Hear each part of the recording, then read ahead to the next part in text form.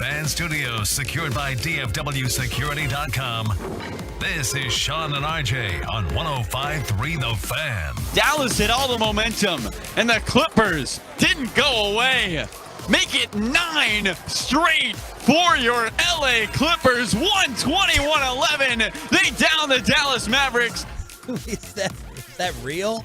What's up with these play-by-play guys? My word. It's the Thursday edition. Thursday. Sean and Bobby chop you out the rest of the week here on DFW Sports Station 105.3 The Fan. I think we're like the only, well, we're not the only show because we're not at full strength, but it feels like everyone else in the Metroplex bailing, just going ahead and taking off. I didn't realize it was a 2-week Christmas vacation. I got to check my holiday vacation plan.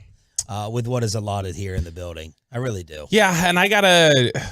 people at your job listening, you get 2 weeks for Thanksgiving and 2 weeks for Christmas and the 2.5 weeks for Christmas.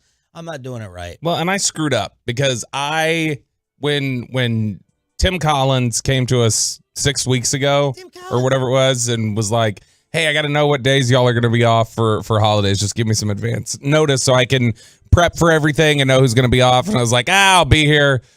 It's like I didn't realize. I should have better anticipated that not everyone else was going to be here consistently throughout the end of the year. Yeah. And so then now I get FOMO of like, well, I should have taken at least a week or something. I learned this from Mike Bassick. You put in for the holidays on January 2nd. That's what Mike does. He doesn't know how to fill out an expense report, but he knows how to fill out a vacation request form. That's for daggone sure. All right, let's get down to business. The LA Clippers win. This was a great game last night. The Clippers win their 9th straight. This is their longest winning streak since 2015, 2016. Kawhi Leonard ends up taking over during crucial moments in this game. He scores 30. Luka, not enough with 28, 10, and 9, and the Clips beat the Mavericks at the AAC. Yeah, and this was an absolutely disgusting game in the first half. This was awful defense. It was awful offense. This is what it looks like when Luka's maybe not at his sharpest. Rough start. That's exactly what you're going to look like. I will give them credit for in that second half. They fought back, and it was 3 minutes left, and they take the lead. You just ultimately at the end there, that defense broke down. The defense had held strong for a lot of the second half, and then it turned into the Kawhi Leonard show, and he was going to get anything that he needed down the stretch. And storyline early on for the Clippers was their first half defense. It's like, oh, are they trying? As you have all the alpha egos there with Harden and Westbrook. Paul George didn't even play in this game with a sickness. And then, of course, you have Kawhi Leonard. But the Clippers, credit to Ty Lue, now have more wins than we do. My question for the Mavericks is this making you at all feel, maybe this is way too optimistic, is this making you feel really good for when Kyrie and Lively are back? Yes, you've lost 3 out of 4, but last night you played with the Clippers, who are red hot, arguably the hottest team in basketball right now.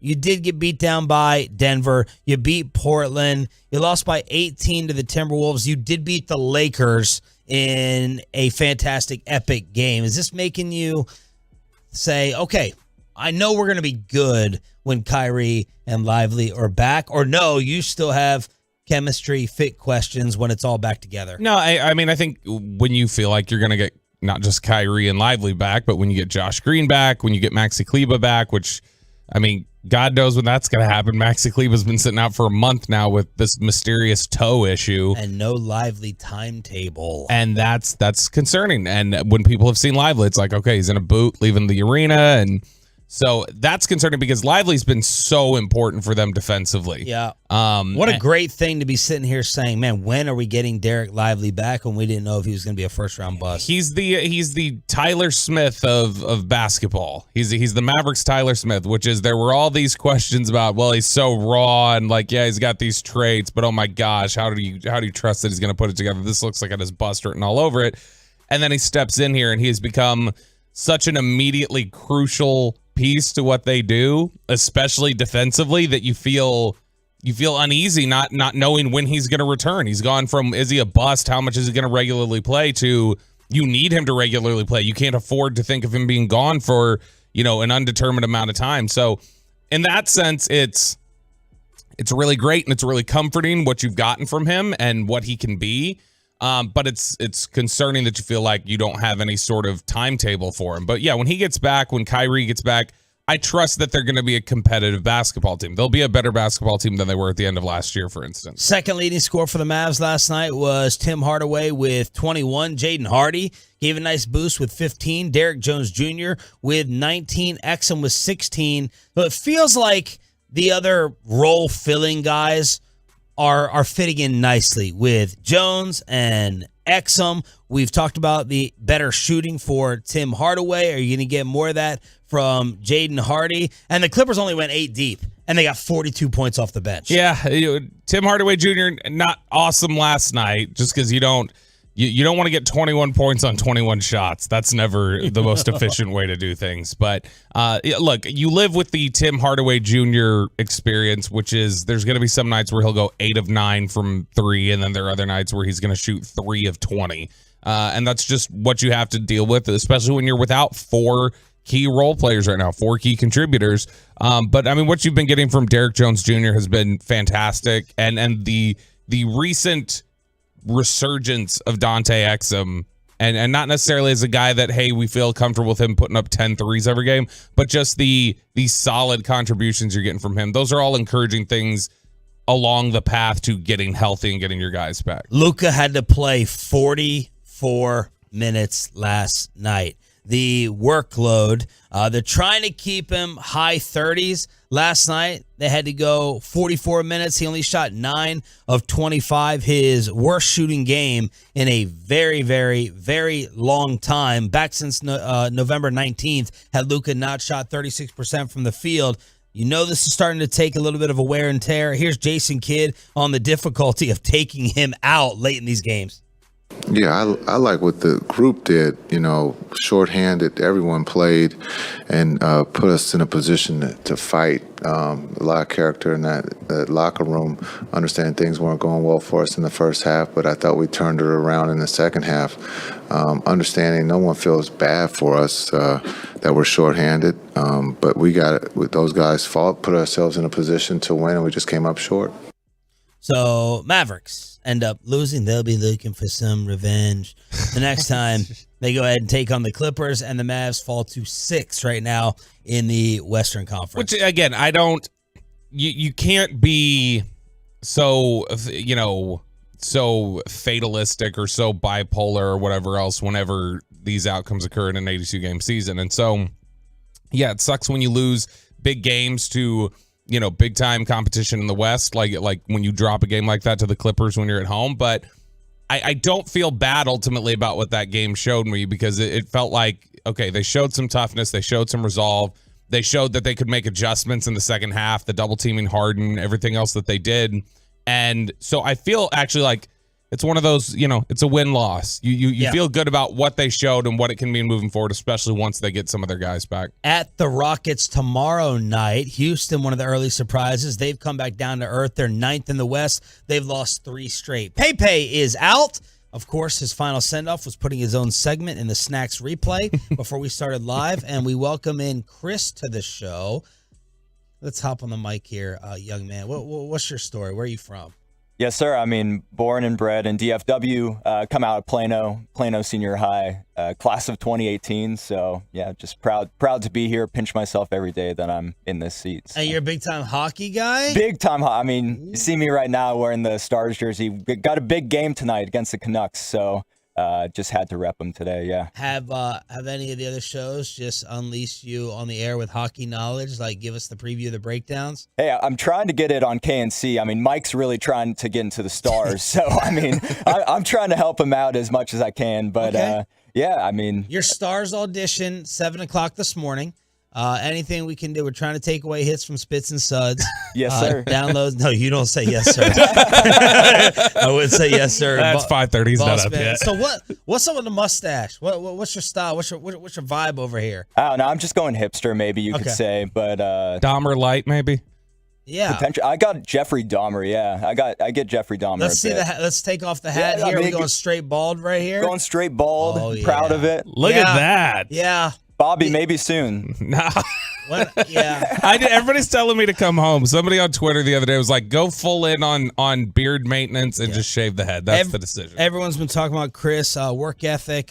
He means well. You're going to love the effort, blah, blah, blah. Obviously, he's got a much better voice than Peyton. Sure. Hockey knowledge. We'll see how good it is at 7 o'clock. I do admit, when we're sitting in the meeting room and I see him walk by sometimes, I clench my backpack a little bit. He's gonna steal, or I don't know. Something. I would check him for Brian Purdy stuff. The general man. I mean, I'm like, he's got a different unique vibe, different unique look. But I'm looking forward to investigating. But he's owning it. He's got the hipster mustache, the hipster glasses. He's got the nose ring, like marketing Cody. How old are you?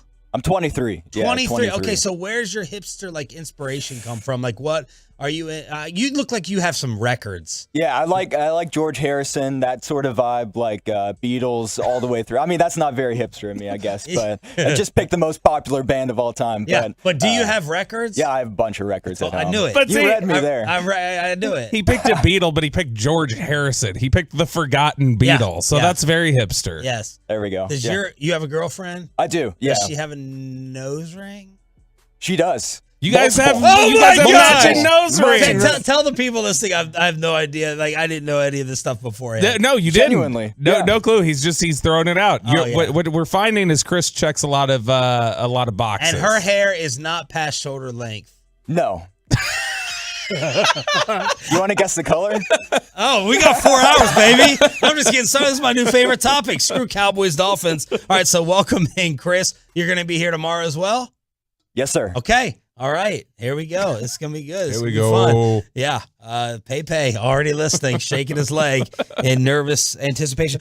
Why is everyone losing their minds during the holiday season in DFW? Crazy things are taking place. We're going to take you inside the star for Cowboys Miami. Glad you're waking up with us. Sean and Bobby, just getting started on the Fan. I'm a big believer in investing into what the wealthiest people in the world invest.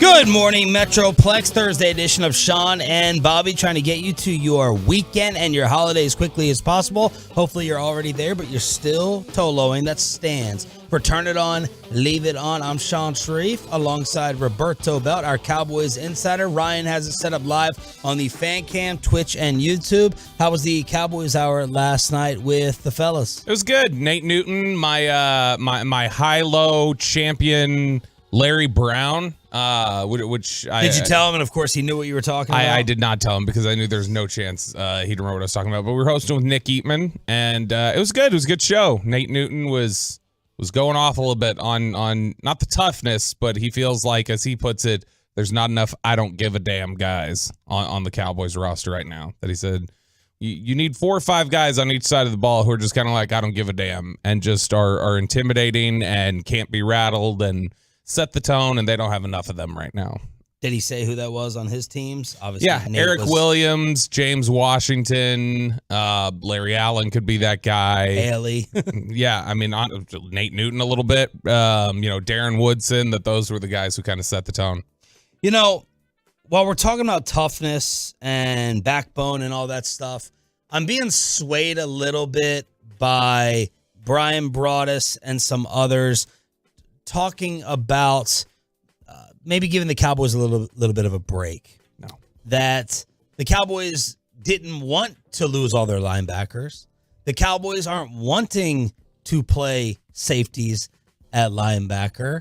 You know, they got wiped out there, right? We got wiped out with our boy Overshown. We got wiped out with Leighton Vander Esch. Did their roster just get annihilated in terms of run defense, which we equate to toughness? Where do you stand on that, giving that break? Yeah, look, I mean, I hate that it's been happening like for 3 years, so I don't give like a 3-year break, but I'm trying to take it case by case. There's got to be something. There's got to be something to be said about building depth, though. They're depleted because they had no depth. Like, I mean, it shouldn't be a case of when you lose 2 linebackers to injury, you have none left on the roster, which is essentially they've been left with Damone Clark and nobody. And look, even DeMar Van Overshown, who we were all very impressed with when he was out there. He's a smaller linebacker. He's a hybrid. He started as a safety at Texas. It's still the same question. He's 220. Like, would we have the same topic about, like, is he one of these lighter linebackers who can get blocked up?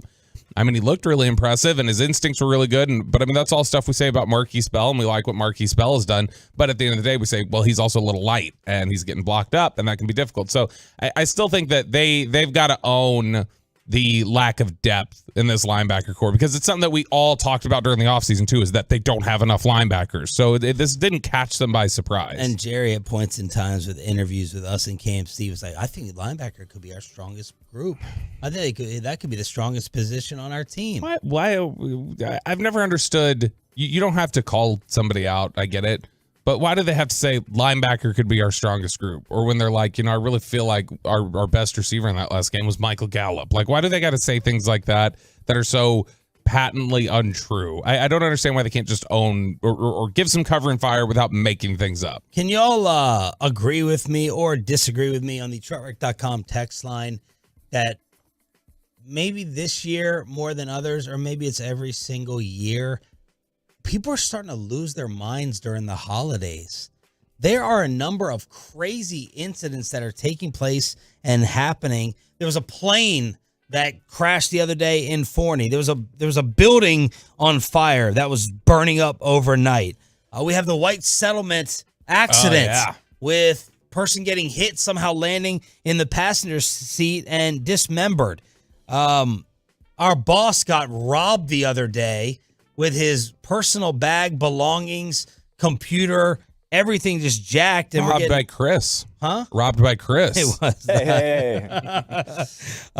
Can you imagine if you stole the boss's stuff and you're like wearing his like AirPods? Just brazen. And just brazen with it, walking around with your computer like in your hand. This is mine. What do you mean? So we got a work email saying that a lot of people around this time of year are posing as like fake food delivery people just trying to gain access. And I'm like, what is going on with the Christmas lights being put up that is causing people to freak out? My wife, I'm helping her unload the groceries the other day. What a man. Yeah, thanks.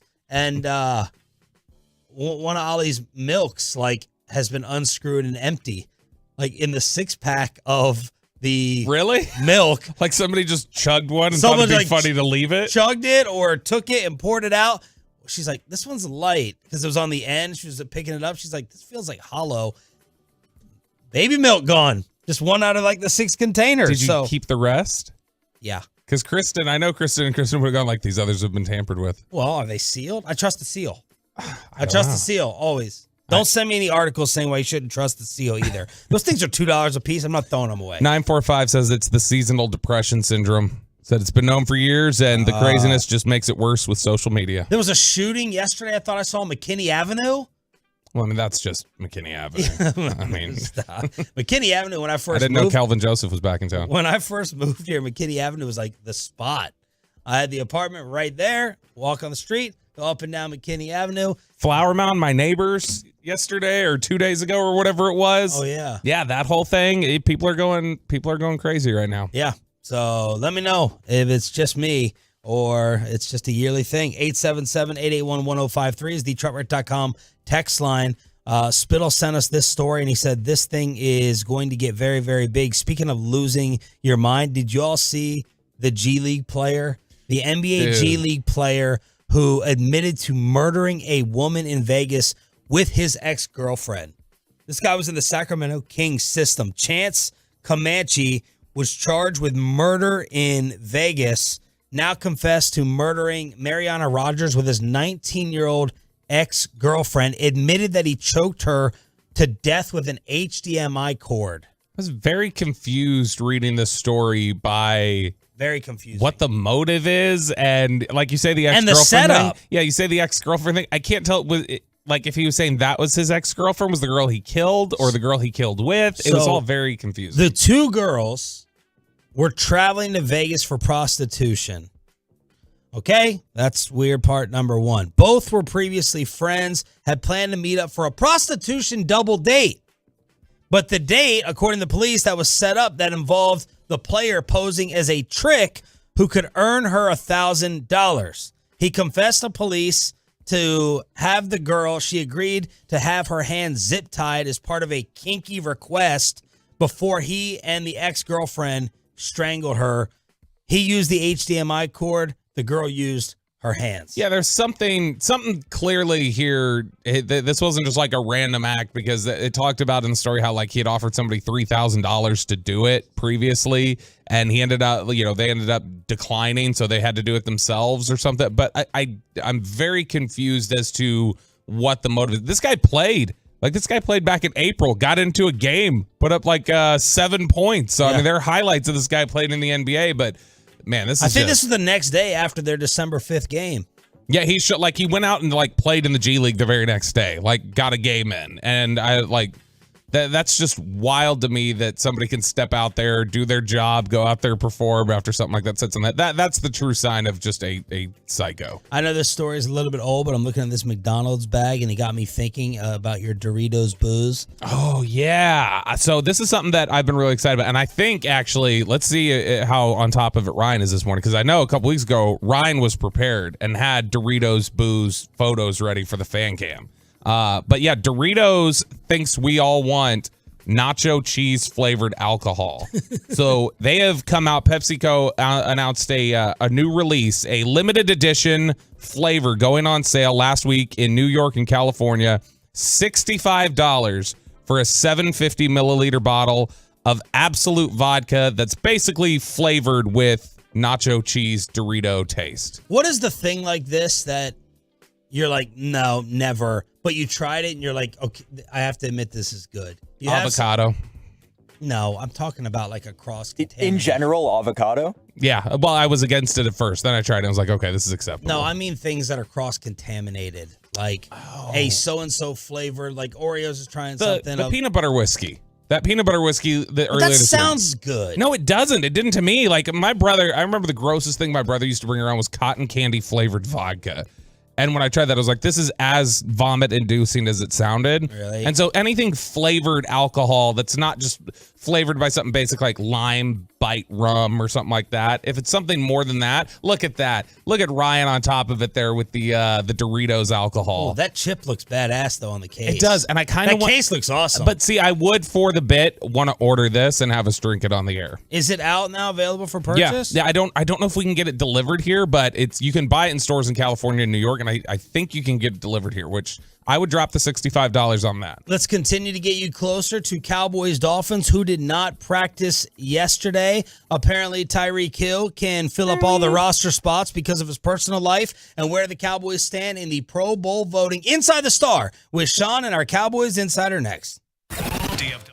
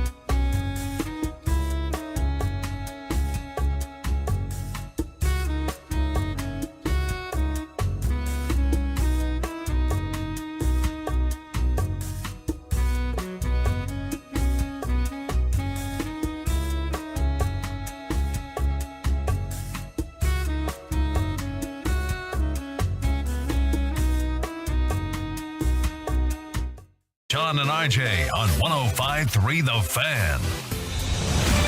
From news and notes to the coaches and players for America's team, let us go inside the stars on 105.3 The Fan. Yes, let us. Good morning, Metro. Plank shout out to the 6 a.m. club. I'm Sean Sharif alongside our Cowboys insider Bobby Belt, and we are your home of America's team. Todd Archer yesterday reporting no Tyron Smith, no Zach Martin, no Malik Hooker, and no DeMarcus Lawrence at practice. Malik said the plan is for him to get some work today and yesterday was a later and lighter practice than normal. And you were out there doing the Cowboys Hour, chilling with Larry Brown, Nick Eamon, and Nate Newton. Yeah, and it's the Tyron Smith one is a little interesting because Tyron's I just thought he didn't practice. Right, he doesn't practice on Wednesdays typically. Wednesdays or Thursdays a lot of times we see that he's got the rest. The problem is that usually he is listed on the injury report as NIR rest, not injury related rest. This was DNP and there was nothing on the injury report that said rest, it said back. And so he played every snap last game. It doesn't sound like they're too terribly worried about it, but I've seen this movie before where it's like, we're not too terribly worried about this injury that Tyron Smith has. And then ultimately we get to game day and it's like, yeah, it didn't straighten out in time for us. But that's a little concerning that it wasn't listed as rest. It was listed as he actually had an injury that he was dealing with. So no Tyron Smith or no Zach Martin yesterday. My favorite coach in the National Football League, Mike McDaniel, was previewing Tom Brady Cowboys, and he was asked about Micah. He said, yeah, one of the best players at any position. It's not really debatable. This dude is different. And the orchestration that he has with his teammates, the stuff that Dan Quinn does with the multiplicity of his alignments, you can tell that not only is he unique in skill set, you don't play all the way across the line and in the stack and do all the things he does without having a true love for the game. He's more fun to watch when you're not going to play him. But I like the challenge of facing elite players like our guys do. You combine talent with strength. It's rarefied air in general with the level of skill and strength that he exhibits. He is a real dude for sure. So there's my boy, Mike McDaniel, previewing Micah and the Cowboys. Tua was talking about growing up as a Cowboy fan and how his family was all the same until he donned the teal and orange. Yeah. Doesn't that sound intimidating? White, teal, and orange. Yeah, I mean, they are Dolphins, too. The mascot themselves is not like that intimidating. Sweet jerseys, though. Yeah, absolutely. Look, they ruined the uniform in recent years. The logo was so much better when it was more like the cartoony dolphin, wearing the dolphin helmet instead of the little, like, sleek one now. I don't like that one as much. But, look, this is going to be a game where they're so similar in so many ways. The biggest thing, stylistically, they're obviously not exactly the same. Miami loves to run the ball in that San Francisco type of style. Dallas is a fast team. Miami is an exceedingly fast team. Like, this is something that we were talking about last night on the Cowboys crosstalk, is that Miami is about as fast a team as we've probably seen since, like, the 99 Rams. Like, that's the last team that, relative to the rest of the league, is as fast as this one. Maybe Kansas City a few years ago, they had a lot of speed on their offense, but man, the Tyreek Hill, Waddle, Achane, like those are some of the fastest players in the league. Those are like sprinter type of guys. And so that sort of speed that you're going to have to deal with is going to be tough for this Cowboys defense. That when Dan Quinn talks about the aggressiveness and the speed they play with and all that causes some over pursuit, well, you better be disciplined this week because this is a team that can make you look silly in a hurry. I'm looking to double check. I believe what I'm about to say is correct as usual, but correct as usual, King Friday. This is the highest over-under for the week in the NFL, and I'm actually surprised it's not higher. 58.5. 49.5. Ugh, that's it? Right? That's the highest? Both these teams, the way I do it, again, Peyton and RJ are the true degenerates, but I'm like 25 and 25. Yeah, both these teams are going to score 25 points apiece. That gets me to 50. Who's going to go higher than that? That's the way I think of it. 49.5. That I would take the over. I clearly would take the over because I thought 58.5, but I also don't know gambling. This is more evidence. I like to display to the NFL Network instead of actually taking my gambling training. Yeah. I like to display with my awful gambling analysis that's proof that I don't do it. And so that's where I get it from. All right. In terms of Pro Bowl voting, these Cowboys lead the way in 5 positions. CeeDee Lamb, Zach Martin, Micah Parsons, Deron Bland, and Brandon Aubrey. They lead the NFC in the voting at those positions. Who's the quarterback leader? Brock Purdy. Oh, yeah. Big C Brock, as we call him. I mean, look, it's honestly fair right now because Brock Purdy's also the MVP leader. The thing that's interesting to me is just how far and away Tua leads in the AFC right now. Like, not just at quarterback, he leads all vote getters by a healthy margin, by like, 40,000 votes or something. He's the highest vote getter. So Miami's been on top of Miami fans have been on top of whatever social media push there is for them to get the vote out there. But it's a little surprising to me that Tua is just this dominant force in the Pro Bowl voting right now. But Brock Purdy taking over from Dak a couple weeks ago, not too terribly surprising. San Francisco actually leads all teams, I believe, right now in total votes. No deal done, but Ndamukong Suh apparently met with the Miami Dolphins. There's a lot of Cowboy fans. Anyone that's out there, anyone that's out on the waiver wire who is big or physical, the Cowboy fans want for this run defense. Ndamukong Suh, big body, nasty streak, old. Look, I don't even know that it's anybody who's out there that's physical and anything. It's just if there's a name out there and they know the name, they want him. It could be a receiver. It could be a quarterback. If there's somebody who gets cut and they know the name, then they immediately would like to have them here. And it's not like Sue's somebody who's been released. He's been out on the market for a little while now. But, yeah, that's not somebody that I think the Cowboys have a ton of interest in. They've not in the past. Whenever the opportunity's presented itself that he's out there and he's available and the Cowboys could, potentially bring him in, they've not shown a ton of interest in the past. I know that the chatter had been for a little while that Philly might go after him, which would, of course, send a lot of Cowboys fans into a tizzy. But, I mean, if he ends up in Miami, that would make some sense, too. That's just not a guy that I think helps you a great deal at this point. Why did Mike McDaniel give his team the clearance to tell the media to F off yesterday? Because they're tired of the questions about, hey, you got to beat somebody here. You got to, you need to beat a top-tier contender. You need to, what about playoff positioning? Home what are you and doing away. here? Yeah, those sorts of questions that the Cowboys deal with all the time. Again, that's how they reflect each other a great deal. Those questions that Miami's dealing with are the same ones that Dallas is dealing with right now. And, that's the advice that Mike McCarthy has given, or that's the advice that Mike McDaniel's given his team. Maybe it's the advice that Mike McCarthy should be giving the Cowboys. I instructed the players to anything other than concerning yourself with the next opponent, which for us is the Dallas Cowboys, and any other narrative that has to do with good teams or playoff seeds or the next 3 games, all that stuff. I gave them the clearance to tell all members of the media to, with all due respect, F off. With all due respect. Because all we're focused on is the Dallas Cowboys. I can't get over how much he just sounds like the Hardley Boys from South Park. I've got a clue. I've got a raging clue. Troy used to call him Logic. He looks like if Squints grew up from the Sandlot. But man, it's so hard to take him seriously at times because of just I remember during the offseason, when he got asked a couple years ago about Tom Brady, that's where that comes from. But he got asked about him, and he goes, I think that's what you would call fake news. It's just the way his delivery is so... And the way he looks, he weighs 67 pounds, and he wears the Corey Majors pants. Pulled up like this. He's got those ones that, I don't know what they're called. I have no idea about style, but he got those little pants he pulls up to his ankles. He was sitting in Prime 47 2 years ago in Indy when I walked in. Is that the shrimp cocktail place? Yeah, no, that's St. Elmo. No, but Prime 40 Prime is the big after hours spot that turns into a bar. And man, he's sitting in a chair like this one.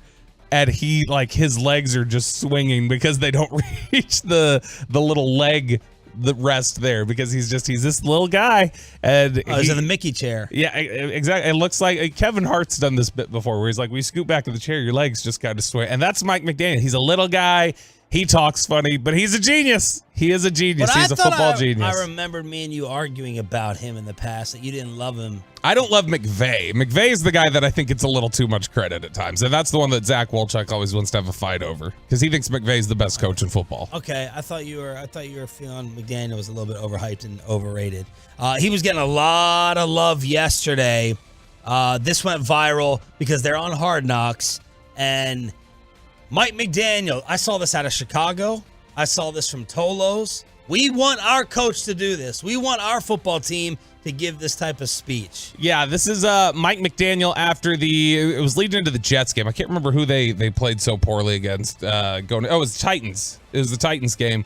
This was their film review on the Titans game, and this is Hard Knocks McDaniel clip 1, where he really leans into, hey, I own what happened here. I know who's in this room and what we're going to make of it. You with me? So we're gonna hit this, and like, if it's brutal, yeah, bring that, okay? Because we're trying to do something today that other people won't. Let's just look at it straight in the eyes. It's pretty simple. We lost the game for 15 different reasons, and I have my hand fully in that, okay? Trash plan on my part against their zero. There's better than having to throw a fadeaway jumper. Now, I've got a quarterback trying to overcompensate for me. I never see Tua miss any throws. I never have to coach him on throws, but the opportunities we had, whoa, and that's what's happening a lot is overcompensating for your teammates. So he's just going off on himself.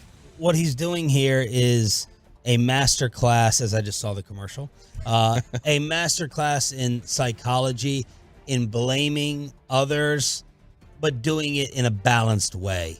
He's sitting here saying, well, now I got Tua doing this negatively on the field because I did this. Then he shows a clip of Jalen Ramsey. I got Jalen Ramsey chasing because he feels like he has to make a play because I did this. So he's talking. It's a masterful job, and that's a ton of what the NFL has to be, right? Figuring out how to blame, criticize, and get on everyone who makes more money than you do. So that was part one. Yeah, and in part two, he sits there and basically says, after kind of laying it out that, hey, we all have blame here, mainly me, but we all have blame here. He then wanted to make sure that everybody knew that just like I am owning this, we own our blame here. Yeah, I called some trash plays. That will happen. Just like you'll have bad plays. You know what makes me a man? Is that I don't blink at that nor do I avoid it. I'm gonna learn from that. You don't get mad, you don't get sad. That okay? We learn lessons. Okay? We're about to get ready for the Jets. Adios. Adios. I own that S. I'm an effing man. Let me say this to defend Mike McCarthy and all the other coaches who caught strays yesterday from their media markets. It's just like anything. I assume that all these coaches do the same thing behind the scenes. We just hear McCarthy in public. We hear McCarthy at his presser. We hear McCarthy on with us. We've heard Jason Garrett get very colorful when Amazon did the... Now, maybe it's not as much accountability, but that's what Cowboy fans were saying yesterday. Would Steven, Jerry, and Mike McCarthy actually own some things and look in the mirror versus act like everything is fine and point fingers elsewhere? What we hear behind the scenes has to be very, very different from what they say to us. Yeah, absolutely. But I mean, I wonder what would RJ Choppy say about this? Well, just because you're throwing around some F words doesn't mean He'd that roll his eyes. You're a great coach. Yeah, he'd roll his eyes. Like I'd much prefer the Mike McCarthy way, which is just shoot it straight. Like this is just this is all performative. Yeah, RJ can't be motivated. RJ can't be shaken. He doesn't believe in clutch. Nothing changes. All the rah-rah stuff is just, it's eye-rolling to him. I wonder if that's why he and McCarthy are always so good with each other. Is that they think of things the same way in that manner. Dallas Mavericks fall victim, the latest ones to fall victim to the LA Clippers. Man, I'm feeling better and better about Nick Sirianni not being the next genius. And we got more Jim Harbaugh rumors to the NFL. Around the rest of the NFL, plus Mavs clips next.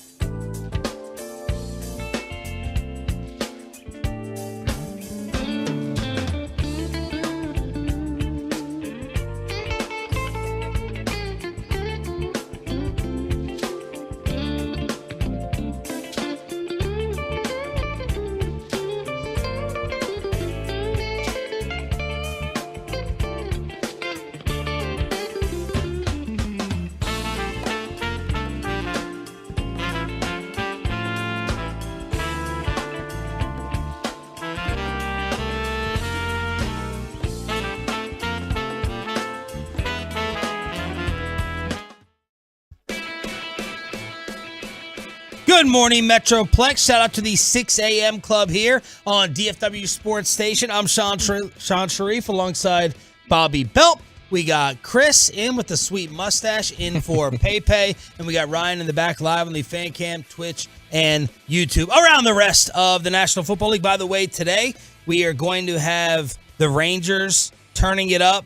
The screws are getting turned on Jordan Montgomery. We'll get to that at 7. Chris is going to show off his Dallas Stars knowledge with the hat and the sweater. We're going to have Mike Florio at 8 o'clock. Babe Loffenberg previewing the Dolphins at 8:40. Thank you for being a Tolo. That stands for Turn It On, Leave It On. So yesterday, Nick Sirianni went into the explanation. Remember, I came in here on Tuesday morning and was asking why Jalen Hurts was just heaving up the football. 2 heaves in the Eagles' loss to Seattle, and the final one made 0 sense. They were 12 yards away from Jake Elliott range. Jake Elliott already hit that BS freaking 61-yarder in the horrible weather conditions to give Philadelphia, to aid in Philadelphia's win weeks ago. So 10 to 12 more yards, we're all resigning ourselves to overtime. Instead, Jalen heaves the ball up down the right sideline, and Jamal Adams' replacement comes on over, makes his second interception of the game.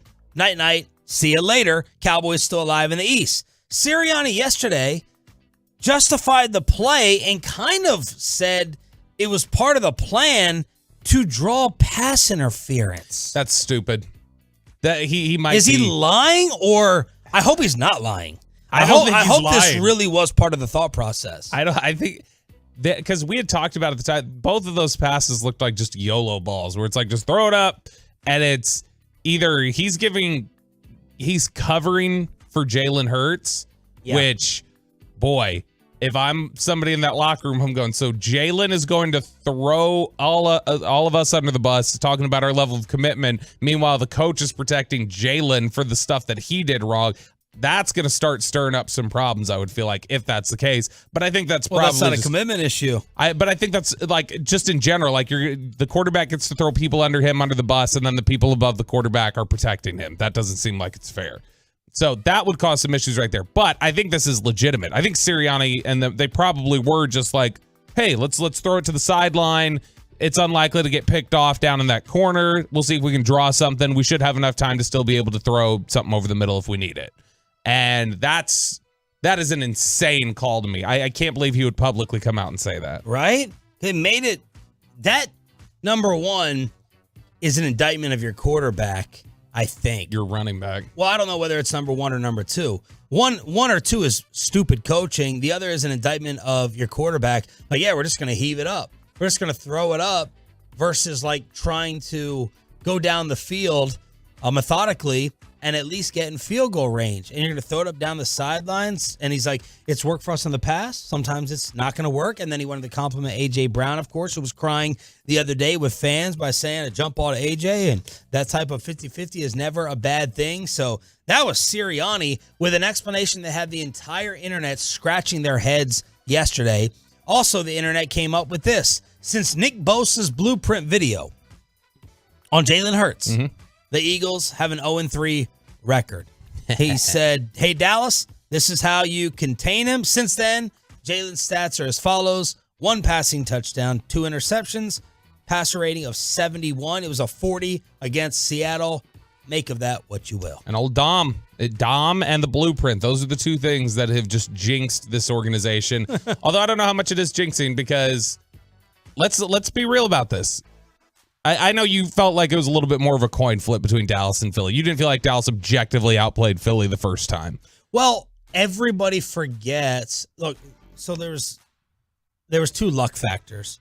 1, the game of inches, Dak out of bounds, Schoonmaker, penalties on 1st and 5 at the 6, and the fumbles. Yeah, the fumbles versus the Cowboys' final drive. That usually doesn't happen. Like it was a miracle that they were going down the field. We all forget that in that moment we were saying to ourselves, "Oh my God, this is a miracle that could happen." You got the 50-yard pass interference that Sirianni was trying to get at the end of the game. Yeah, that's what put you in position. But anyway, back to you. But so either way, that one was close. But let's even cut that out. Kansas City outplayed Philadelphia and lost. Right? Like we all came in the next day and went, that was not a game that Philadelphia should have won. Kansas City was better. We all felt like Buffalo outplayed them for that most of that game, and they lost. And now they've lost 3 in a row where they've been outplayed in all 3, I feel like. You're talking about minimum 5, maybe 6 games in a row where Philadelphia's gotten outplayed. They've got legitimate, serious problems that date back before San Francisco kicking their ass. They're not playing very well for the last 2 months, essentially. 877-881-1053 is the truckwreck.com text line to hit us up here on DFW Sports Station. There are rumors out there. I heard a rumor. Jordan Schultz reporting that Jim Harbaugh and the LA Chargers could be talking. Yep, and this is something where there's been talk out there for a little while now that, you know, the Chargers could make a big-time splash hire here. That it could be Bill Belichick, that it could be Jim Harbaugh. Harbaugh, to me, is the perfect type of coach to step in there with the Chargers. I was always in big favor of talking to Jim Harbaugh for the Cowboys.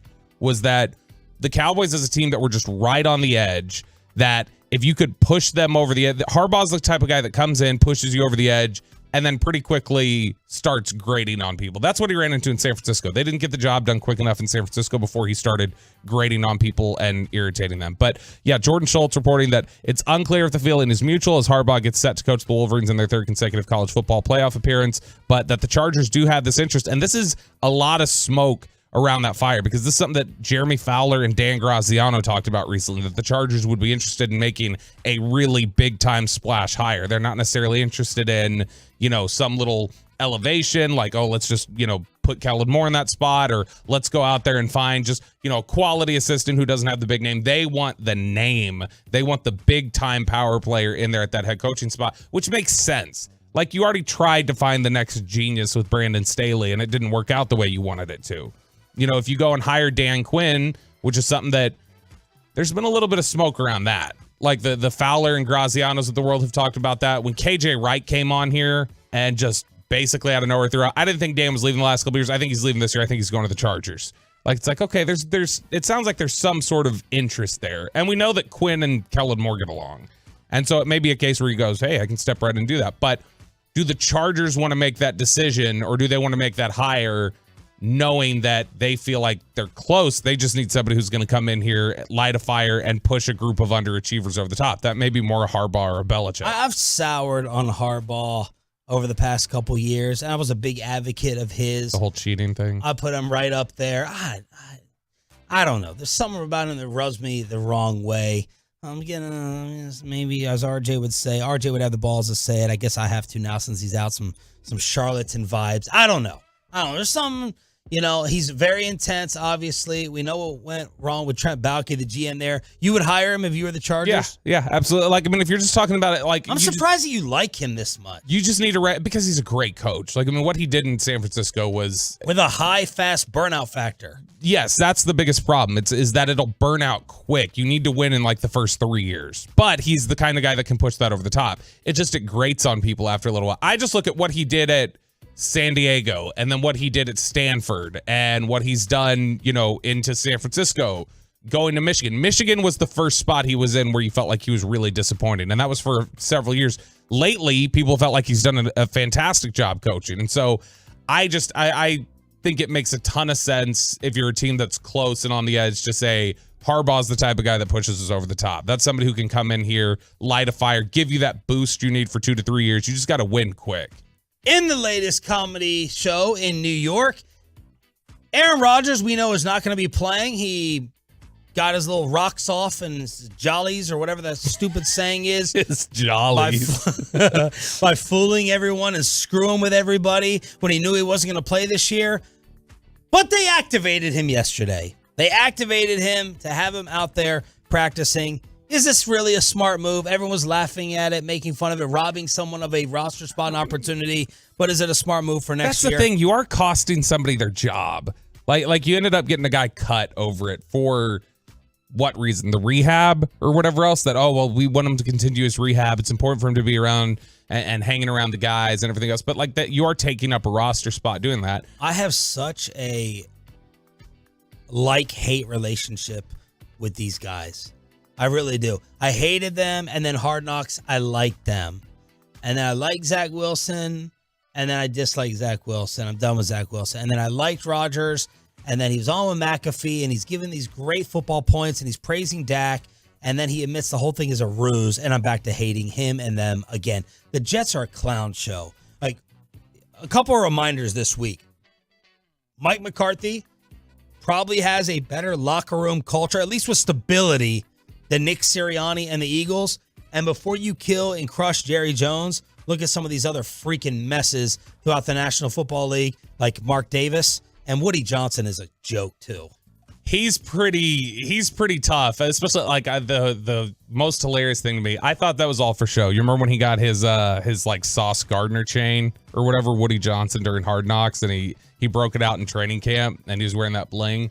Yeah. I remember seeing that and being like, oh, that's funny. Like, but that's all probably for show. When the Jets were coming to town, I was walking down the tunnel in the final 2 minutes, heading to the locker room, and Woody Johnson came down and hopped on a golf cart and was wearing that chain at the Cowboys game with his suit, had his Woody bling Well, he's doing on. it as a funny bit. I know, but he was wearing it 2 weeks into the season. Like, I think he does wear that legitimately, like, pretty consistently. It's just those New York teams are, they're such a mess right now. Like, I mean, honestly, there's something up with that Northeast.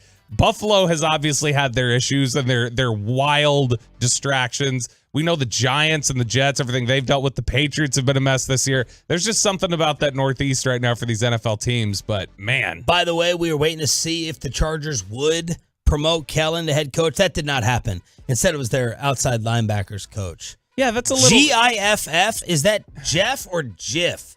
Or GIF? GIF or Jiff? GIF's... I think it's GIF. It's GIF, yeah. GIF, pretty sure on that one. GIFF, I think that is a GIF. GIF. Wait, are you guys guessing or do you know? I'm guessing. Like, did you hear it on a TV? It seems like Ryan knows back here. He knows it's GIF. GIF. Yes. GIF Smith. It is GIF. Listen to Ryan. They getting a little bit cocky. He's like, it's GIF. Well, GIF. I mean, look, Ryan deserves his cockiness right now. He's been on top of getting us the Doritos shot and everything else. Yeah. Get us some actual Doritos chips, then we'll give you a pat on the back. There's a picture of it. GIF Smith replaces Brandon Staley and JoJo Wooden as the interim GM. So JoJo and GIF.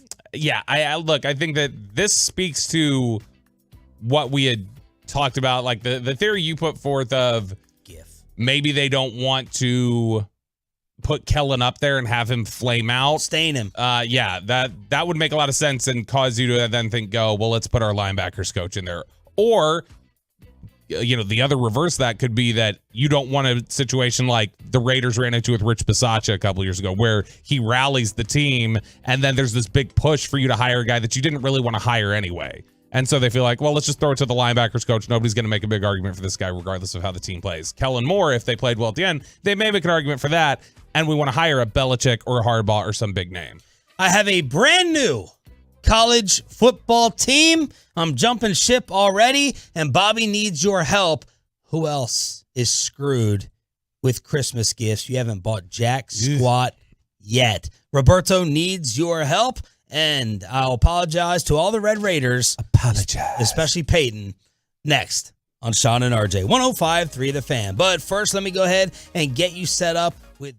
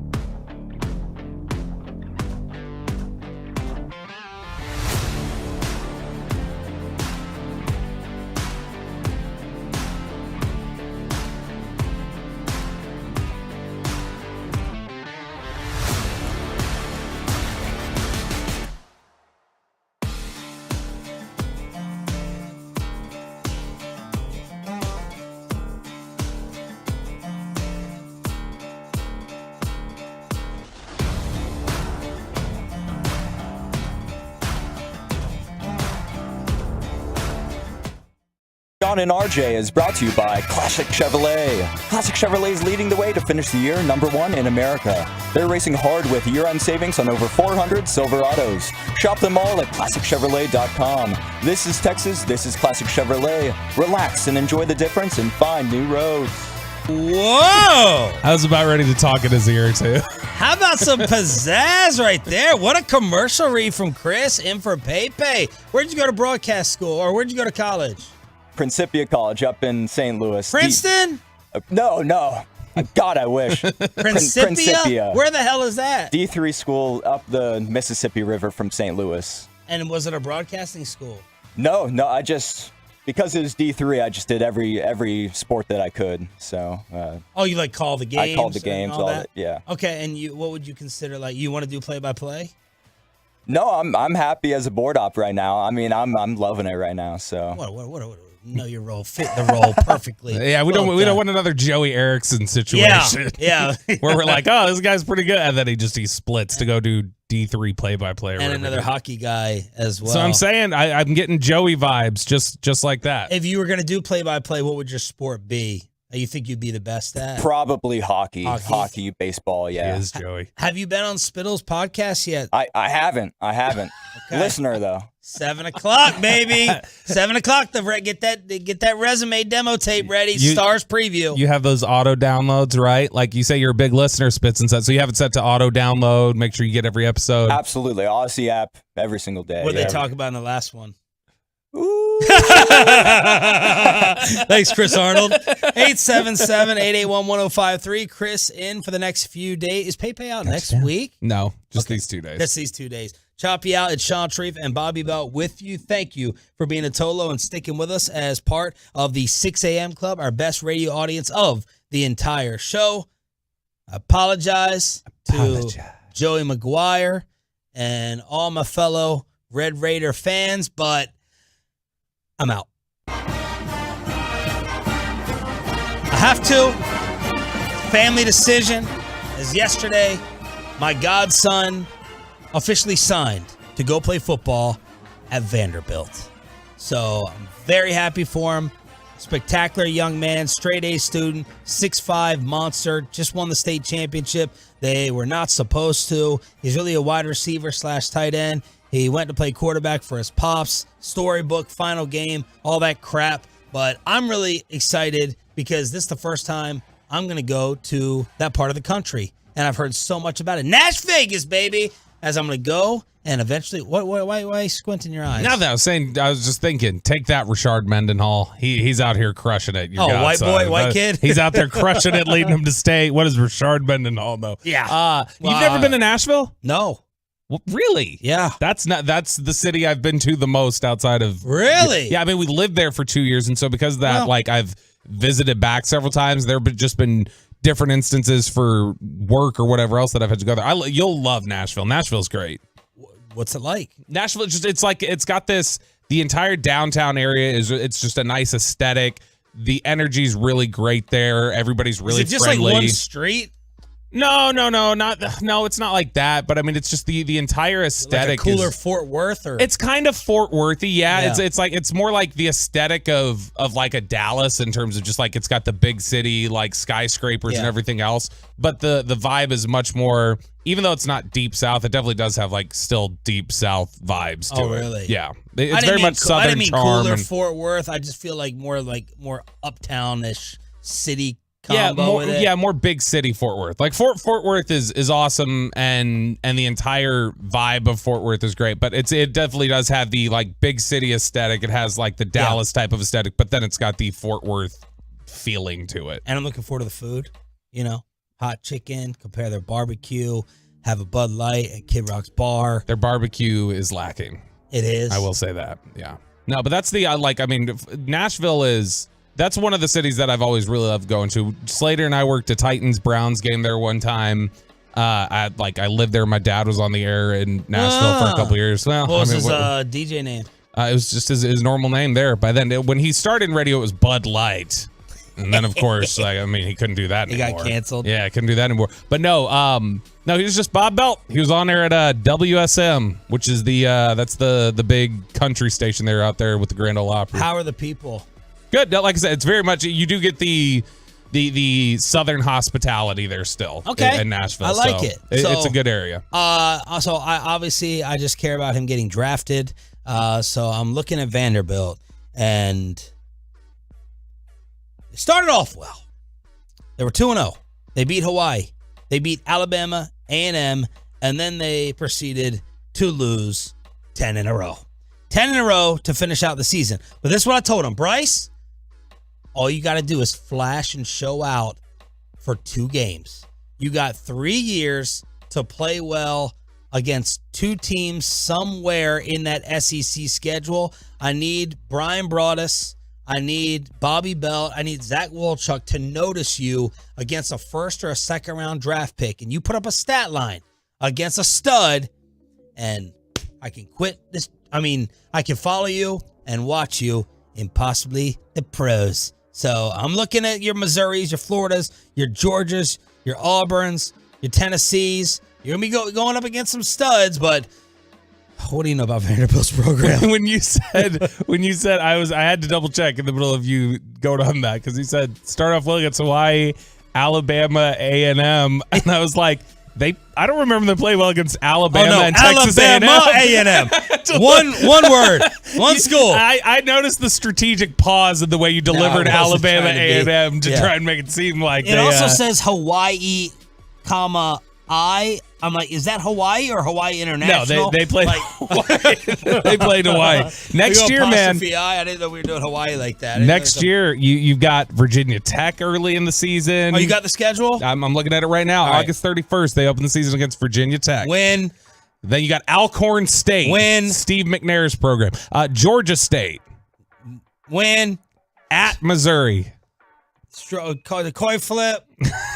You got a bye week. Then it's at home, Nashville, Tennessee against the Alabama Crimson Tide. Oh, my gosh. So Alabama's going to Nashville? Is that the one you're going to go to? Well, it depends how expensive it is. Make the trip. Kentucky. Oh, yeah, he should get me how does that work? The players get tickets? They got to. Oh, we've got the road trip game. So I'm not going with Will Chambers to watch him play Kentucky. On the road against the Kentucky Wildcats, at home against Ball State, and October 26th, which is right around the time typically every year that the Cowboys are in their bye week. In Nashville, Tennessee, against the Texas Longhorns. Oh! That's a show trip. Let's go. I'm serious. Let's do it. Then you go on the road against Auburn, at home against South Carolina, bye week, and then you finish out the season on the road against the LSU Tigers, and then at home against the Tennessee Volunteers. Oh, my gosh. October 26th. Gosh, I hope the Cowboys have a bye then. Alabama date is what? October 5th. Okay. Which would be the more annoying game for you to have to go watch? Me going to watch the Longhorns play Vanderbilt, or November 30th if Choppy were with you to watch the Tennessee Volunteers play Vandy? You I don't know. I can see Choppy going, this is how we do it. Choppy, I know in social situations I can control Choppy a little bit. In football stadiums, though? I've never watching the Tennessee Volunteers. You've seen the way he gets, Choppy here. You think you're going to be able to handle drunk? No, you'd be worse. Alumni? No doubt about it. No way. You'd be worse. I'd be worse leading out like this. I'd be worse leading. You'd be like Sirianni. It is not that. That's I love you. Oh. This is Longhorns right there. Yeah, this is I love you. Yeah.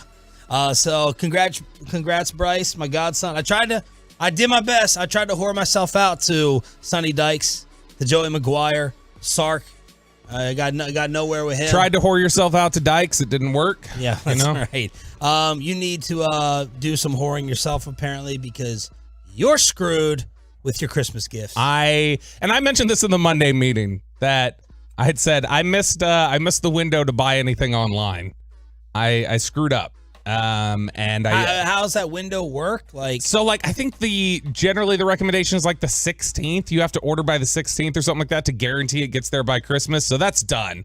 I knew that I was going to have to enter the stores, and that still hasn't pushed me to enter the store anytime in these last 3 or 4 days. I thought your girls chose a trip instead. Yeah, but that doesn't mean they're not getting anything. They're still, we told them smaller Christmas, on Christmas gifts and everything else, and a trip, or bigger all-out Christmas. And see, that's the other thing we're trying to figure out. I think, Do you? Who else has nothing done on the truckwreck.com? And I literally have not bought a single damn thing for Kristen, for the kids, nothing. I'm gonna have to do, and I won't have time today. I'm gonna have to do it tomorrow, Friday. I'm gonna be doing Friday before Christmas shopping. I feel you there, Bobby. I'm genuinely scared about my shopping. I looked at Amazon last night, figured, hey, Amazon Prime, 1-2 days. Nope, January 3rd. Do you have kids? No. How many people do you have to shop for? I mean, I have my parents, grandparents, you know. And you have a girlfriend? Girlfriend, yeah. Girlfriend, yeah. He's got children. Yeah, I've got to get that. So the good thing is that for it doesn't have the parent issue, but Kristen, so I don't know. The girls will be, I feel like the girls are easy. You get them stuff, like you just go into a store, just grab some stuff that they like. What They've do you given mean us stuff? lists. Like whatever, like, okay, that's girly. They like, I'm sure they'll like this and just grab it off the shelf. You don't have more of a narrow path and direction towards their likes and what they love. So they've given us lists. I need that chair back, by the way. We've given us lists. I'll get you the chair. My mother-in-law is starting to bust my balls about it. Really? Yeah. Because you told me when you handed it over, you're like, just take it. He'll forget about it. I was like, I don't think. You're like, no, forget about it. Just take it. I said my mother-in-law. I know. And she's now starting to bust my chops. Crap. Yeah, she came over the other day and she's like looking for it, and I'm like, they're like, you gave away our chair. You gave away our gift. I was like, I'm getting it back.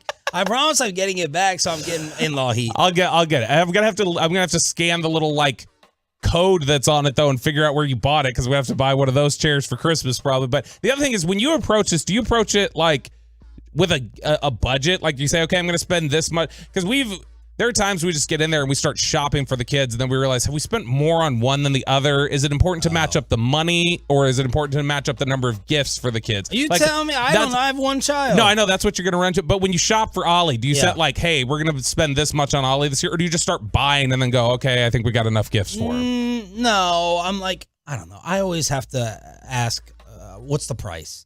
How much is it? And she's like, all right, let's think about this. Let's get this. Let's get that. I'm like, tell me the prices. And then, if it's something that's a wow factor and I'm blown away, I'm like, okay, but, I'm thinking we're going to end up spending, Kristen and I were trying to debate this. Kristen was trying to say $200 a kid as like that's a good amount. And I like with a trip. And that's the thing, because the trip will end up being like, we've already started budgeting for the trip. The trip is going to end up being like $2-3 grand or whatever. Like, yeah. I know. And so Kristen is like, well, we get them a bunch of little stuff up to this, but like, I don't know. I always feel. But she should have already gotten the stuff for the girls. She should have taken care of the kids. She wants to, and I'm just like, don't. I'll do. You're an idiot. You are freaking. You have not run into this yet. The thing she will like, she has a visceral reaction to. She will like shudder when she hears it. It like literally makes her cringe. Is me saying, I got it. If I go, she starts talking about anything, I'll go, I got it. Yeah, because she hears you then on the radio say you don't got it. Because she knows what I got it means. I got it means but stop asking me about it. That's it. Because I want to be involved. I don't want her to just do it on her own. See, that's not the therapy. That's not a therapy thing. I want to be involved too. You can prove that you had your fingerprints on it? No. You were involved. Like, girls, I did that. No, I'll be honest. Your daddy. I'll be honest. Kristen is cheap. I got you the crappiest thing left on the rack. No, but I did it. Your daddy loves you. Opposite. Kristen is cheap. And I know if I leave it up to her, I'm going to go, you went so cheap here. Right. This isn't the Christmas that I wanted them to have. She wouldn't disappoint the girls. But she would be like, they're going to love this. I'm like, So what store are you going to go to? Where's your one-stop shop? The easiest one is Target, I feel like. You walk into Target and they have toys for kids and they have electronics for the older or whatever. But I mean, honestly, I just find shopping centers where it's like, okay, I know I have a Target next door, a Best Buy here, there's a this here, and I just try and find shopping centers and then walk up and down them. So I'm going to have a screwed weekend. That's what I'm going to have. Give him your advice. Give me back my chair. 877-881-1053, truckwreck.com text line. Are the Rangers now forced to spend more to bring back this playoff hero? And let's see if we have a new hockey bird in the building. And the Mavericks, the latest Clippers victim last night. That's all next with Sean and Bobby, 105.3 The Fan.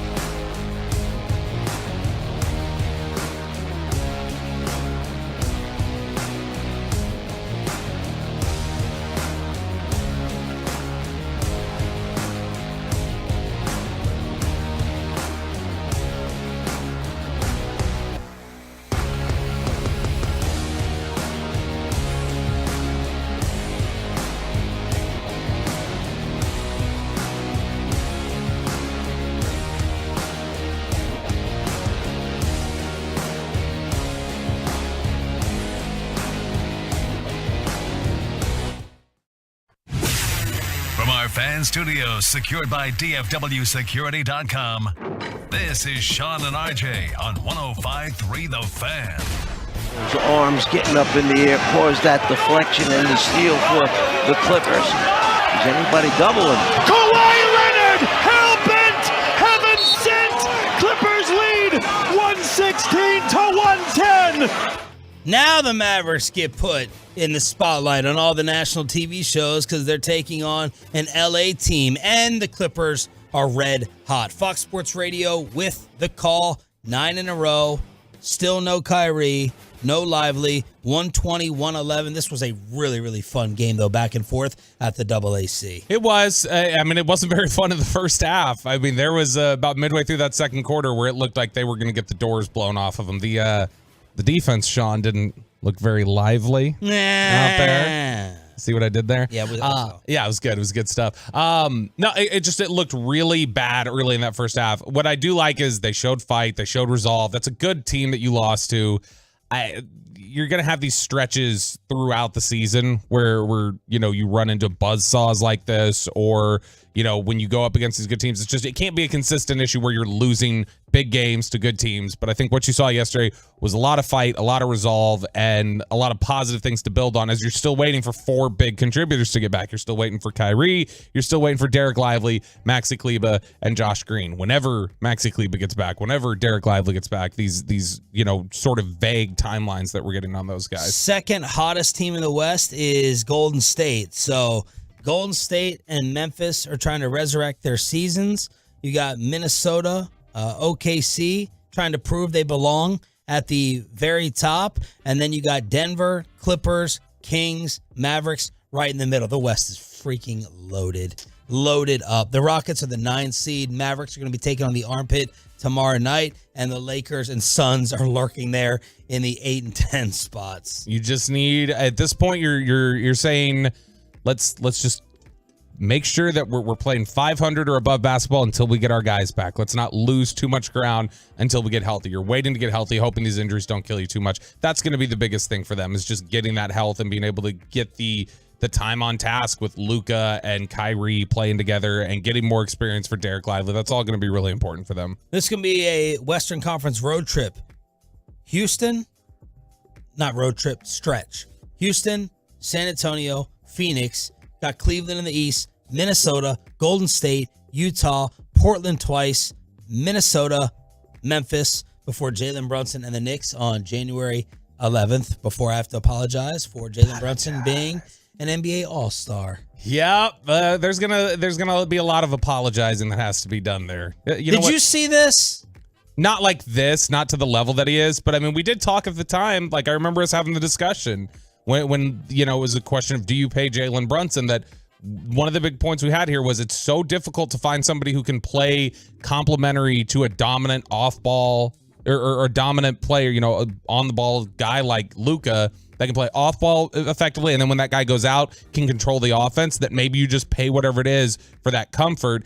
And it just so happens that he leveled up. What we're learning here is that if you develop guys, if you have success with those types of players, you need to go ahead and probably just pay them. And no matter how painful that is, you need to go ahead and do it. And I mean, it's a similar question when you talk about, well, do I really want to pay this much? Are they worth that extra few million, whatever else? It's the same thing that you're looking at that, the Rangers run into with Jordan Montgomery, or what the Cowboys run into whenever they've got a question about, now it worked out for a lot of people would say, but like when you've got the question with Randy Gregory or whatever else, is that, do you just go ahead and say, let's pony up the extra little bit and get somebody that we know can work within our system and what we do? 25, 6, and 4 for Brunson. Last year he was 24, 6, and 3, but 24, 25 a game. Dang. I mean, I think that you deserve a lot of credit for motivating him with all the S you talked about him. I know. I hope he didn't save it on Twitter. I need to go to that tweet delete, whatever that app is, and erase it just before NBA Eastern Conference All-Stars, because I was wrong about Jalen, wrong about Tyron. I had to apologize to Tyron Smith yesterday after the PFF numbers came out showing how great he is at tackle still. Well, and you have to apologize as well. No, because that's a little bit of bull spit there from PFF. The idea that Tyron has no sacks allowed. That's not true. Tyron has given up a sack or two this year. Is he having a Pro Bowl year? He's been really, really good. He absolutely has been good. But he has the idea that he's given up no sacks and pass protection, that's PFF's weird way of grading things. Okay, so the Mavericks fall to the Clippers. They'll take on the Rockets tomorrow night. Are the Rangers having to pony up for Jordan Montgomery?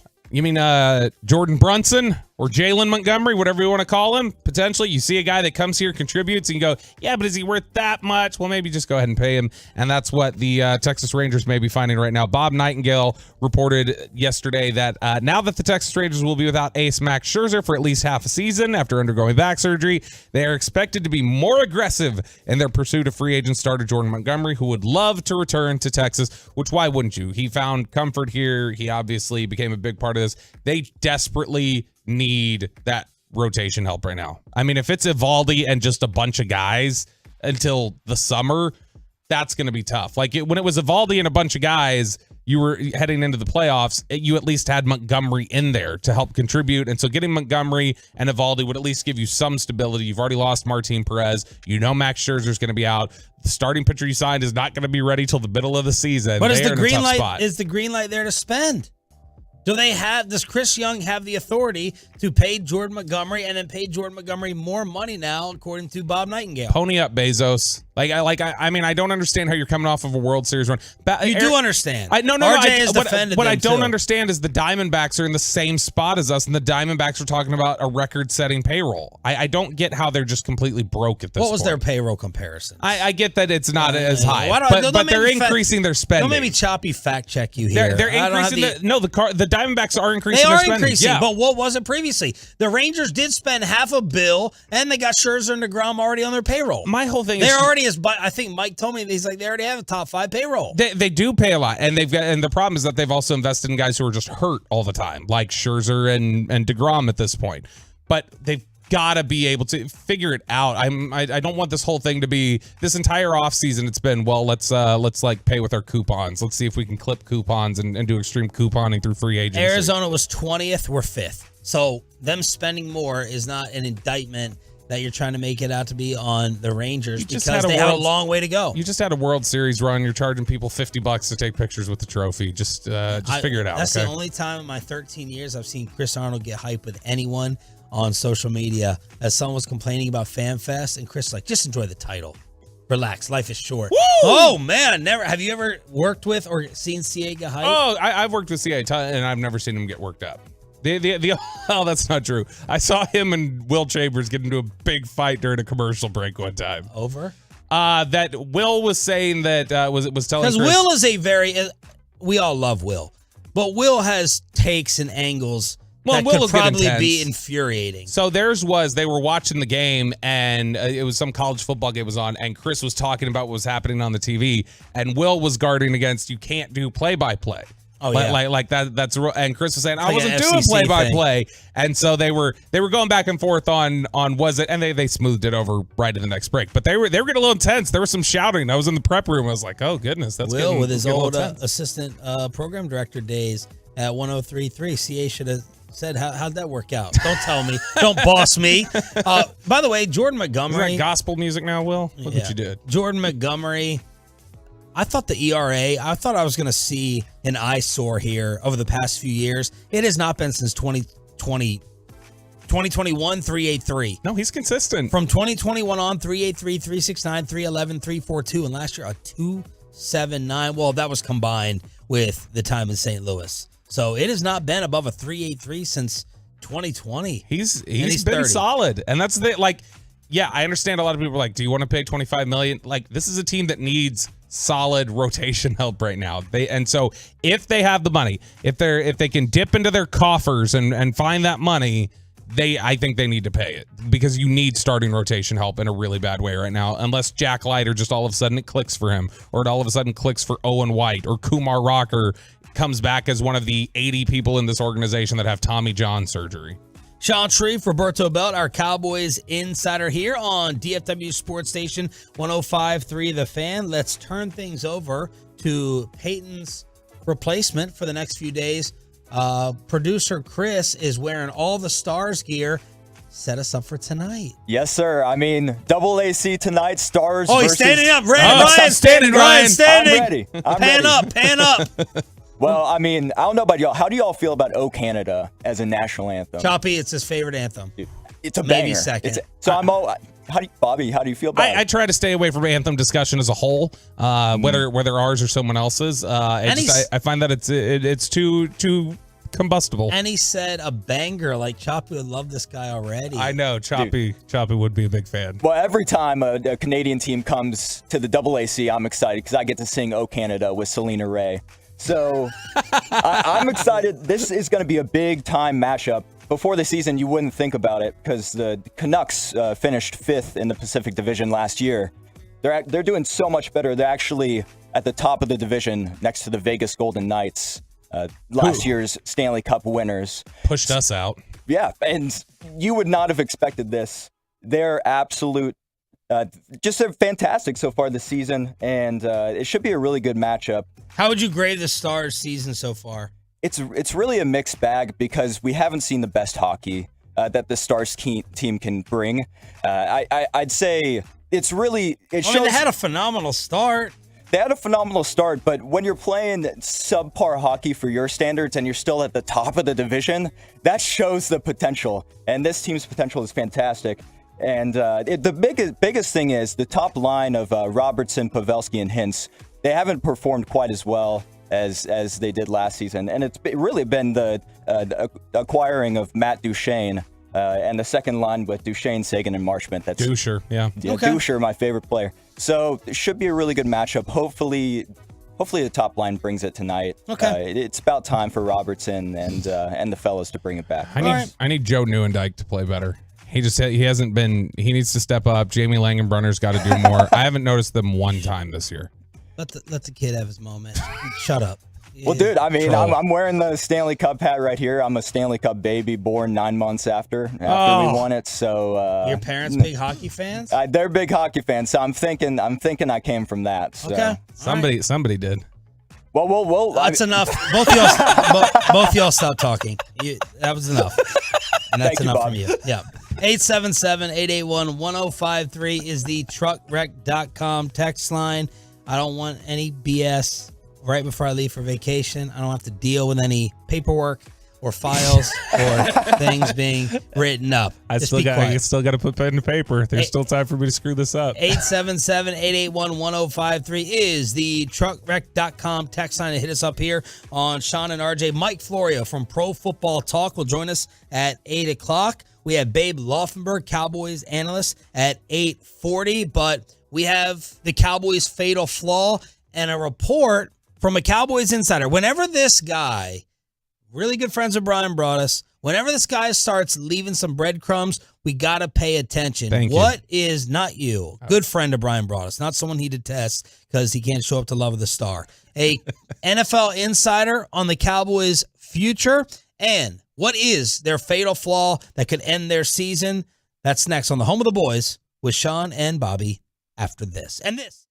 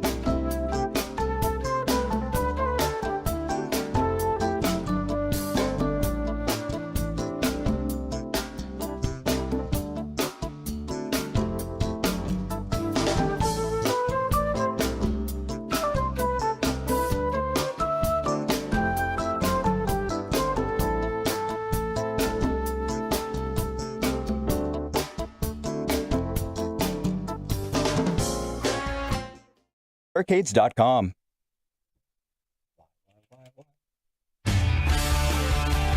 This segment of Sean and RJ is also brought to you by QC Kinetics. It's the Expressway.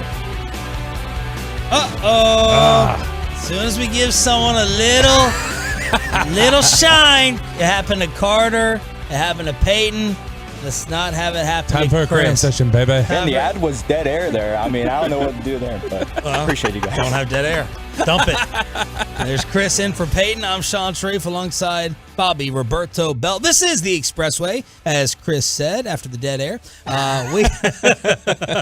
We are commercial free for the next 40 minutes up until 8 o'clock. Mike Florio is going to join us from ProFootballTalk.com. Babe Laufenberg, Cowboys color analyst at 8:40. How's Babe going to rig the trivia without Pepe in? Ooh, good question. Does he feel he owes anything to Chris? He may not, and just be like, I'm not going to hand this over. Peyton's earned the answers. We got the Cowboys' fatal flaw and an NFL insider who a lot of times will drop some Cowboy breadcrumbs. Yeah, it's always good to take a look at what Charles Robinson has to say from Yahoo Sports whenever he talks about the Cowboys, because he's somebody who is pretty well plugged into the things that come out of that front office. It's for some of the national guys.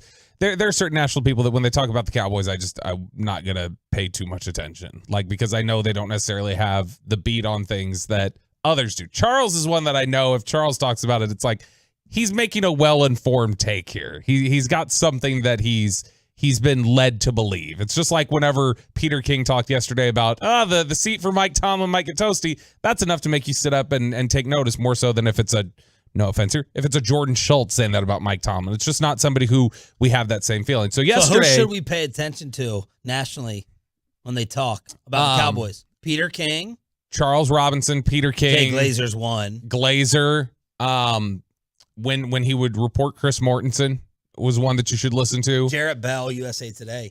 Jarrett on some things. Jarrett not necessarily on everything, but Jarrett definitely on a lot of things. I would personally, when it comes to the line of thinking from the team, I would listen to Ian over Schefter because of just where I know that standing is. But the biggest guys are Peter King, Glazer. Those are ones. Charles is one that definitely, if he's saying something, I think that he's saying it from an informed position. Okay. So we've heard about the Mike McCarthy extension talk, and we kicked it around ourselves. We asked Jerry Jones about it, and he seemed to indicate that it was something they were at least interested in or didn't want to shut it down. So I took note of the headline that Charles Robinson had this week. Mike McCarthy's Cowboys extension could be riding on him getting over the Jason Garrett playoff hump. To get there, the incomprehensible flops like Sunday's 31-10 defeat versus the Bills can't happen. And he gives Mike McCarthy a bunch of credit here. Charles Robinson does, and says, look, he's elevated Dak Prescott. He's elevated this offense. You can see what Mike McCarthy's done. It's a good thing that he's done here in Dallas. He's had a very positive impact. But the line he has in here, he says, before Jerry Jones considers a contract extension, perhaps he should wait to see if McCarthy can put some distance between his results and Garrett's, because right now it looks like his regime is a more exciting continuation of the last, but also with a better roster and a more experienced Dak Prescott at quarterback. So almost like you have fewer excuses than Jason Garrett would have had. Yeah. And he says that might sound harsh, but the bottom line results are what they are. And I feel like that runs counter to what you were feeling after Jerry got off the line with us Tuesday. I definitely felt, but it may also be because Jerry expects that it's going to happen. Jerry expects that they're going to go further. Like both things can potentially be true. That Jerry's expectation is that this will happen and he'll be giving him an extension, but the reality is that it has to happen. I know you said yesterday, what would happen if they were to lose in the first round, lose to Tampa Bay, and how would things progress in the offseason? I'm interested for your thoughts on this because we didn't have time to get into it yesterday when you made that reference. Which do you think puts more heat on McCarthy's job? They lose in the first round, close game to Tampa Bay, or they beat Tampa Bay, they actually win a playoff game, and then they lose by 20 to San Francisco? I think first round. I think he gets more heat if they lose to San Francisco by 20 than if they beat Tampa. No. Or if they lose to Tampa. How can that make sense? You don't even get the San Fran. Mike McCarthy, I'm not convinced he's gone if they lose to San Fran. I'm convinced he's gone if they lose to Tampa. Really? Because I don't think I feel Bobby. No, I know. How can you be? I'll sit back and have you explain this. Explain my dumb take that you're loading up for. Look, one of the things in therapy I've learned, Sean, in my vast time in therapy. Look, it was a great hour. One of the things I learned was you can't just listen to come up with your points to attack back at me. You should be actively listening and just, listening and internalizing, taking that in, Sean. I do have an interruption problem. So here's what... Zach Wilczek told me that. After you called him Pippin. So here's what. I should have said Horace Grant. Bill Cartwright. Get exact. Here's what I think we're looking at is that, you know how Choppy always has the thought of it's one game. You should not be let go because of one game. Tampa, you've shown, you go on the road, you beat Tampa. If you have a flat performance in a playoff game, that's disappointing, that's upsetting, whatever else. I think it's easier for them to say that's one game than if they go up against San Francisco, who that has been their Super Bowl the last couple of years. That's the team. That's the team we got to get over. If you continue to show you can do everything except beat that team, I think they look at it and go, this is 4 times now. This is not one game. This is 4 times where we get our asses handed to us, and it's in the most painful manner. Why can you not get this team locked in to play them? So in the commercial break, I'll take you behind the curtain. Commercial break, Bobby was like, I'm missing my prescription. I need my refill. I said, no, you don't. I said, I haven't noticed anything. You've been money. You're not going 100 miles an hour. Our pace, our sentence, our stepping over, all that stuff is good. And now I disagree with myself. You need to get the prescription filled. This is one of your dumbest takes of all time. Can y'all listening, truckwreck.com text line, let me know what I'm missing. That losing to Tampa is not as bad as losing to San Francisco. If they lose to the Tampa Bay Buccaneers or whoever they face out of the South in the first round, it will be an epic disaster, 5-alarm everywhere. Everywhere. A catastrophic loss and upset. Can I draw this analogy for you then? Let's say Ryan Day, and I get college football is a different setting than the NFL, but Ryan Day has gotten to a point where people are like, are you going to ever beat Michigan, dude? Right. So if next year they head into the season and he loses to Michigan or he loses to Penn State and not Michigan, like which one causes him more heat? Michigan causes him more heat again. Yeah, but to counter your analogy with a better analogy, if they lose 2 games before they face Ohio State, he's going to catch more heat for not even having before facing Michigan. They lose 2 games before facing Michigan. He's going to catch more heat for the Michigan game not even mattering. Like, San Fran doesn't matter if you don't even get there through the cakewalk, like through the... I don't think he does take more heat like Ryan Day. I think that if he... You're supposed to. We already have them in the second round. Yeah. We already have put the Cowboys in the second round. Their season's going to end in San Francisco. That is the way DFW feels right now. That is the inevitable conclusion. And if the cakewalk and the easy hall pass doesn't happen, you're screwed. At some point, don't you say, though, and this is where the way I think they would look at it, is 3 straight years our season ends against the best team in football, right? Against the prohibitive favorite with the MVP. We're good enough to be there. Yes. We're good enough to be there with them at the same point at the end of the season, and so there's clearly not a massive talent disparity. The San Francisco's probably better, but there's not this they definitely there's no chasm that it's like on paper they shouldn't be able to just run you every time. So who is to blame for that? There's going to reach a point where they go, somebody has to get you all over the top. We've got a team that's good enough to be next to them because we're next to them at the end of the year every year, and we lose. Yeah. And it's something that's driven them to make changes. That's why I think if you lose to Tampa, he'll be furious. He'll be upset. I don't think he'll say you're fired. I think he might say you're fired if they lose to San Francisco a 3rd year in a row. All right, y'all let us know. 877-881-1053, truckwreck.com text line 877-881-1053. 325, Bobby, you're an effing idiot. Your takes suck. So there we go. That's a good summarization. I think of there 469. I'm with Sean on this one. It's worse if we lose to Tampa. I think Jerry Jones knows the 49ers are hard to beat. I think what you're trying to say is like San Fran is like your litmus test coaching game versus like Tampa is like it's a disastrous loss, but there's still some leeway left in your mind of, you know, not judging yourself against the best or your litmus test. Like bad day at the office if you lose to Tampa. But versus like now I know I don't have the over-the-top factor in the coach. Like, think of the way he talked about Buffalo. Buffalo was embarrassing, and yet Jerry came out and said, "Yeah, it's a bad day at the office. It happens. Sometimes you play flat." Yeah. If that he had a San much Francisco, different tone with us. No doubt left if you lose for a third time. Yeah, it's okay. This we just can't get over the hump with this current collection. Something has to change. Actually, it would be a fourth time. Yeah, it's 4 losses in 3 years, but third time your season has ended in a row with that. I mean, you've got San Francisco feeling so confident. Debo Samuel talking to Micah Parsons after the game going, I don't think you want to see us a third time, or a fourth time. I think you know how this goes. All right, so you have Jerry with us Tuesday. You have Charles Robinson, Yahoo. Now, what do you believe? What do you believe about Mike's fate? I think that he survives short of... You don't think the extension is as inevitable as you thought 2 days ago? No, I think he gets one. I just think that losing to San Francisco, especially if you lose to San Francisco in an embarrassing way, puts everything on the table. Okay, well, that's the way it's looking. But especially, I think... right now, there's a 95% chance that that's the outcome. There's a good chance they don't see them, though. Like in terms of if Philadelphia continues to struggle and Philly loses to the Rams, they get picked off. A Rams team that's starting to play really well. The Rams would get the 49ers in the second round. You could potentially lose. That's not a good chance. But I'm just saying that it's... In all likelihood, it's Cowboys San Fran round 2. Probably. Yeah. I don't know that it's 95%, but it's probable that you're looking at, you will be faced with playing them again.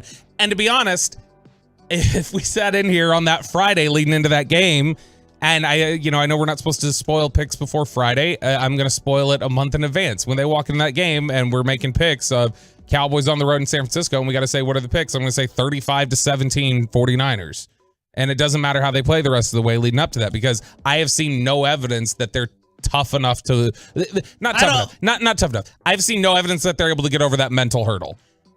They're not tougher. And that's than coaching. San Fran. That's coaching. They're not tougher though, roster-wise, than San Fran. Like Nate Newton told you last night, they don't have the dogs to match them. San Fran can punk them anytime they want. They did it in Arlington. They did it in California. And I will go opposite of you. California. If the Dallas Cowboys take care of Miami and Detroit and the first round, I'm not going to care what happens against the 49ers. Give Mike his extension. If they take care of Miami and the Lions and the first round cakewalk, I don't care what happens for Mike's extension against San Fran. Give it to him. I don't think that's a hot take, but that's my strong take. You know the biggest reason why I want the Cowboys to win the NFC East, why I hope that happens, is because I want to guarantee that regardless of what they see this year, you're guaranteed to see San Francisco again next year. Because I think every year they need to check in with San Francisco and see where they match up against them. How many times? What will they have to do in next year? Because if you finish first place like them, you're not scheduled to play the NFC West next year. The way the schedule is made up is you rotate the divisions, and then you play the other two divisions that you're not playing that year based on where you finish. So if you finish second, you'll play the second place team that finished in the West and whatever division. So San Francisco's winning the West. In order to play them again next year, you would need to finish first in the East. But I just look at it and go, at what point would you say, because you said that wouldn't matter to you, if they play well against Miami, play well against Detroit, and then they lose to San Francisco, you're wanting to lock them in. At what point, let's say they lose to San Francisco this year, they finish first somehow miraculously, they get San Francisco again in the season next year, they lose a fifth time. At what point do you start going, this one team, this one result is enough to say you can't be here anymore? I don't know. That's too far down the road for me. You're not going to get, because matching Kyle Shanahan or getting a better coach probably is not going to happen unless, you're not afraid of Belichick taking over personnel. Mike Tomlin, by some miracle, gets fired in Pittsburgh. But McVay did it. Sirianni did it. Somebody, it's not like the 49ers have won 4 championships. Sirianni didn't do it. I'm just saying. That was don't stop. Do not throw that in for evidence last year. Don't give me that crap. But you picked Philly in that game. You picked Philly in that game. We saw what happened. And I picked the Cowboys in some San Francisco matchups, and I was wrong about that. We saw what happened when everyone was at full strength. Stop that. 817, this is why Bobby needs a therapist. You didn't see what happened. You were blacked out losing your keys on Globe Life Field, so stop. No. I'm talking about at the end of last season. That when Philly and San Francisco played, that Sirianni did that. I'm not talking about the game a couple weeks ago. I know, the playoff game. Yeah. When San Fran was on their 9th quarterback. Don't throw that in for evidence. Don't. I see your face. The poker face. Poker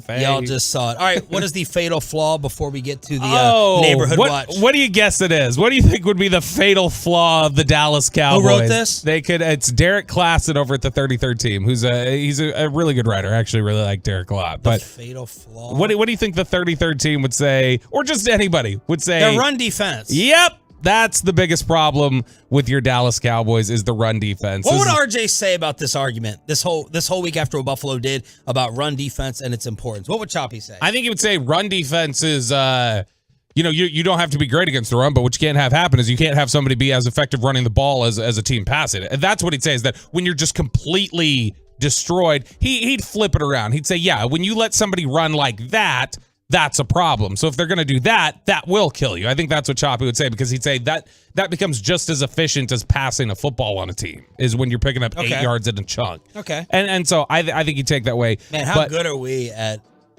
finding out what Choppy's take would be? Do you think we would be able to do that with all of us, though? Are we all that familiar with each other that we're that predictable? I don't know. I seem to throw you guys off sometimes when I think I'm being predictable. Yeah, because you're inconsistent. Like, at least Choppy's consistently dumb. You're conveniently dumb. Like, I'm the only, like, straight up, like, I think you know what you get every time. All right, back to you. All right, so he talks about, Derek Klassen did a deep dive film breakdown on the Cowboys, and he said investigating how and why the Cowboys' run defense is so bad is where it gets interesting. It's one thing to say a run defense stinks, but that can manifest in many ways. Sometimes it's lack of talent. Other times it's a matter of schematic identity. He points to just different examples of like the Cardinals, the Broncos, teams that have their reasons for why it's tough. He goes, in the case of the Cowboys, their issues are sort of both. Dallas's defense is built to get after the passer and play a ton of man coverage. The unit has a lot of defensive linemen who just want to explode off the ball, especially along the interior, and lighter personnel in the back seven. That's become even more true since Leighton Vander Esch went out for the season and was replaced by 205-pound Marquise Bell. The scheme dictates the personnel, and the personnel isn't geared to defend the run at a high level unless they generate tackles for loss. So that's why Dallas getting up the field so aggressively. When Dan Quinn talks about them playing with such speed and they're so fast and they attack the football, that it also then creates a little bit of vulnerability.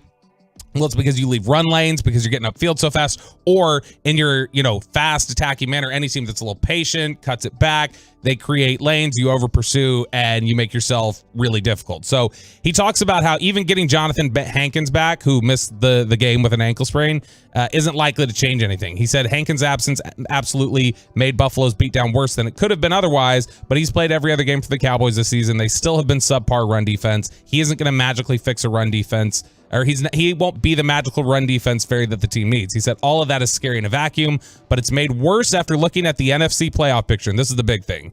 A majority of the teams who will get into the dance can run the hell out of the football. The 49ers will get the top seed. Eagles are there. The Lions are near locks to make the playoffs. The Rams are playing at a level that should squeak them in. And these are all teams that can run the ball pretty effectively and pretty efficiently right now. And Dallas has gotten bludgeoned by the run this season. Are we surprised by that? All this passing league stuff, running back, and now we're sitting here talking about the playoff style of running teams in the postseason. So this is something that I know we've talked about before. I'm like there's dang a it, little why bit aren't these teams like not here? Because of Marquise Bell. The Marquise Bells of the world and guys like that they talk about. This is something that I know we've kicked around. I've brought it up before, that people around the league have told me, like, hey, everything's cyclical. And we're conditioning linebackers to be smaller and faster to defend because coverage is so important. Offenses are going to respond to that and say, okay, we're gonna build up the 330-pound offensive linemen again and the 250-pound running backs, and you're just not going to be able to tackle them. And we're not worried about throwing the ball anymore because we're going to run you over for 300 yards on the ground. And Derek Klassen says, given that Dak Prescott has played at an MVP level for most of the season and the Cowboys' pass defense can still take over games, it's not like the Cowboys are cooked completely. Even if the run defense fails them, they still have avenues to win. But he says, pushing through this gauntlet of NFC teams that love to run the ball and do it really effectively, the Cowboys haven't been able to stop top rushing teams, and it's hard to make a case about why that would change. So this is actually a pretty distressing look at things, is that he's saying, look, the run defense is as bad as you think it is. This is not smoke and mirrors. And the troubling thing is you probably can't fix it. Your personnel is the way it is. What you're going to have to hope for is that Dak Prescott and the offense play at such an absurd level, kind of what Broadus has talked about that you referenced earlier, that they get ahead on teams and teams can't just run on them. And Michael Lombardi, that the Cowboys have to play in front. Yeah. They have to get ahead. The first quarter is very important for them. And finally, I love this tweet from K. Russ. You've been sending some good ones lately, Coach Kelton. The difference is John Lynch versus the Joneses. The Joneses and Will McClay, it's not coaching. Lynch has built a tougher roster. We don't draft the linebacker San Francisco has. And I agree with that. It's a GM difference. In terms of the way the roster has been built, the Cowboys have a good roster. I'm not crapping on the Joneses. It's one of the better ones in the league. Yeah, it's one of the better ones in the league. San Francisco is just a tougher football team with a tougher roster. Look, styles make fights. Okay, you built I'm not building for one team. I'm building to beat 31 teams. I'm not here to beat San Francisco. I asked earlier at 5:40 this morning, are people acting crazier in the Metroplex during the holiday season? That leads us into the Neighborhood Watch. We need to take people out of their bubbles and their safe place and make them think about the world we live in. You are fake news. So what do you guys hear? What's the scuttlebutt? That's right. We are doing the Neighborhood Watch since Peyton got Life Hacks canceled. Man, we couldn't do Life Hacks even with Peyton not here. We're protected against him saying anything. I mean, I'm sure he'd say something really bad about Christmas that would certainly get us canceled. I just cannot believe that he's hosted like hour-long shows on this station and not gotten in major trouble. Like, I know that Spittle and Tim listen all the time. They must have been doing something else to not catch him. He has the most unintentional, terrible radar maybe I've ever worked with. And he's hilariously ignorant. He's hilariously irresponsible. That's why we live on the edge and give him the payload. It is a good time though. Whenever Peyton just starts talking, is because it'll either be really hilarious or we'll That's all. why I want to get him drunk. I want to go out drinking. If I get this bonus, I'm gonna take Ryan and pay out and have them pound shots and see what they're really like. Man, the Doritos vodka. Watching Peyton drink. When we went out to watch the Jazz Mavericks playoff game one time. It's got to be the second place bonus though, not the third. I ordered. Got to be the more money. I ordered a round of Knob Creek, and he took one shot of that, and he starts grabbing his chest. Peyton? Yeah, and I'm like, what? And he's like, it's stuck on my throat. It burns. Is he I was like, you rookie. Is he a lightweight drinker? He says he's not. Now, who does say? What man is like, yeah, 2 glasses of Shard, I'm out. I'm gone. Like I know the lightweights in here. I haven't seen Peyton drinking. Have you seen him drinking? I haven't. I think I'd like to think that when he starts drinking, he can start saying words like unprecedented. I like Look at that. The shots fired. Now, so hold on, Chris. Are you a drinker? Oh, I can already tell you. I've already stereotyped his whole life. He drinks some hard S. But no. This is craft beer man right here. Not a heavy drinker here. You know, maybe some CBD. I don't know, but definitely not. Definitely not. Sponsorship. Look at that. Yes, sir. Okay. No. So you said you know the light ones here. So before I get into this, I got to know who are the light ones because I want to make sure you're not thinking that of me. I'm thinking about it with you and Choppy. I'm not light. Just because you act a fool. I act a fool. You but act a I fool. don't. You drink hard stuff, but you have no judgment for the pace, the amount in a time period. You can't be a chill drinker. And Choppy, like I haven't seen him lately since he dated Sarah. I think his tolerance is quadrupled. But Choppy, after 2 gin and tonics, would get red in the face and loud too. He can keep going, but just can see it in his face and in his eyes. I guess I think of that. I think of light drinker as a different definition than you, because I think of it as just like you're knocked out or you can't keep going. Like I can keep going. I'll be ridiculous and loud and a mess. If you're a mess, that factors into whether you can handle it. I mean, lightweight might be that might be strong. It takes a lot. Like I throw back a lot. I'm just saying. All right. Pull it out and measure. This is a measuring contest. Is that what we need to do? I just want people. I want people to say I can drink, and I want people to include me in their bank robbery cruise at the station. That's what I want. We're gonna get a tweet from the substance abuse advisor who comes on Twitter and is like, drinking's not cool. Stop advocating being a drunk. We're just messing around. South Oak Cliff. We did not get the clean sweep on the Texas High School Football State Championships, as we know. And now South Oak Cliff is not happy about a late pass interference penalty against South Oak Cliff that they feel was undue, was not fair, and they are thinking of they're considering filing a grievance with the UIL over this pass interference call, which Did feel a little bit ticky-tacky. Everybody, not ticky-tacky. Everyone went crazy saying this was a terrible call. DISD officials on Wednesday did not say when or if they would file the grievance, only that they were considering it. This is from WFAA Channel 8. The UIL in a statement noted that the officiating crews are, quote, agreed upon by both parties in advance of the game, and that a protest, quote, based on a game or contest official's decision will not be considered per UIL rules. In this case, UIL stated that prior to the game, both coaches came to a mutual agreement on the specific crew to cover their game. So it's a little bit like, you guys have agreed on this officiating crew. There's no complaining about it now. Live with the results, and that's what it is. But there was an uproar over this. Did you see the call? Yeah. What do you think? I don't think it was pass interference. I think it was a little. I think you should let him play. But I also get, like, it's high school football, and it's not like these officials are like. It's not like awesome NFL refs. Yeah, no, I'm being sarcastic. But I mean, you know what I mean. Like, I feel like there's a higher standard for, like, these guys are paid to do this. Yeah. Like, and I mean, this is something where they go to training for it over the off season, and there's so much scrutiny on it every week. I absolutely. So here's a still shot of a grab. Yeah. And I feel like there's more grabbing this year in the pros that I've noticed. It's now a technique of wrapping the arm around. It's always been there, but I feel like it's not being called at a higher rate this year. No matter what. Look, this is a soft move to protest. I'm sorry. I know it's high school coaches. Some of them hopefully are Tolos. This whole protest stuff, bad call, unfortunate call. It is what it is. 214 says, soft protest. I'm looking at the picture of the player pulling this kid's whole jersey off. 817 says it's over. You lost, South Oak Cliff. 469 says it was a penalty. He grabbed the jersey. Could have went either way. Move on. So it sounds like the video that I'm seeing, the overhead shot from Mike Leslie, it doesn't look like a penalty. You can still shot a lot of things. The jersey is definitely being grabbed. You see the visible shoulder pad, but 214 says if you see it live, if you watch it play out, it doesn't look as bad. And so that's what it is. 972 also thrown in here, Drunk Bobby is messy. So we got that. Speaking of Drunk Bobby can go out and party with the confidence of knowing that Dart will be there to save me. This from, what is this website? Odyssey.com, KRLD 1080.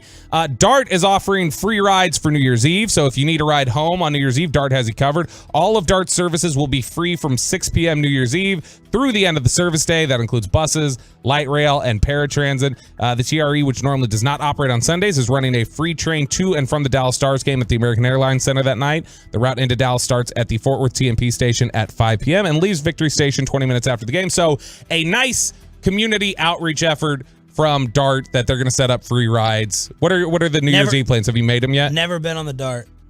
I've been on it like twice, I think. You? Hey, I'm a Dart rider through and through. Yeah, not that every mustache day. says you are.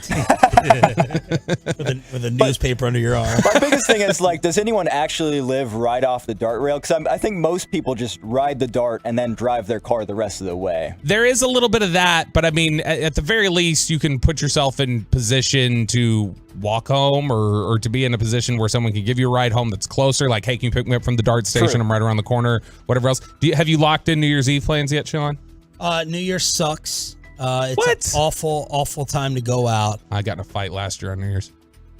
Probably because you were wasted on No, your we second talked. drink. No, we talked about it on the air. Third Remember? ice cube. I had said something about, like, well, we're just on our own. We're not hanging out with people now, and she got upset that she felt like I was saying that I need other people for us to hang out. It can't just be the two of us. Oh, didn't you go to Texas Live? Yeah.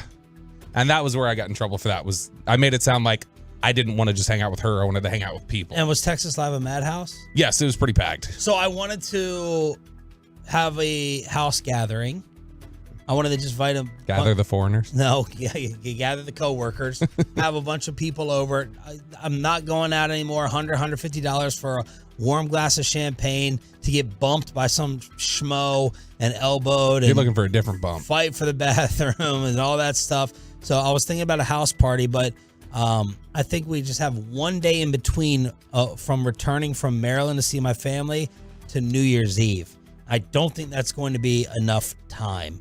And also, lame alert, the past couple years, we've been looking at each other in bed at 10:30, waiting for the coverage to start.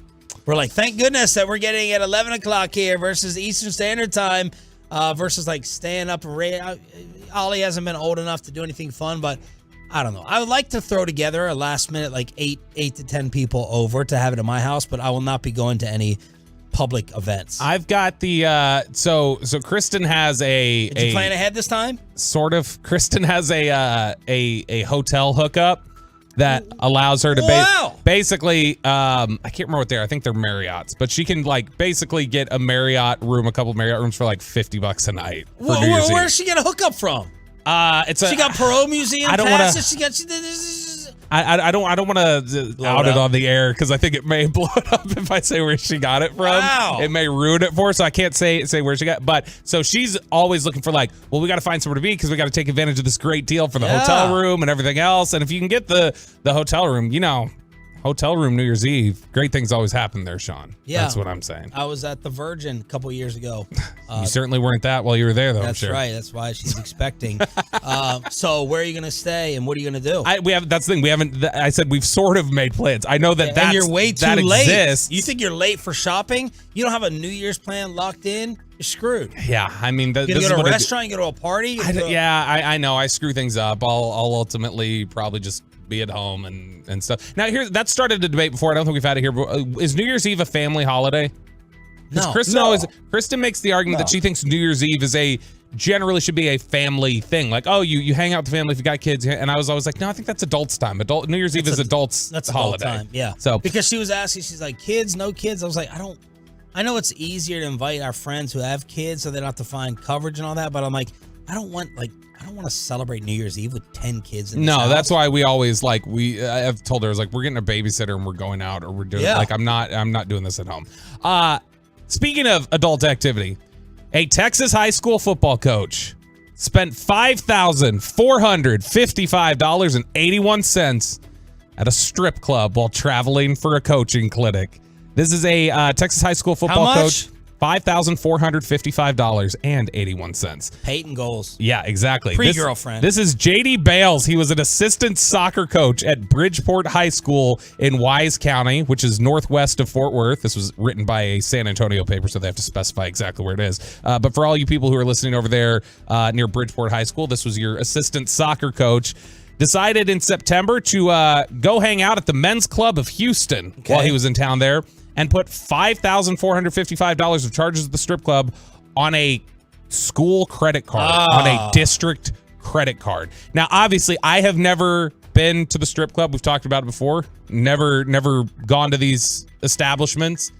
Yeah, we heard how you talked about pole dancing. How do you run up derogatory you were yesterday? How do you run up $5,000 there on a credit? Is he just taking out cash advances on the credit card? Like, surely you're not making it rain by just throwing plastic at them, or like I'm guessing when they're done, they don't like present you like a little key, like a little card tap or a chip reader or something. Machine. Yeah, it's not like when she's done, she's like holding up like a chip reader, I would guess. So how is he running up that much? Is he just buying a ton of alcohol, renting out rooms? I think you can have relations in some places for certain charges. Where are these places? So somebody that I was with in, I think it may have been San Francisco, someone that I used to work with disappeared for a while, and we were just assuming, and he kept lighting up the ATM, and I think we were just assuming he like went the distance. So I think in certain places you can take it to that degree, and we're out of time.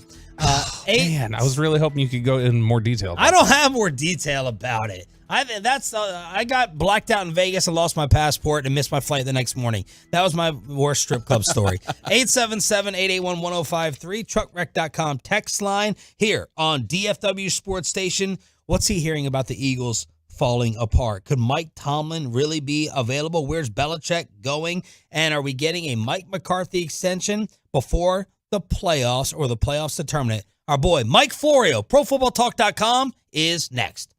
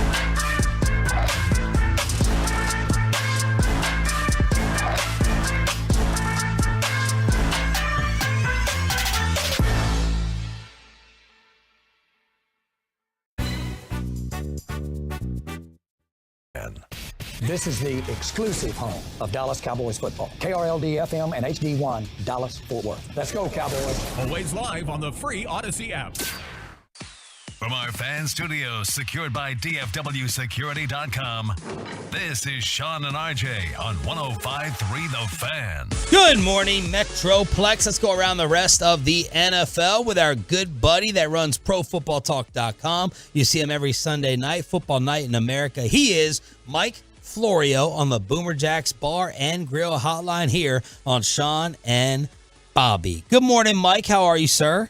Doing great. How are you guys today? Doing pretty well. I want to start off with the overall quality of the league. You're obviously covering it every day. You're on the most popular TV show in America, but we've been sitting here throughout the season, Mike, and I know you've tracked quarterback changes and the amount of injuries, and we're saying it for college as well. It's like, does this, and the primetime games, no offense, we're just like, does this feel like lower quality of football this season? What do you think? It does, but it's not affecting the bottom line. The ratings are the highest they've been since 2015. Last year, when the officials were developing a quick trigger on roughing the passer calls, they put Troy Vincent on the ESPN Sunday morning pregame show to explain in a way that I thought was very troubling, because I think there should be a firewall between football and business. But basically, hey, we need to keep these quarterbacks healthy, because the most watched shows on TV are football games, and if the starting quarterbacks are injured, that's not going to be the case. Well, they found out this year it is going to be the case, even if it's a bunch of backup quarterbacks, 55 or more starting quarterbacks so far this year. Some teams, Browns and Vikings specifically, have had 4 different starters, and the games continue to be consumed like none other. I mean, look at what we're going to see on Saturday. Jake Browning and quite possibly Mason Rudolph, unless Kenny Pickett's able to play for the Steelers. It'll be a big number on NBC. And Bills Chargers, Easton Stick playing for the Chargers. That'll be a big number on Peacock, the first ever Peacock exclusive game. We're going to watch football, especially as we get toward the end of the season. I think football fans have an appreciation that there aren't many games left. We better enjoy them while we can. Is the referee topic same old every year, or it's reached a point where something actually has to be done? Here's the problem. And I listened very intently to Jerry Jones when he was on your show a couple of weeks ago, downplaying the fact that an NFL head coach told me it's time for the owners to take control of this process. Jerry's attitude that basically the two teams agree that this is the way it is, even if the official is half blind, to use Jerry's quote, that doesn't work anymore because of the fact that the NFL has jumped into bed with the sports books and is profiting in the multiple millions of dollars from just allowing the sports books to use the names and the logos of the NFL and its teams.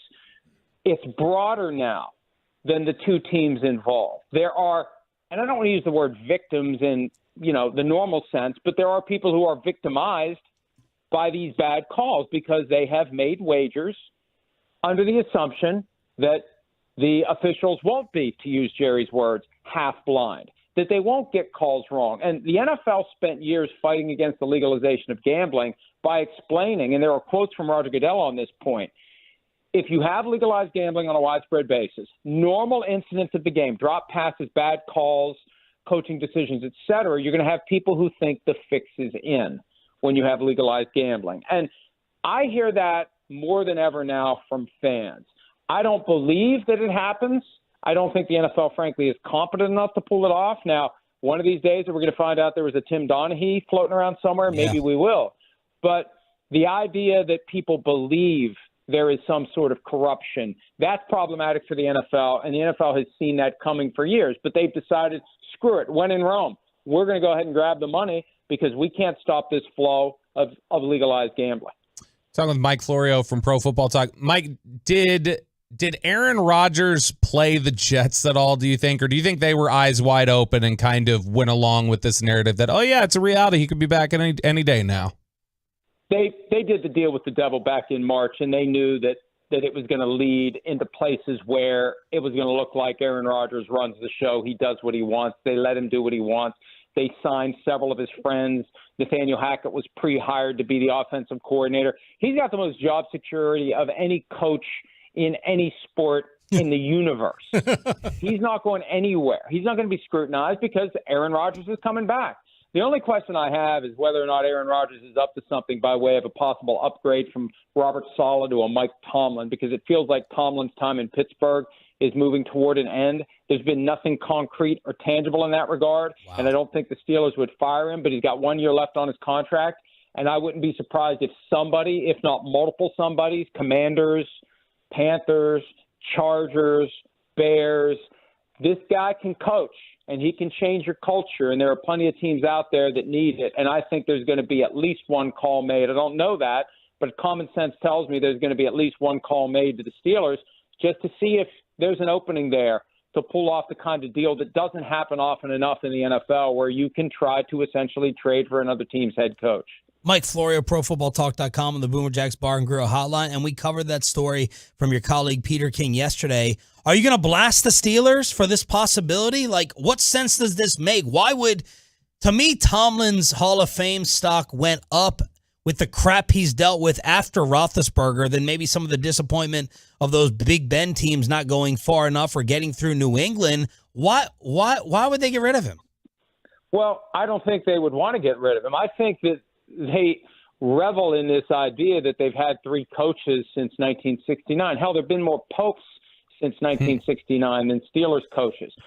I think that we might be getting to the point where Tomlin has decided he's had enough. Ed Bouchette, who covered the Steelers for decades with the Pittsburgh Post-Gazette and then finished his career with The Athletic, he was on radio in Pittsburgh a couple of weeks ago. He said that Art Rooney II, the owner of the team, ordered Tomlin to fire Matt Canada, the offensive coordinator. And most fans would say good, right. But from Tomlin's perspective, you're 1 year away from becoming a coaching free agent. And we never see it happen where a coach's contract expires and he says to the world, I'm going to go wherever I want to go. The closest we come with Sean Payton, who left the Saints, waited a year, and basically went wherever he wanted to go. But I'm talking about completely unfettered, unrestricted free agent coach. That never happens. Tomlin's a year away from that. The question is, would the Steelers, recognizing that maybe Tomlin wants a change of scenery, take what they can get and move on? And they still wouldn't have fired a coach. It would have been the coach deciding to go elsewhere. Do you think Mike McCarthy has already earned a contract extension here in Dallas, or do you think it's completely dependent on what happens in January? I think it completely depends on what happens in January. We've had 2 straight years where there were strange decisions that contributed to those losses to the 49ers in the postseason. The effort to run the quarterback draw without properly coaching the execution of the play to allow for the umpire to get through and touch the ball before they spiked it. And then last year, whatever was going to happen when Zeke, in his last snap with the team, played center and Kevontae Turpin got blown up before they could even start, whatever this was going to be, those are both on McCarthy. And now the play calling's on him. Everything's on him. If and when there's a failure in the playoffs that traces directly back to McCarthy, that's when it could all fall apart. And I'm going to tell you guys something that is not a report, okay? It's just something to keep an eye on. And I know that there are folks in New England who have an eye on this possibility. And most people I talk to about it say there's no way in hell it would ever happen. But if we're looking at the future of Bill Belichick and we're looking at the non-playoff teams, we're looking in the wrong place. There's a belief in New England that one of the teams that loses in the playoffs is potentially going to say, you know what, we got everything we need. We just need a better coach. And there's a better coach available. Let's call the Patriots and let's get Bill Belichick, who seems to be on the way out. And maybe will have been fired by then. I don't know how this is going to end in New England. It feels like they want to have their cake and eat it too.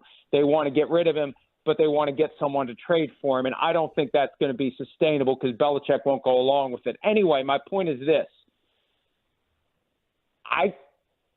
I just think we need to keep an eye on what might happen if the Cowboys flame out, if it's pinned back to McCarthy and Belichick is available. As crazy as it sounds, it's not impossible that Belichick would be on Jerry's radar screen if the playoff loss is clearly pinnable to McCarthy.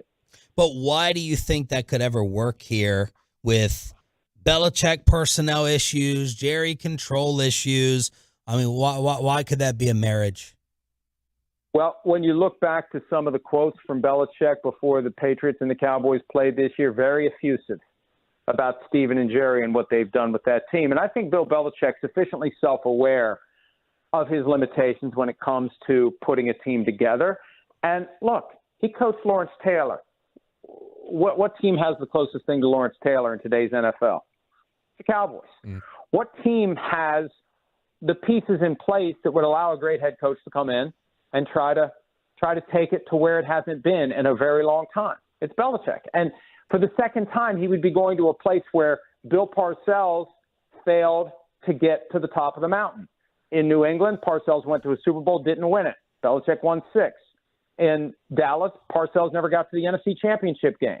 Belichick could come in and do that. I don't think he wants to go somewhere, and nobody knows what he wants because he's never going to say it. All he does is speak in, grunts and snorts. But is he going to want to go to a team that's going to take 3-4 years to rebuild? Or would he be attracted to a place where he could go in and win right away, just like Tom Brady did when he left? He went to the place, he handpicked the place where he went to go win right away, and it worked. I just think that if we're looking at the non-playoff teams, we're looking in the wrong spot. The Belichick future is more likely to be tied to a team that has a playoff roster but doesn't believe it has a Super Bowl coach. But, Mike, even though I hear what you're saying, and you know how this team is every freaking year, it's, hype, disappointment, but we think it's all there. The Chargers are a non-playoff team, but could they break through the mold of what you're talking about with Bill? Possibly. When they blew out Tom Telesco along with Brandon Staley, that created the impression that they're willing to do whatever they have to do. Now, will they spend whatever they have to spend? They're going into a new $250 million practice facility, so they are spending. The question is, how much will they spend on a coach? And really, what does Belichick want by way of personnel power? Because Bill Belichick, the GM, is not good. Right. Bill Belichick, the coach, even during the years of greatness, the coach was making up for the shortcomings of the GM. And if he's in a spot where he's willing to say, I don't need to shop for the groceries.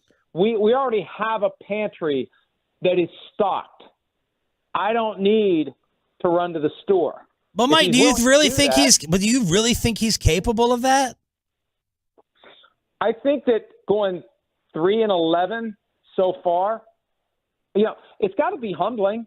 It's got to be. At some point, when you look at what the Patriots have been since Tom Brady left, at what point do you not take a long look in the mirror and say, how much of this is my fault? Where are my shortcomings? What can I do differently? I know how to coach this team. I just, look, and I don't know whether it's drafting. I don't know whether it's drafting and developing. They've made bad decisions in the draft. They haven't had great players. And the question is how self-aware and how willing and how much is he willing to swallow his ego in order to put himself on track to win more Super Bowls. Sometimes you have to kind of fold your ego up into a box if you're going to achieve what you're trying to achieve, that will then allow your ego to come back out and just fly all over the place. Mike Florio here on The Fan. Do you know, do you have any knowledge that Bill would work with Jerry or that Jerry would consider Bill? Do you know? I have no knowledge whatsoever that would happen. I do know that as folks in and around New England are trying to figure out what's going to happen, people in the organization are at least keeping an eye on the possibility. They don't know. They don't know if Bill – they don't know what Bill wants. They don't know what Jerry wants. All they know is that they're hoping that they can get themselves – I believe they're hoping they can get themselves something in return for Bill Belichick if they decide to move on. And look, as of last week, before they lost to the Chiefs, there really was a way the dominoes fall that Belichick stays, because if you win out, you have a different vibe in New England, and maybe the fan base won't insist on change. So much of this is driven by the customers. And I think we're at the point where the customers are going to demand change. And they've got 3 games left, and I don't know what's going to happen down the stretch, but it feels like it's moving toward a divorce. And we've seen crazy things unfold when we get to the end of seasons, and the way a season ends really hovers over a team and sometimes causes a team to make some pretty drastic decisions. And I think that it's fair to ask, if the Cowboys once again lose in the wild card round or the divisional round, it's fair to ask is Mike McCarthy taking us as far as he possibly can. And as it stands right now, whenever they have to play at San Francisco or at Philadelphia, it feels like it's going to be over. Although recent weeks have made me believe that maybe the Eagles would be vulnerable if the Cowboys would have to go back there. San Francisco, unless they lose 3 of their key players to injury, including Trent Williams, I don't see how you beat the 49ers. I don't see how anybody beats the 49ers, frankly, in the postseason. Give us a great holiday gift in case we're still looking. Well, coincidentally, I've got a book available on Amazon on our way home, $9.99 for the print edition. It is a Christmas story, and I've been selling it as a Christmas story. Although after Christmas, I guess I have to come up with a different way to sell it if I want people to keep buying it. But I'll just tuck it away and bring it back next year for a holiday gift. All proceeds I get go to our local animal shelter, the Harrison County Humane Society, taking care of dogs and cats who have been rescued and waiting for their next home. The ebook's only $3.99. There is nothing you can find for $3.99. And for $9.99, you can get a bunch of copies of it. Now, my only concern is you may not get it before Christmas Day, but there are 12 days of Christmas. And I've been amazed by how many people that I've talked to recently that don't realize that Christmas Day is the first day of Christmas. January 6th, the Epiphany, is the 12th day of Christmas. So we're just getting started on the 25th. You can buy some gifts. You can give them out all through the Christmas season. $9.99, you can't find anything that cheap to give to somebody else, and check the box. And it is actually a good book. I know I have a clear bias in saying that. It is a good book. If you would ever read it, you would agree with me. I just think you'll never read it. Well, you just gave us a topical gift for the entire station and the rest of our show. Thank you, Mike Florio. Happy holidays. Bye. Wow. Mike Florio, Boomer Jack's Barn Grill Hotline. Let's react to that. And then Babe Laufenberg previews the Dolphins next. But let me go ahead and preview your gift. We're talking a lot about gifts. If you're looking for the perfect.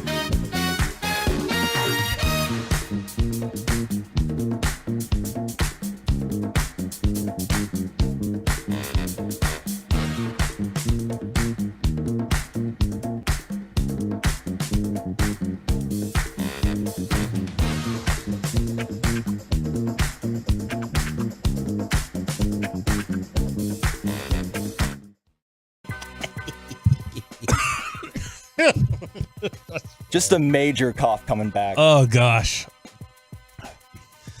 I'm good. What's going on? I took a bite of something, and then like as I was trying to swallow it, don't mark that. It went down the wrong pipe or whatever. You have a drink? No. And Go get back one. now. Go get some All right, water. I'll be right back. Go ahead. Sean take another bite of this first. Sean Sharif, Bobby Bell, Cowboys Insider in Choppy's chair.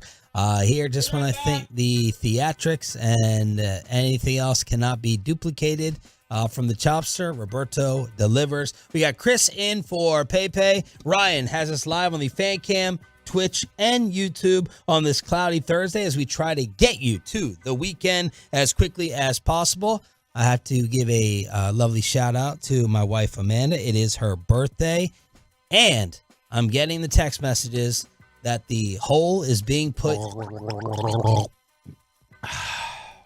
Is this what you deal with, Sean? This is what my wife deals with. She's that's gonna make her hate Bobby even more. She does hate me, and it makes me sad. Gargling during her birthday shout out.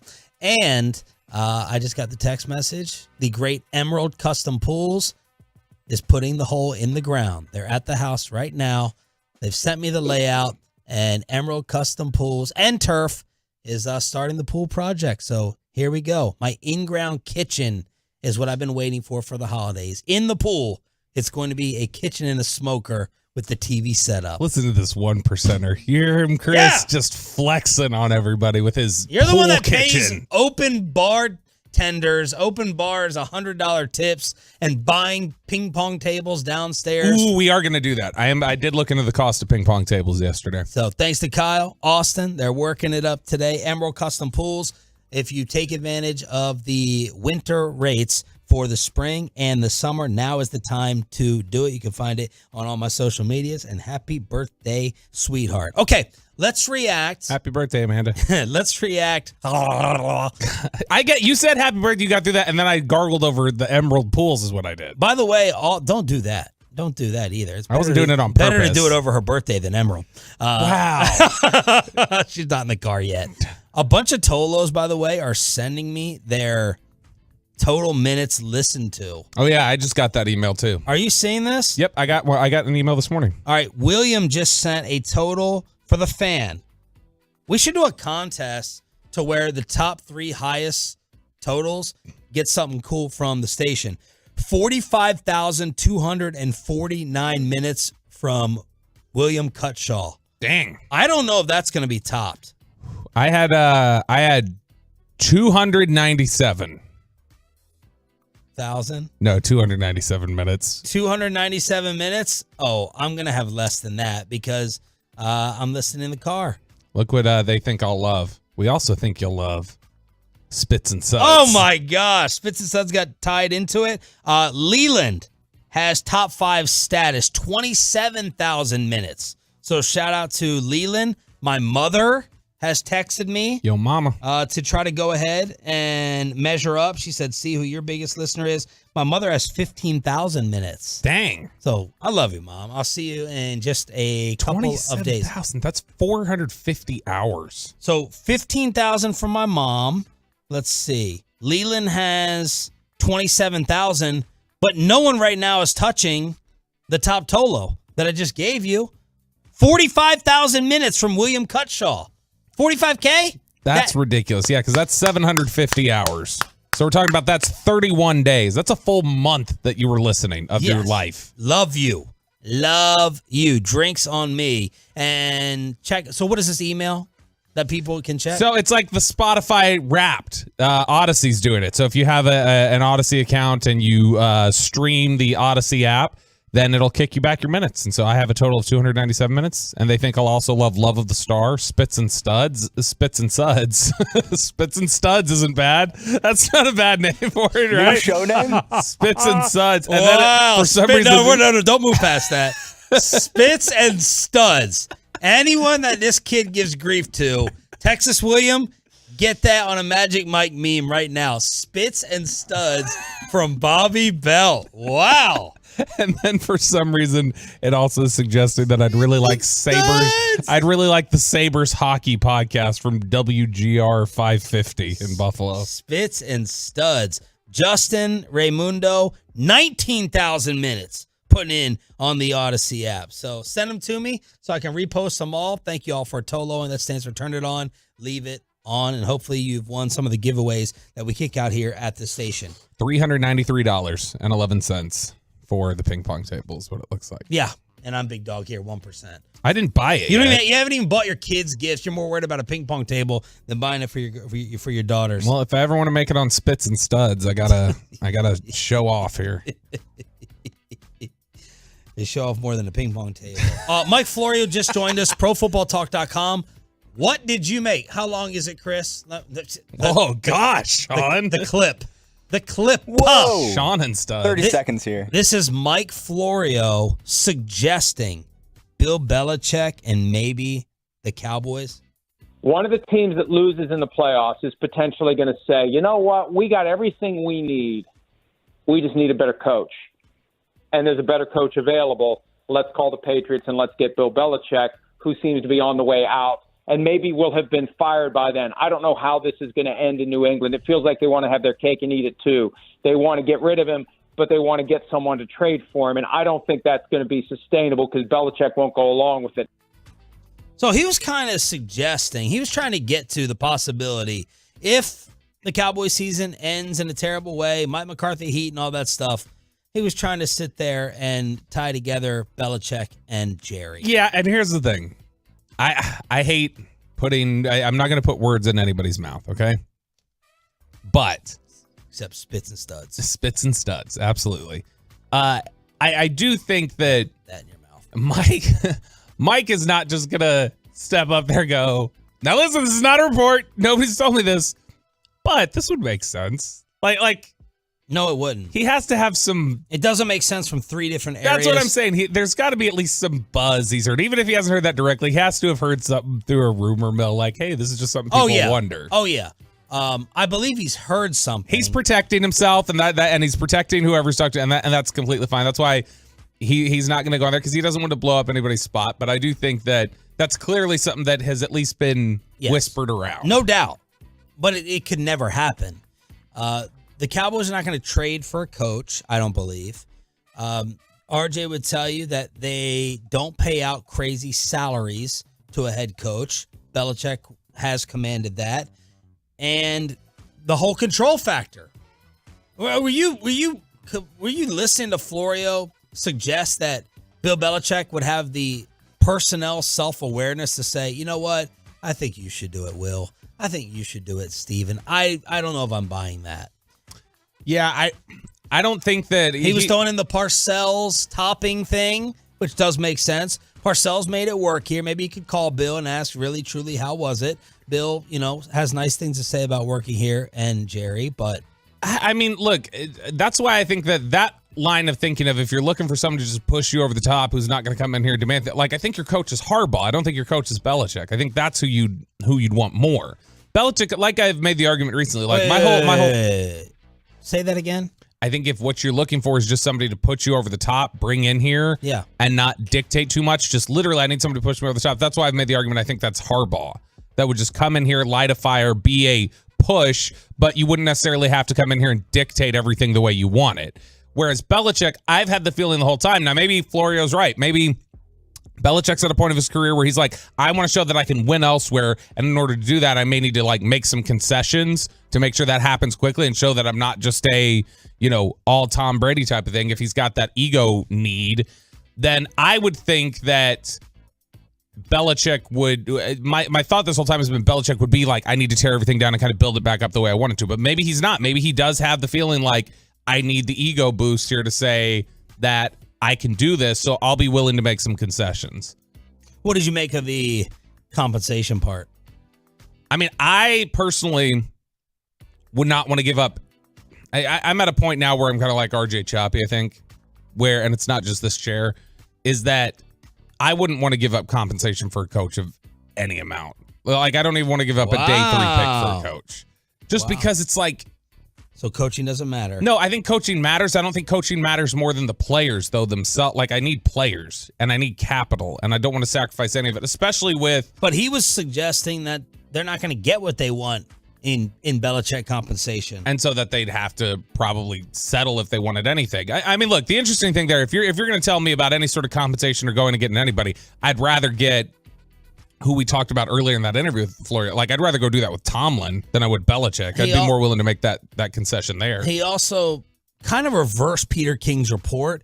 Peter King said toasty seat. Florio made it sound like Tomlin would want to leave. Yeah, but also made it sound like it is coming to an end. Like, Florio right there made it sound like, yeah, he expects that Tomlin's going to be done, which I still think is wild that this would come to an end. He has seemed really frustrated this year, Tomlin. And I don't know about the Matt Canada thing. That makes sense that if he felt like, hey, you don't tell me what to do. But, I mean, he has at times this year just seemed kind of fed up with his own players and just kind of worn down by the whole thing. What are the Tolos saying? Interested? Not interested? What did you make of it? Just rumor? Tabloid type headline stuff. Mike Florio, ProFootballTalk.com. Dropping it. While you gather up some of those, gather the text. Gather the text. P-Dub, 9,500 minutes. Michael, total of 24,000 minutes Toloing. 42,666 from Roy. Ooh, Luis the electrician just texted me. 39,804 for him. 40,568 from Justin. Eric Reese, Tolo from Pennsylvania, 27,600. Justin said mine could have been higher. I'm in Kansas, but I switched to TuneIn a couple of months ago. These are some pretty insane numbers, and I keep telling you to tweet and put out there the podcast numbers. Lot of people on the fan text are chiming in. Yes, I know. I do need to put out the podcast numbers. Which is what? What does it say? We're crushing it. We're doing big numbers there. We're gonna set. It looks like we'll be setting records here on the morning show for podcast listen. So we absolutely appreciate you guys. We're ahead of last year's schedule. From Memo Garcia, 34,000 minutes. Top 3 listeners get invited to your first pool party. Ooh, an Emerald Custom Pools Tolo gathering for the top 3. I'll have to prove that with the wife. I've done it in the past. She'd be all for it as long as I'm not there. Yeah, that's right. Justin Rose, 68,233. And then we have Richie Hovis sent his top 1% from IMFML, 61,178. Abel Lopez, Nate Wilson, Matt Cotto. Woo! Impressive. Not a lot of support here for Bill Belichick on the truckrock.com fan text. 682, if Bill Belichick comes to Dallas, I'm effing done. Let's see here. 972 says, I don't want anything to do with Bill Belichick. 214 comes in, says Bill Belichick is greater than Mike McCarthy, so he's in favor of that. Let's preview the Miami Dolphins with the Cowboys color analyst. Babe Laufenberg joins us next. Coming up today.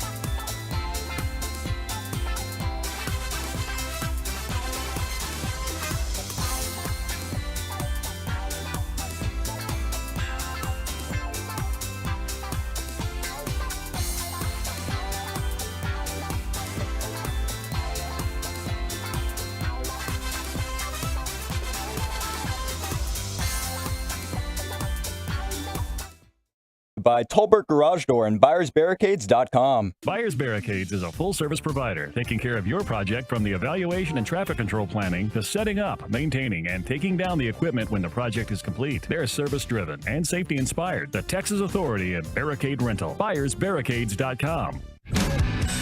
This segment of Sean and RJ is also brought to you by Classic Chevrolet. Classic Chevrolet is leading the way to finish the year #1 in America. They're racing hard with year-end savings on over 400 Silverados. Shop them all at ClassicChevrolet.com. This is Texas. This is Classic Chevrolet. Find new roads. It is now time for Cowboys color analyst Babe Laufenberg, brought to you by Johnson Fitness and Wellness Home Fitness Equipment Stores. Sean Sharif, Bobby Belt with Choppy out for the rest of the week. And Peyton's out too, so I guess that means no trivia. Good morning, Babe. It does not mean no trivia. Oh, yes. I mean, just because Peyton's out doesn't mean everything goes to hell. But before we get to the trivia, may I wish your Amanda a happy birthday? And you may be the first person I know who bought a pool for his wife for her birthday year. Thank you. Thank you so much. What a great point guard you are, throwing up lobs. Sponsor lobs and wife lobs. I love you. Well, let me just, indoor plumbing might have been nice. I would have done that ahead of the pool, but we'll deal with it. Yes, sir. Okay. All right. Ready, fellas? Yes. We got Miami Dolphins, right, Sunday. When was who was the last head coach to win a playoff game for the Miami Dolphins? Who was the last head coach to win a playoff game for the Miami Dolphins? Ooh, we are going to go with Dave Wannstedt. Holy cow. What year? He got it. Yes! Wow. He got it. Very good. I was going to go, I almost. Do you know the year? Let's see here. We're going to go with 05. It was obviously 2000. Yeah, obviously. Shut the hell up, Chris. I think it's just a spot. It wasn't necessarily Peyton's brain. I think it's that chair that chair, in for that sure. Chris is now in. Yeah, 2000. Can you imagine, though? I mean, you think there's playoff utility here? You got to go back 23 years to have won a playoff game. Wow. Anyway, look, we've asked you about a lot of bad tape in some of these scrubs that the Cowboys destroyed. How fun is the Dolphins tape? Oh, yeah. And what's funny, guys, is and people think of them as a passing team, and they are. I mean, Tua, he's had a great year, all that. Got to stop Tyreek Hill. You got to stop Jalen Waddle. They've run for more touchdowns than any team in the NFL. Wow. I mean, and their average per rush, I mean, Mostert is averaging 4.9. Devon Achane is crazy. I mean, he's averaging 8.5 a carry. I mean, so the run numbers are even crazier than their passing numbers. But, yeah, no question, they're a handful, and they obviously can beat you throwing it, and they can beat you running it.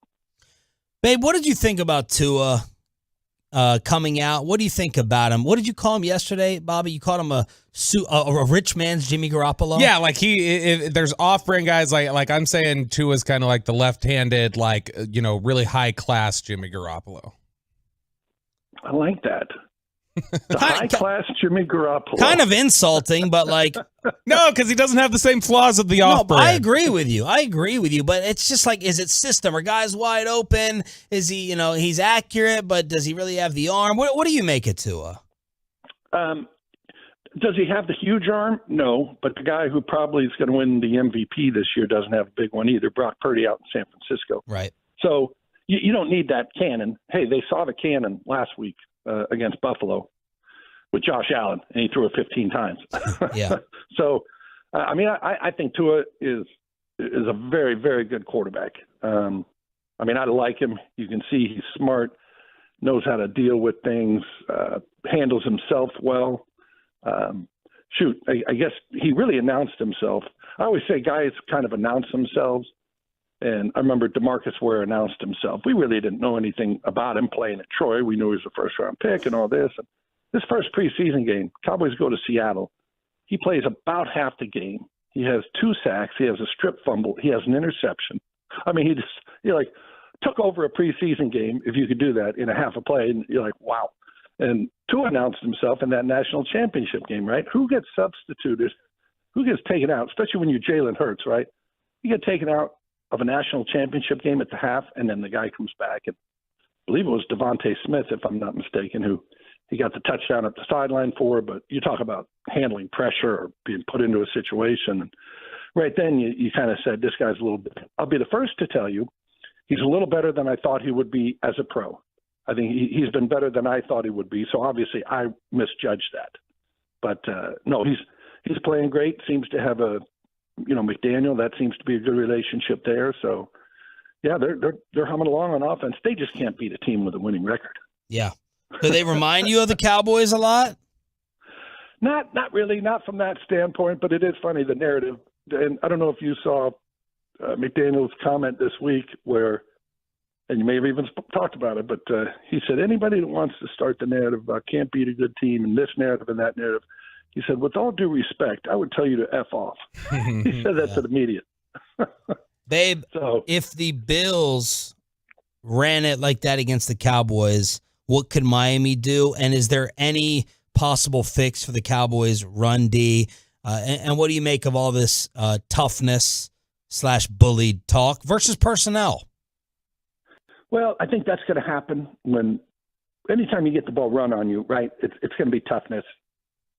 That's just a fact. If they beat you in the passing game, you don't have the skill. But we all think run defense is just a matter of want to. And if I could get 11, 12th mans out of A&M, we'd stop the run. But, a little more to that. Obviously, Hankins being out didn't help. But it's funny. I have always looked at the Cowboys since Van Der Esch went out, and I see 33 and I see 14.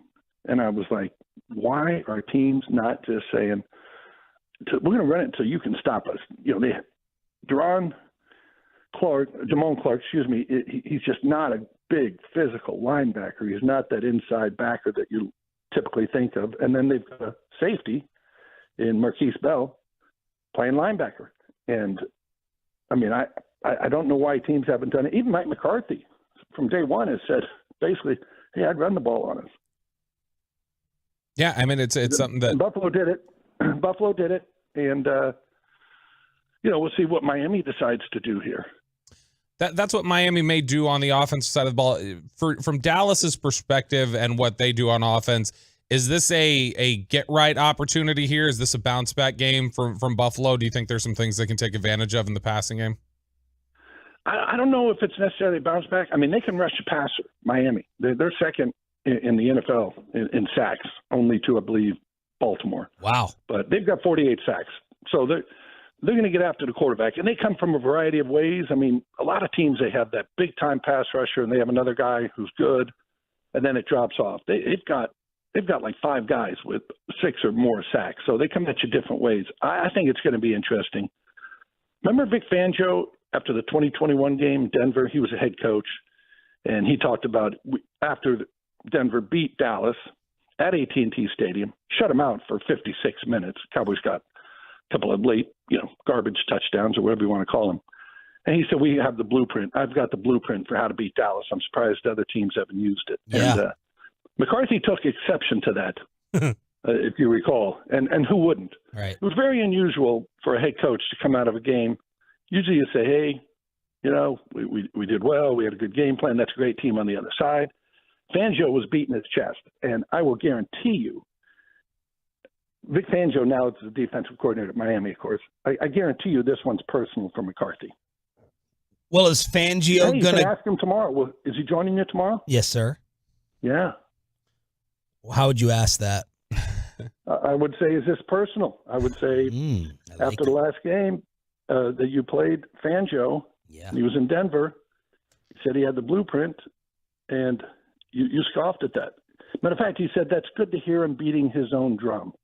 McCarthy said that. Yes. Now, are you okay if we kind of tie your name to it? We'll say Babe Laufenberg told us to ask you this. No, but it's a great question. Accurately.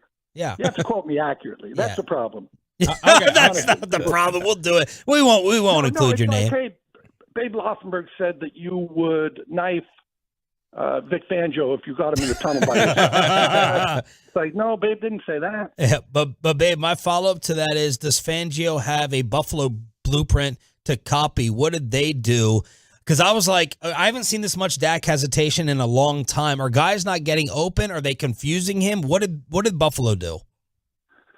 Yeah, I mean, there weren't a lot of guys running free. And you always look at it and say, gosh, if we had had this play, would that game have changed a little? And the second play of the game, Dax got Brandon Cooks on a post. And I always say, when you're throwing the ball 60 yards downfield, it's not a gimme. So people are like, oh, he missed Brandon Cooks. It's like, well, the ball literally was in the air for 60 yards. And it's not like throwing a hook route or a hitch route or a smoke screen. But if they hit that, does that change that game a little bit right off the bat? And it might have. Obviously, he didn't hit it, and then the thing went downhill from there. But as to what they did, I don't think there's a true blueprint. What's funny is teams are always going to do what they do best and how they run their defense. If you're a shell team, you're not going to suddenly become a cover zero. We're going to go get blitz the quarterback and get after him.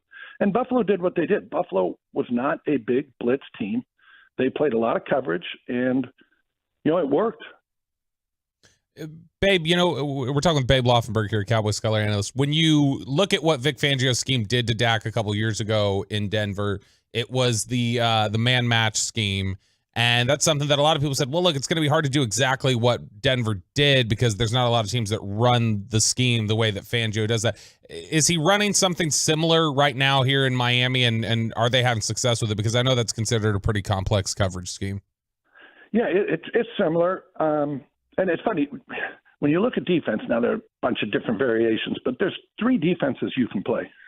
You can play zone, you can play man-to-man, and you can play, as you say, match man, which basically becomes man as they enter your zone or on the release of the receivers, however they go, if they're in a bunch formation or whatever. So there's not a lot you do other than that. And they did play all that match man, and the Cowboys couldn't beat them. Now, here's the thing, too. Obviously, that was Kellen Moore. It's still a similar offense, but McCarthy may approach it a little bit differently. Not to say that he wasn't in the meeting room when they were putting in a game plan against Denver that year, but he may have some things that he's got cooked up for Vic Fangio. And let me just tell you, if he tells you it's not personal, he's lying. Because nobody will say, yeah, I want to get after this guy. Of course. It's like the whole Belichick loves the Cowboys owner. I heard Florio talking, and they've got great.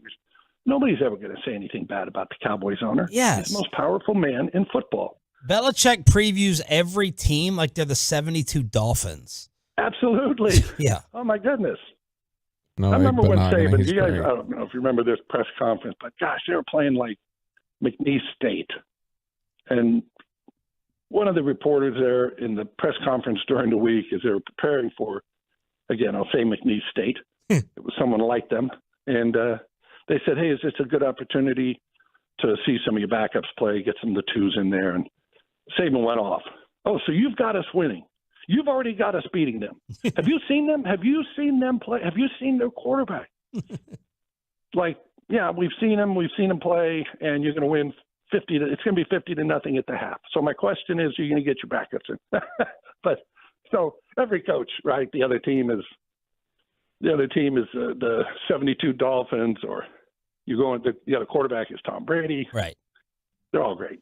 Fantastic. I understand that. Fantastic preview as always. We appreciate it. Have a great trip. Thank you. Get some sun. Okay. Happy holidays to you both. The great Babe Laufenberg. Thanks, babe. Brought to you by Johnson Fitness and Wellness Home Fitness Equipment Stores. The Dallas Mavericks, yeah, they lost last night, but they've already created a perfect holiday story. More evidence it could be falling apart in filthy. Final hour, Sean and Bobby next.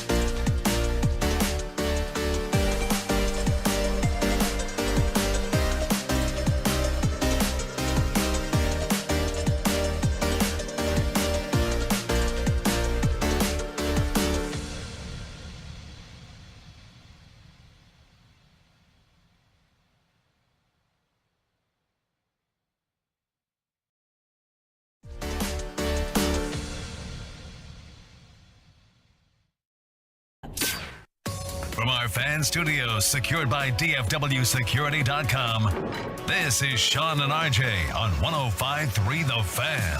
Dallas had all the momentum, and the Clippers didn't go away. Make it 9 straight for your LA Clippers. 121-11. They down the Dallas Mavericks. God, what an annoying call. Final hour, fist pump time, choo-choo noise, whatever Bobby Bell is doing live on the... deep, erotic breathing. Why? Because this is fist hour or your whatever. Men and Studs podcast or whatever you download. Spits and Studs. Spits and Studs. Texas William just made a classic GIF and GIF. All the Tolos are sending us their Odyssey minutes listened to. He'll never live that down. Thank you for being a Tolo. That stands for Turn It On, Leave It On. Sean Sharif alongside our Cowboys insider, Bobby Bell. Yep. Shout out to Alton Dunn, who just tagged me on Facebook. 26,514 minutes as a first-year listener. Because, Wow. I know that Alton recently, like several people I've run into in the last year or so, has made a switch to our station. And he is, in his first year, racked up 26,000 minutes on the app. Javier, 67,000 minutes. London with 32K. My boy Trey Evans, 16.7. Come on, Trey, pick it up. Jordan with 33.8. Tony with 23.5. We got Goodlow. Uh-oh. Uh-oh, what? We got the 1 seed. Oh, do we? We got the 1 seed. Good Low H2, 150,296 minutes on the Odyssey app. 150K. Wow. Imro with 30,271. P-Dub with 9,500. Michael is on here with 24,000. But that's six figures so far. Tony's got 96,167. That's Tony A. Dang. Thank y'all. You all are the best. Best show listeners, station listeners in DFW. The LA Clippers are on fire. They win their 9th straight last night. They get all the bench scoring. Kawhi Leonard ends up being the star of the game. They did not have Paul George. And, of course, the Mavericks continue to miss Derek Lively and Kyrie Irving. Yeah, that's the biggest thing right now is Derek Lively, Kyrie Irving. They're also, as we've talked about, clearly missing with Josh Green and Maxi Kleba. The Maxi Kleba thing is such a mystery.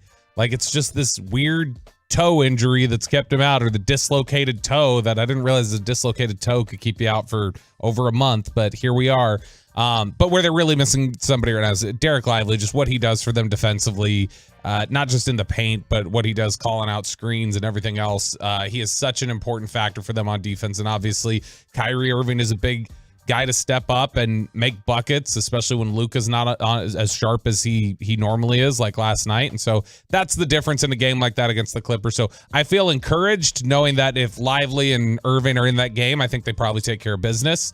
But ultimately just fall a little short. It was a valiant effort in the comeback. Let's get to this awesome story with Dorian Finney-Smith. Yeah, so this is such a cool note and fantastic job by the Mavericks and Mark Cuban.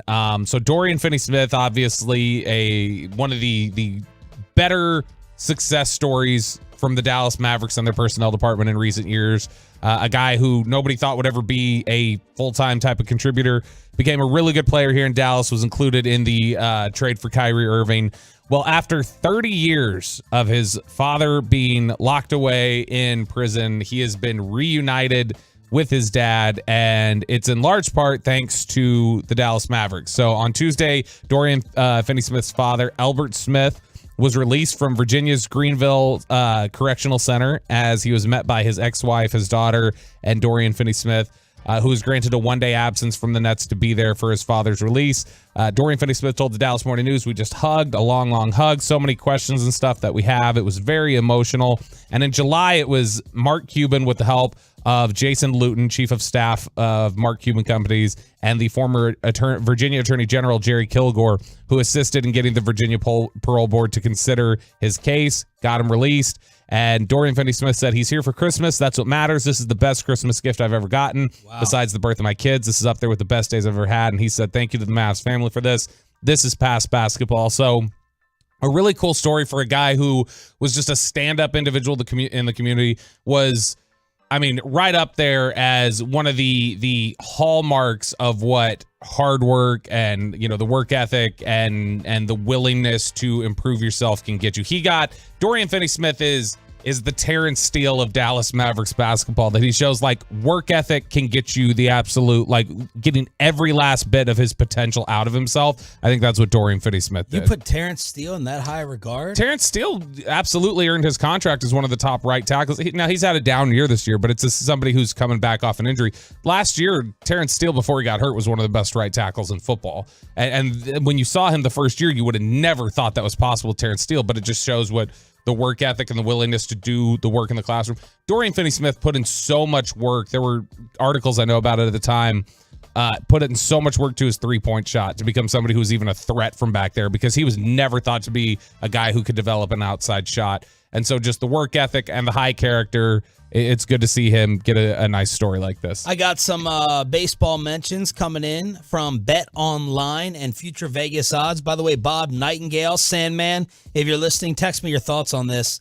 Bob Nightingale reporting that the Rangers may turn it up a little bit for Jordan Montgomery after all the injuries and the status of their starting rotation. Yeah, because what is their rotation right now? It's Evaldi and Stuff.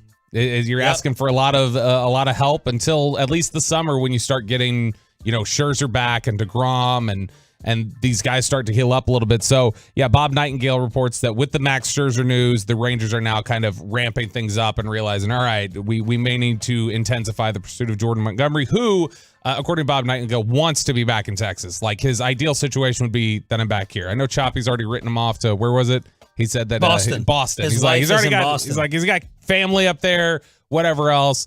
But no, apparently Jordan Montgomery would prefer to be back in Texas if he can make that work. Who is the favorite to win the American League West next year in Vegas? Houston. It is Houston. Cowards. At 7-4. Then the Rangers at 3-2. Then the Mariners at 3-2.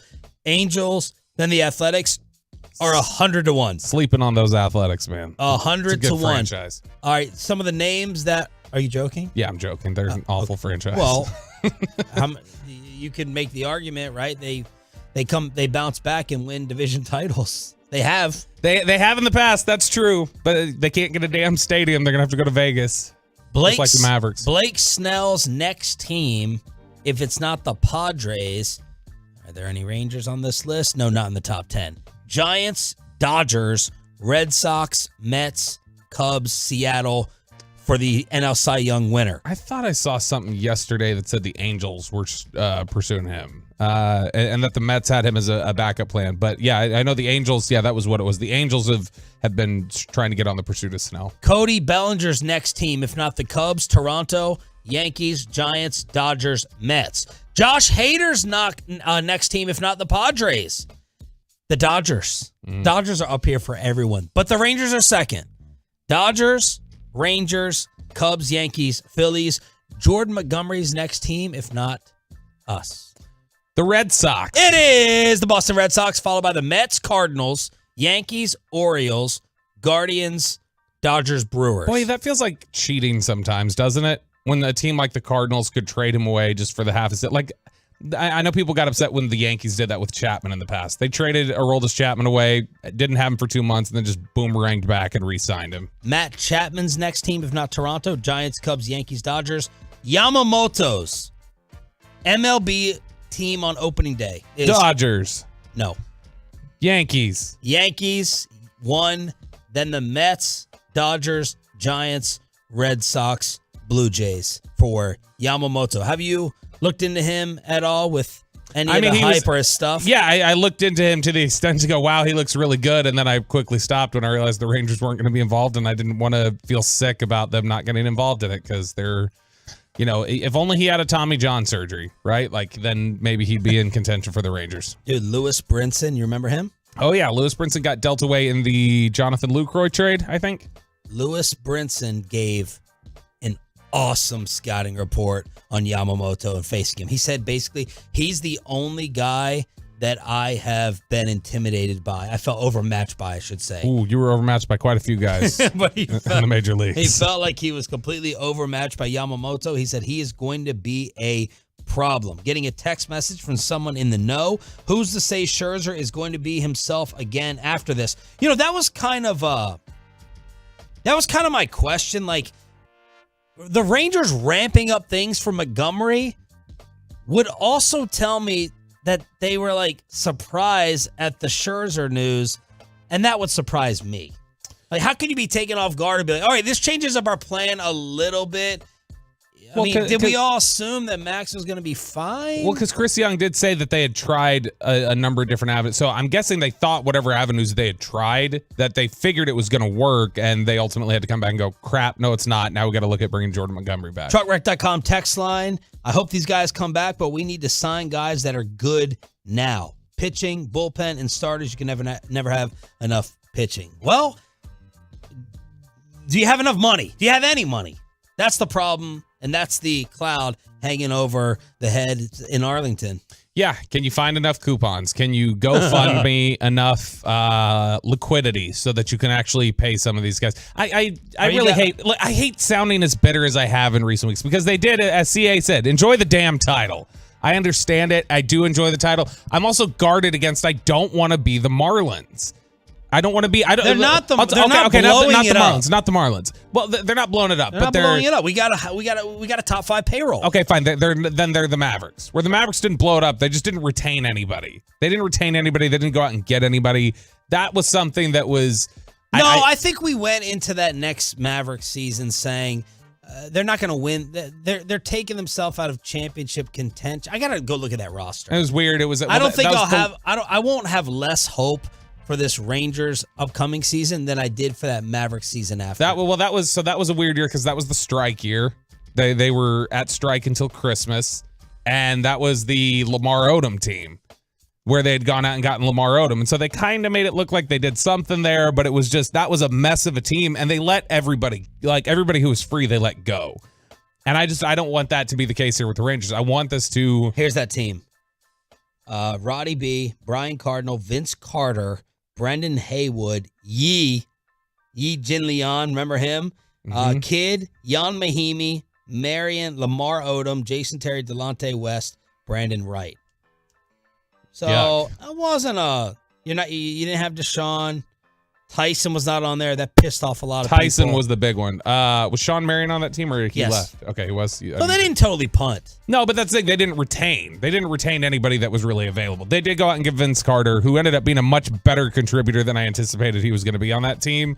But I don't want this to be something where they kind of say, hey, we can just run this back. You got to remember, as great of a run it was, you run that back 100 times, the Rangers are probably not winning the World Series most of those times. There was some good luck, some good fortune involved there, and I don't think you can just say we're good enough to just run it back and do this again. Let's talk about the guys that were missing for the Cowboys at practice yesterday as we get closer to Miami with Nick Eatman, DallasCowboys.com, next.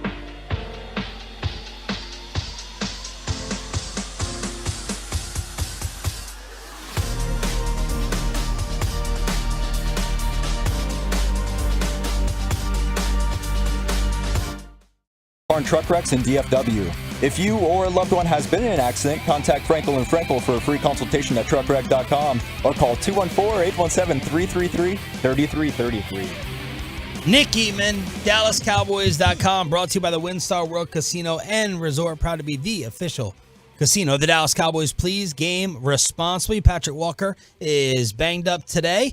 So here's Nick, fresh off dealing with Bobby last night. Patrick's getting the Tyron Smith rest day. That's what right. he's getting. We by the way, last night, Nick, that show we did with Larry Brown, Reggie Atatula sent me a shot from our fan text, since it was obviously simulcast on there. A lot of people enjoyed Larry Brown as a guest. Thought that was one of the better Cowboys crosstalks. Yeah, he really was good. I mean, he was good, and him and Nate had a lot to say. And you know, one thing I thought you did a really nice job of just letting him go, like letting him talk about the old days and stuff like that. And anytime you can hear stories about Dion, stories about Michael, Emmett, Troy, that stuff was really good. Do you ever hear a news story? Yeah. There was one. I mean, I'm trying to think because there were so many. But did you hear the Disney story? Had you heard the Disney story before? No, I actually hadn't heard that one. That was such a good story. So Larry Brown says the day before the Super Bowl, he walks into a conversation that Troy, Emmett, Dion, I think he said Jay Novacek were all having.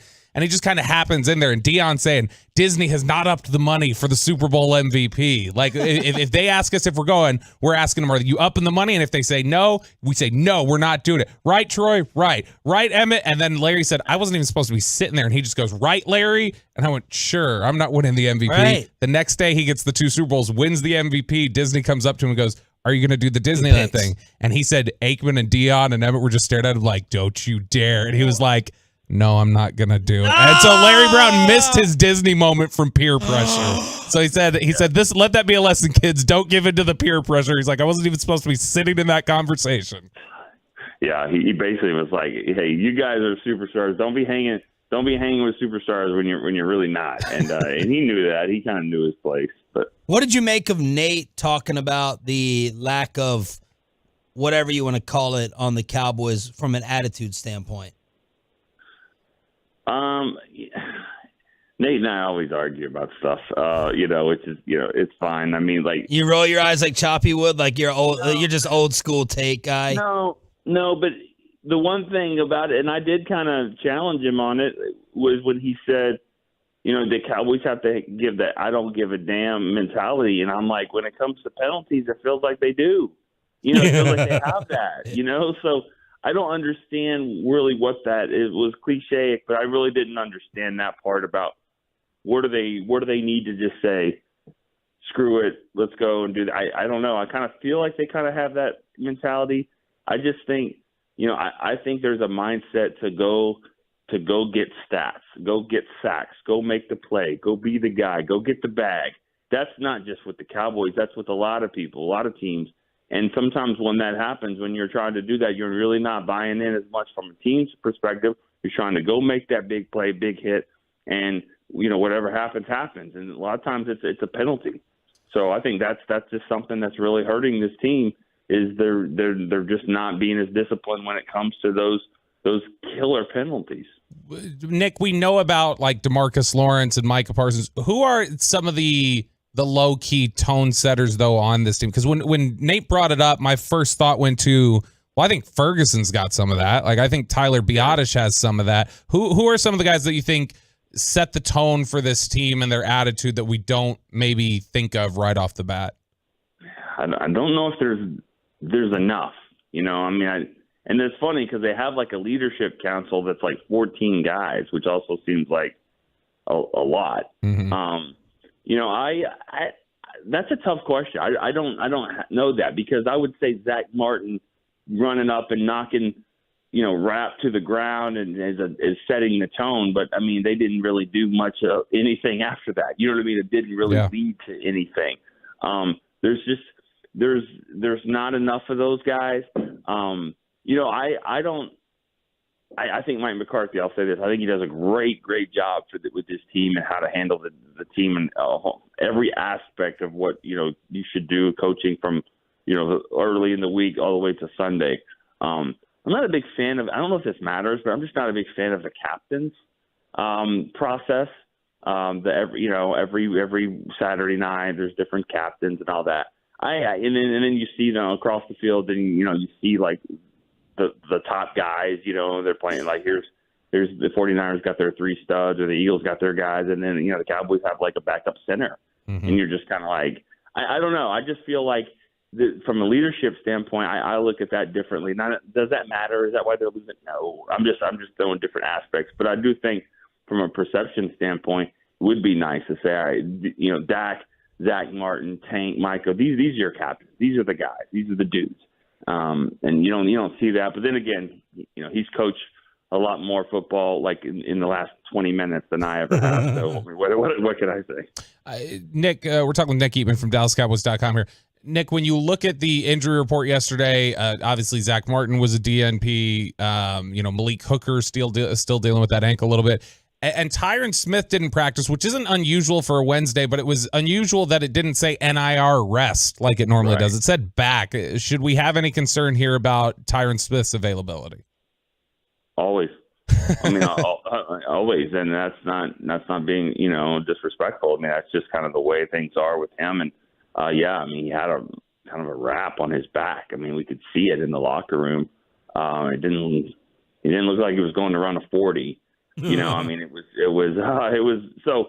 But then again, it's Wednesday. I mean, and it's also, the process of getting your body right, getting healthy. We'll see what happens today. It's always that Wednesday, Thursday, and and now he's missed some practice before. He is one of those guys that can miss practice and play. But we'd like to. It was a knee before. We'll see what your back's. If your back isn't going well, I mean, you can't really do any job. Football, basketball, any job, you're going to be laid out. So we'll see. Today's, I think, a big day to kind of see where we are on that. You were tweeting a lot about the Pro Bowl yesterday. You got any updates in the voting? Well, I was retweeting Trent Sieg. Does that not? I guess that doesn't count. Is a retweet different from a tweet? I guess. Well, I'm not tweeting about the Pro Bowl. Well, I was retweeting Trent Sieg, and he's. I mean, I don't know if you've seen some of these videos, but he's trying to take a little, trying to be proactive with his specialist. With Aubrey, he does all these different videos and changes the faces and stuff like that. It's pretty hilarious. I don't know if you've seen it, but Trent Sieg's trying to make a push for the long snapper in the Pro Bowl, but also for Aubrey and Anger and all that, just having fun, a little bit. So.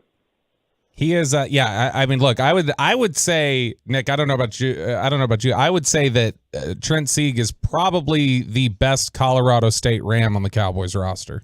Come on now. Come on. I mean, I said no. I said I don't know about you. It's just my own.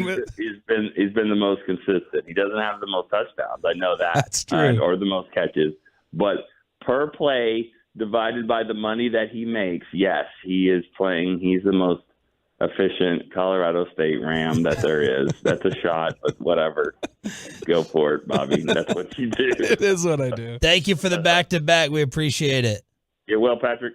Get well, Patrick Walker. The Tyron Smith Day off. He'll be on with us tomorrow. Nick Eatman, brought to you by the Windstar World Casino and Resort. Please game responsibly. Is that unfair? Is that an unfair joke to throw at Michael Gallup?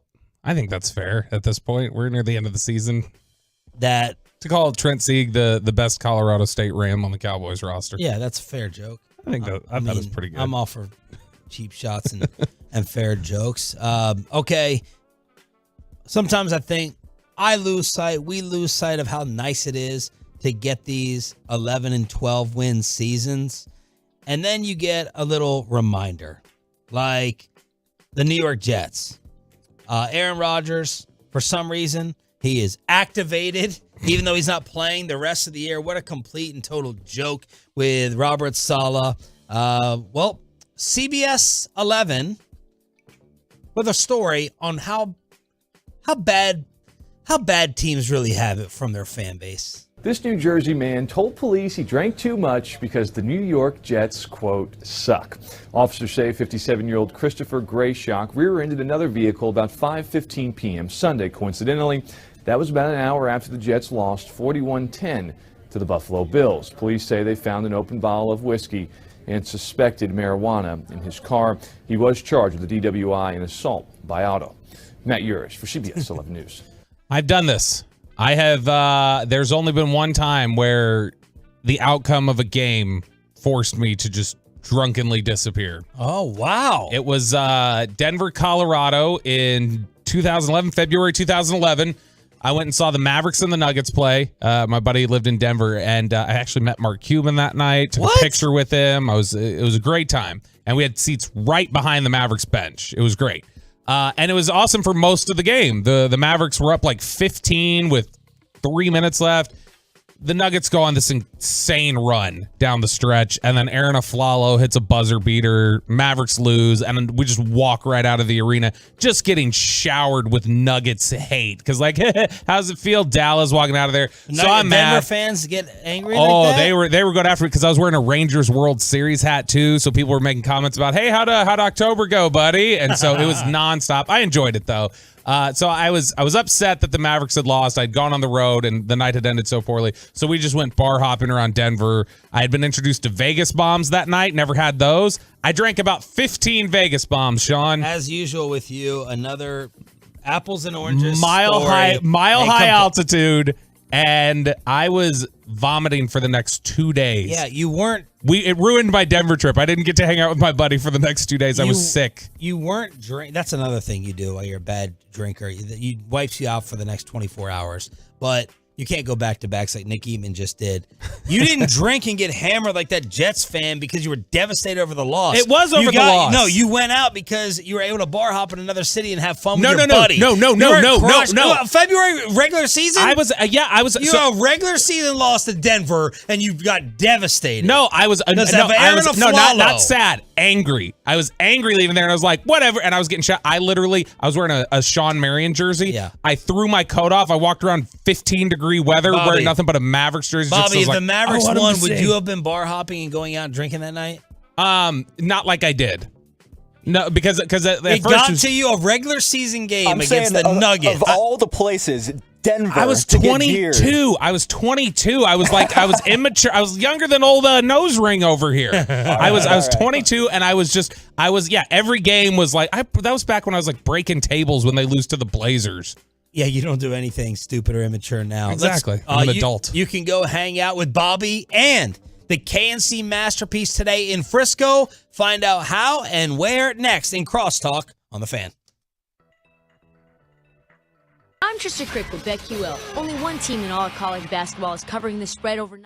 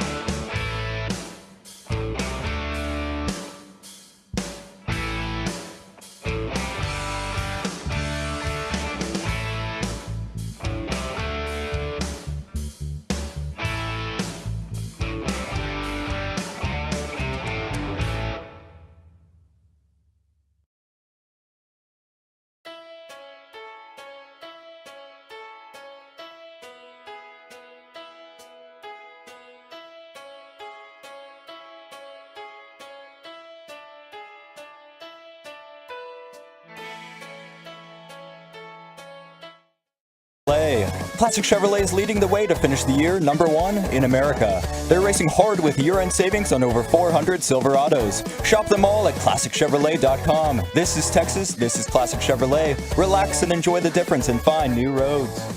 Glad that Kevin Hagelin and I are the only ones here. He's right here. He's working on it. On the fan cam. Bobby, where's your camera?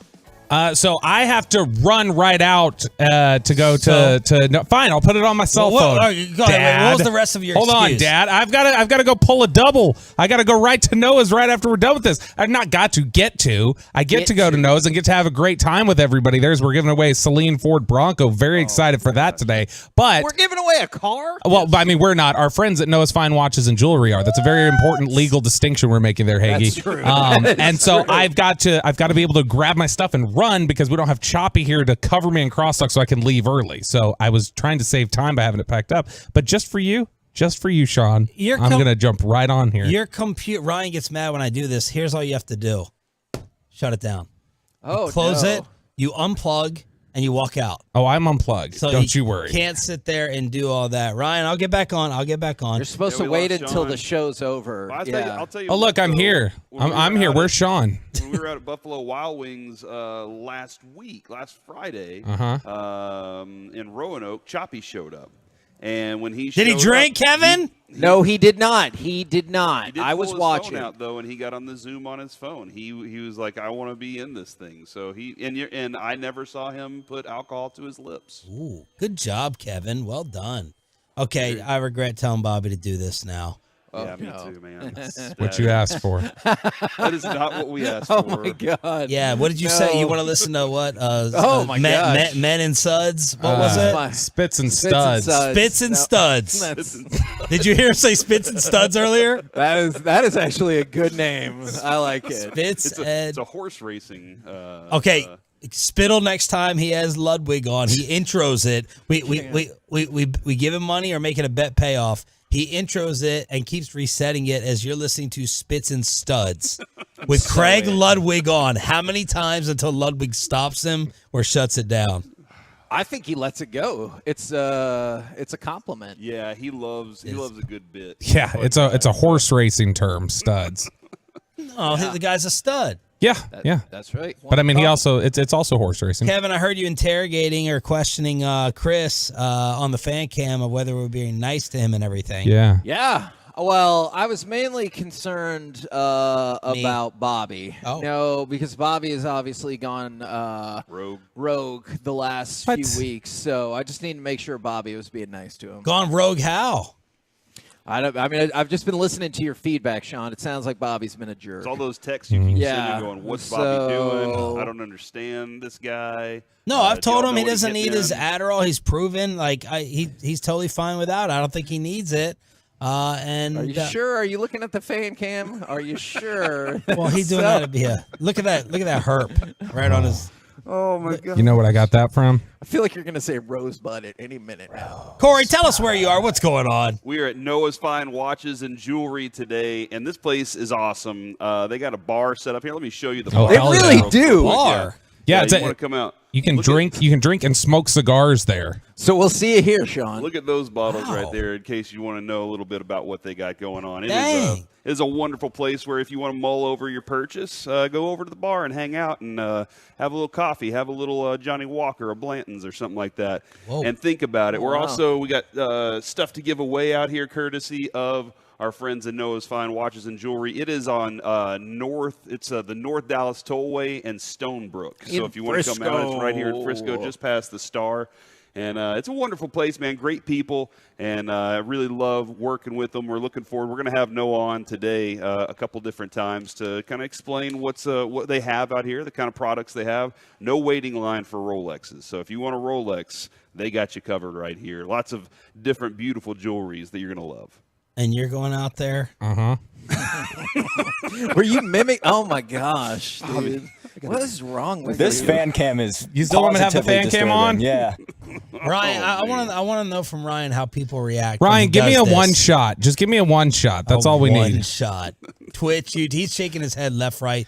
I don't. Is this like? Will YouTube shut this down? What you're doing right now? I feel like they nudity. should. Yeah, I feel like they should. This is too suggestive. Yeah. Corey, give us some topics, please.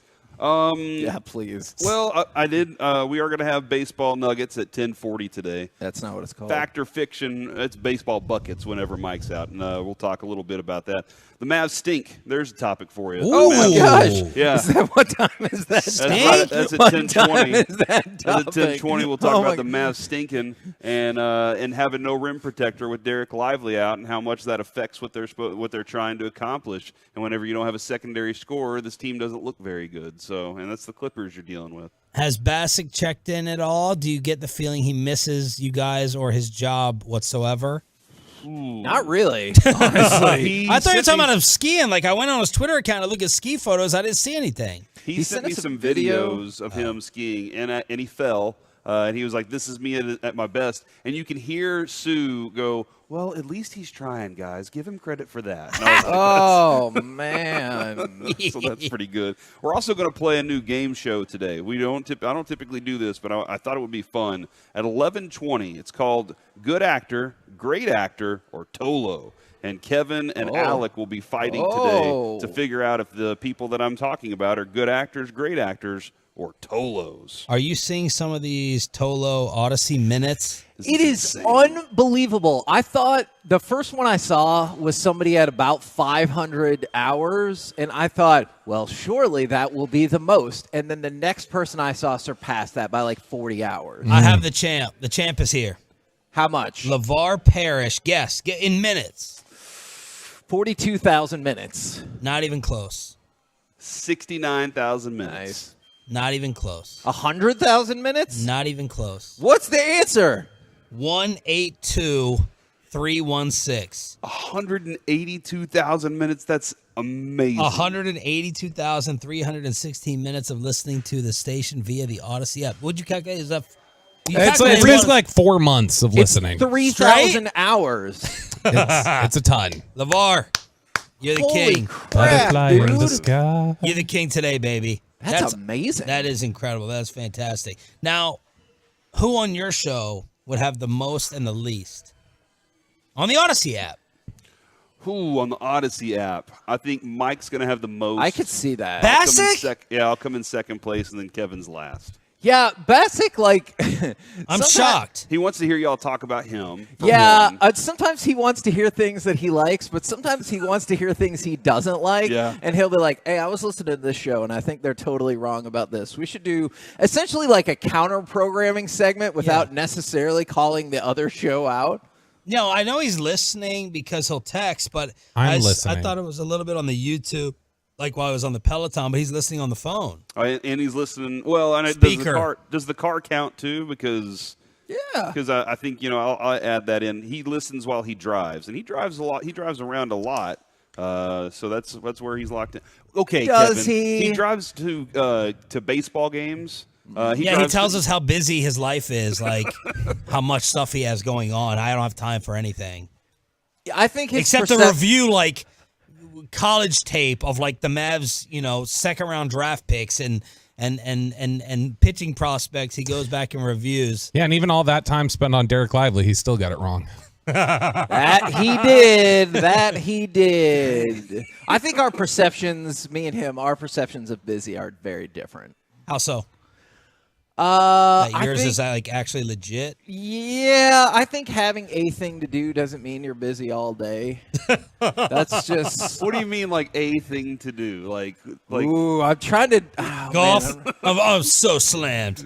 I got golf today. I'm trying to decide. Like, let's say he's not listening on the Odyssey app on the He's slopes. trying to figure out how to fit his leisure time into. Yeah, and like around let's what say he's- you had to take your kids to the dentist and you were mad about it because you were going to get in the hot tub instead. Does that mean you were busy or you were just being a parent? I thought that was like a off air. Man, That's a theoretical. I got killed recently on the Fantex when I just was using it as like short hand. I just said something like I had babysitting duty, talking about having to watch my kids. That's your kid. Oh You're my not gosh, they babysitting. lost their mind. That's your kid. Do you I know get it's my worked up over kid, that but- too, saying it's babysitting? Yeah, I do not approve of that saying. You don't even care. Like it's like saying like I'm like it's like saying I'm Ubering somebody just because they're riding into my car. I'm not legitimately Ubering, just like I'm not legitimately babysitting. It's just a term. What about I got the kids tonight? Is that offensive? Sure. Well, don't you really have them every day?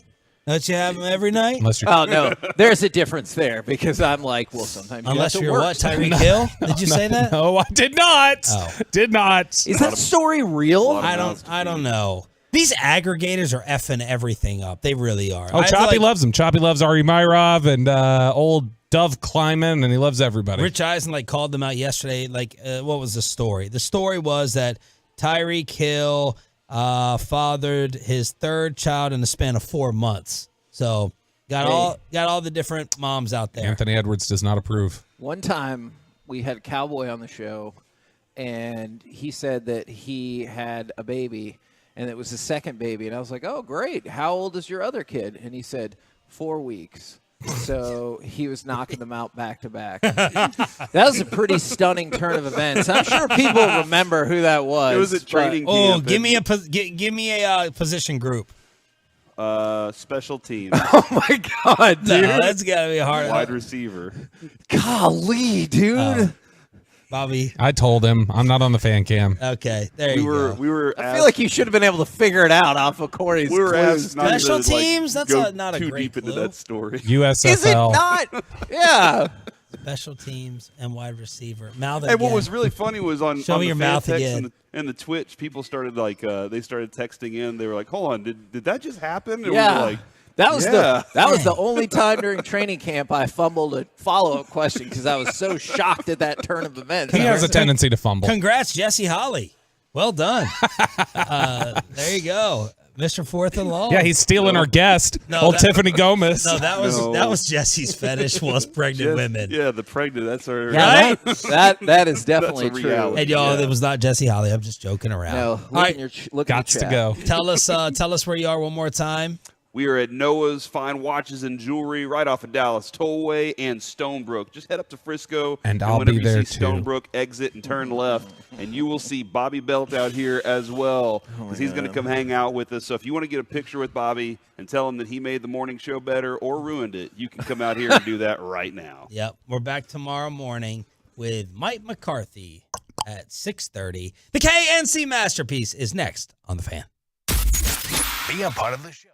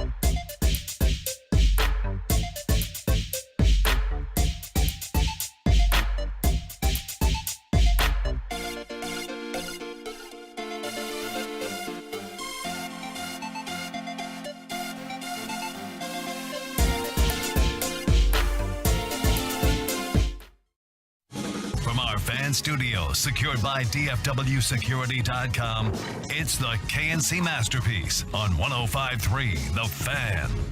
KNC Masterpiece right here on 105.3 The Fan as we are live from Noah's Fine Watches and Jewelry in Frisco.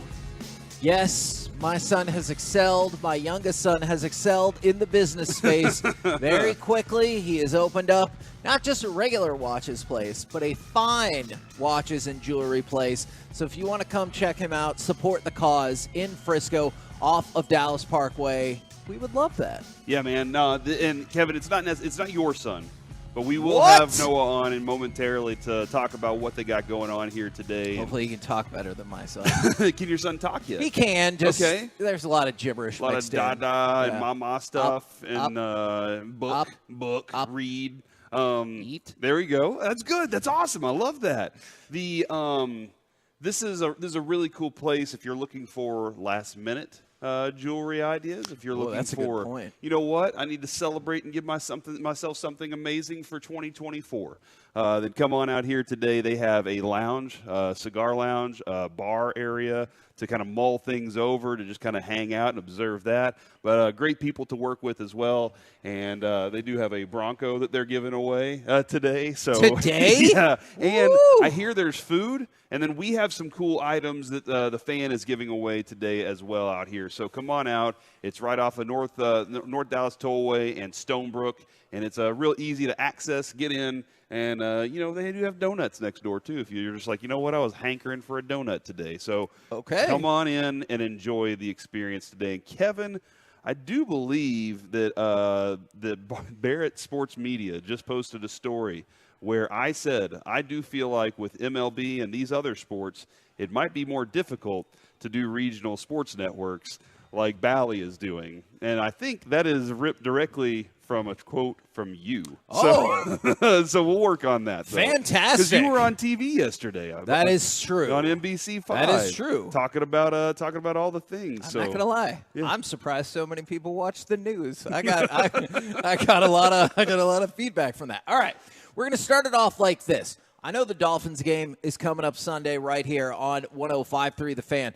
So we could talk about the Dolphins game, of course, but I wanted to put the people to the test. Maybe put you to the test, Corey. All right.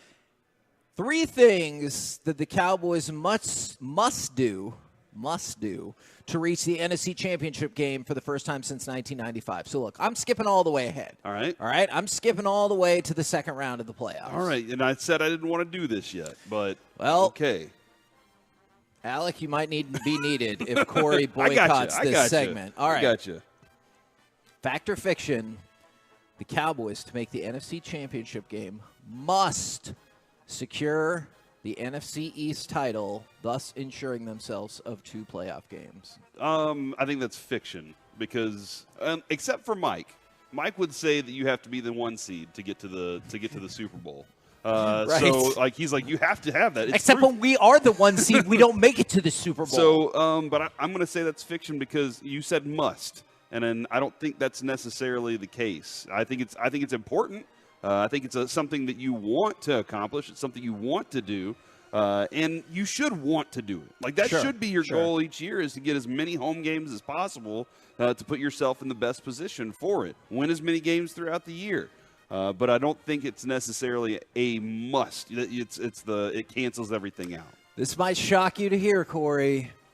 I agree with you. Also fiction. One of the reasons being is I still think, and I feel like we're pretty much all in agreement, you're still going to play the game. But if you have to go to San Francisco in the second round, I am exceedingly concerned about that. However, with what you've seen from the Eagles or, hell, even the Lions, I absolutely believe you could see playoff upsets in the first round that would facilitate the Cowboys going to Detroit or going to Philadelphia. And if that's the case, I do believe that they can win those games. The other thing, I will say this. I don't love hearing Jerry Jones reference the New York Giants and their wild card run to the Super Bowl. Right. Because, that's a very rare occasion that happens. But it is a reality that it did happen before.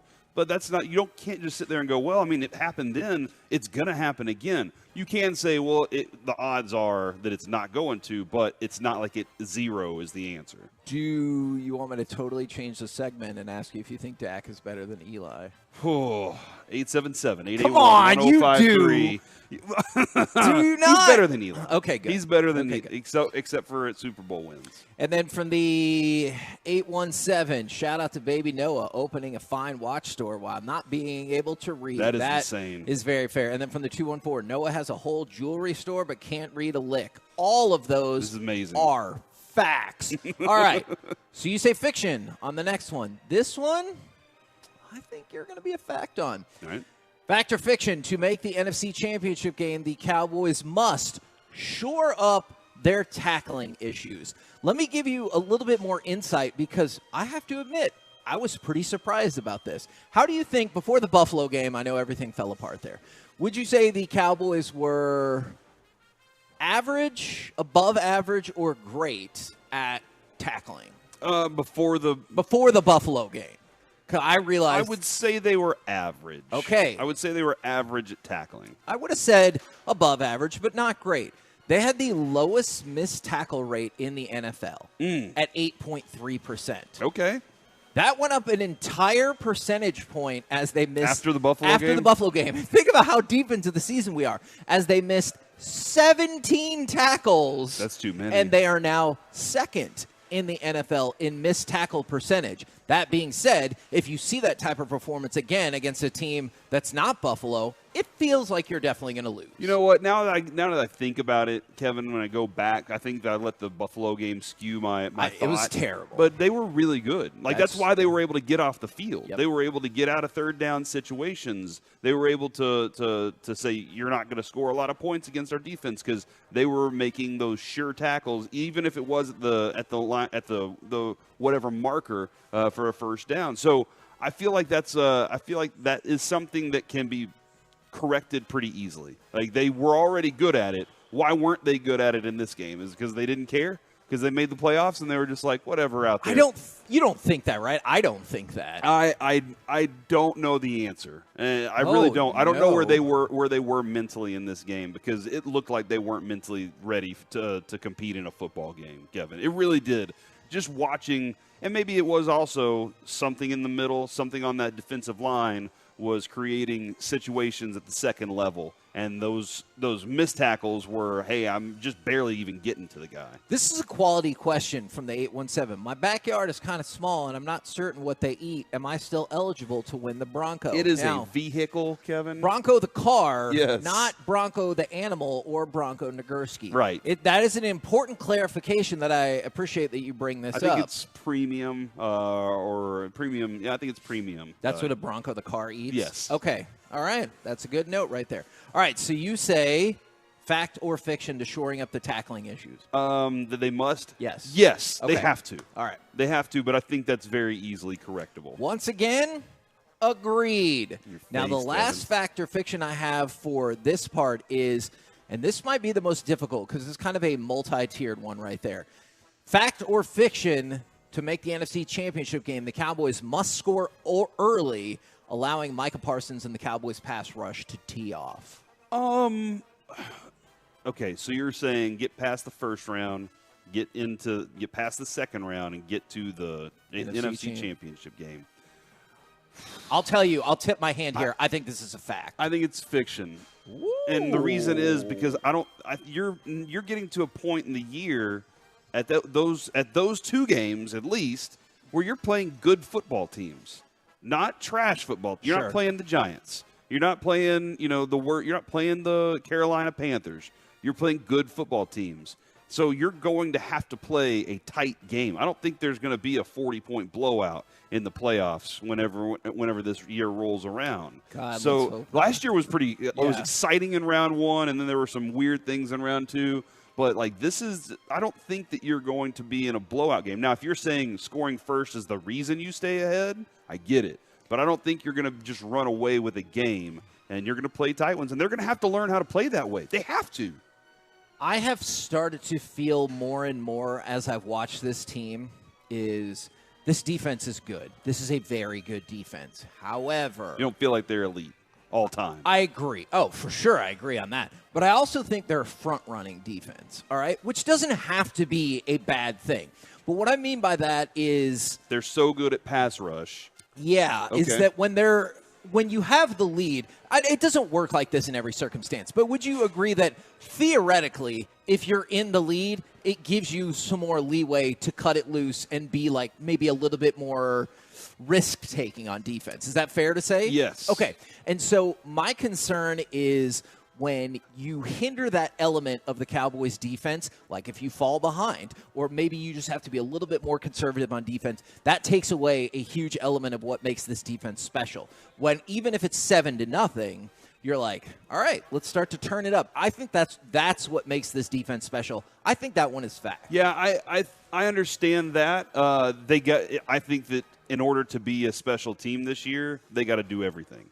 The defense is going to have to. Micah's going to have to stop looking uncomfortable whenever people are around him. And that's what like hey, one-on-one, triple team, I got you as long as I'm going towards the quarterback. But whenever it's time to go make a play in the run game, I'll let those guys do it. You can't do that. You can't be that guy. You've got to be the dude that's saying, I'm flying all over the place. I'm Superman on the field today. And that's something that I didn't see in the Buffalo game. And so that's where I see what you're saying. But I think that at some point they got to get past we're good at this and say, what are we not good at? Let's fix that before we get to the playoffs. Man, you would think that would have been hammered home this week especially because you're going up against a team that, hey, guess what? Spoiler, they can run the ball just fine. Yeah.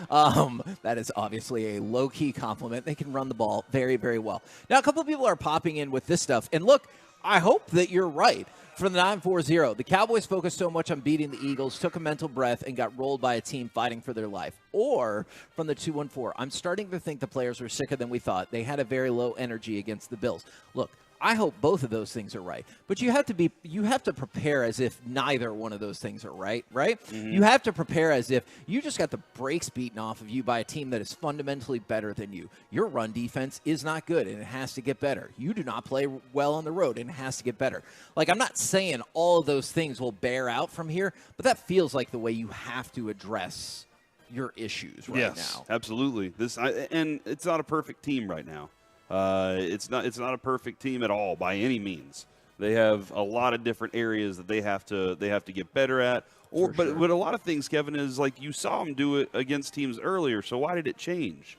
What did change? Is it just because Jonathan Hankins is out? That's a big factor. I'm not going to lie. That is a big factor. He's the MVP of the NFL. No, he's not. Yeah, no, he's not. He's the guy now. But, I will say they didn't have a backup for Van Der Esch that was sturdy. Sure. I think they failed in that respect of not having somebody that could replace him. And that's a huge factor because he filled gaps. He's big, strong. He takes that on. And now you're going to safeties, and that's where it's like, okay, you're doing the best you can with this situation, but is it ideal, and is it going to work whenever other teams that you match up against have something that can defeat it? And that's a big problem for this team right now. From the 682, my 3 simple things: score more points, get less penalties, and have a good time. I agree with the first 2. I think if you win, you'll inherently have a good time. So I would just replace number 3 with winning, and then you'll be like, what a great time. Scoring points is important, I too. agree. Having less penalties is a huge part. I probably should have thrown that in there as one of the other options is like, well, okay, let's add that as a 4th. Do you think to make the NFC Championship game, the Dallas Cowboys have to commit less penalties? Fewer penalties, pardon me. That's details to me. So whenever you're talking about that, yes, they have to be far better at paying attention to and executing the details of the game. You can't control it though at the refs, just like 31 straight quarters of no calls for Micah. So yeah, less penalties would be great, Kevin. Right. It's an uncontrollable, except for, I guess, as Jerry said yesterday, just put yourself in the position to not have that happen. Don't reach. Don't grab onto somebody. Have your footwork in line. Have all those things in place so you don't have to be in a position to make a bad play. Still to this day, I think one of the most absurd penalties is when you dominate the person so much in front of you that they go to the ground. That you land on top of them? Oh, that's true. That's an absurd one. But when you dominate the lineman so much in front of you that they go to the ground and you're like, that's a penalty. That's holding. You're What? like, because I was too awesome. I hit him so hard, and now he fell, and I fell on top of him, and now it's holding. Yeah, I am not a fan of that ridiculous. penalty whatsoever. We're the KNC Masterpiece right here on 105.3 The Fan. We're live from Noah's Fine Watches and Jewelry in Frisco. Coming up next, let's try to talk a little Mavs Clippers, but we will also talk with our Dallas Cowboys insider, Mickey Spagnola. All of it coming at you next right here on The Fan.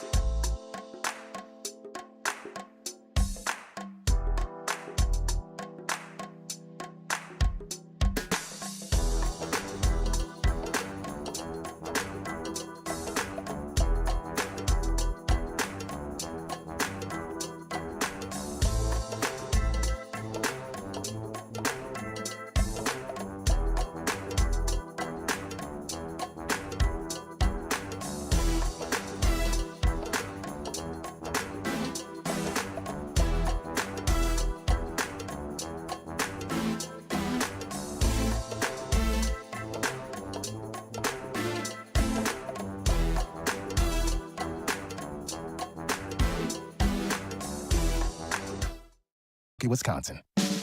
This segment of the KNC Masterpiece is brought to you by state-of-the-art weight loss and the personal injury lawyers Frankel and Frankel. Life is unpredictable. Accidents happen. Frankel and Frankel are the go-to attorneys for car and truck wrecks in DFW. If you or a loved one has been in an accident, contact Frankel and Frankel for a free consultation at truckwreck.com or call 214-333-3333. KNC Masterpiece back here on 105 through the Fan. We're live from Noah's Fine Watches and Jewelry in Frisco, where they will be giving away a Ford today. Yep. Whew, that is amazing. By the way, they also have some hoodies to give away out on our 105.3 The Fan table. And these hoodies are the most comfortable hoodie I've ever worn in my life. Or softest inside. What's up? If you win one of those boxes of Godiva chocolates, we can negotiate. Are you trying to trade? Yes, Are you trying to trade I chocolates am. that you don't own for a hoodie that you have? That's right. It's awesome. Possession is 9/10 of the law. My wife stole it, and then my kids stole the other one that I had, so they replaced it for me. I really appreciate that. Right now, brought to you by Ford and your North Texas Ford dealers, the man who steals our heart every single day. It is Dallas Cowboys insider Mickey Spagnola. Good morning, sir. Not sure what I'm supposed to think about that.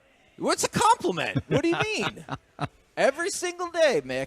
Now, so I got a question for you is, and I know these are just like specific plays or specific players, and probably every team in the league feels this way, is the DK Metcalf touchdown or Rondale Moore, Keenan Allen. Is there any concern that speed players give the Cowboys defense issues? Because clearly this Miami team, with Tyreek or without, has a lot of speed on it. Yeah, I think that would be the first thing you're worried about having to play this team, the amount of speed they do have. And the key thing is don't let them get into the open field. Yeah. If you remember it was the Rondale Moore touchdown, right? 40, yes, it was. 42 yards untouched. Yep. Now, it has a lot to do with speed, but it also has a lot to do with he just went around the edge and no one was there. Right. If I remember correctly. Right. Yeah. And, same thing that was happening in the Buffalo game. They were getting on the edge. So, speed's a worry, but also making sure you're setting the edge against the run. Can't crash inside all the time. Think I'm going after the quarterback. You got to respect the run, and I think that's one of the things they've had problem with the run. And then with a guy like Tyreek Hill, you just can't let him get off the line of scrimmage. Now, I know they use a lot of motion and probably, keep him in motion coming out of the slot, so you really can't keep your hands on him. But when he comes out, you got to get your hands on him within those first 5 yards and not let them have a free release. And I think that's got to be one thing that they're preaching to them this week.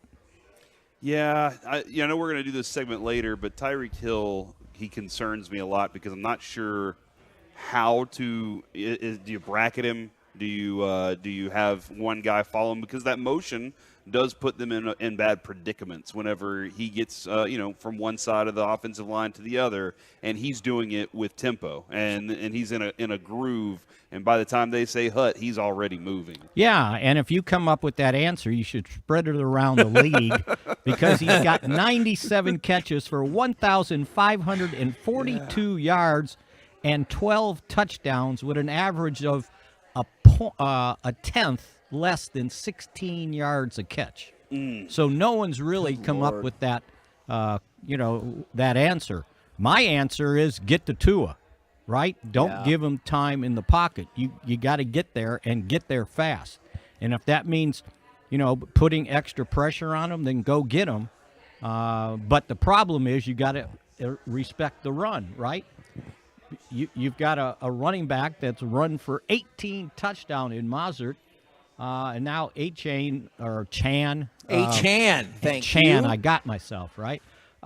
He's got 7 rushing touchdowns. So, then, there's no secret to why they're 10-4. They've done a nice job of scoring points. You just got to score with them. And I think that's one of the things that you have to make sure takes place.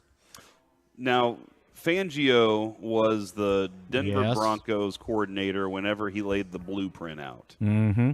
And he is also with this team now. Does he still have the blueprint, or did he leave it in Denver? Well, blueprint and personnel. Because sometimes you got to have the personnel to implement the blueprint, right? Yep. Yes. And I don't know that he has that. The same type of players, but they've won 10 games, so there needs to be concern about what he did to the Cowboys last time. But it's not much different than what took place this past week, right? That's true. You played a cover 2. I mean, people have been playing cover 2 for 50 years. So it's up to you. Because it works. Yeah. Yes, right? And if you can stop the run without overloading the front, right?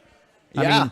I mean, go back to the 90s. Okay, play cover 2 against the Cowboys. Now, can you stop Emmett? Yeah. And they couldn't. So then they said, okay, well, we got to stop Emmett. Well, okay, fine. And now you're one-on-one with the receivers they had and the tight end, by the way. So, sometimes you got to pick your poison. But the deal is you better score yourself and score some points on this deal. Do you think that got lost from the Buffalo game? Is I know the defense didn't play particularly well, but the offense was not good at all either. No, you're right. And so when we saw 266 yards rushing, and then you overlook the fact that I think going into that last trash possession that they scored, the Cowboys only had like 64 yards rushing. Yeah, it was. I want to take a step back because you were talking about the offensive line. I wanted to get your insight on this Miami offensive line because I know they've had injuries, but they also don't give up a lot of pressures. Do you think that's a product of them being a good group, or Tua can get rid of the ball sometimes not in a good way really, really quickly? Yeah, either they've got a lot of depth on that offensive line because I went through it, and you're exactly right. They've got a lot of injuries that they had to cover during the season. And as a matter of fact, if you looked at their injury report from yesterday, 3/5 of the offensive line didn't practice. Wow. Both offensive tackles and their right guard, Robert Hunt. So yeah, they've had some problems, but I think Tua, somewhat elusive, and he's did a nice job. And when you're running the ball the way they are, that certainly helps your offensive line from a pass blocking situation, right? You still got to be able to run block, but yeah, from a pass block situation, they've done a really, really good job. And maybe when you have fast receivers, you get rid of the ball faster. They get open quicker, maybe. I don't know. You would have to watch their games to really understand all that. Or you could just watch the in-season Hard Knocks, and I'm sure that's where you get all the information. Yeah. Has Mike McCarthy done that, Mickey? I would say no. Oh, okay. And that feels like a press conference question to ask. He would say no also, by the way. That's disappointing. And I it's think entertaining. Somebody asked Gilmore that, and he goes, what are you talking about? And they said, Hard Knocks. And he goes, they're on it? And so the assumption was he had no idea that was we got even film to taking watch. place. Look, which is fair, because I don't think Tyreek Hill's sitting down and being like, man, I can't believe the league hasn't figured out if you just jam me at the line, that'll really throw. Right. Like, I don't anticipate that type of information coming out from there. Or do you think, I mean, the Cowboys aren't on any Hard Knocks or so, but you think guys are staying up late to watch the Cowboys to figure out how to cover CeeDee Lamb? No, but They're using the cut-ups, right? When they get to practice. So there is one thing I do want to know. I believe it came from Hard Knocks, or maybe it was from one of his pressers. Is Mike McDaniel? Got it. Said, if anybody asks you about I'm with you. I saw that. I broke out laughing. Okay. Has any player ever told you to respectfully shut the F up. Respectfully. Respectfully. I don't 'Cause he think- said respectfully twice. I don't know if a coach has ever said that, but I'm assuming you guys have already talked about it, so we don't need to explain what happened. Yeah, okay. And just Because real I quick- thought of you this morning when I heard you talking about the long-term stretch and all that stuff. And I'm look, going, hey, Mike McDaniel was talking to that's you, fine. to Kevin. That's fine.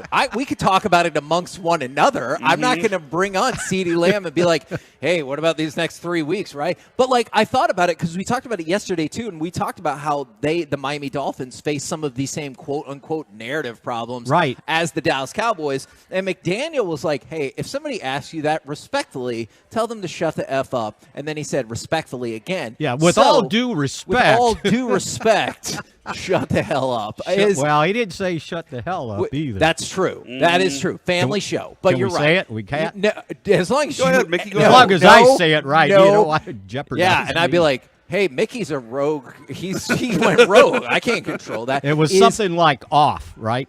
Exactly. He said F. Surely you have had players who have said that to you before, right? I don't believe so. Now, Bill Parcells once didn't like my question, and he told me I wasn't supposed to be effing asked that question. Oh, really? Do you remember what the At that question point? was? Oh, yeah. Larry Allen wasn't practicing one day in training camp, and he would talk after the first practice, right? So this was the second practice. Right. And he would just walk off by himself, right? And so I figured, well, you know, we're kind of getting along okay. I sided up to him and asked him if he was mad that, you know, Larry suddenly wasn't practicing, didn't really have an injury. And he kept walking, and so I asked again. I said, so you upset about it? And he turned to me and said, you're not supposed to asking me these questions now. And he stomped off, and I said, oh, okay. But then the next day, he had to walk by me into the press conference, and he looks at me, and he goes, there's the nose. And I go, what's that supposed to mean? I didn't know if it was a physical insult or what. And he goes, you're always nosing in everybody's business. Sure. And I said, Bill, I said, that's what I get paid to do, to find out stuff. And after that, we got along famously. Because he liked that you push back a little bit, right? Yeah, because he would crush people. And if you didn't talk back to him, or not talk back, but, you know, respond, he had you, right? So you had to respond to him. But, yeah, he sort of kind of, I don't know if that's called cussing me out, but he used the F word. Yeah, I think it's okay. You know, Mickey, he that happened with me once. I've told this story before. You and I went to go. They had a guy that was trying out for the Desperados, Wyndham or something like that, and Parcells had drafted him, and that he was kind of trying out. And you and I just kind of went to watch, and Bill was sitting there, and you said, "What are you doing here?" And he was like, I'm watching this guy. I drafted him. And he goes, don't write that. And so in my story, I had found through looking in the media guides that he had been drafted by the Patriots in that year. And Parcells stopped me in the hallway and said, I thought I told you not to write that. And I said, it was in the media guide. And he goes, well, I can't hate you for doing your job, and walked off. There you go. See there? Very good. Yeah. Outstanding. Appreciate it very much, good sir. We will catch you again tomorrow. I'll be here. See ya. There you go. Mickey Spagnola from DallasCowboys.com. Beloved by people. Someone decidedly not beloved by people. He is beloved. Is Corey Majors. Oh, and my that's God. why we brought on Bobby Belt to help balance out He is beloved. the likability. I said Corey is beloved. Ooh, that's not. If you love Corey, text I in love right Corey. now. If you don't love Corey, don't text in. And if you don't love Corey, you then probably love me. But I think that the The pie section inverse that is dislike, true? I think the inverse is true, and the inverse is probably a much larger piece of the pie. Sure, I can read the fan text. I got what you're saying. We all can. I've seen you get it going before. All right, so Bobby Belt joins the crew with us out at Noah's Fine Watches and Jewelry. Coming up next, Bobby showed up just for this segment, I feel like. It's Baseball Buckets with Corey Majors, where we can no longer trade Martin Perez. But we can get Jordan Montgomery back. Oh? Next.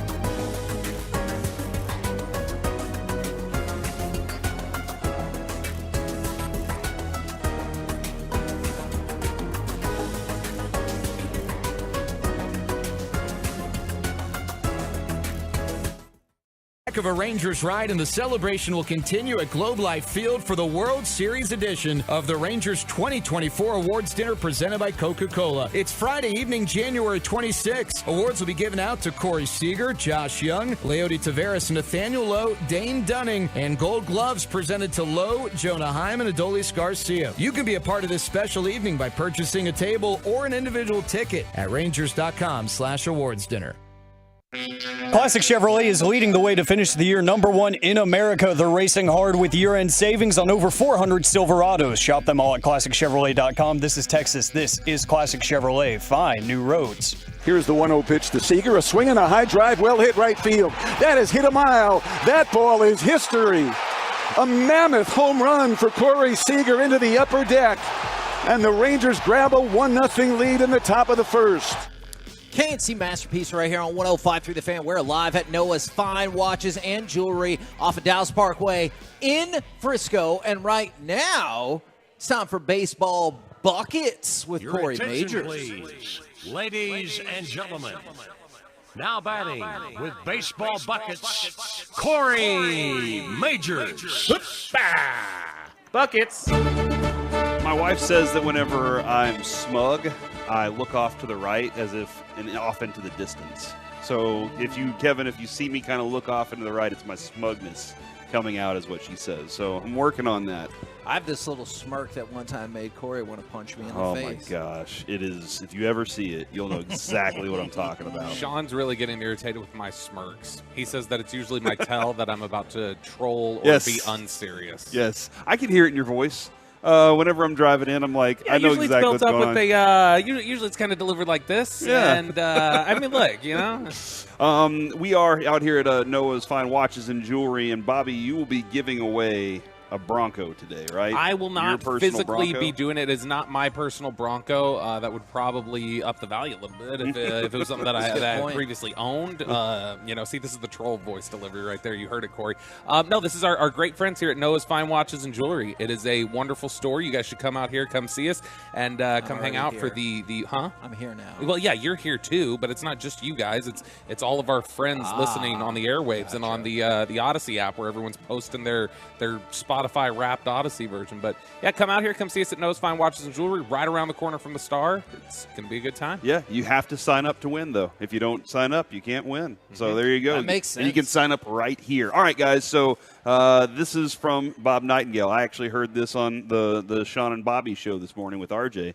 And now that the Rangers, now Max Scherzer's news is out, the Rangers are turning the heat up on Jordan Montgomery and trying to get him back because they're looking at their long-term season and going, how will we ever make it with Nate Eovaldi, who probably won't – let's be real here. He's probably not going to pitch a full slate of games this year. He'll pitch a lot. Eovaldi. Oh, yeah. The fact is when you're investing in old pitchers – or older pitchers, they're going to miss some time at some point. And if they don't, they're probably going to be gassed. Like that might have been the best thing for Eovaldi last season is to have a spell where he wasn't out so that he could be who he was at the end of the season. And that was, he was Superman at the end of the year. That's what he was for you. Absolutely. So Jordan Montgomery is a guy that you can trust to go out for 6 innings, maybe 7. Potentially he'll have an 8-inning shutout. But that's what you're getting is you're going to get innings out of him, and whenever the big game shows up, he's there for you too because he doesn't put a lot of strain and stress on his arm with the way that he throws his curveball. So I would anticipate the Rangers are trying to. It sounds like he does want to be with Texas, and it sounds like they also want him back. They just got to figure out the money on this, right? I would be a huge proponent of this. I was surprised all along the Rangers' take on this, and we've heard some stuff internally that surprised me even more about maybe how some folks project him in the future. He was a key component to your World Series run. I realize finances are complex with this team, but I would be all about him coming back. Obviously, it's not necessarily going to play out the exact same way, but the conversation around it feels so much like the Jalen Brunson talk when he was leaving Dallas, where it's like, well, is he ever, is this always kind of going to be what he's going to be? And did the Mavericks turn out being right about the Jalen they were Brunson wrong. thing? They were very wrong. They were painfully wrong. And it does just make you feel like I wouldn't want to limit anything. It's the same discussion, like I said, that was around Brunson, where even if you were right about Brunson and the projection, you went, okay, but it still holds value. Even if you have to pay a premium on it, like pay the premium and retain him, keep him here, have that comfort, have that reliability. It's the same question with Jordan Montgomery. Okay, even if that is what he is, what he's going to be, you need that. You could use that. Spend on it. Invest in it. His body type, he is a larger guy. Like he's a tall guy. He was lanky when he was younger.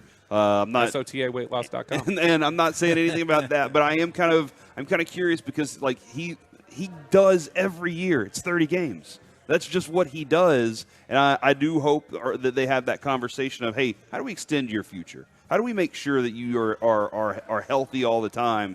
Are you at your best right now? Do you want something else? How do you want to grow with this team? And I think that's something they have to look at. Or maybe it's a one-year deal at a lot of money.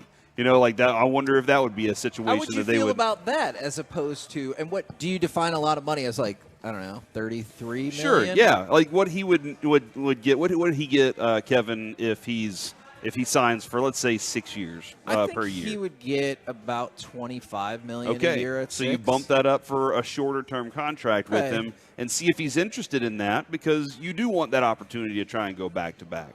But I don't know.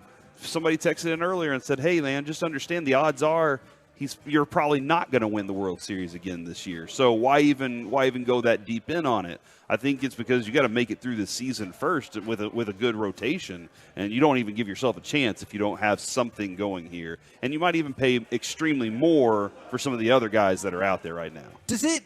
I want to just take a step back to something we were just talking about. Does it surprise you at all that this comes into focus because of another injury and not just hey, you're one of the key people that helped us win the World Series. We should keep you around. I realize, I say this all the time, you could not have won the World Series without Jordan Montgomery. I realize that's a group of more than one person. But it's been surprising to me all along that they're like, appreciate your service, see you on down the road. And maybe only now that injuries are coming into play, they're like, okay. I mean, that's the whole reason he was acquired, though, wasn't it? Like, I mean, you lost Jacob deGrom, and then you felt like we got to get another starter out of here at the deadline. And Did he not show you, like, the absolute top-notch performance that you're like, okay, this is a guy we could keep? I mean, is it analytics run amok a little bit? Is it the idea of, like, well, he doesn't do this, he doesn't do that? Because, I mean, what if he is you remember Trevor Cahill? Back in the day, the old Diamondbacks in Oakland. But, I mean, he was never a high strikeout guy. He was a weak contact, generate type of guy. What if he's just Trevor Cahill? Is that the worst thing in the world? I mean, it may be that an organization that's become as analytics heavy as Texas has may look at it and just say, you know, that doesn't fit what we want to do. That's not sustainable. The other thing, too, Kevin, is you did point out he showed you his best. Yes. And you always say, what about the worst? What's the worst case scenario? And that's the other thing is I'm trying to make sure I'm not getting trapped in the moment, because we say this all the time. You know this, Bobby. You don't pay for past performance. You pay for future performance. So I'm not here to give him a contract or a bonus because of how good he was. I guess I'm just thinking, man, this is like a guy that could be your number 2 starter, be your number 3 starter for the next 4 or 5 years. And you're like, great. I mean, look, he's a guy. He's a career. This is 7 years now. He's a career like what 3.6, 3.7 ERA guy. He's been really good. It's worked out well. But I do understand what you're talking about. One of my favorite bands, gentlemen, is a band called the 1975, and they have a line in one of their songs where they say, "Don't fall in love with the moment and think you're in love with the girl." Yeah, it may be a case of them saying like, "Look, we don't want to fall in love with the moment and think we love this pitcher." But you got to remember, like Mike said it at the time, that the last 6 weeks of the season, so 4 to 6 weeks, you can make an argument Jordan Montgomery was the best pitcher in baseball. I agree. Like he did that for you. If he can, if he can do that once, and he's shown a consistent body of work, I'll live with the swings of it all. My version of that analogy is when I was watching Bachelor in Paradise with my wife. I was like, sure, that's the best possible date you could go on. But don't get fooled. Do you really like this person, or do you like the amazing walk-on-water restaurant you're at? Oh, they walked on water? And then this one guy walked in the wrong part, and he fell into the water. It was hilarious. What if you like had a dating show where like you filmed them like the Bachelor people, but it's like, hey, the electricity's due, it's $200 this month, and you have $160 in your bank account, you don't get paid till 2 days from now, what are you going to do? I think that would be an interesting dating show. You go on a trip to like Arkansas, and you'll have to drive there, or you drive 18 hours together, and not everything's going to go well, and a raccoon might get in your car. How do y'all deal with that? Those are the things. Those are the realities we have to deal with. I'm also curious how that raccoon got into the car. Real quick, I did want to throw this out here. Yamamoto. I know, Bobby, you're out on Yamamoto because once you realize the Rangers weren't in, he doesn't. Yeah, he hasn't had Tommy John surgery. We're out on it. But here are the three factors, Kevin, that they're looking at. Risk factor number 1: he's never pitched in Major League Baseball. That's a big one. That is a very significant deal. Number 2, he's really short, or relatively short, they say. And a lot of times, we talk about the longer pitchers, the release points further out in front, all those different things. He's 5'10", 176 pounds. The dude has movement, though. But will that translate to the big league hitters? And then the last one, he is a pitcher. And, Kevin, the point is, when you're giving $300 million to a pitcher, pitchers are more likely to get hurt than hitters. Sure. And so that's a big concern there is the fact that he's a pitcher. You're going to spend all this money, and that's all he can do. And it's maybe every 5th day, if not 6th. So that's what you're dealing with that. I have to admit, it is pretty wild to me that somebody who's never pitched in Major League Baseball might get $300 million. Yeah. It's the track record of success, though. When you've gone out there and you've had Yu Darvish come over here, Shohei Ohtani, and they perform like they do, you start falling in love with the idea of what it could be. Do you then ignore all the people that were before them that did not do very well? Mm-hmm. Okay. Yep. Okay. That's exactly what we do. We only, like we said, we fall in love with the moment, Hagee. That's all I wanted to really know. We're the KNC Masterpiece right here on 105.3 The Fan. Coming up next, we're supposed to hear from Bobby's buddy, Dallas Cowboys head coach Mike McCarthy. But let's also talk about that Mavericks game and missing Derek Lively. All of it next, live from Noah's Fine Watches and Jewelry on 105.3 The Fan.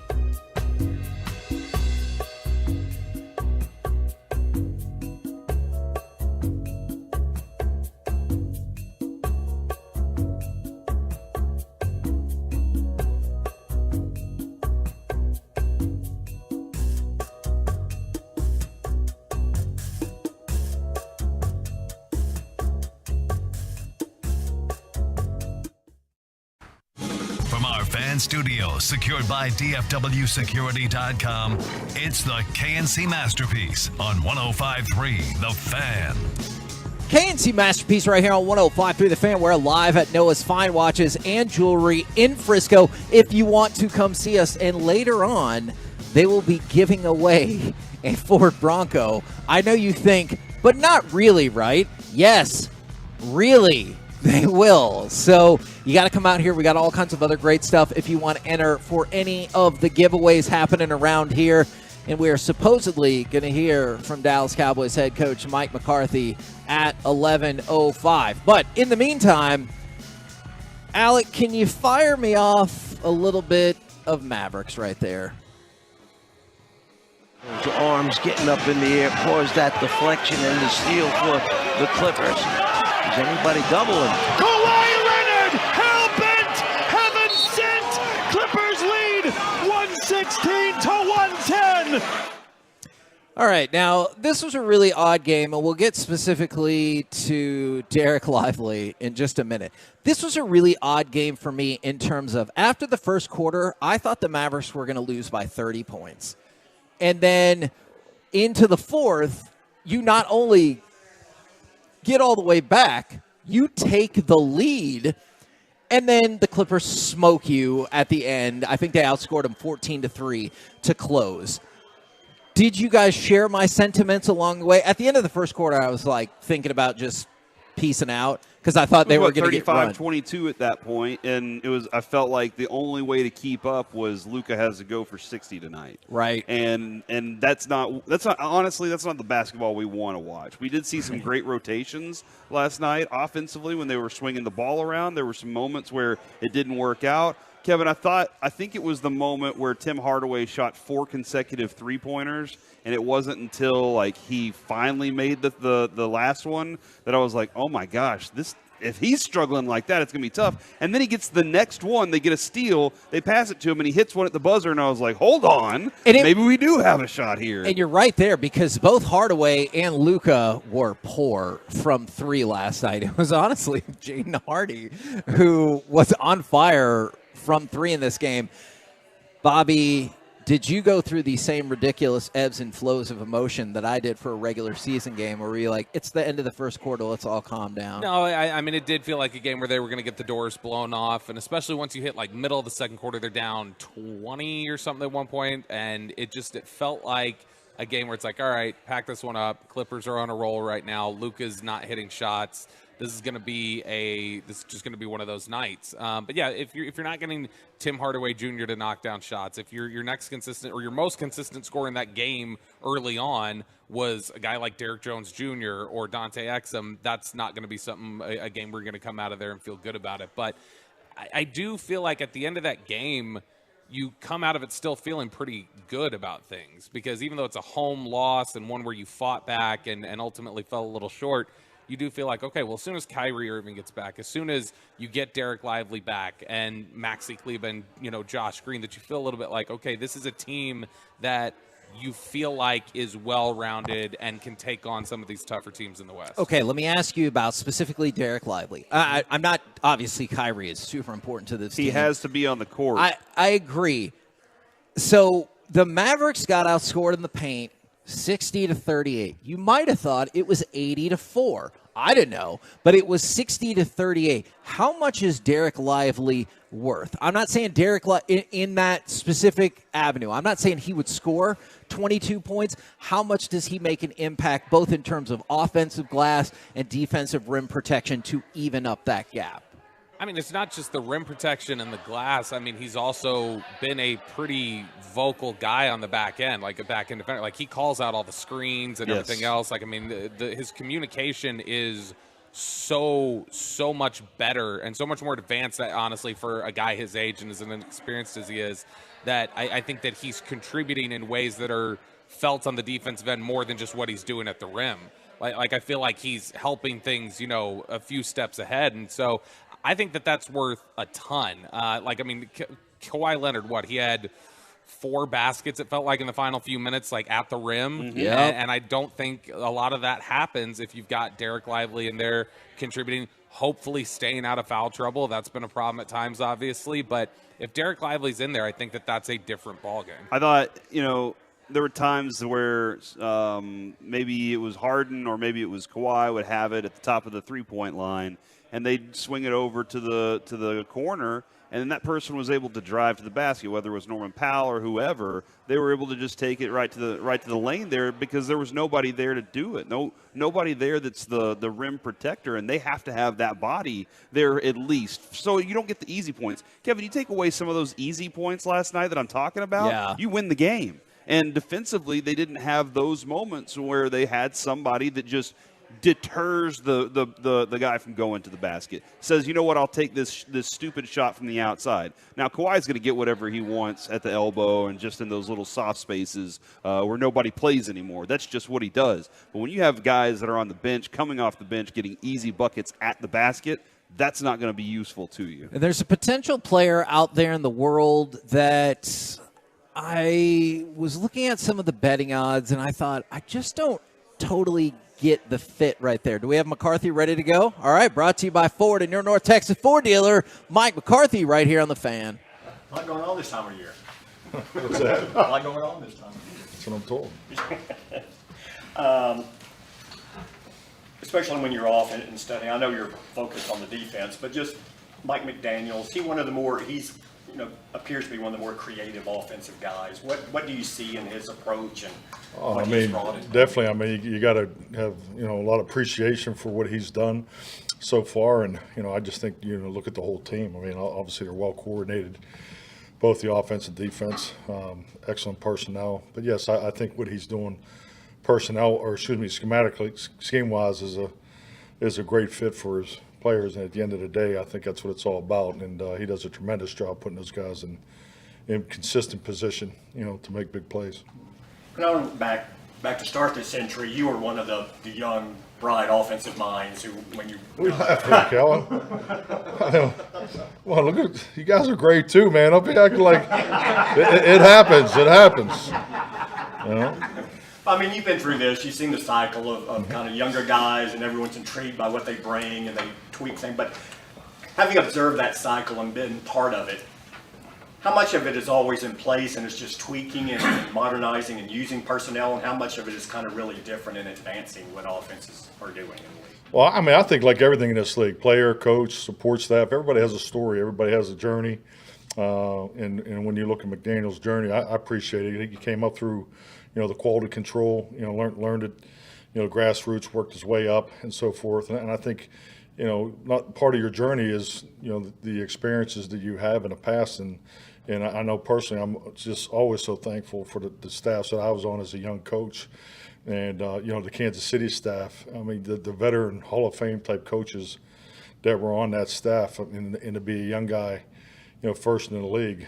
There's so much that's gone on during that period of my life that I still do today. And, and I think, and I don't know, Mike, but what I do, I think it's important when you do compete against each other to have a clear understanding of history, and my focus is obviously more on Vic and what he's done, not only in the past, but what he's doing with this defense and so forth, because I think that's all part of the preparation too. So, yes, I do have a high appreciation for what he's doing on offense.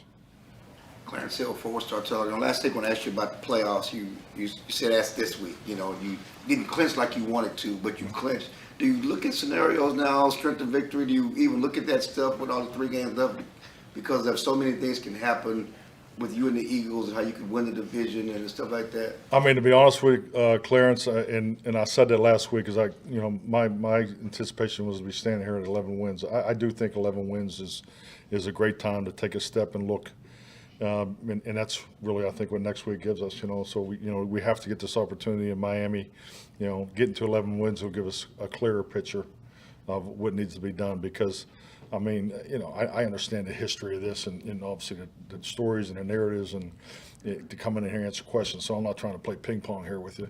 Not that I ever do, but I just think it's important, just important to keep focused on getting to the 11th win, and then I think there'll be some clarity of what we need to do. Mike Toddarch with ESPN. Tyron was added with a back issue. Is that something new, and what do you anticipate from him? Yeah, it's something from the game. So he's working through it, and I think he'll do more today than he's scheduled to do more today than he did yesterday. So we definitely have we still have a lot of time. We often ask you about when you want to travel corners with receivers. Mm-hmm. Can you talk about it from the other perspective when the other team wants to maybe travel a Jalen Ramsey with a CD? What opportunities that lays up either for CD, right, or moving around, or other guys? How you guys do that? Well, I think it's just like everything. I mean, it's just all part of your evaluation. I think Jalen Ramsey has that ability to play inside and outside. So that obviously that would not surprise us. You've seen it in the Jets game. So, and I think that's just all part of where you think the best matchup is inside or outside too. So that's to me those are all game planning questions that you answer. And obviously Jalen's been one of the top guys in this league for a long time, and I still recall him at the Rams playing very well inside against us. So that we would not be surprised if he plays inside or outside. Babe Loffenberg, Cowboys Radio. Miami's a team, obviously they can throw it well, they can run it well, but ultimately your goal is to keep the other team out of the end zone. But is it demoralizing or more demoralizing for your football team when a team can do kind of what Buffalo did and just you're out there and you're watching pound. Does that become demoralizing to the whole group? I think like anything, this game is so challenging week in and week out. We all have things that we know we do extremely well.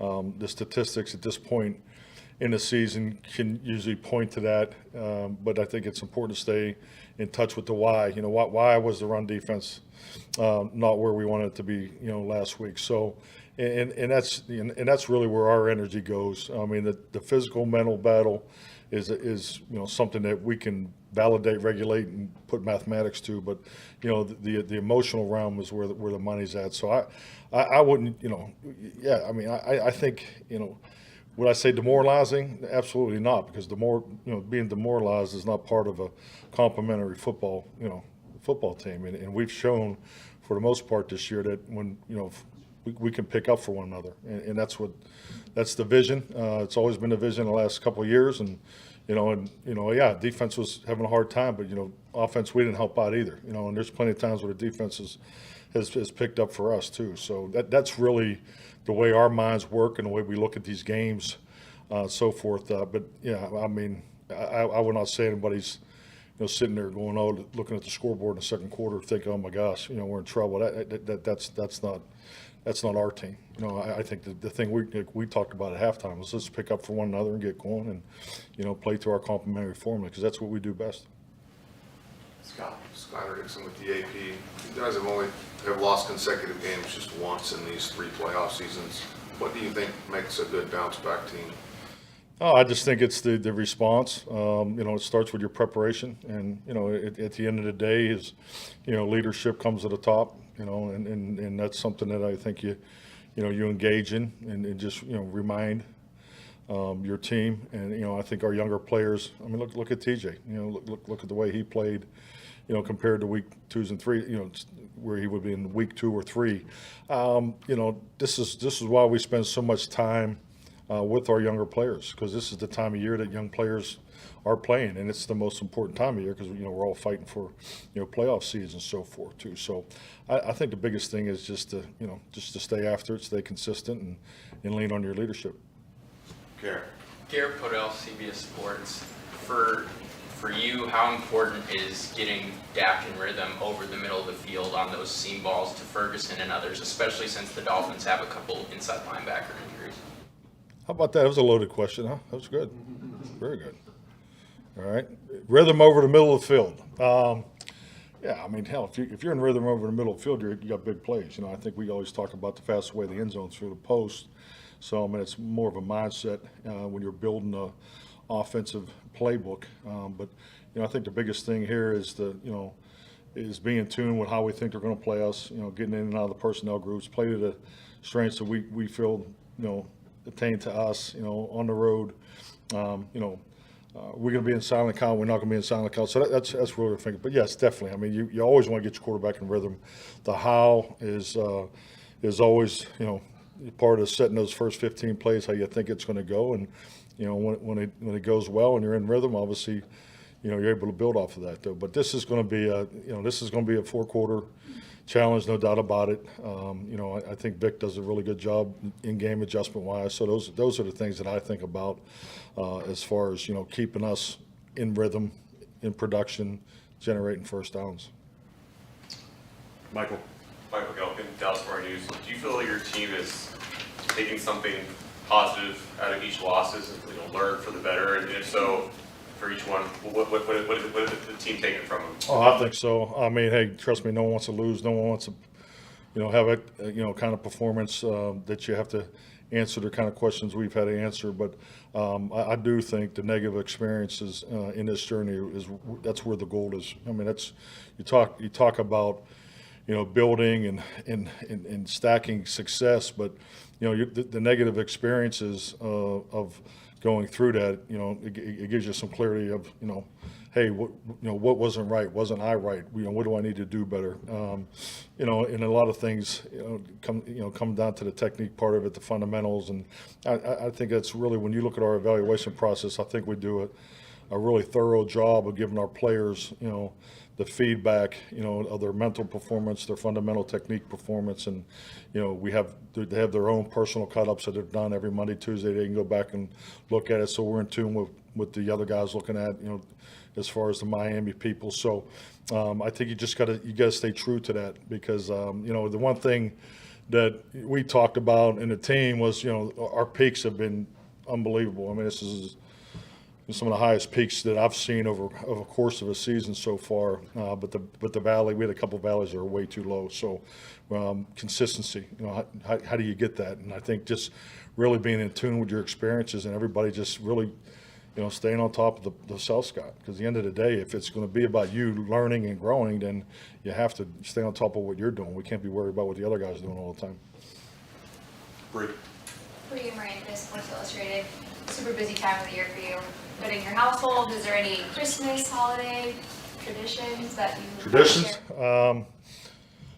Tradition is you want Jessica to be your middle person with Santa Claus. All right, so the kids do well. So I like to say I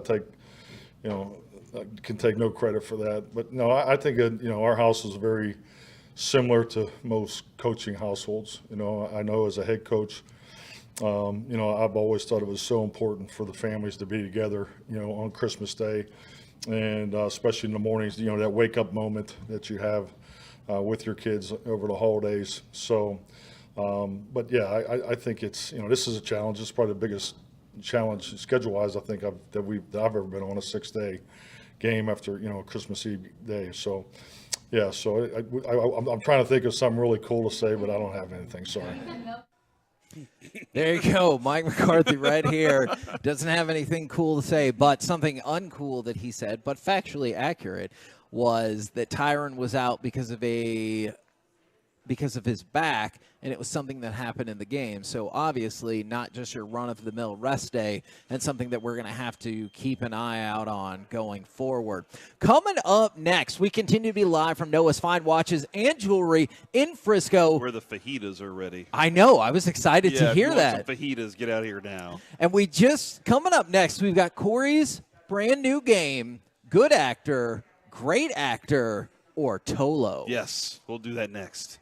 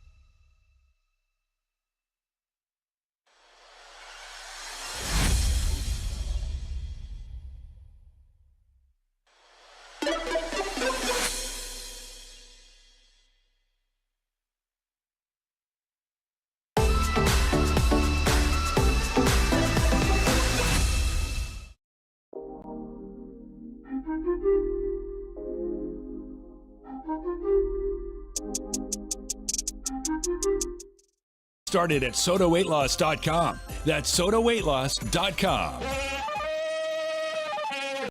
This segment of the KNC Masterpiece is brought to you by the personal injury lawyers Frankel and Frankel. Life is unpredictable. Accidents happen. Frankel and Frankel are the go-to attorneys for car and truck wrecks in DFW. If you or a loved one has been in an accident, contact Frankel and Frankel for a free consultation at truckwreck.com or call 214-333-3333.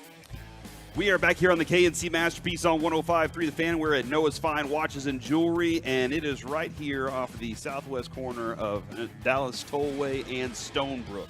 And it is a phenomenal place to come and buy some jewelry, hang out and have a nice little drink. They also have fajitas here today. And so good. One Tolo has already told me that the fajitas are fantastic. Bobby, you agree? Have you already had your... Yeah, they're fantastic. It smells fantastic out there. They got giveaways out front. It's a full-on party out here, Corey. Yeah, we got Godiva chocolates to give away, and if you want the most comfortable hoodie that you've ever put on in your life... I'm wearing one right now. Kevin is not wearing it. Bobby is wearing it right now, but Kevin is back as we are now getting ready to play a new game show. Now, Sorry, Kevin, I heard they had fajitas, and I was like, oh, crap, I got to work. Well, food is good, and fajitas are fantastic. And so you can just, instead of going out to eat tonight, you can just say, I had fajitas already today. I'm good. I took my lover to go get some jewelry and fajitas at the same time. No need to eat out. We got the fajitas. Yeah, exactly. Just real quick. Did you determine sarcasm off of this text? Can we have more playoff tiebreaker talk today? Because if they really mean it, I'm here for it. But I think they might be being sarcastic. Yeah, would you – well, do we want to discuss more playoff tiebreakers right now, or do we want to play our game? How about we figure out what the tiebreaker is for trying to determine if we're going to talk about tiebreakers or the game? Who breaks that tie? Very good point. Because I have see why people might not like you. All right, here it goes. It's our brand new game show, and we're going to need some help from the Tolos out there. Good actor, great actor, or Tolo. 877-881-1053. Hit the music, Alec. There it is. All right, so here's what we need you to do. Kevin, you can't look at the fan text. Okay. No, Bobby, you can't look at the fan text either. I don't even have my laptop. Carter will remind you that. Okay.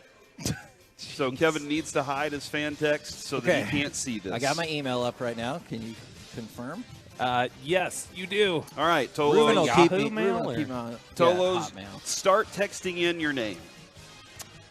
Text in your name. Okay. And the first letter of your last name. All right? Okay. This is how we're going to determine this. I'm going to give y'all names of Tolos, good actors, and great actors, and y'all get to decide if they're a Tolo or a good actor or great actor. Okay. All right, so y'all get to decide this. 877-881-1053. This is how this game is going to go. And Kevin, I know you're very critical of actors and whether or not they're good actors or great actors.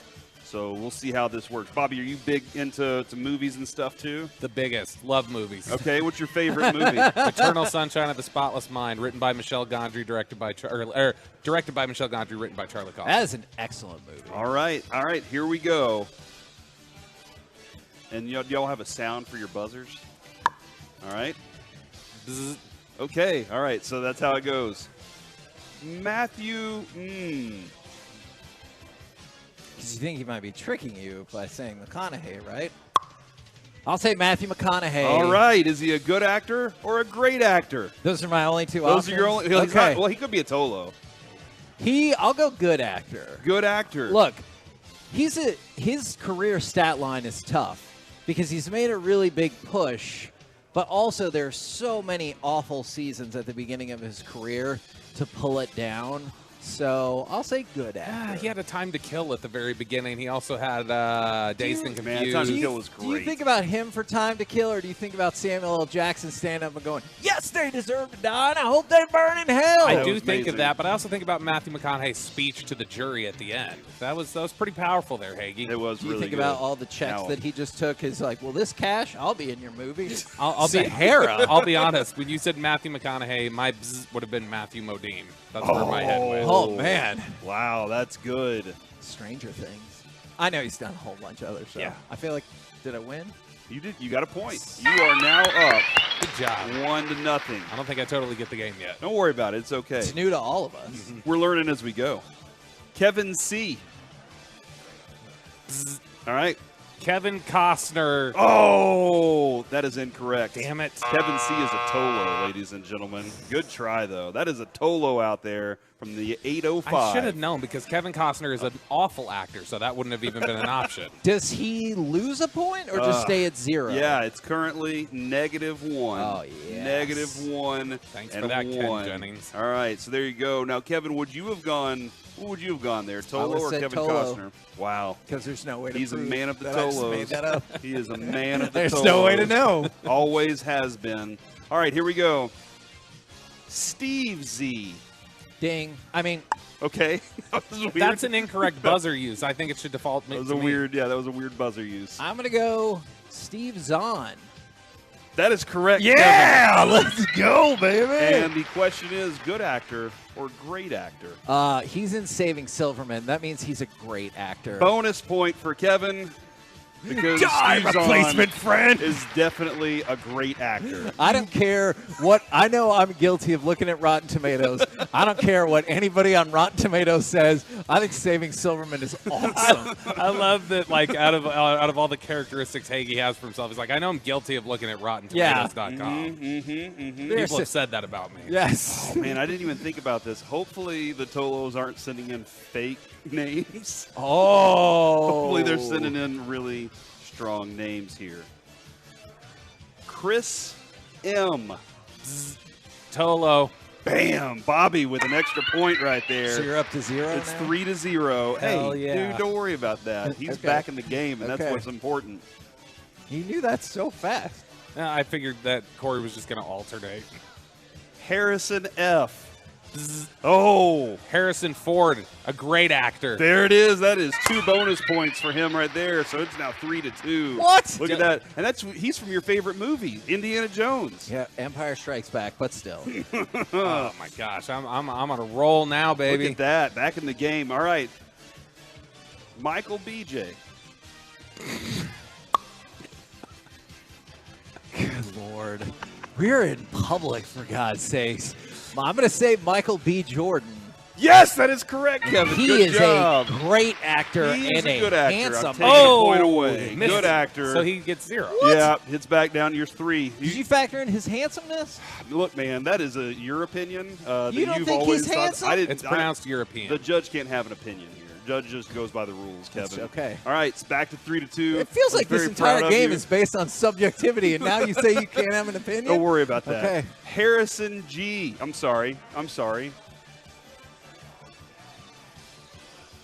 feel like Carrie G. Okay. That's a Tolo. Uh-huh.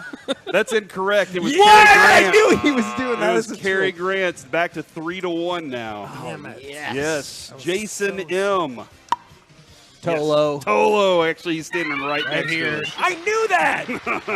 That is a good He one right picked there. up Oh, my I was wife about to the say other his day. last name, and I was like, well, maybe I shouldn't do that. He picked up my wife the other day. What's that now? Yeah, she was getting an Uber back or a Lyft back from the dealership, and he coincidentally was the one who was picking her up. Oh, okay.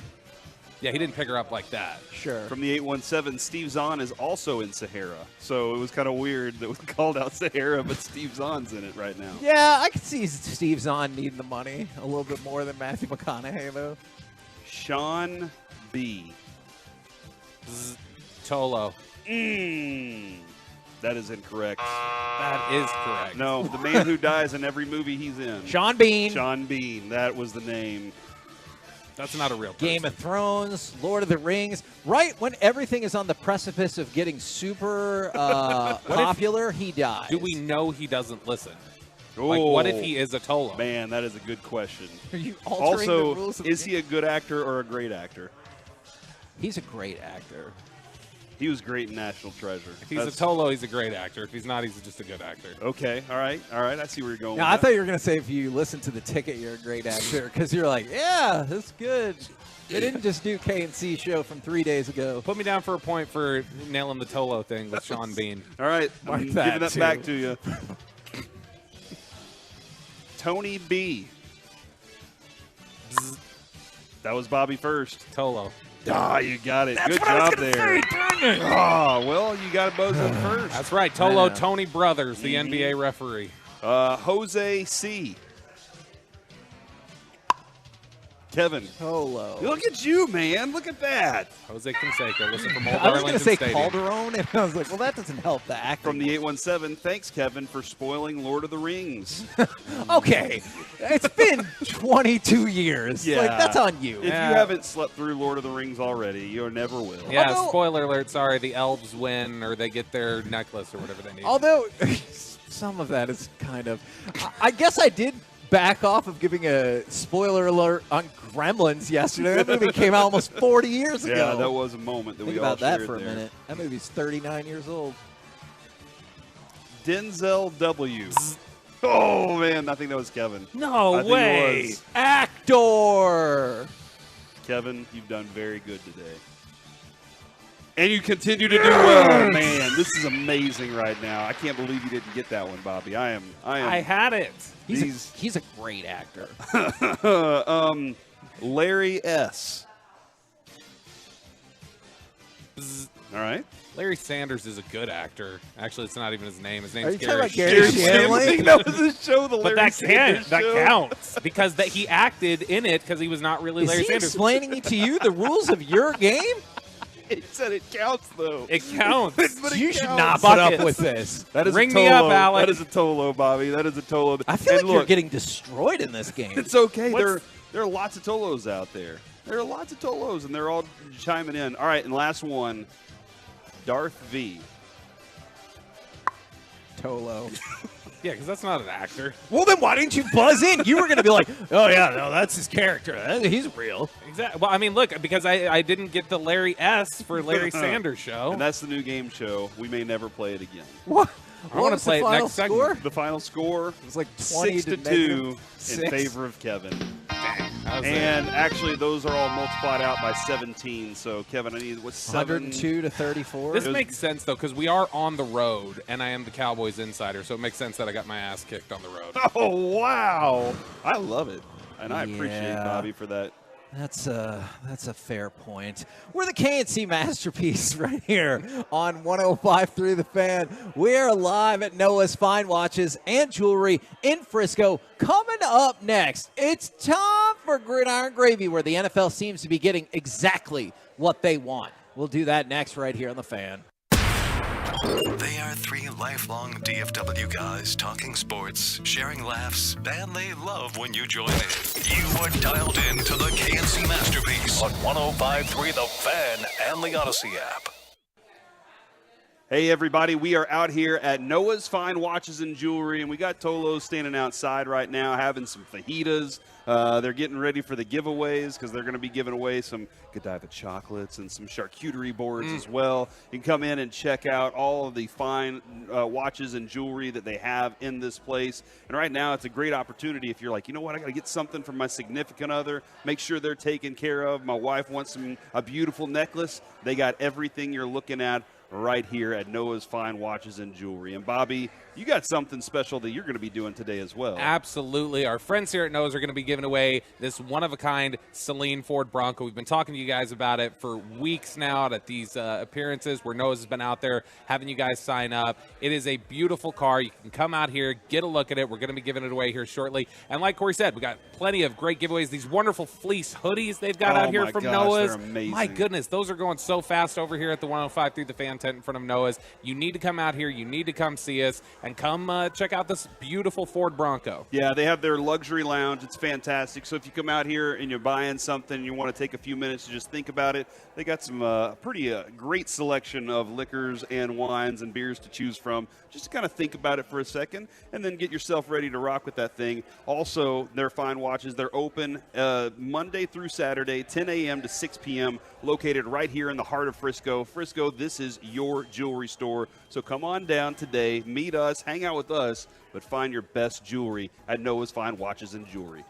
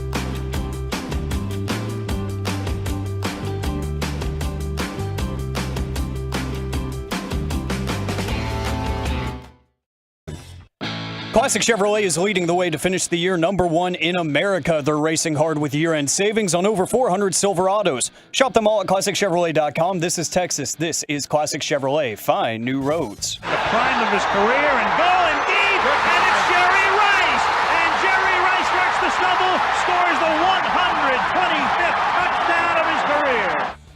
K&C Masterpiece back here on 105 through the Fan. We're live at Noah's Fine Watches and Jewelry in Frisco. The giveaway for the Ford Bronco is coming up soon. But also, we have all kinds of stuff that is being given away as well, outside of just the car. There are there are hoodies, there's Godiva chocolate, there's all kinds of good stuff. Charcuterie boards. Oh, is that what it is? Yeah, there's, well, underneath the Godiva chocolate, yeah, there's yeah, some yeah. charcuterie boards. I think you get the charcuterie board and the Godiva chocolate. Oh. So you can make a Godiva chocolate charcuterie board, or you can put lots of figs on there and dried apricots. Yeah. Along with your salamis and cheeses. Okay, then I'm back All in right. on that. All right, right now, it's time to go around the entire NFL and dip into some gridiron gravy. And let's start with Jerry Rice, because he put out his top 5 wide receivers in NFL history. Do you have a problem with any omission? Number 1, Jerry Rice. I appreciate that he didn't pretend and be like, oh, I'm one of the top 5. He's like, I'm number 1. Okay, You know I'm number 1. I know I'm number 1. Number 2, Terrell Owens. I thought you said he admitted himself. No. Omitted himself, and I was like, I can't believe this. No, he's on the list. T.O., okay, former Niner, I get it. Number 3, Randy Moss. Makes sense. Those 3 are the 3 best receivers ever. Number 4, Chris Carter. Number 5, Calvin Johnson. A lot of people like the list. However, there was one name missing that some people were like, Michael Irvin. Not Michael Irvin. Lynn Swann. Larry Fitzgerald. Okay. That seemed to be, just based on the comments and everything, that seemed to be the number one thing that people were like, hey, what about him? Okay, so how many of those guys had Super Bowl championships? One? Because Moss never got his, did he? No, because they lost in the 07 Super Bowl. So that's interesting, because I was going to say, well, Fitzgerald never really got over the hump on that. Here's what's weird for me, is Larry Fitzgerald always felt like a second namer to everybody else that he was playing while in his time. Okay. But he was always the number 2 guy. Like, he was the dude, you want that guy on your football team. Sure. It just felt like when Calvin Johnson was playing, he was doing his best thing, and there's Larry Fitzgerald doing really great stuff as well. So I like that list a lot. Whatever you want to say about T.O. on the field or off the field, he was almost impossible to stop at times on the field. So much so that people cried about the fact that he used a Sharpie to sign something. Yeah. You know, it's like, come on, dude, stop him from getting in the end zone, and then you can be upset about it. To your point, Randy Moss was first team All-Pro 4 times. Larry Fitzgerald, 1 time. And see, that's what I'm saying, is it just felt like he was in that era. Now, would he be right there now? Because now it's even a different game when you're talking about receivers. You know what I mean? Like, most of the receivers are fast with all the separation. Larry Fitzgerald was big and strong, fast downfield, could high point like crazy. And so I just wonder if that era, if he would fit. He reminds me of A.J. Brown a little bit in some of the things that he can do. Now, let's go from that to what I know you're all really here for. Tell me about the Pro Bowl voting. Okay, I will, because I know you demanded it. You want to know who gets to be in the tug of war and everything like that. Your top 5 vote getters. Number 5, George Kittle. 4, C.J. Stroud. 3, Brock Purdy. 2, Christian McCaffrey. And number 1, you're going to see him this Sunday. Dak Prescott. Tua. I'm sorry. I'm sorry. It's not. That's Chris Was that Jericho? Yeah, you just made the list. Tua, number 1. Bobby, I know you loved the Pro Bowl before. Now that they're playing tug of war and stuff, how fired up are you for this Pro Bowl voting and stuff? I'm pretty fired up. And when I think of who would be, whenever I think of, hey, who would be the top Pro Bowl vote getter, I think of the Miami Dolphins quarterback, and I'd say he fits that profile to a T. Oh, Clap, That clap, was clap, impressive. clap. Oh, Thank golf you. clap. Oh, Shut up, Alec. Alec didn't like it. Alec, you're not even old hater. enough to drink. You don't get to boo my jokes. What are we doing? I thought it was amazing. I'm sorry, Alec. Now, your boy Dan Campbell, Corey, he has some thoughts. People are mad because Front Office Sports is reporting that the average ticket price for season tickets for the Lions next year is going to go up 30%, with some seeing their tickets go up as much as 85 to 100%. Okay. Dan Campbell said, and then they're going to hang a banner up that says we sold the most season tickets, like the Saints. if they win the division, I Yeah. could definitely see them putting a banner Or up. the in-season tournament. Yes. He said, don't put me in that spot. I'm not in marketing. I don't know the deal with the ticket prices. I'm just trying to win games. So I don't know, Yeah, okay, I do know. Which is a great quote. I don't know, Yeah, the head coach doesn't have any concern about that. I bet the head coach knows very little about that. That's the GM. That's on his table. That's on head of sales and marketing there. Has nothing to do with the head coach. Now, would it behoove him to connect himself to the fan base and was like, look, I just want to see all the faces there. I don't care. I don't care nice. how much your income is. I just want to see you there as a fan, and that's what's most important is that you're there screaming and yelling for us. I would tell them there's a reason that Jerry Jones keeps telling us that only 6 or 7% of people get to go watch a game. Is the NFL Are getting... you saying there's only 6 or 7% of people that have enough money to get into the games?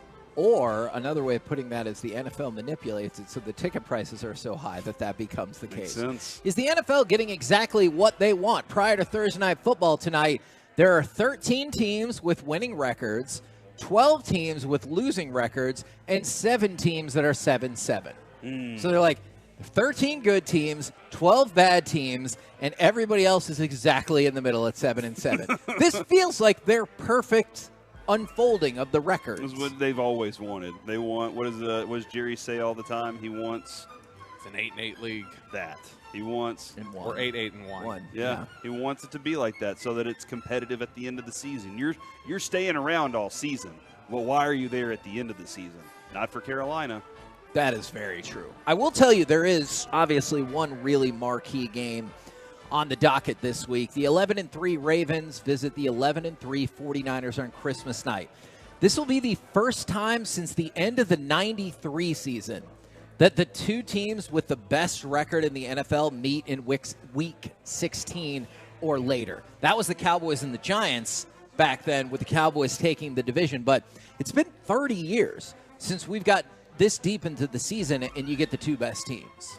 Yeah, and it's not all the time that it's going to be you mentioned Cowboys-Giants there. That was, this will actually be AFC, NFC opposite each other. And to me, this is very clear. It's not just the two best records. This is the two best teams in the NFL by far right now. There's nobody going up against the Ravens. There's nobody going up against the 49ers. And I think even with them being the two best teams, the 49ers are on their own plane. I agree. Then it's the Ravens. Then it's kind of everybody else. Does the winner of this one solidify their stance in the MVP race? That's interesting because now Lamar has moved into second with Purdy at first. The thing that goes along with that is Lamar Jackson's a 5.5-point underdog. Well, the Ravens are. But the reason why I brought it up is that's the second biggest point spread that Lamar Jackson has ever faced in the NFL. But he's gangbusters against the NFC career-wise. I think he's like 17 or 18-1 or 2. It's a ridiculous record right there. But I'm with you. I obviously think the 49ers are going to win because they look like the best team in the NFL. And you guys know the Super Bowl color scheme conspiracy that exists, right? That they say that in recent years, conspiracy theorists are saying that the color scheme picked for the Super Bowl logo has predicted the matchup. So last year, the color scheme was red and green. And who played? The Chiefs and the Eagles. This year, it was red and purple. So people said, well, the NFL script is saying it's the Vikings and the Chiefs or the 49ers and the Ravens. And who are the two best teams in the NFL this year? I never thought about that. Why would they have red and purple for Vegas, No bro? one Makes no sense. No one wears purple. Yeah. Certainly not after Labor Day. Yeah, even if you're a Vikings fan, you take that off whenever you get done with the game. Now, I wanted to throw out one other crazy thing that I bet none of us ever considered. Not only spiders that can walk. I mean, spiders Like with can legs. Walk. Do you not think the spiders walk with No, their like legs? human legs. Oh, yeah, that would be weird. You hadn't considered it, though. I had not. Man, I'm going to tell you something off air. It's probably not. It's probably not fit for air. I don't know how old it is, but did you see that person who was like, "Hit me with your best roast," something I've never heard, and somebody just texted like, "You're pretty," and she goes, "That's your roast," and he goes, "What? I figured you never heard that before." Oh, and I thought that was just devastating. Is Baker Mayfield won the Offensive Player of the Week? He is the first opposing quarterback ever to roll into Lambeau and have a perfect passer rating. He was 22 for 28 with 4 touchdowns and the 158.3. I'm surprised Scott Mitchell never did that for the Lions. No, you're not. That's You're not who you're surprised thinking about that was at all. Scott Mitchell. But see, this is the thing. At the end of Baker Mayfield's career, he's going to have these things on his wall that he's like, and I did that, and I did that, and I did that. And they're going to be like, but were you good? And he's like, you not see this award here? I did that too. And they're like, but were you a good quarterback? And he's like, did you see that award? You not see this thing that I did? And it is like, man, I'm not answering that question. He's not a great quarterback, but he has moments where you're just like, wow, good job, dude.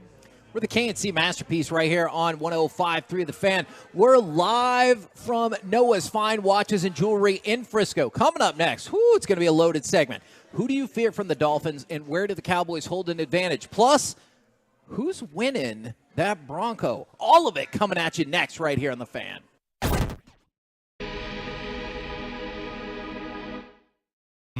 You can go back and listen to our fan shows, and it's easier than ever on the Odyssey app. Check it out. Hey there, Tolos. We are out here at Noah's Fine Watches and Jewelry right here in Frisco, right up the street from my house. I'm really excited to be this close for one. You have a whole plate. Actually, Kevin has a whole plate of your meat, Noah, and he thinks that it's just wonderful. What are your thoughts on the fajitas today? Well, they're outstanding. I'm happy it turned out so well. If you guys didn't know, we have a tent out there, so come by and get some food while we still have it. Absolutely. And this is one of the things about this place is you guys are like, it's no pressure. And that's what I think separates y'all from all other stores that anybody's ever been to. Yeah, we like to keep it laid back. We want people to enjoy it, think about it. That's why we added the bar in here and the lounge in the back. So one thing we do offer with that is we do offer custom engagement rings. So if you're in the market, stop by. We'll pour you a drink. It's really simple and easy. We can actually draw it out for you. Then we can CAD it, get a 3D rendering of it, and then cast it. So it's going to be perfect. We can do your choice of stone, lab or natural, yellow gold, white gold, platinum, everything.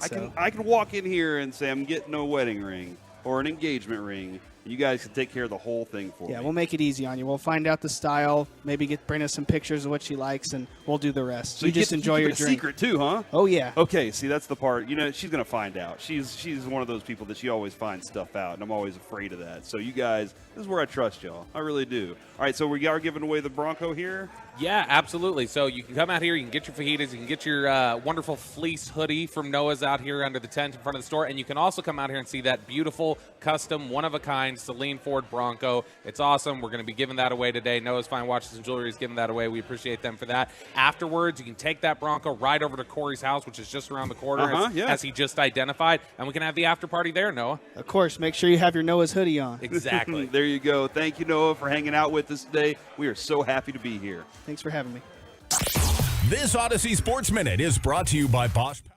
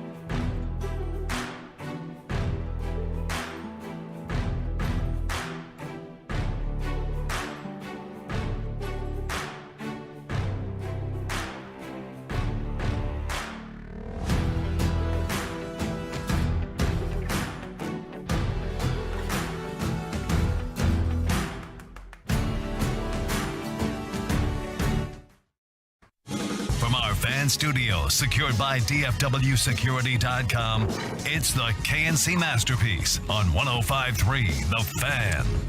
KNC Masterpiece right here on 105 through The Fan. We're live from Noah's Fine Watches and Jewelry in Frisco. And I do want to know on the truckwreck.com text line 877-881-1053, who do you fear from the Dolphins and where do the Cowboys hold an advantage? However, there is a giant group of people that have gathered around me to hear something Bobby has to say unrelated to that specific topic. Yeah, look, this has been months in the making here, Hagee. This beautiful, custom, one-of-a-kind Celine Ford Bronco that our friends here at Noah's Fine Watches and Jewelry have been giving away. We've had a ton of people enter for it. It's been an exciting time, and we're finally going to draw the name of the winner, the person that gets this Celine Ford Bronco. Who, you draw the name? I draw the name out of a hat. Okay. It's out of a bag, actually. So draw it in pencil or pen? No, I retrieve the name. Gotcha. From okay. a bag. So you're in your bag today? I'm in my bag today Okay. and every day, Hagee. Thank All you for the right. setup. You're I welcome. appreciate it. You're welcome. Okay, so I'm reaching into the bag, and that sounds more like paper. I guess I'm crumbling up some of the names. I'm starting to believe that you have already drawn this name. I'm not sure. I have the name. Okay. All right. Actor or Tolo? All right. Corey Majors. Mark Taylor. There it is. And if you're watching on the Zoom right now, Mark is very excited. And just a little bit excited right now. Are you guys okay real quick if we bring Mark on? Yes. Do you want me All to right, give and you seem excited too. Will you grab a headset Okay. as well? We have two headsets. I'm going to hand my headset over to him. Okay. Here we go. All right, so the winner, Mark Taylor, everyone is super pumped up about this. All right, we welcome Mark to the show. Congratulations. Thank you. You just won a car!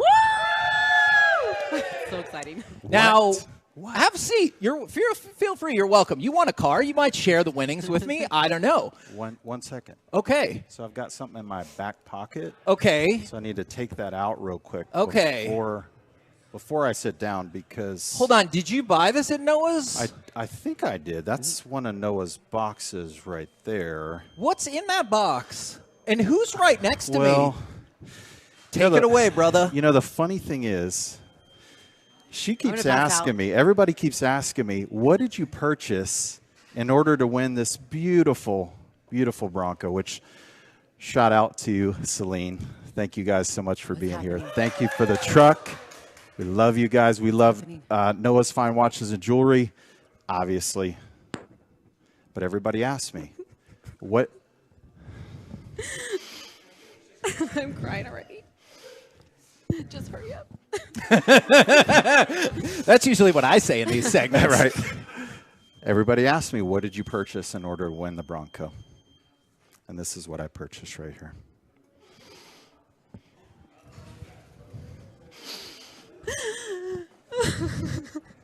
Do I have to wear this thing? No, you don't. You don't.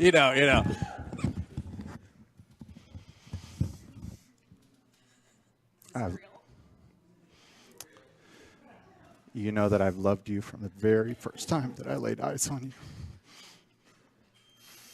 I would be honored if you would spend the rest of your life with me. Will you marry me? Yes, I will. That's a yes, ladies and gentlemen. That is a yes, ladies and gentlemen.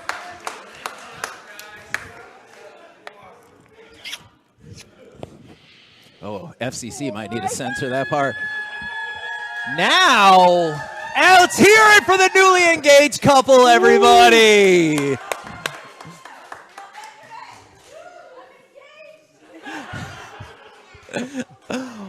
All right.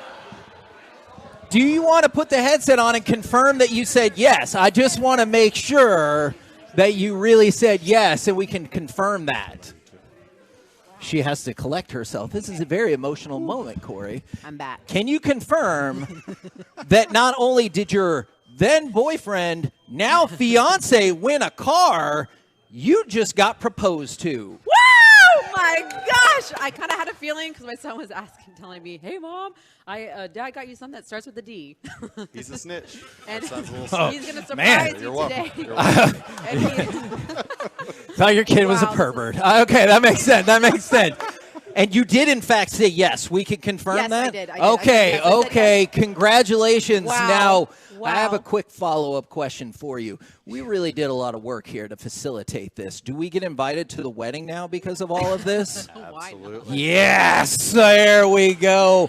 Well, congratulations very much. Thank you, thank you, thank you. I'm happy for you guys because you won, but then you double won, right? I did. Which victory are you more excited about?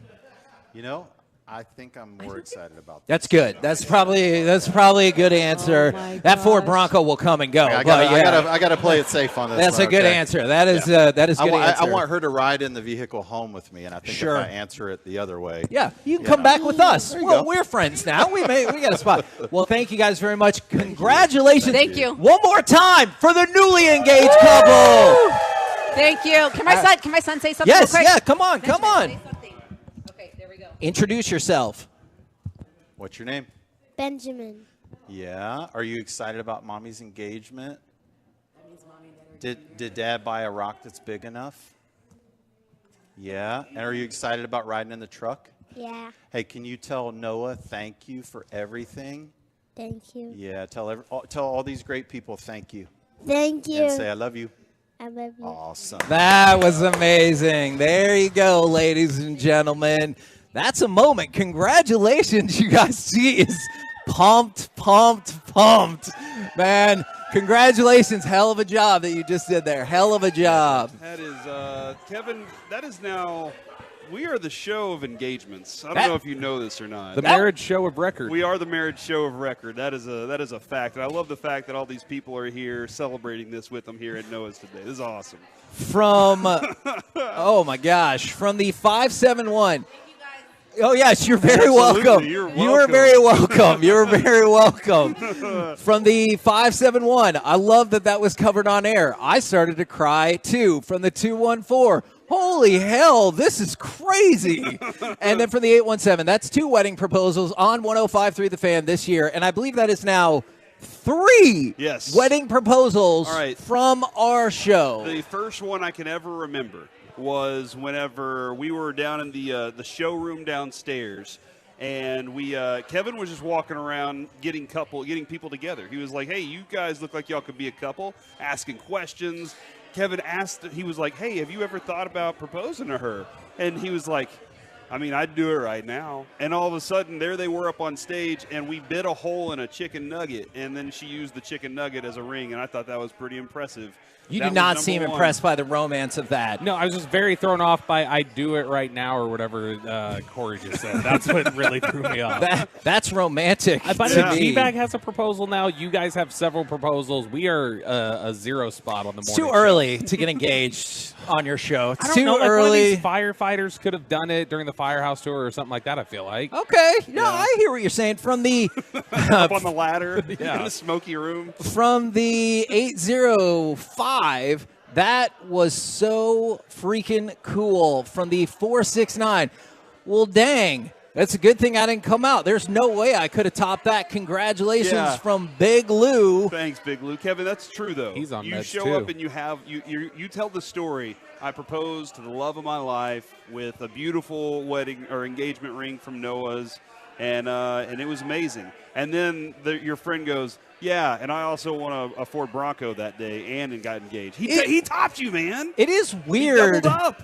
that like that's maybe not the only thing to talk about from your day. Oh, I won a Ford Bronco. That's Wow, cool. what a day. Also, Got engaged. from the 817, this is Dana from Crowley. Love it. That was amazing. I literally yelled out that he was going to propose.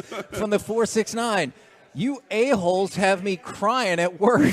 And then from the 214, Kevin will only show up if it's a weekday That's wedding. a fact. That is Bobby. a fact. Bobby, if you ever get married Again? he is married. Are you encouraging me to get a divorce and get so that you can remarry her to the same girl, Yeah, right? to her Okay, again. yeah. You just make sure it's her all the time. Uh-huh. But if you ever do that, invite Kevin, but make sure it's like a Thursday wedding. 'Cause I'll be Kevin, there. he loves weekday weddings. That's his favorite thing. Will be there. And just real quick, we're going to get to the Dolphins players you fear and the Cowboys advantages in the next segment, because obviously, Marino for sure. Not current contemporary Dolphins players. Not Zonka? No, not Larry Zonka. I wanted to throw out a couple more Mavs things since we were talking about this yesterday. There's a player that's been rumored to make his way to the Mavericks. They're the third most likely to pick him up right now. Katino Mobley. These are contemporary NFL players. Bonzi Wells. Gordon Hayward. And I just don't see the fit because he doesn't have the size to give you any interior presence. Sure, he scores. He's not a good defender. Look, I understand. You want a player that's offensively efficient and can score. That's not lost on me, but for this team, you gave Jaden Hardy a shot to play yesterday, and he was lights out. I don't feel like you lack for potential scorers when you're healthy. I want a defensive player. Yeah, I need or not size. A horrible defensive player. I need somebody with height. I need somebody with length. Something that can keep other teams from feeling like they can just do whatever they want at the rim. And you want Matisse Thybulle. You want the guy that you signed to an offer sheet and you didn't get. That's what you want. Yes. Yep. You're dead on about that. Somebody who can stretch the perimeter and also be, has the length out on the perimeter at the same time. But then when you get around the basket, makes it difficult for teams to just say, now it's our possession. That's the most important thing at this point. That's what you're missing with Derek Lively out. And you can't just rely on Derek Lively for 48 minutes every night. You got to rely on other people for something like that. So you're going to have to find a couple of people that can have about 10 minutes there. I don't think Gordon Hayward is that. You need OPD, other people's defense. That's what you're down with. Is that... Are you going to start making that a saying? I'm down with OPD. I actually think that would work really well for this team. And then just a side story for the Mavericks. Well, I guess to Dorian Finney-Smith. It's not a side story. It's the everything story. Corey, have you seen the story about Dorian Finney-Smith and his dad? Yes. It's truly, I know we had a really cool moment right there, and people are still texting him, wow, that's a double way to go out and finish the year off. Somebody said hearing that kiss on air made me feel like I was part of it, so do I get married too? I think this was like a group kind of thing, and then for the 972, you can never sell that Bronco. You have to keep it, pass it down. Imagine 3 generations later and a grandkid is driving a 45-year-old classic Bronco. With a story. The day that, you started that part of the family, that would be amazing. But Dorian Finney-Smith reunited with his dad after 30 years. His dad was released from the Virginia Greensville Correctional Center, and I know they played last night. Basketball is still going. The Mavericks play on Christmas Day, but it's hard to imagine that this doesn't automatically jump to the top of his list of what matters. Yeah, absolutely. I mean, he gave an interview to the Dallas Morning News, I know, where he said,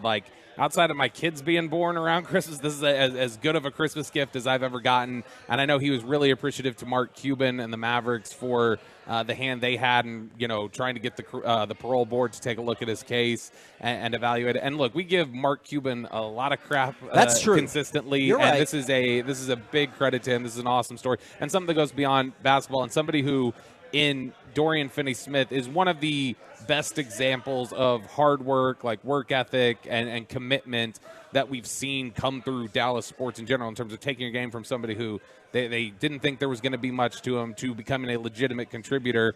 And I think that the person that he is reflected in that work ethic and what he did on the basketball court. So this is absolutely a great story. And we were on the news yesterday talking about it, the NBA in the midst of finalizing the sale from Mark Cuban. We were on the news, huh? That's right.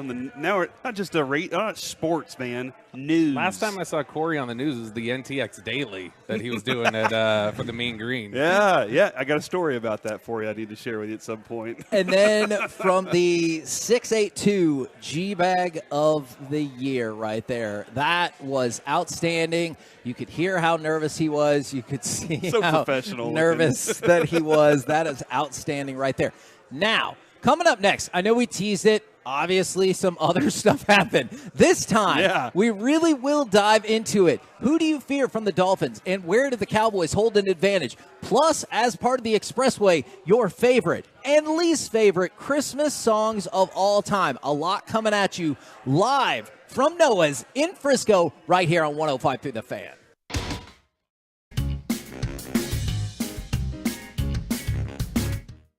Next, all the way until 1, right here on the Fan and the Odyssey app.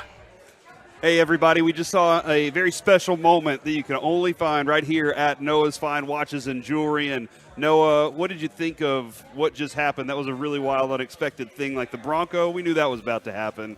I didn't expect somebody to have a ring from this place to go ahead and get their life started with. That's got to be the best proposal I've seen. That's awesome. That was really cool, man. And I imagine, like, how often does something like that happen where they come in here and they're just like, now we're married right now? You ever see that? Very few times, but nothing like what we just saw. That was one of a kind. That is that awesome. was special to see. Now, you told us earlier that you can custom make jewelry, you can custom fit the engagement rings and stuff like that, but I had somebody text in a few minutes ago, and they were like, I got a watch. It's a pretty old watch. I'd like to get it checked out.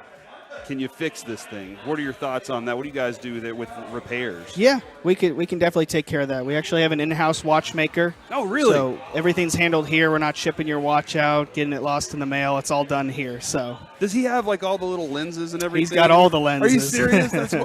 Can you see it? Like, can we watch that happen, or is that kind of one of those? It's in the back, but Okay. we're working on getting some videos made to show you kind of the process. It's a lost art. There's not a lot of watchmakers around, so we're blessed to have one here in the store. All right, so I come in here with a watch to get my watch all taken care of. Do I leave and go home, or what do I do? If it's some stuff we can do same day, let's say it's a battery, a link sizing adjustment, we can knock it out for you today. But if, say, you're going to service a Rolex or a high-end watch, we're going to need to keep it for a while. Okay, so my suggestion, if it's not a high-end Rolex, come in here, drop your watch off, sit at the bar for a few minutes, leave with it. And they also got the sweet cigar room over there, the cigar lounge. Yeah. How's that? Can I just rent that out for a fantasy football draft? Of course, you just let us know. That's what I'm talking about. Noah's Fine Watches and Jewelry right here off of Stonebrook and the Dallas North Tollway. Come on out here and get your jewelry today. Prescriptions require an online consultation with a healthcare provider who will determine if appropriate. Restrictions apply. See website for details and important safety information. Subscription required. Price varies based on product and subscription plan. Hey guys, did you know there's a generic form of Viagra that works just the same, but is 95% cheaper? And you can get it online? Just go to hims.com/joy. Through Hims, you'll get a free medical consultation, discreet shipping if prescribed, a 100% online process, and trusted generic alternatives to the name brands at up to 95% off. That's right, get generic for Viagra.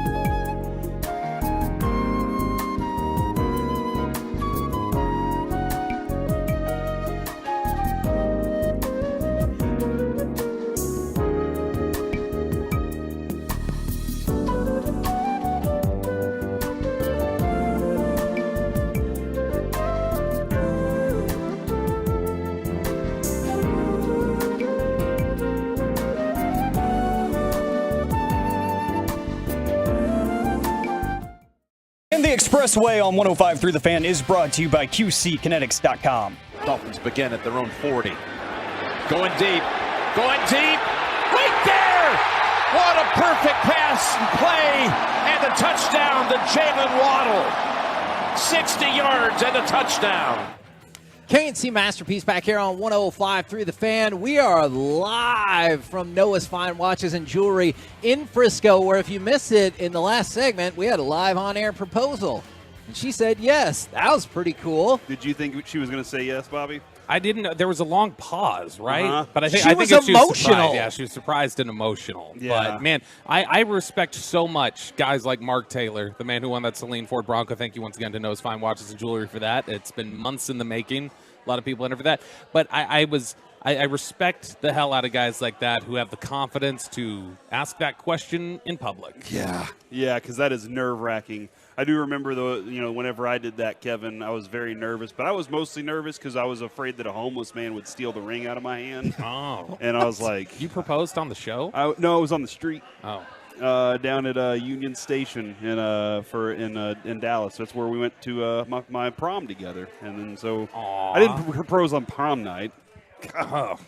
There's a lot in between that. There's a lot in between that proposal. Hopefully nothing happened on prom night. You just dropped her off at the door like a gentleman. Broke my best friend's nose. Well, we'll have to pick that up. We'll have to pick that up in a little bit. Your best friend? We need to. Oh my God, dude. What is wrong with you, Bobby? I'm one of your biggest defenders. I was clarifying. Who do you fear from the Dolphins, and where do you think the Cowboys might hold an advantage? Now, we played a clip of Waddle coming back because there's still some uncertainty about Tyreek Hill. Do you have? I know he didn't practice yesterday. Do you have a sense one way or another about whether or not you think he'll give it a go? The chatter out of Miami seems to be that he's going to give it a shot. Okay. Now, the reality of what that means and intending to give it a shot, it's the old Mike McCarthy line. We hear it every Monday. You ask him about somebody who's injured, he's got a good shot to play. He's got a good shot. Like that's just in general kind of a throwaway line, so you don't know how much you can buy on that. But I would anticipate my line of thinking right now is that he's going to play. And he did come back to practice today, and McDaniels said, we're just trying to make sure that we have all cylinders go. So something could happen there, or, you could see how your ankle responds tomorrow.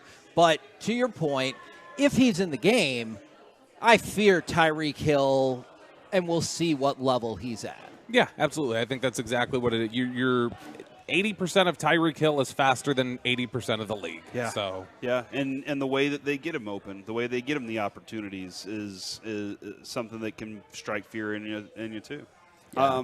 I think he's playing. Like that's just kind of the way I feel about it. I think he sees that MVP sign still, and he sees that goal. You think it's that or the record? I think he wants that's what I said. The goal. Okay. And I'm sorry, the record. I think he wants that as well, and I think he thinks if he gets that gives him an in for that too. But I think he wants that pretty bad. I did Cowboys crosstalk last night with Nick Eatman, Nate Newton, and we had Larry Brown on. And we were talking about how you would approach Larry Brown, obviously a Super Bowl MVP. Had some great stories. If you want to go back on the Odyssey app, listen at 7 o'clock last night.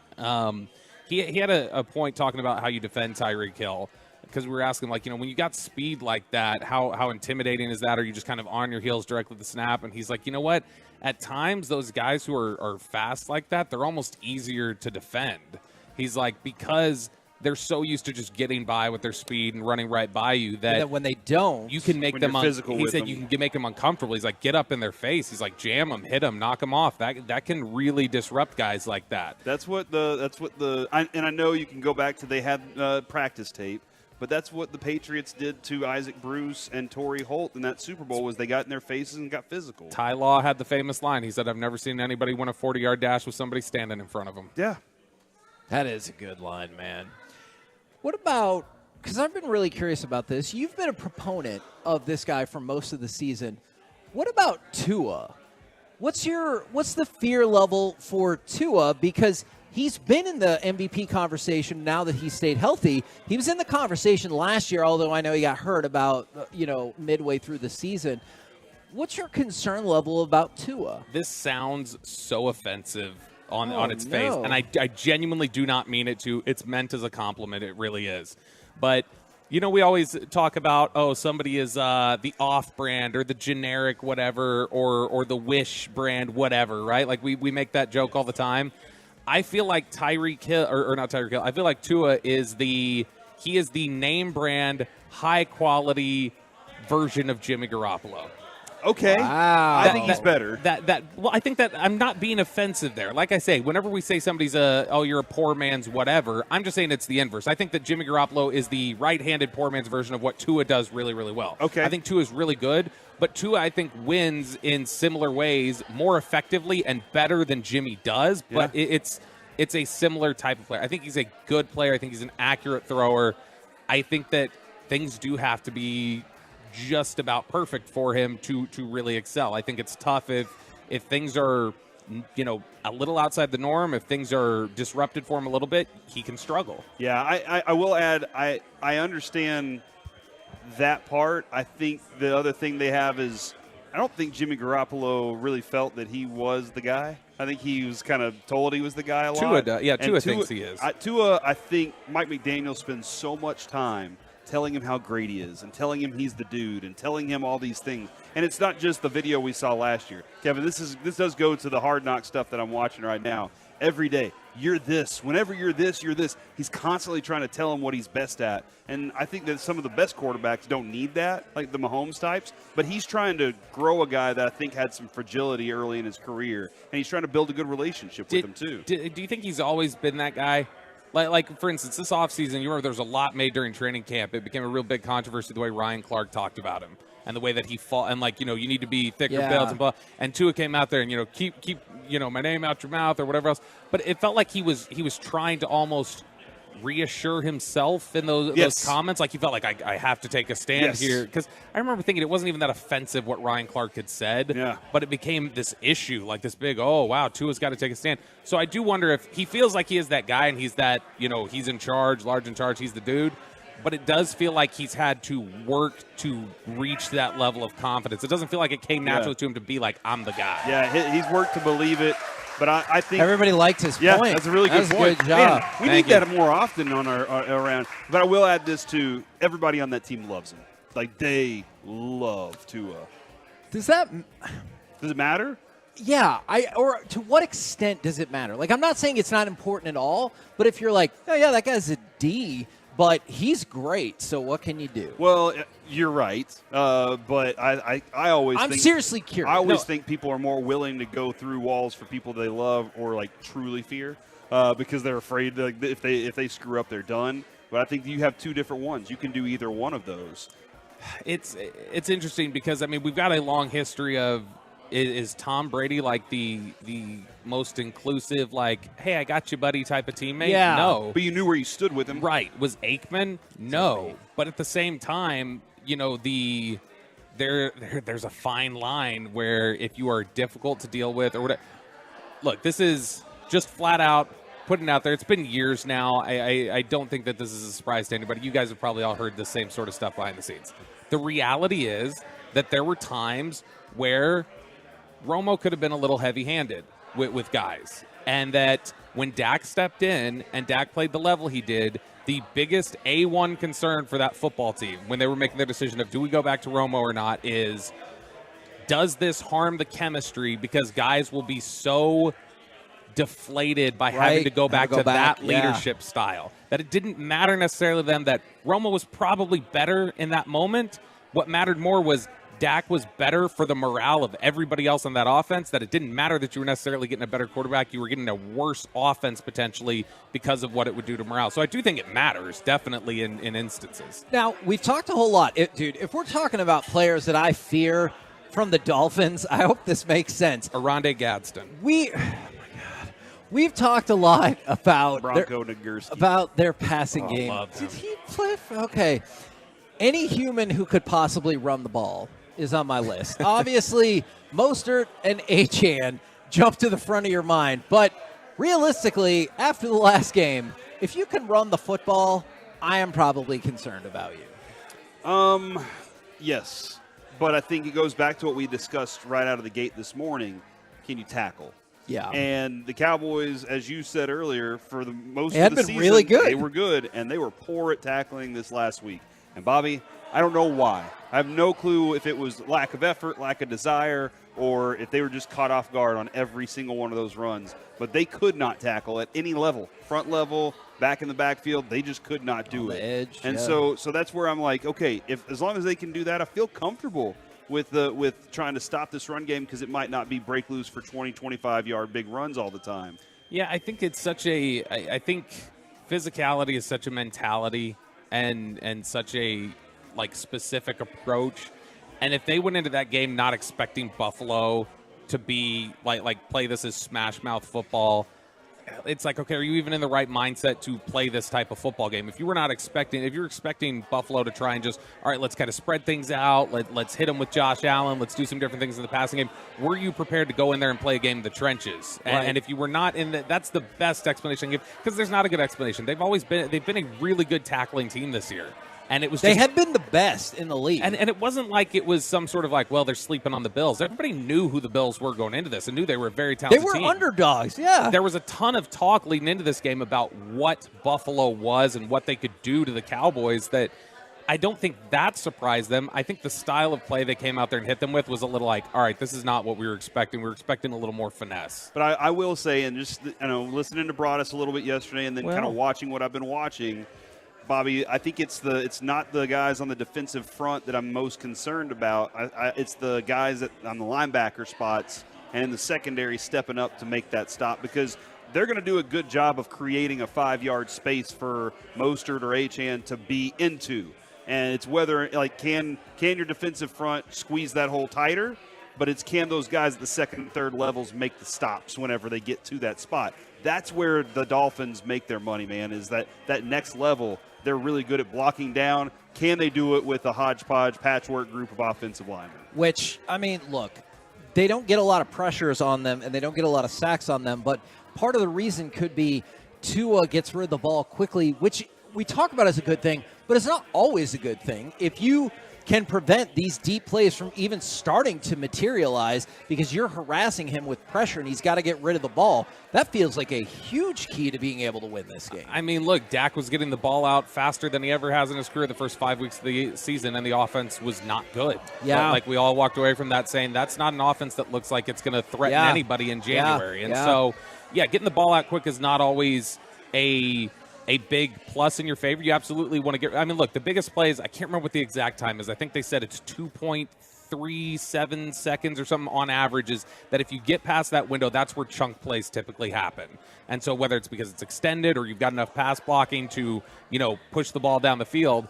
And so definitely if you want to hit things deep down the field, you're going to need longer developing plays. So getting the ball out quicker isn't necessarily going to mean that they're abusing you for chunk plays. But you also got to remember, they're so damn fast across the board. Mm-hmm. And defensively, Christian Wilkins is somebody that, I know we've talked a lot about their offense, but this is a good defense as well. First off, that dude's personality is fantastic. I've loved Christian Wilkins since college. That dude's a blast just to listen talk. But him and Bradley Chubb on that defensive front, and they're doing a good job of rotating people in and out on that. It stinks that Phillips got hurt because he was having a really good year. But watching Bradley Chubb be the guy that he was in Denver and continue to be that guy, that's why they traded for him. They went and got him because they knew he could do those things, and he's having another nice year. Their defensive front's going to try and get after Dak a lot and try to force some. You're about to say today because you're amped up for the game. I get it. I am so I appreciate ready. It's not that. on a Thursday night. Although the Cowboys had a lot of Thursday games. Yes, they have. Is there anybody? I know we're not going to stop talking about this game, but I'm just curious for this particular segment. Are there any other Dolphins players that you want to throw out that you're like, I'm a little nervous about that person? No. I think we've got it pretty much covered. You know who these guys are. Obviously, it's the guys there on offense that if Hill plays, you're talking about Hill and Waddle and what they can do. You're talking about Mostert and Achane and what they can do in the running game, how Tua makes it all come together. It's what they have in terms of, like Corey just mentioned, their pass rush. They generate a lot of pressure. They're in so many ways, they are really similar to the Cowboys. Not necessarily stylistically, but just the facts of who they are and where they're at in the season right now, which is people wondering, this is a really good team that beats up on bad ones. How well do they play when they're on the road? How well do they play when they're going up against some of the top-tier teams? Yep. You know, it's something that is remarkably similar that I don't know how much credit would the Cowboys even get when people talk about you need to win a big game on the road against a good team. I feel like this is one of those games where it's like, well, except that one. Because that I team would is give you. them a lot of credit. No, but I think nationally the narrative will be, well, except that one because that team is you anyway. Like Yeah. somebody had to win that, and you two are both the same team. Yeah, Kevin, I'll say add one other person. That's Mike McDaniel. I do fear that this is a What dude. position does he play? He plays coach, Oh. I think he comes from an offensive system that you saw demolish the Cowboys already once this year.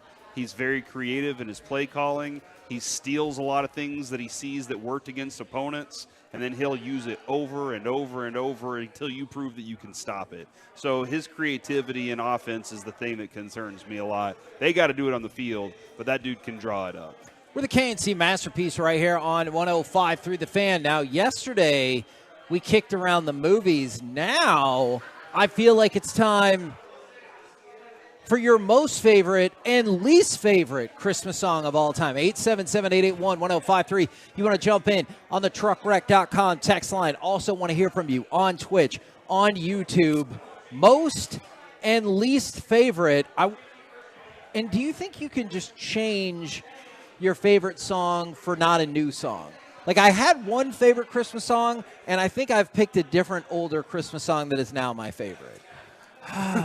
Does that make sense? Yeah, this is tough though. This is a tough question. So, because maybe I have like certain renditions, right? That are one of my all-time favorites or whatever. My number one favorite Christmas song is like if it's a specific artist instead of an overriding like, well, this guy's singing this.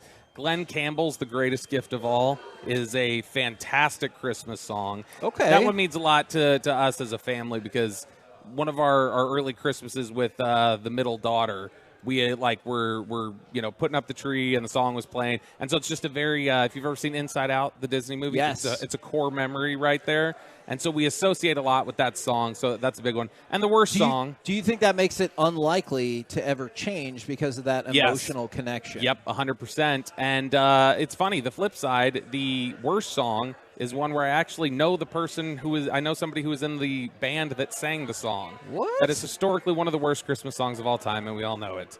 And it's the Christmas Shoes. Sir, I want to buy these shoes. We did a deep dive on mama, Christmas shoes. Please. I know the guy who's several in that band. years ago.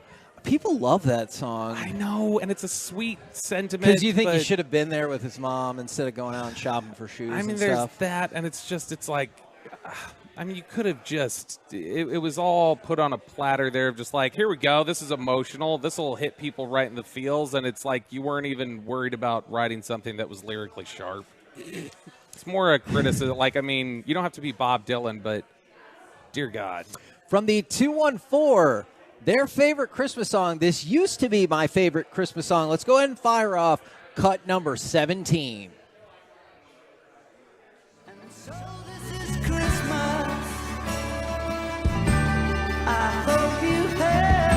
Although obviously the song is very politically charged, I still love this song. Who's this? Is you two? No, It's like politically charged. It's John Lennon and Yoko Ono and the Plastic Ono Band. However, that has gotten overthrown in the last 2 or 3 years. I'm not exactly sure why, but cut number 16, this Christmas song kicks all of the ass.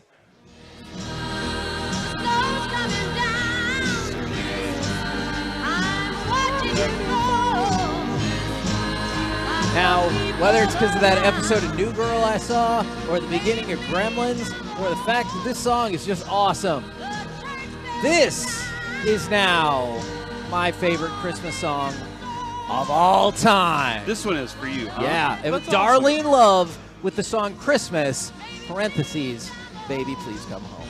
Yeah, that's a good one. I think there's something to the old feel of it too that really does kind of drive home that sense of nostalgia that goes along with what Christmas is anyway. A lot of nostalgia. Right, that is very true. Because I mean, I know we're always making new memories and everything, but how often do you reflect back on like, oh, I was 8 and I got this or whatever? Right on cue from the 817. Christmas, baby, please come home. Dropping it in there. Now I also see multiple people saying Baby It's Cold Outside is their favorite. Now, keep in mind, we got that song canceled several years ago. We led the charge. Yes, we did. For that to be taken off the air because that song is inappropriate. That's the Robin Thicke song, right? No. Oh, my God. Are you talking about Blurred Lines? Oh, sorry. But is it really that much of a different song just with a different beat? I hear what you're saying. Blurred Lines with tinsel. Jeez. Corey, we've heard from Bobby. I have a top 5 We've list. heard extra things from Bobby that we didn't necessarily. Can I throw out maybe your worst because we did a deep dive on it? Yeah, go ahead. If it's not your worst, it's your second worst. Cut number 19. I have to admit, I was not familiar with this song until Corey told me about it earlier this week. Could have been the sun, could have been the sea, could have been my childhood fantasy. But I saw Santa in his bathing suit, trying to catch a wave, but he tried too soon. He laughed so hard that he could barely breathe, and washed up next to me. Right. So she said it could have been her childhood fantasy. That's right. Santa said, "You look naughty, but I'm sure you're nice." That's weird. And then he had a present in his hand. Yeah. He said it's Christmas in the sand. Yeah. Because you know it. Uh-huh. I know it. We probably can't say it, especially because where we're at. I like Colby Calais. I do. Cause this is Christmas in the Sand? That's called Christmas in the Sand. And my wife was like, this sounds a little weird. I guess she had the hots for Santa whenever she was a kid. Which I didn't know that was a thing. Did you know that, that people had attraction to Santa Claus? Yeah, like, isn't that like what do they call those? Oedipal complex or whatever? It's like one of those. Oedipus whatever it is. Yeah. That's like Lauren Graham from Bad Santa, right? Yeah, so that is one that I have some questions about. Is that what this song is about? It's Lauren Graham in the changing room in Bad Santa. Hey, look, I have some shocking opinions about this song that I will not share on air. If you come out to Noah's, I will definitely He'll share them off air. In Frisco, I can definitely tell you off air. Now, Corey, do you want to do one more bad one before we get to the good ones? Simply Having a Wonderful Christmas Time is one of the worst. And My every son- time my I older hear the son beginning of loves it, that song. I like your older son. I do not like that song. Every time it comes on, I go skip song, and we move on to the next one. Does that make you like Brandon any less? No, not at all. Everybody Okay. can have their opinions on music. Their opinions can be wrong, but they can have their opinion on that. Kevin, my top 5 list of songs that I love at Christmas time.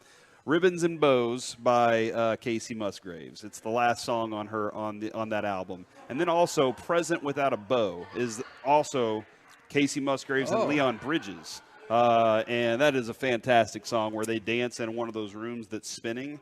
And then Silver Bells, which is always, I whistle that in the bathroom at work. I didn't know those other songs you said. Our acoustics in the bathroom at work are fantastic. They are. It's unlike the old bathroom that we could see outside and maybe even step on the roof when nobody was around. But that's the acoustics in there for Silver Bells. I can whistle it, and it's beautiful. Love the Holidays by the Old 97s. They have a Christmas album as well. And then I don't know if this works because I feel like this is a New Year's Eve song or a New Year's Day song, but All Lang Syne. Is that does that count as a Christmas song, or do I have to wait do think till of the that New as a Year's? New Year's. Okay, all right, then I'll scratch that Jingle off Bells the is list. a Thanksgiving song, though, so there you go. I won't let you include it just because I don't know exactly which song you're talking about. You don't know what Auld Lang Syne I is? don't. Not by the way you're saying it. What is it? Hold on, I'm not saying it wrong. Oh, that's the song. Yeah, that's New Year's. Okay, hold on. Because I said it. Okay, yeah. so you needed if you would have sang it or like hummed it, I would have known it. Thank you. Man. I just got some a nice little drink set over here, Kevin. We've had, I did you see that? Relax in the lounge at Noah's. From the 972, favorite, Feliz Navidad. That song does I do rule. love that song. From the 254, it's not the most complex lyrically wise, but I do think it's awesome. And then from the 254, yeah, because like, I want to wish you a Merry it's in Christmas. another language. That's yeah, pretty complex. It is kind of complex for people that can't speak 2 languages, Kevin. well, and then somebody else jumped in with Robert Earl Keen's Feliz Navidad is that's a the different best song. version. You need to listen to that one on the drive home. Not related? It is not. It's not just a It is very different. I'm not familiar with that. Do you know this song as I don't, well? Okay, no. you listen to it on the way home. It'll make you laugh. It's a very fun song, though. I am going to throw out for like traditional Christmas. I've never heard really a poor version of the song "O Come, Emmanuel." That's always done really, really well. Well, if we're going traditional, Bobby, and you're going to give out the good, let's go to cut number 18. This is my most hated Christmas song. This is also my son Brandon's most hated Christmas song.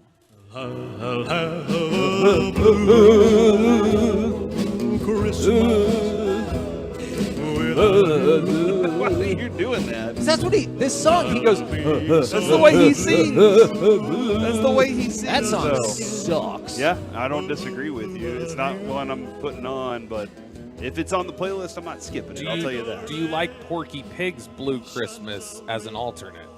Have you heard that one? I The have one of not, Porky Pig but I playing bet it? it's better. Oh, it's one of the classics. It's Porky Pig singing it, and then the producer put basically a guy cackling, laughing at him stuttering through the song. By the way, the Robert Earl Keen, it's Merry Christmas from the Family. Oh. They do say Feliz Navidad at the Okay. end of it. Okay. But yeah, that one. Do you take the Porky Pig song over Alvin and the Chipmunks where they want? I'll take that. It's pretty great. I liked that as a kid. I thought it was hilarious. And they had a couple songs, right? And it topped the charts too, man. That's pretty wild that was able to happen. The other song that I don't like, now that we're in this vein, Last Christmas. Last Christmas, I gave you my heart. The very next day, you gave it away. Last Christmas. I was thinking This Christmas by Donny Hathaway. I was like, that's a good song. That song. I don't know that one. Oh, it's a good song. Find This Christmas, Alec, by Donny Hathaway. Yeah, dude, Last Christmas Christmas is the worst, dude. I cannot handle it. What's Cannot. worse, that song or that movie? Which one is Last Christmas? It's got the Amelia Clark from Game of Thrones. Oh my God, I cried. What? I cried so much during that movie, Kevin. Can you imagine? Stop it. Losing the love of your Whoa, life. spoiler! Alvin! Sorry, Alec just told me to do that. That is Thank 4 you. years old, I guess. But yeah, no, that's a tough movie to watch, dude. Oh, yeah, somebody said it's I Want a Hippopotamus for Christmas. I'm going to need you to play that. I guess maybe we did not. Oh, this is terrible from the 903. Little Drummer Boy sucks by anyone. Wow, now they're just like, you know what, Bobby? Ooh. They're going to take every incarnation of that and done with it. From the 682, every year I hear Silent Night by the Temptations, and it puts me in the holiday spirit. Man, there's another song. We have a friend that we work with Stairway to Heaven. that is not in the holiday spirit. And Yeah, it's I do Ruben. wonder if He's a Ruben, crank. listening to this segment, has kind of like got him into the spirit just a little bit. This is Donny Hathaway. This is This Christmas. Crank that up. Yes. Oh, I know this is a good song. Okay, I know this song. This is the perfect Christmas song. This and anything by the Vince Guaraldi trio or Guaraldi trio. Oh, yeah, he's married to Amy Grant. All the Snoopy stuff. That was always really good. Hold on, that's Vince Gill, right? yeah. Didn't they get divorced? Stupid. From the 214, the Christmas song by Nat King Cole is the best. Honestly, I'm surprised we haven't seen like that vote 16 million times because I feel like that is one of the best known songs, and that song is awesome. It's great. It's just probably too slow for this era, I think. Okay. So somebody texted in and said the Guardians of the Galaxy Christmas time song is Christmas Time Is Here is really dope. That is. Was that from the holiday That's special? the old 97s that performed that in the movie, and that's their song. And our friend Flula was in that as well. Oh. Because we know Flula. Yes, we Your do face, know Flula. Bobby. He's I our don't buddy. know him. He's our friend. He doesn't like me. He's in that pie chart that doesn't like How me. big do you think that pie chart is? Most of or all? It's not all. I think I like you. I think I definitely fill a void. You like me a little less the more that you have to spend time with me on the air, though, I feel like. No. I like you just fine. Yeah, the more you're on air with us, the more. Sometimes like Mike, actually, a lot of times Mike says things I don't like, and I like him a lot. That's true. I'd say we're probably at about a 75% piece of the pie. Yeah, we got a big quarter that's okay with me. And they're like really entrenched with you. That's right? the thing, is that they are like it's a really intense piece of the pie. That 25%. Yes, it is. I like vocal minority, you might say. You know what I also like is people are sending us the YouTube links to just go ahead and pull up the songs. Shut up. Maybe you're right. They're sending us the YouTube links for the songs. They're like, play this one, play this one, play this one. We might pick up movie or music talk again tomorrow, but we gotta go because coming up next, live from Noah's in Frisco, it's going to be the C Block starring Corey Majors. Why you should avoid relations until the new year. Next on The Fan. Tolos, it's been a heck of a Rangers.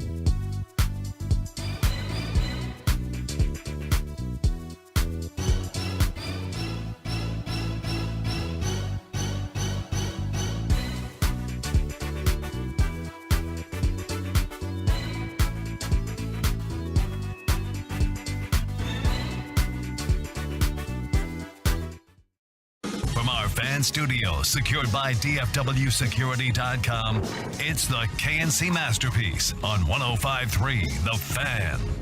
KNC Masterpiece right here on 105.3 The Fan. We're live from Noah's Fine Watches and Jewelry in Frisco. If you want to come join us, the show runs till 2. Hopefully you know that by now. And hopefully that you know right now, it's time for the C-Block starring Corey Majors. If you don't know that by now, well, you still have plenty of opportunities to get to know it. All right, this is one thing we wanted to roll out yesterday a little bit, and now we have it for today. This is a great opportunity for it. The most important person that trusted you. 877-881-1053. And here's why. Julian Edelman ran into Derek Jeter and Michael Jordan, and something happened. And this is Julian Edelman telling the story. I got a Jordan story, which I've told it. Tell me. We're playing Super Bowl 2014. I go to, you have the night off on Friday. You usually take your folks out. The week before the Super Bowl, I took my folks to dinner. I went to go see them, and I roll up, and I see Derek Jeter and Michael Jordan. And I'm like super starstruck. I'm about to play in the Super Bowl. And I go up, and you could tell Jeter's a very charming guy, welcoming. I go, Mr. Jeter, Julian Edelman, I'm playing the Super Bowl. I felt weird introducing myself, but I wanted to meet him. Yeah. And I saw Jordan. He was kind of like standoffish a little bit. And, I start talking with Jeter and everything's good. And as soon as the conversation's about to end, like 5 minutes in, I'm about to leave, Jordan comes up to me and he goes, "Hey, kid, I got a bunch of money on you. Don't it up." And that's the only thing he said to me. That is, dude, all right, Holy first moly. off, I don't know that I'll ever have Michael Jordan tell me that he has a bunch of money riding on me for something, but if he does, don't worry, man. We got this covered, MJ. So that's what I want to tell him there. But do you think that gives you an extra, leg of motivation that Michael Jordan just told you not to mess it up when you go out there because it's his money you're dealing with now? Yeah, I do. I really do. Because I'm like, man, not only could I win the Super Bowl, Michael Jordan will be proud of me. Yes, he might invite me over for a party later. Maybe, because him and Tom Brady always playing basketball together when they're on vacation. So That's true. I got an in there for one. But Kevin, do you have an idea of the most important person that ever trusted you with something? I think I do. I don't know how much this will resonate with our listeners, but for certain ones, probably a lot. Okay. It was Tom Kimbrough. He's the old Plano senior football coach. Yes. He is a Texas High School Hall of Famer. We were talking once about this and that, and he goes, "Well, I think you do a fine job. I think you always do a fine job, and we're lucky to have you." And I was like, man, if one of the best high school football coaches of all time thinks I'm doing a great job, then I feel pretty good that he put his trust in me. So that was it's such a great moment for me. And again, I don't know how many people will understand what that means, but a coach that I very much respected, and it feels like was beloved by everybody. Wow.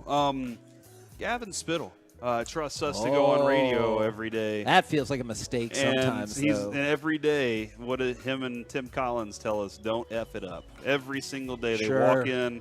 "Oh, we're all counting on you" is one line, and then "don't F it up" is the next line. And usually, Kevin, it's kind of intimidating. I don't know exactly, we don't get a daily after, for that. Sure. So I just kind of feel like we did all right. We did our job. We did what we were supposed to up until that point. So that's a good one right there. But if Michael Jordan ever says, "You know what, Corey, don't mess this up," then I'm going to be pretty nervous about it.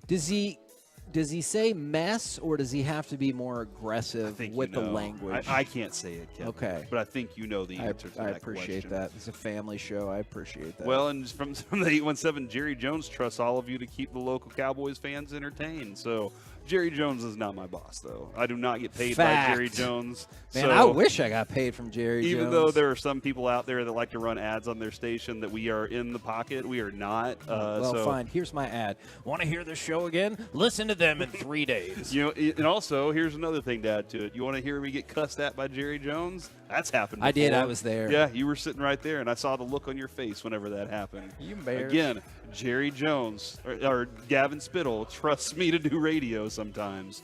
And I don't know if that's a good decision. All right, so let me add this one to it, this story, Kevin, because last night I did watch for the first time this Christmas season Xmas Vacation. All right, Why does X? Where did that come from? Because people are lazy or they don't like Jesus. Oh, really? Is that? I have no clue where the X started from for Christmas. I've never known. Honestly, I don't know the answer to that. Amanda B on Twitter X posted, "My work is doing a potato bar as our Christmas bonus.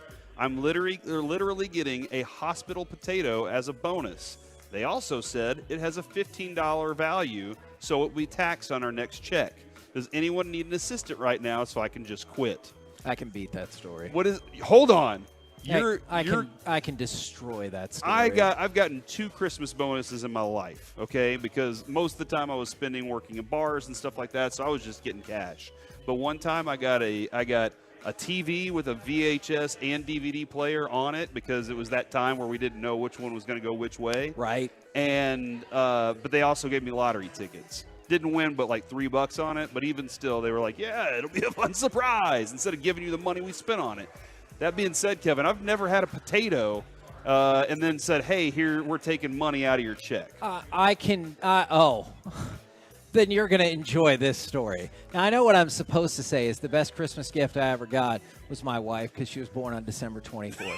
So thank you very much for that. That's awesome. And she is delightful. Happy early birthday, Jess. Christ delivered her on his day. It's true. Or a day before. Both hands right there. The worst, and I know what people are going to say about when he was actually born. You could save it. I've heard it all before. We're not getting into that right now. The worst Christmas present / bonus ever. This is all 100% factually true. It led to me getting into an argument with the people who own the company in the middle of the newsroom. It was, in fact, at the newspaper. I think it was about 3 weeks before Christmas. We all went in for an all-staff meeting. In that all-staff meeting, one of the representatives from the company let us know that they had been inaccurately taxing insurance all year long. And because of that, more money was owed. And so what they were going to do is everybody had an envelope up at the front. And that envelope would let you know how much money you now owed. Oh, my God. Back to the company.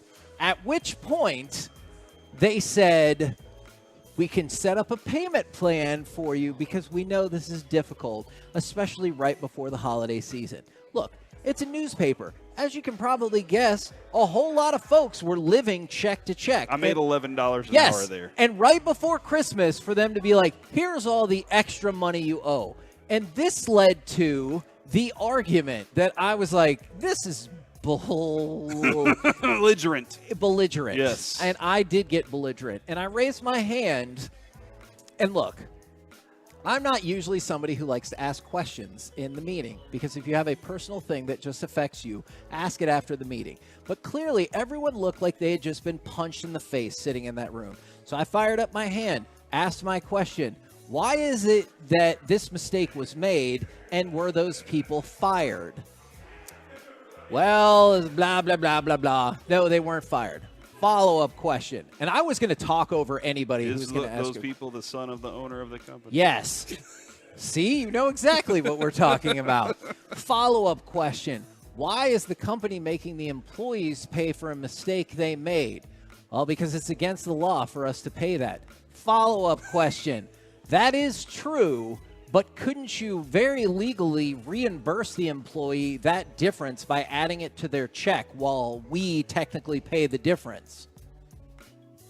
And then... No, and that's what happened. Oh, my gosh. Silence. God. That's what happened. It was like, we can look into that. That's not the direction we're going. Yeah, no, our direction is you need to pay us. My follow-up we screwed up, we need your help. Was not a question. It was a statement, and I was like, so basically what you're saying is you could do that, but you choose not to. Yes? Yes. That is, it sounds like, Kevin, that sounds kind of similar to Christmas Vacation when he was like, look, I'm not giving out Christmas bonuses. Jelly of the month. Then he was surprised that Jelly of the Month was sent out as some sort of option. He was like, hold on, I didn't give you a Christmas bonus. That isn't happening. But that scene right there, Kevin, that is one of the wildest things. To see Randy Quaid just go get his boss and bring him wrapped up in a big old red bow. And then everything just magically works out because that's Hollywood, bro. I do love that scene, but I think my favorite line in that whole movie is, and I know it maybe not like the most popular line, maybe people love it, is Chevy Chase goes, surprised?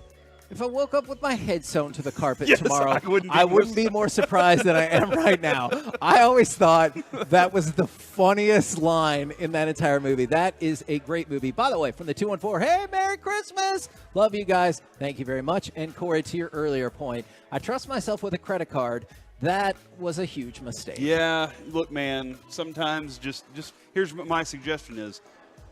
Don't pay it off. Ever. Just leave the money out there. No, I'm just joking. Pay it off as quickly as possible is what you want to do. From the 214, this is Twolo Vader. I got laid off the Friday before Christmas in 2001. They got rid of the whole department. From the 682, working 55 hours a week and not getting a Christmas bonus because I'm in the 90-day period. And that does stink. Oh, my You get hired, gosh. and then they're like, hey, by the way, I'm sorry. Like, you're in the 90-day period, so none of this other stuff that you're hearing about applies to you. That's just the way that it's going to be. And somebody said, what is a bonus? Never had one before. That's most of my life. I had never experienced anything like a Christmas bonus, so I didn't understand that at all. Didn't make any sense to me. I'm honestly, I'm really thinking this through. I don't know if I've ever gotten like an actual Christmas bonus, just that Christmas deduction. Okay. Maybe there's one I'm thinking. Maybe there's one I'm just missing. Well, Kevin, I will say, I think because the Tolos have been so awesome, we will give you a Christmas bonus right now. That is a high five. Good job, buddy. Woo-hoo! We're all very proud of you. All right, and then the last story that I want to get to here, Kevin, according to the New York Post, men, not women, are being warned against engaging in energetic Christmas romps. Does that mean like doing it? Yeah, chances of suffering a painful fracture in your coccyx? Yes. Well, no, in front of the coccyx. Dramatically, that rises during the holiday weekend. It does? Scientists studied 3,421 German men between 05 and 21 and found out the chances of sustaining the painful groin injury, especially among those in middle age, rose significantly between December 24th and 26th. If every day was like Christmas, 43% more of those fractures would have occurred in Germany from 2005 on, is what one of the authors in this study wrote. Now, I have some follow-up questions. Because you get more exploratory. Okay, that's what I wanted to know. During the New Year's holidays. Is it because there's some sort of Christmas-themed outfit that gets you fired up?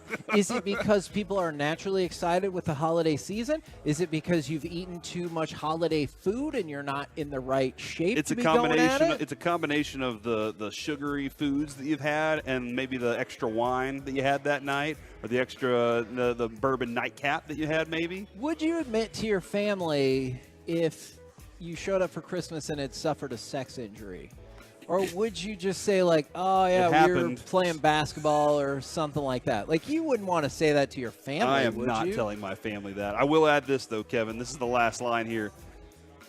The Dr. Nicholas Pirgaitis of the Ludwig Maximilian University of Munich says, he added, the risk of injury increases especially in positions where you're not in direct eye contact with your partner. What do you mean? Such as if you were to turn around. What's that called? You know when you put your car, you're not going forward, you're going in reverse? Yep. So, but what is it called? I'm sorry, I'm not familiar with quite what you're saying. Do I just read the quote as is?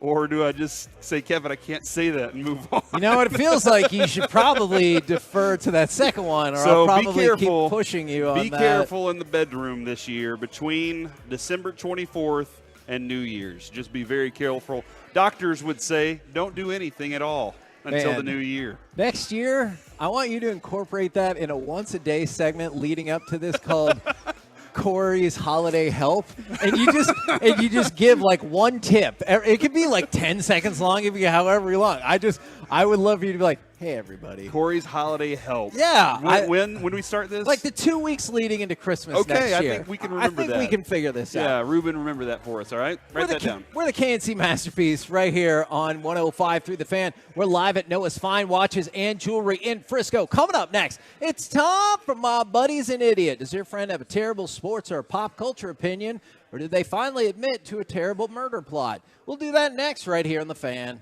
Through your phone.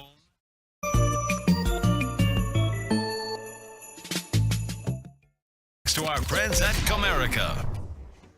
Hey, it's Corey here from the KNC Masterpiece, and we are live from Noah's Fine Watches and Jewelry. It is the southwest corner of North Dallas Tollway and Stonebrook, and we did give away the Bronco a little earlier today, and we saw an engagement go down.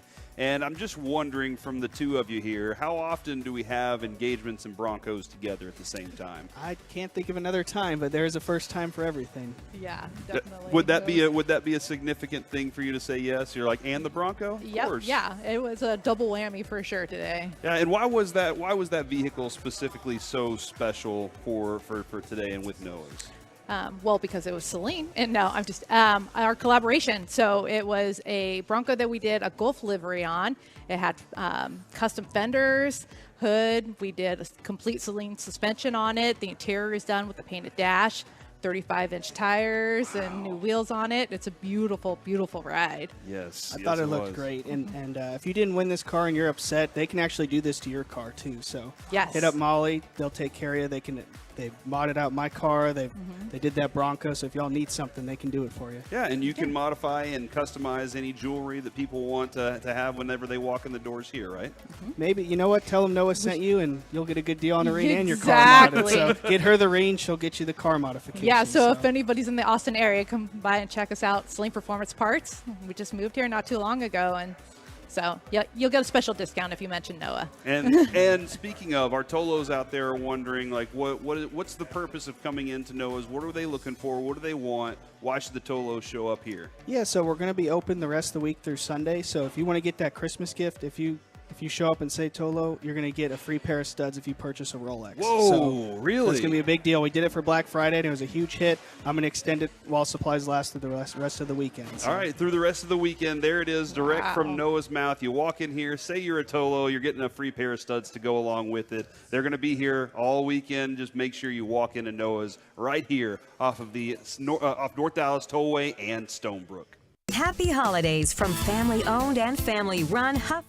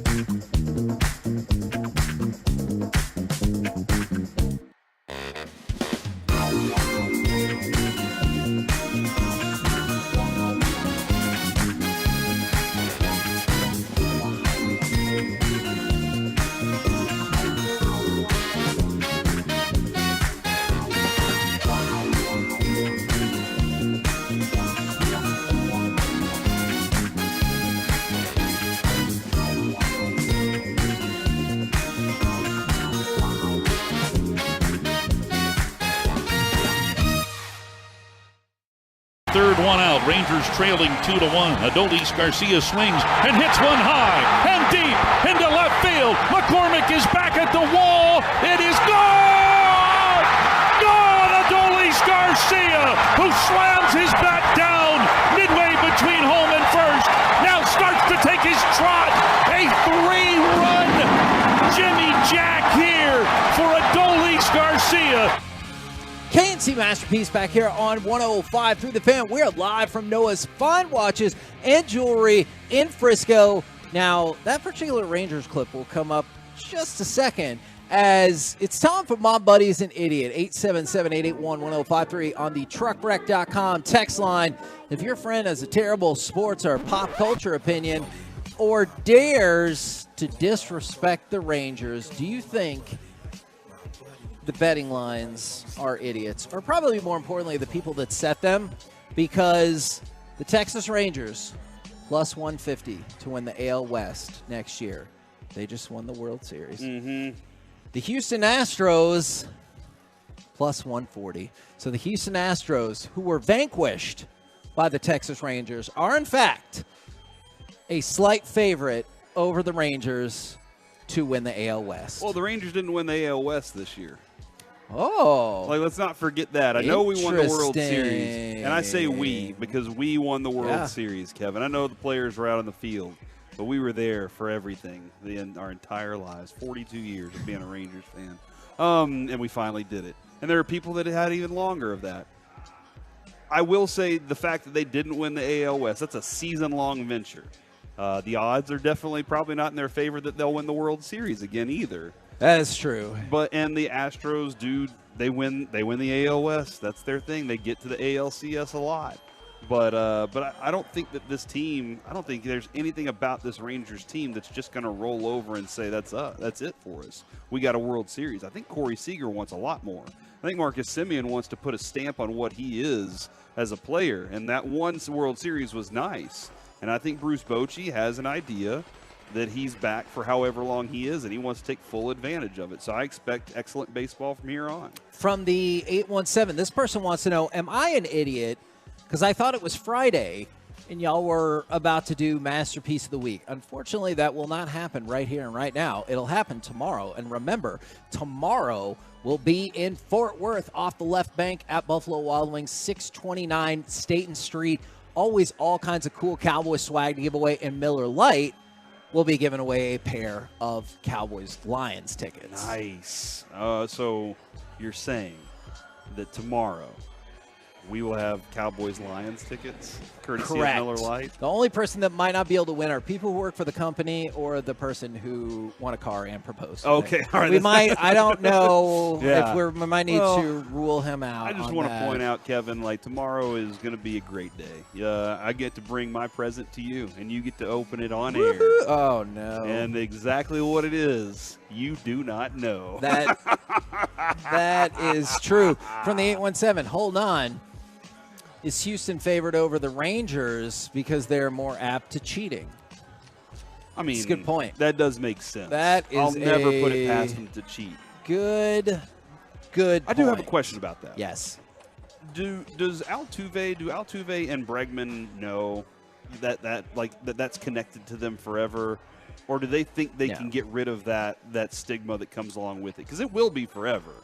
Except for from Astros fans, so he'll live in Houston. They'll live in Houston forever and be okay. It's a tough question because I don't know them personally. It does seem like, by and large, people have a hard time accepting the blame for stuff they've done, and they are just immediately like, "We'll get over it." Mm-hmm. Yeah, no, exactly.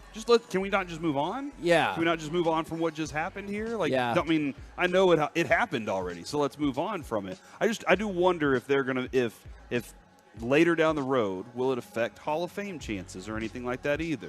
From the 214, hold on, it's not Friday? It Oh feels my like goodness. Friday. Everybody's kids have half days today, dude, or didn't go. Yeah. My kid Carter has been trying to get out of school every day since school started this year. Today we were like, "Hey buddy, you don't have to go to school." And he was like, "Great, I have a fever." And I was like, "Oh my gosh." And so, yeah.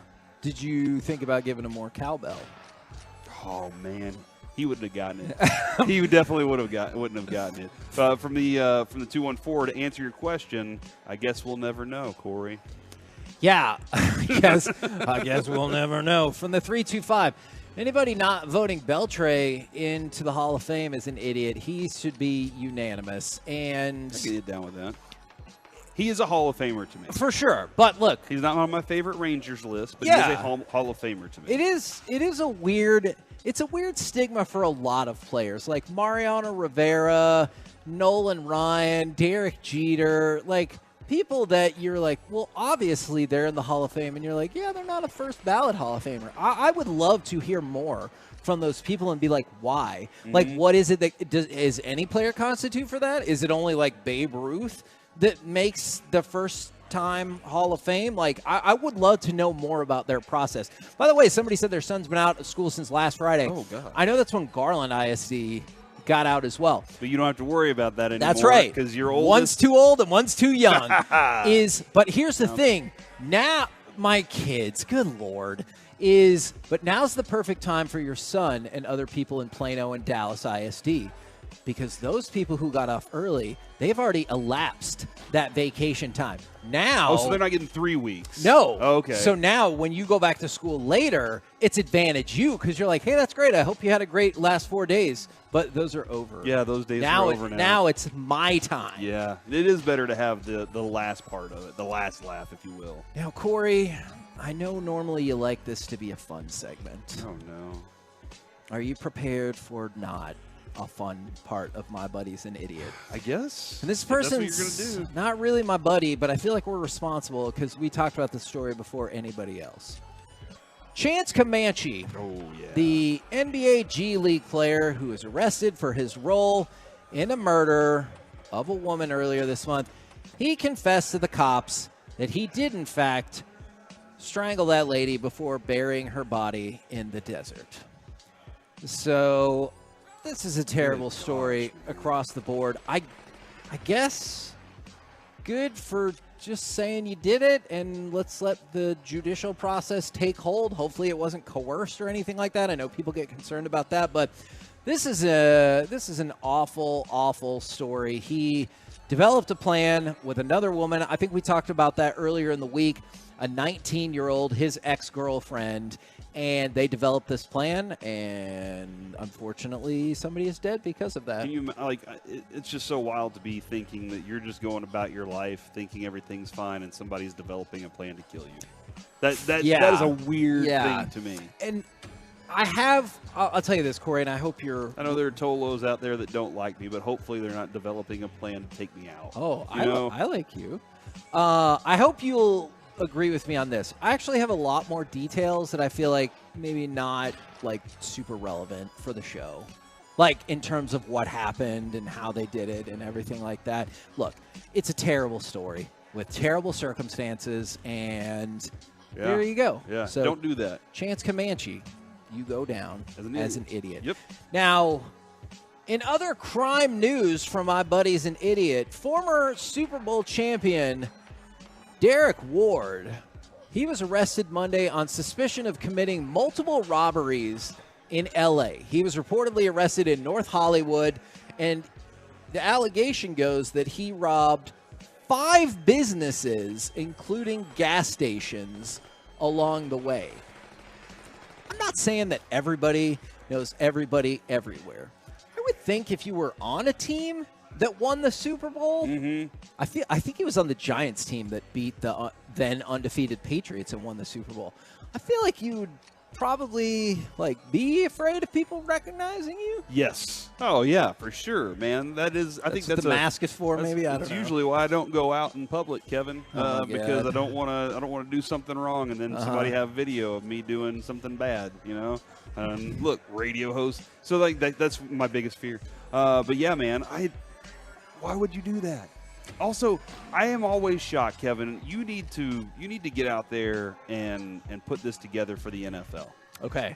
You need to be there all their financial advisors. Oh my God, I would love that. They need financial advisors they can trust. The NFL is just like, yeah, you go find somebody, and these people end up not having the money they need, and they have to rob gas stations. Right. And stuff. No, That's a bad decision. This is fair from the 940. Kevin letting something go? Oh, sure. Hey, you're right. And I understand my shortcomings as a human being, always working on getting better. Is that your New Year's resolution, is to let go? I don't believe in New Year's resolutions. Oh, my God. If you want to make a change whenever Just you make want. a year-long resolution. I'm making one. You want to know what it is? What is it? I'm going to study Buddhism next year. Oh, what? Okay, I'll ask you later what brought that up. That is fascinating. From the 214, my buddy's an idiot because he's originally from California and he's an A's fan. I had to put up with that. Well, they said something not very Stuff nice on the daily. on the daily. But don't you feel kind of bad for them depending on when they were born? Like if they lived through the 80s, then maybe they had some happy times. But other than that, if they're like really got into the A's in the last 10 years, don't you just need to feel bad for Jose them? Canseco, Mark McGuire era was fantastic. For That was a sure. lot of fun. And, hell, they had some good times in the 90s. They did. Whenever they had the Giambi family there. So there were some good times. But for the most part, Kevin, every year when you hear about free agency, your first thought as an A's fan is, not this team. We're not getting any of those guys. Yeah. So I can understand that. I don't know how you could continue to do it, but we've been Rangers fans all of our lives, and somehow they keep hooking us back in, and then they win a World Series, so it was all worth it. I mean, probably Like the way they feel. The honesty of it was we were a farm team for a long time. The A's are basically like the Cowboys, where they won a lot of stuff back in the day but haven't done much since then. Cowboys will, though. Are you sure? Nope. Open magic. Oh. Now I got one more for you. Are these auctioneers idiots? They did poorly on this. Is it like a horse auctioneer or a cattle auctioneer? No. Okay. This is for sports memorabilia. Do they do the same way? Do they do like I got 35 over here, I got another 35, I want 25, who got 35, who got 450 over here? I think so, but I think you're also allowed to pre-bid on a lot of this stuff. All right. And so that like Mike might take some of the suspense out of it. There was a Wilt Chamberlain National Champion YMCA medal from when he played basketball as a kid. The estimate is that it would sell for between $80,000 and $120,000. Okay. A YMCA medal. It's of Wilt Chamberlain.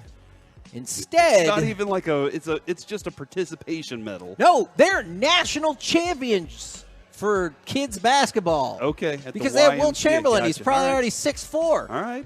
He probably was. So $80,000 to $120,000 estimate. It sold for a robust $7,620. So good night. You put that up there. The auction house says, "Hey, we're thinking $80,000 to $120,000, maybe $100,000." It ends up selling for $7,600. Mm-hmm. I'm feeling pretty sad. You got to think your auction house sucks, I'm feeling right? pretty sad. I'm feeling like I got the wrong people, but I also understand whoever got that probably wearing it every day. They're like, I'm wearing what could have been $80,000 around my neck, but I only paid. That's like when my wife's like, "Hey, I went and got this shirt or this coat, and it was 90% off." I'm like, "But how much did you pay?" You know, that's exactly what you're dealing with. This is Wilt Chamberlain's medal. What's the price in which you would still consider wearing it? Because, like, that's too rich for me to wear it. It would become a display piece. Yeah, no matter how much I pay for it, I'm wearing it. What? I'm wearing it everywhere.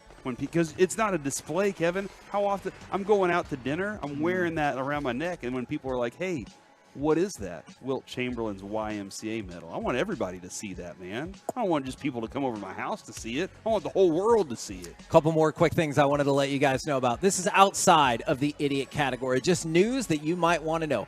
FC Dallas took Logan Farrington as the third overall pick in the MLS Super Draft. And then this story is super cool. I know we do Shout Out Friday tomorrow, but Jaden Daniels from LSU, he took part, the reigning Heisman Trophy winner, just to clear for Yeah. the Are you excited about him? NFL draft. I am very excited about him, especially he just teamed up with Raising Cane's, and they gave away hundreds of bicycles to the Boys and Girls Club. That's cool. And kids in the Boys and Girls Club. That so is cool. I know we had to go through the Comanche stuff, and that's a really garbage story, but Jaden Daniels right there doing good work for the kids and the community.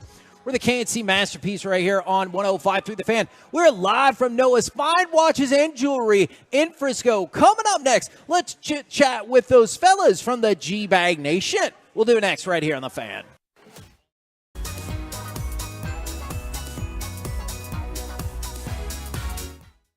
along the way. Turn it on, leave it on. The Fan and the Odyssey app.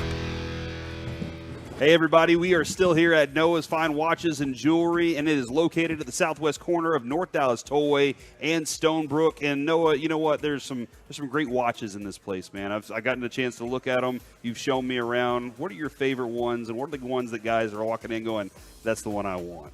They're coming in loving the Rolex Submariners and the Rolex GMTs. They have the blue and black, which is called the Batman, and the blue and red, which is the Pepsi. So if we don't have it in stock, we can also source it for you. So we've sold out of a lot of our popular models. So it's not too late. We can still get one in time for you. So just let us know which one you want, and we can get it for you. I like the Batman idea because my co-host, I'm still looking for a Christmas present for him, and he's a big Batman fan. So if you could get me the Batman Rolex, we're straight for like forever? 20 years probably on our Christmas present. You think that's going to work? Oh, that would be great. And don't forget, who are you going to give the pair of free studs to? Oh, yeah, exactly. I come in, I'm going to say I'm a Tolo, because I am a Tolo, Kevin. Right. And then I'm giving a pair of free studs. I guess that's going to go to the wife. Probably 2 for 1. Yeah, maybe the daughter. We'll figure out exactly which one loves me the most. It's yeah, probably tell her about the watch that you gave me when you give her the studs. I'm excited about that. That is a wonderful idea. What are the other options? You guys are staying open on Christmas Eve a little bit later. We are, than yeah. usual. Normally we're closed Sundays, but we're gonna open for everybody 10 to 3, and we'll be here the rest of the week. Thursday through Saturday, 10 to 6. So we'll be able to take care of you. Even if you're not in the market, we'd love for y'all to come by and meet you. I know this is a great audience listening, so we'd love to meet you in person and show you what we're about. Yeah, get to know the Tolos, too, and get to know Noah when you walk in, man. He's got a great bar set up over here. He's going to take care of you. Maybe go into the cigar lounge, have a little smoke in there, and get to know what this place is all about and why you should come back every time, right? Absolutely. We'll make a day of it, and we treat people like family, so we'd love for y'all to join. Noah's Fine Watches and Jewelry. Come on by now or make your way over anytime. I'm Chelsea Messenger, helping you beat the Bucks with BetQL. The Milwaukee Bucks will look to finish off a perfect homestand as they host Orlando. The Bucks have won 5 straight, all at home, and will host an Orlando team coming off a home loss to Miami on Wednesday. With Milwaukee a stellar 15-2 at home and Orlando struggling with 3 straight losses, the BetQL 5-star play of the day is the Bucks laying the points at home against the Magic. Bet smarter and beat the books with BetQL, and download the BetMGM app today. Wendy's Peppermint Frosty and Frosty Cream Cold Brew make the perfect gift for anyone in your life. Especially for you. Yeah, this year you're sitting on your own lap and getting yourself what you want. Finally. And now every day this season, unlock 20% off your total when you get any small, medium, or large Frosty in the Wendy's app. So order something from your own wish list this year. Limited time only. Participating U.S. Wendy's with app offer and registration. Applies to menu items only. Taxes and fees excluded. Attention football fans. It's your boy Nate Noon at J. Alexander Law. It's that time of year again, and your safety and the safety of others is our top priority. This is football season.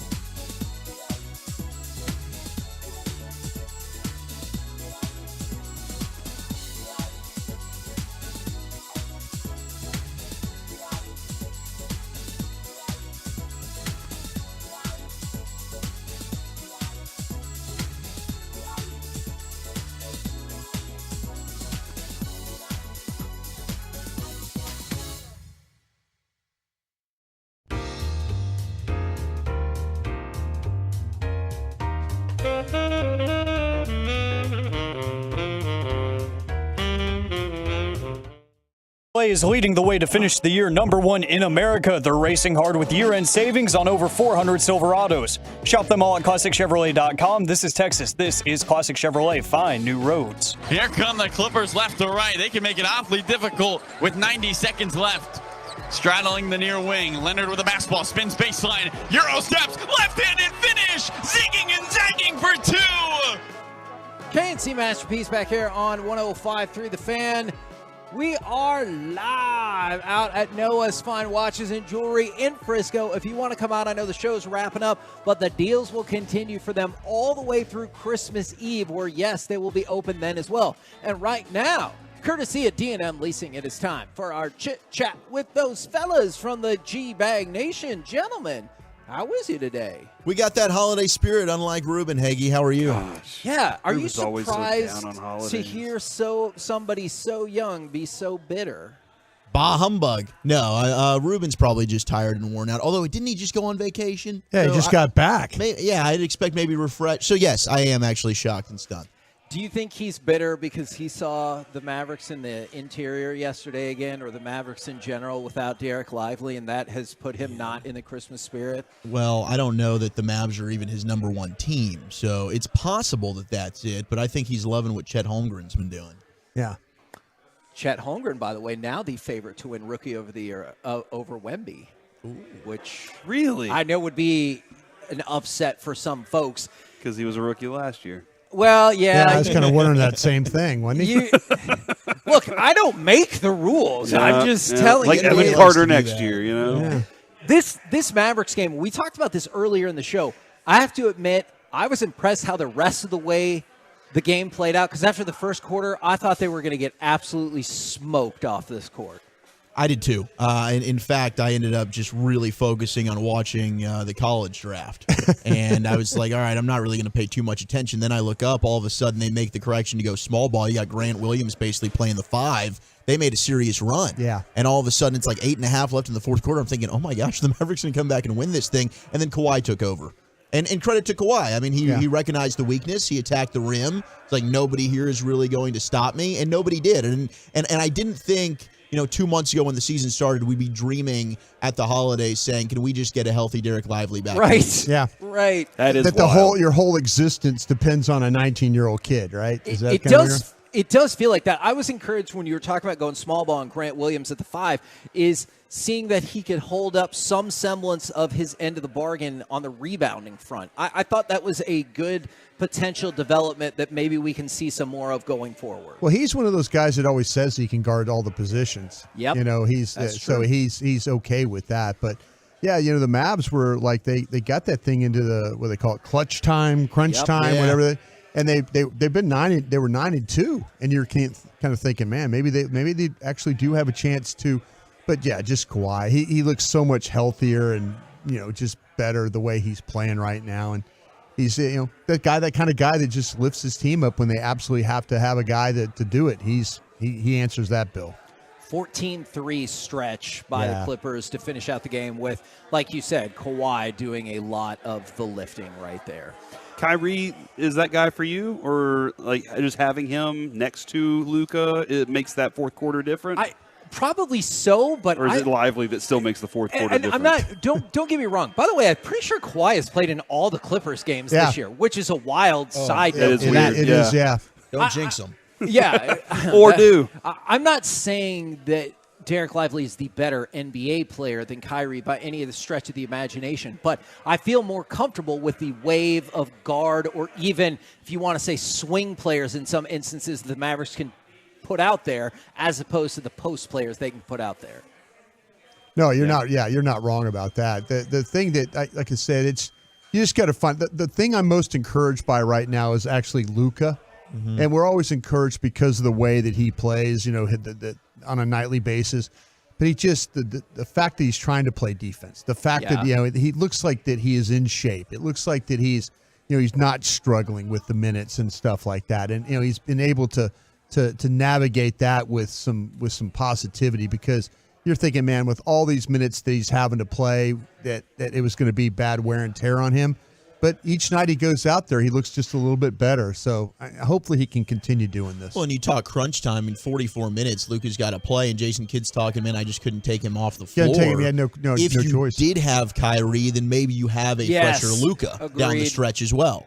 I agree with all of that. That's a great point. Now, a less stressed one for sure. Yeah. For sure. I know we kind of missed you yesterday, brought us with the movie discussion, but what I'm curious about now, do y'all have your most and least favorite, perhaps Christmas songs of all time? Man, that's a great question because I'm kind of I can go really old school on you there. Sure. And I could go back like with Bing Crosby and David Bowie's Little Drummer Boy. It's one of my favorite ones. And it's one of the weirdest combination of two performers you'll ever see in your life. That is a good song. You're One right. guy has a pipe and the other guy's got a cigarette hanging out of the corner of his mouth, you know? And so that part of the Little Drummer Boy, it's hard to have a non-favorite Christmas song, right? I mean, I always like Santa Claus is Coming to Town. Santa Claus is coming to town. It's so upbeat. I'll tell you. Is that Bruce Springsteen? Yeah, Bruce Springsteen. Yeah. It's from Jason Garrett right there. Let me tell you, that's Springsteen, huh? We'll have a couple of lemonades one day. I'll tell you, as a New Jersey guy talking to another New Jersey guy, yeah, that's my New Jersey guy. Have I told you about my New Jersey guy? Over a lemonade, Jersey guy? No, tell me about the New Jersey guy. Though. Yeah, I'll tell you about that New Jersey guy. Yeah. The one that I threw out there that I know my son Brandon also dislikes from an old school Christmas perspective, I do not care for Blue Christmas by Elvis at all. I heard you playing that earlier, and you're right. That's not a good song. I'm not done get me yelling. Are you just an Elvis hater? No, I actually love Elvis. Yeah, and I don't think I am either. I do hate this song. I will admit it. Why do you hate this? Why do you hate this song? I think it's the very beginning. It's very 1920s. Well, it's slow and dull. You know, Yes. it's the opposite of Santa's Coming to Town. Yeah, that's a great point. If you're just looking for straight up energy in your song, give me Santa Claus is Coming to Town all day over Blue Christmas. Jackson 5, that's the best one. Is Mariah Carey, her songs are always really popular, right? I just like looking at that set. Yeah. I've already had one person tell me that's their favorite and one person tell me they hate that song just because it's Mariah Carey? everywhere. No, just because it's omnipresent in your life for a month and a half. Yeah, it does seem like a long time. We're at Peace-a-thon, and all of a sudden everybody's trying to get us to play that. I'm like, no. What do you guys got coming up on the program today? Pure gold as always, Eggy. Thank you so much for asking. We'll actually catch up with John Owning from PFF at 4 o'clock. And, of course, the Zach Martin Show at 5. See what the All-Pro guard has to say. And is he playing on Sunday? I'll tell you what, you need to worry about Tyron Smith. Tyron for this Smith. one. Gosh dang it. Yep. It was McCarthy. So I know we got to go, but when McCarthy said... Oh, you sure about that? In the overtime. When McCarthy said in the presser it was something that happened in the game and they're monitoring it, I was like, oh crap. I was hoping it was a rest game that I or rest practice that I misread, but no, I am worried about that, Broadus. You should be. Okay, so roll home with the G-Bag Nation. No, it doesn't. He's not here to make you feel that's like right. sugar. Broadus is here to tell you the actual information and truth is happening, not to make you feel better. Roll home with the G-Bag Nation. We have been the KNC Masterpiece. Thank you very much to Noah's Fine Watches and Jewelry for having us out. Remember, tomorrow, Buffalo Wild Wings, Left Bank in Fort Worth, 629 Staten Street. If you want to come see us, 10 a.m. to 2 p.m. right here on 105.3 The Fan. Say goodnight, Kevin. Good night, everybody. Thanks to our Tolos. Those are...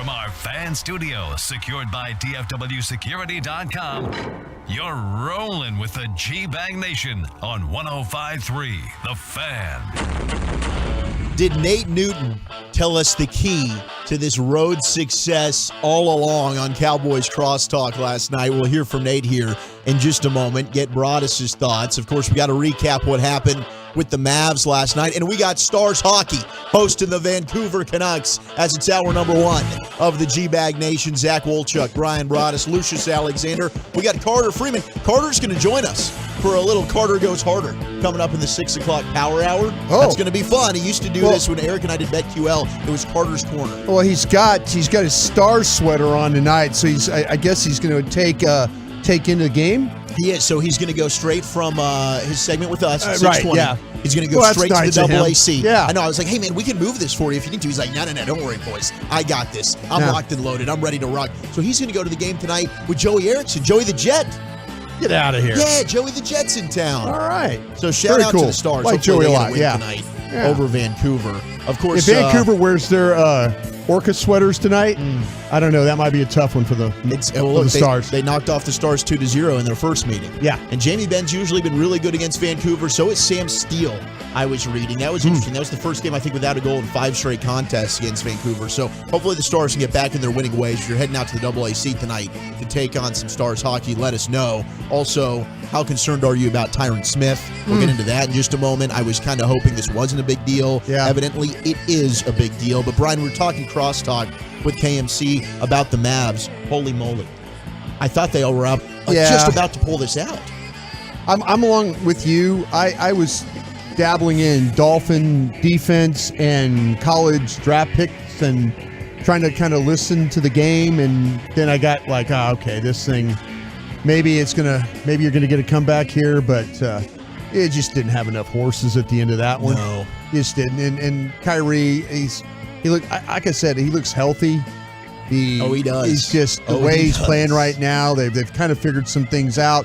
There was some talk, when the season started with the Clippers and the whole thing with Harden, and I think they were 0-5 or something right off the jump. They were terrible right after the trade. Terrible right off the jump, and but they've really done a good job of kind of pulling things together there. But that's a tough team to deal with, especially when he looks as motivated as he does, playing for them every night. And kudos to Reg. When he made the point last night during Crosstalk, he's like, man, Kawhi looks like he's back at MVP he sure form. did. And I I knew that the Clippers were on a 9-game winning streak. I'd been kind of watching some of their highlights here and there, but I still wasn't taking them seriously as a legit contender because they're never healthy. And then they didn't have Paul George last night.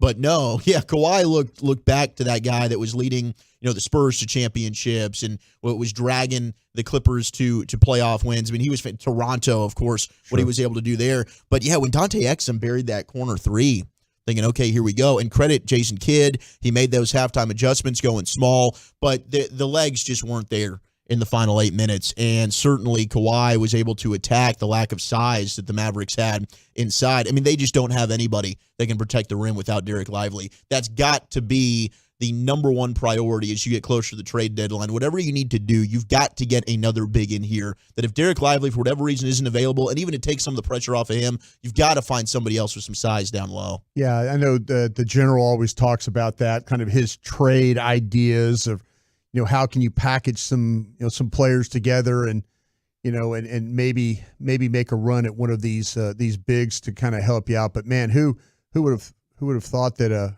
rookie would be so important to how you are playing on a nightly basis, especially with the rim protection, and then also with the way that he's able to rebound. And the way he's able to finish at the rim when given the opportunity. And Tim Hardaway Jr. with another 21 points last night. Well, keep it going, THJ. Keep it going there. And but now maybe Hardy's a guy that with Dante Exum emerging. I know I asked that to our buddy Bobby Carrella. Bobby's like, man, you need some of these guys. But eventually, if Kyrie's able to come back and be healthy, you just don't have enough minutes to go around for all your guards. No. Somebody you do have a surplus to where you can move one.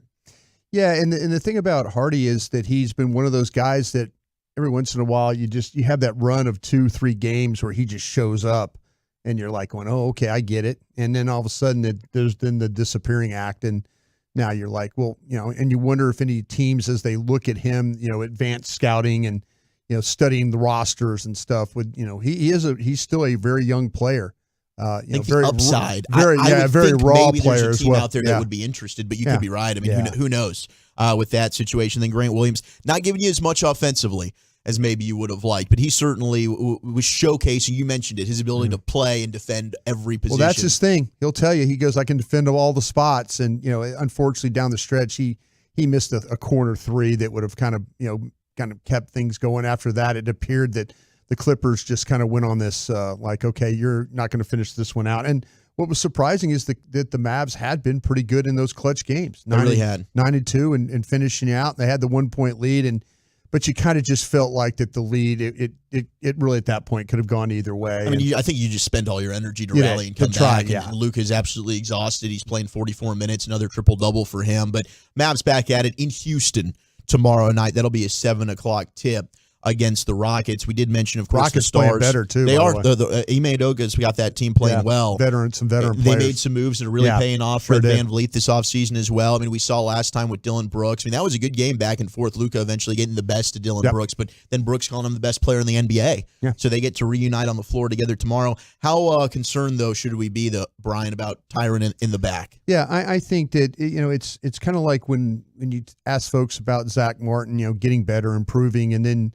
But with Tyron, it's getting better and improving it's sometimes it's good to hear, but then you have to kind of know, well, it's the back, and when he usually has something wrong with his back, it's something that takes more than 1 or 2 or 3 days to get right, and the fact that he is sitting out days already, and credit to him that he's lasted as long as he has, this season with what he's at, they've kind of figured out a plan for him, but you should feel some concern right now about the situation with him and his availability for the game this weekend. So is it trending? I think we saw our buddy Clarence Hill tweet this out that Martin playing and Zach, is it more positive for Zach right now? And here we are again. I really pride myself on having the right information for folks. I don't want to lead people the wrong way, and I just had the feeling and hearing and talking to people last week about Hooker. Everything on Thursday when I asked about, I usually wait till Thursday, Friday to ask these questions, and everything was trending the right way as far as with Hooker, being in the lineup. And then the next thing you know, Eric and I are interviewing Christy Scales, and she's talking about inactives, and she mentions that Hooker's not going to play. And I think everybody at that point, I know on my team was very, very like, whoa, wait a minute. All week long, we were talking about this guy being back. And so, I think you absolutely have to wait until we get to game day or they get on that plane of who's going to play and who's not going to play. Well, Cowboys holding their final allotted padded practice of the regular season. They were in pads. And, they started outside, then moved back inside, but they're out there in pads. And it was good to see, I think, Malik Hooker also was participating in pads, who you were just referring to missed the game. They're going to need him this week. I saw this from our buddy Nick Harris, and we'll probably have Nick on tomorrow to help preview the game as we do every Friday. But Nick was mentioning how Tua is so good against man coverage. He is. And that's, for the most part, league high is what the Cowboys run is man. And Tua's 14 touchdowns to 1 pick.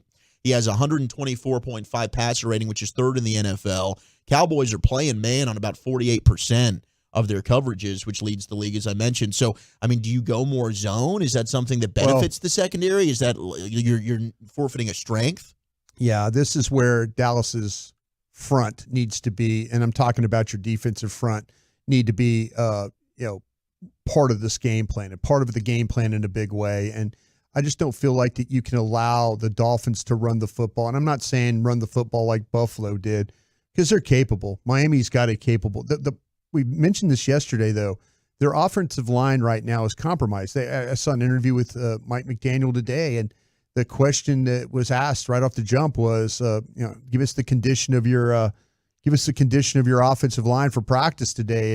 And McDaniel put both his palms out and said, "Bro." Hey, who knows? Who knows the situation? And if Miami is in that kind of that mode where they can't protect and their offensive line is compromised, this is where Dallas's front has to win this game. This is where, like last week, of all the things, all the issues that you had, and you asked the question about how much zone do you want to play?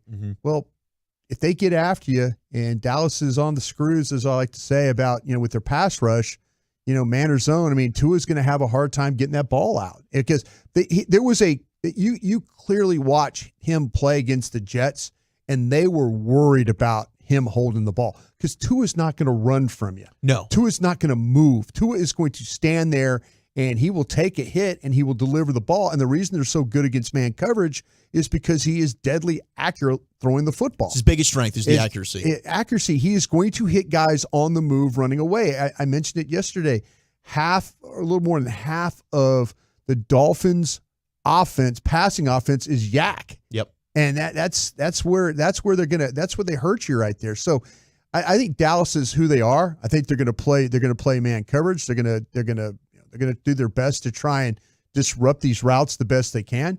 But they're going to try and take advantage of an offensive line that might be a little bit banged up right now and might struggle to protect their quarterback like they feel they need to do. It's amazing. And maybe game flow, you'll adapt and tweak some things on this. Of course, we've been having the whole conversation all week long about Micah, and do you want to keep him on the line of scrimmage with the linebacker concerns? And we'll talk with John Oening, who's gotten in the heart of these battles. Oh, no, he's fighting it, man. The one thing is you have these conversations, and I want to say this, though, if I can real quick, Zach, is it's so funny how you get in these discussions with fans, and they – in the beginning of the season, you want to talk about Micah the linebacker, and then you get in an argument with them, and I don't mean an argument. You get in a discussion with them about, oh, no, Broadus, he's an edge. He's a rusher. That's what you do. Why would you waste him at linebacker?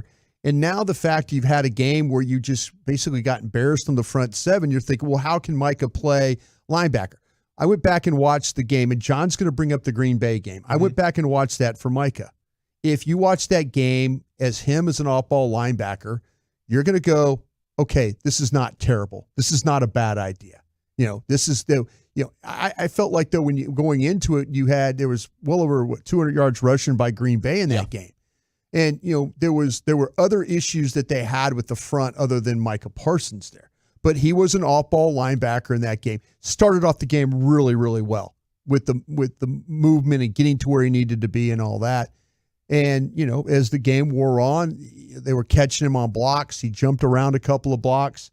That's the thing that's going to happen with Micah playing linebacker. When, as an edge, man, he has such a feel for how to rush the passer now. And because he works a lot on it. That's something that, when he doesn't play the best in the game. Yeah, he doesn't play a lot of off-ball linebacker anymore, and so you're asking him to say, okay, now you got to prep for this game in a different way. It's easier said than done. Exactly. Right? I mean, fans are looking, just put him in line. It's not that simple. Yeah. I do think there's a blend that they can have. I don't think the Cowboys are not going to play Micah at edge. Yeah. But maybe you do see Dan Quinn say, you know what, maybe he can be a chess piece to help mask some of the problems. And situationally, you do play him at linebacker. When I'm dealing with an offensive line that has issues across the board, I am putting him on every single guy that I feel like that he can win one-on-one against. Yep. And I don't know if off-ball linebacker allows me that latitude. No. Not now, when you're playing against an offensive line that's really, really good, go for it. And you're only throwing the ball 15 times against Buffalo. I understand the criticism there. Yeah. But Miami's a new game. If it ends up going a similar game flow and game script, then okay, I get it. Yeah. But part of the reason why they're so terrified is because of 11 rushing Tua. Yeah. And that's why they're going to get the ball out. Now, I do want to play this cut of Nate Newton last night. I thought it was brilliant. Larry Brown, Nate, Bobby, they all did a great job. Nick Eatman as well during Cowboys Crosstalk. Nate was discussing one of the things that he believes is the problem when it comes to the Cowboys' road woes. And here's Nate Newton. It don't matter. See, people keep asking, what's the difference between home and on the road? The difference is the attitude. I'm coming to take your house. And when you get that attitude, and you can't tell me how great an athlete is, because all great athletes don't have this attitude. And Dak kind of was alluding to that in the post-game presser as well. Like, you got to go, and something that he said he's enjoyed throughout his career. It's us against the world. We're going to take yours, right? We're going to your house. Yeah. We're going to make a statement. And maybe they do lack a little bit of that attitude. Man, I love Nate. I really do. And I'm saying this I worked with Nate a long time. I competed against Nate. He wore us out at Green Bay. They were a different breed when they played.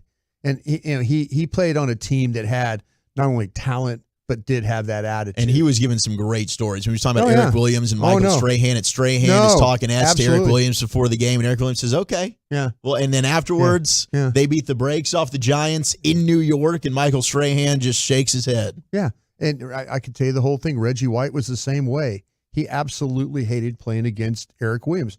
But that team's attitude was a completely different type of outfit as what you have today. And I do think there's things that the Cowboys have problems with, and I mentioned communication being one of them. Mm-hmm. I think the communication on the road is not as crisp and clean as it needs to be when it comes to they honestly need their offense to be successful. They really do. Not that the defense is poor in any way, but the way this defense operates is their ability, is their strength, is to rush the passer. You take that away from them, they're a pretty just average defense. Pretty average defense. But you take that ability of theirs to rush the passer and create turnovers with the interceptions and stuff, pretty average defense right there. I don't think but they need their offense to be the one driving that bus. And if you want to say offensive attitude and all that, sure. But I do think that they struggle on the road with game plan at times. Because look at the game plans they've had in the losses. Arizona, San Francisco. The game plan. I think that's an excellent point. The game plan they had, it just appeared like they were not even the same team with the route combinations. They looked like a different team. They looked like a completely different team. Absolutely. Yeah. We'll get more Cowboys conversation going on throughout the program. We got G-Bag of the Day coming up at 2:30. Let's do a little hodgepodge. We got a shout-out to Dickie V and the worst pickup lines to use at your holiday parties. That's next. Thanks to our Tolos.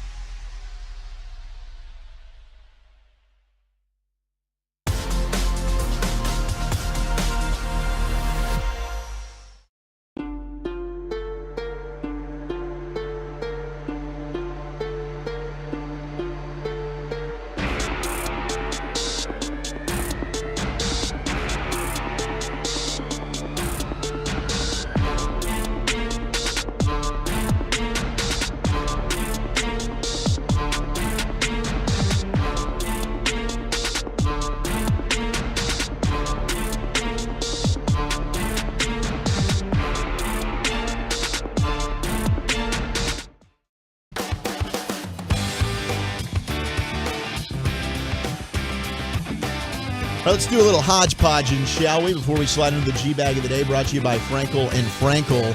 Now, yeah, what do you got? You don't have a read here right now, right? No, you're fine. Did you, these Odyssey Minute listening things? Yeah. They're fascinating, man. It's amazing. We're having people tweet us about this. Yeah. And it's pretty cool. Like it the is amount pretty of cool. time that people are listening to Sean and RJ or just the entire station or us. Go ahead. You can tag us. We appreciate all the love and support. Turn it on, leave it on if you're not able to listen while you're cruising around in this dreary, wet weather out there. But yeah, seriously, pop on the Odyssey app. Yeah, I mean, people have been kind of tagging us in this stuff, and it's actually been cool. The number of minutes that they've been listening. Did you find out yours? Yeah, I did. I Is it not good? Well, it's like you're usually probably not listening just on the app. No, but yeah, I don't listen on the app as much. It's like it said 1,911 minutes. Okay. Is that a lot? It's not a lot compared to some of the ones I know we've there was seen. like some guy saw 60,000. Who was that guy? Did you see the guy had 60,000? Yes, it was incredible. Yeah. Well, hey, thank you very much, guys and gals out there, for doing that. We appreciate you. We do. And We the love podcast, you listen to the podcast too. Yes. And Spits and Suds and Love of the Star, all the podcasts we have on. But thank you for doing that too. A lot of good stuff. Yeah, Love of the Star. I'm sure you guys are in Spits and Suds, or is it Spits and Studs? I don't know, Spits Bobby and Bell. Studs. What do you think? Bobby thinks it's Spits and Studs. He thinks it's Spits and Studs. Yeah. Do you want to give a shout out to Dickie V, Dick Vitale? Yeah. He is officially cancer-free. Wow, how about that? That is great news. Ring that bell. Yes. Dick Vitale letting everybody know Santa Claus came early for me and my family. Just was on the phone with Dr. Brown. That's his oncologist. And the blood work came back, and they gave him great news that they're all good. And he is now cancer-free. So shout out to Dickie V. He's 84 years old. Tell you what, man. Had a heck of a run. So much. And he's still just excited as ever. Yeah. The diaper dandies, baby. No, he loves. It's amazing these guys that kind of were that were coaches, and they kind of were okay coaches, but they found their niche as being broadcasters. That man's called some great basketball games. I have the utmost respect for him and what he's done in the fight. He's, it's at his age, at his advanced age, it'd be easy to kind of just give up. That's just not his. That's not his MO right there. How about this? I just saw Micah Parsons quote tweeting. Is he mad at me for something? No, not at all. In fact, he agrees with you. Oh. Marcus Mosher, who, I'm not the biggest fan of, but I can't believe so many of you want the Cowboys to move Micah Parsons to off-ball linebacker. What happened to y'all? I knew this was coming. Micah quote tweeted, "It's because teams are running the ball and people like to panic. I'm probably leading every category in pass rushing besides sacks. Yeah. People are nuts. And if people watch film, they take shots and pass more when I'm off ball or out of the game. Yeah. We have to get better, period." Tell you what, that's not we're not getting butt crack there, right? That's Micah's I double checked that it was Micah's actual account. 566.5 thousand followers. I believe it's his real account. Man, I went back and watched him against Green Bay, and you know what? I mean, it got to the point where I was thinking, damn, you could play him off ball and he'll be fine. The way, early in that game, he was hustling, making tackles. It's a lot for him to play off ball, then have to cover, then have to be pass rush guy too. You're asking a lot. I think he is so rare now as a rusher that he'll play the run. He'll play the run at him. Teams have figured out that listen, you can influence him because of how aggressive he is. You can maybe take him out of his game a little bit as a run defender. But as a pass rusher against this Dolphin offensive line right now, I am moving him up and down that line because I know he's going to cause some problems if they get into a game where they have to throw the ball. Because Tua's going to stand there. Micah can hunt him down where he's at. Yeah. So I'm glad Micah reached out to folks. Well, I'm glad he put it out there.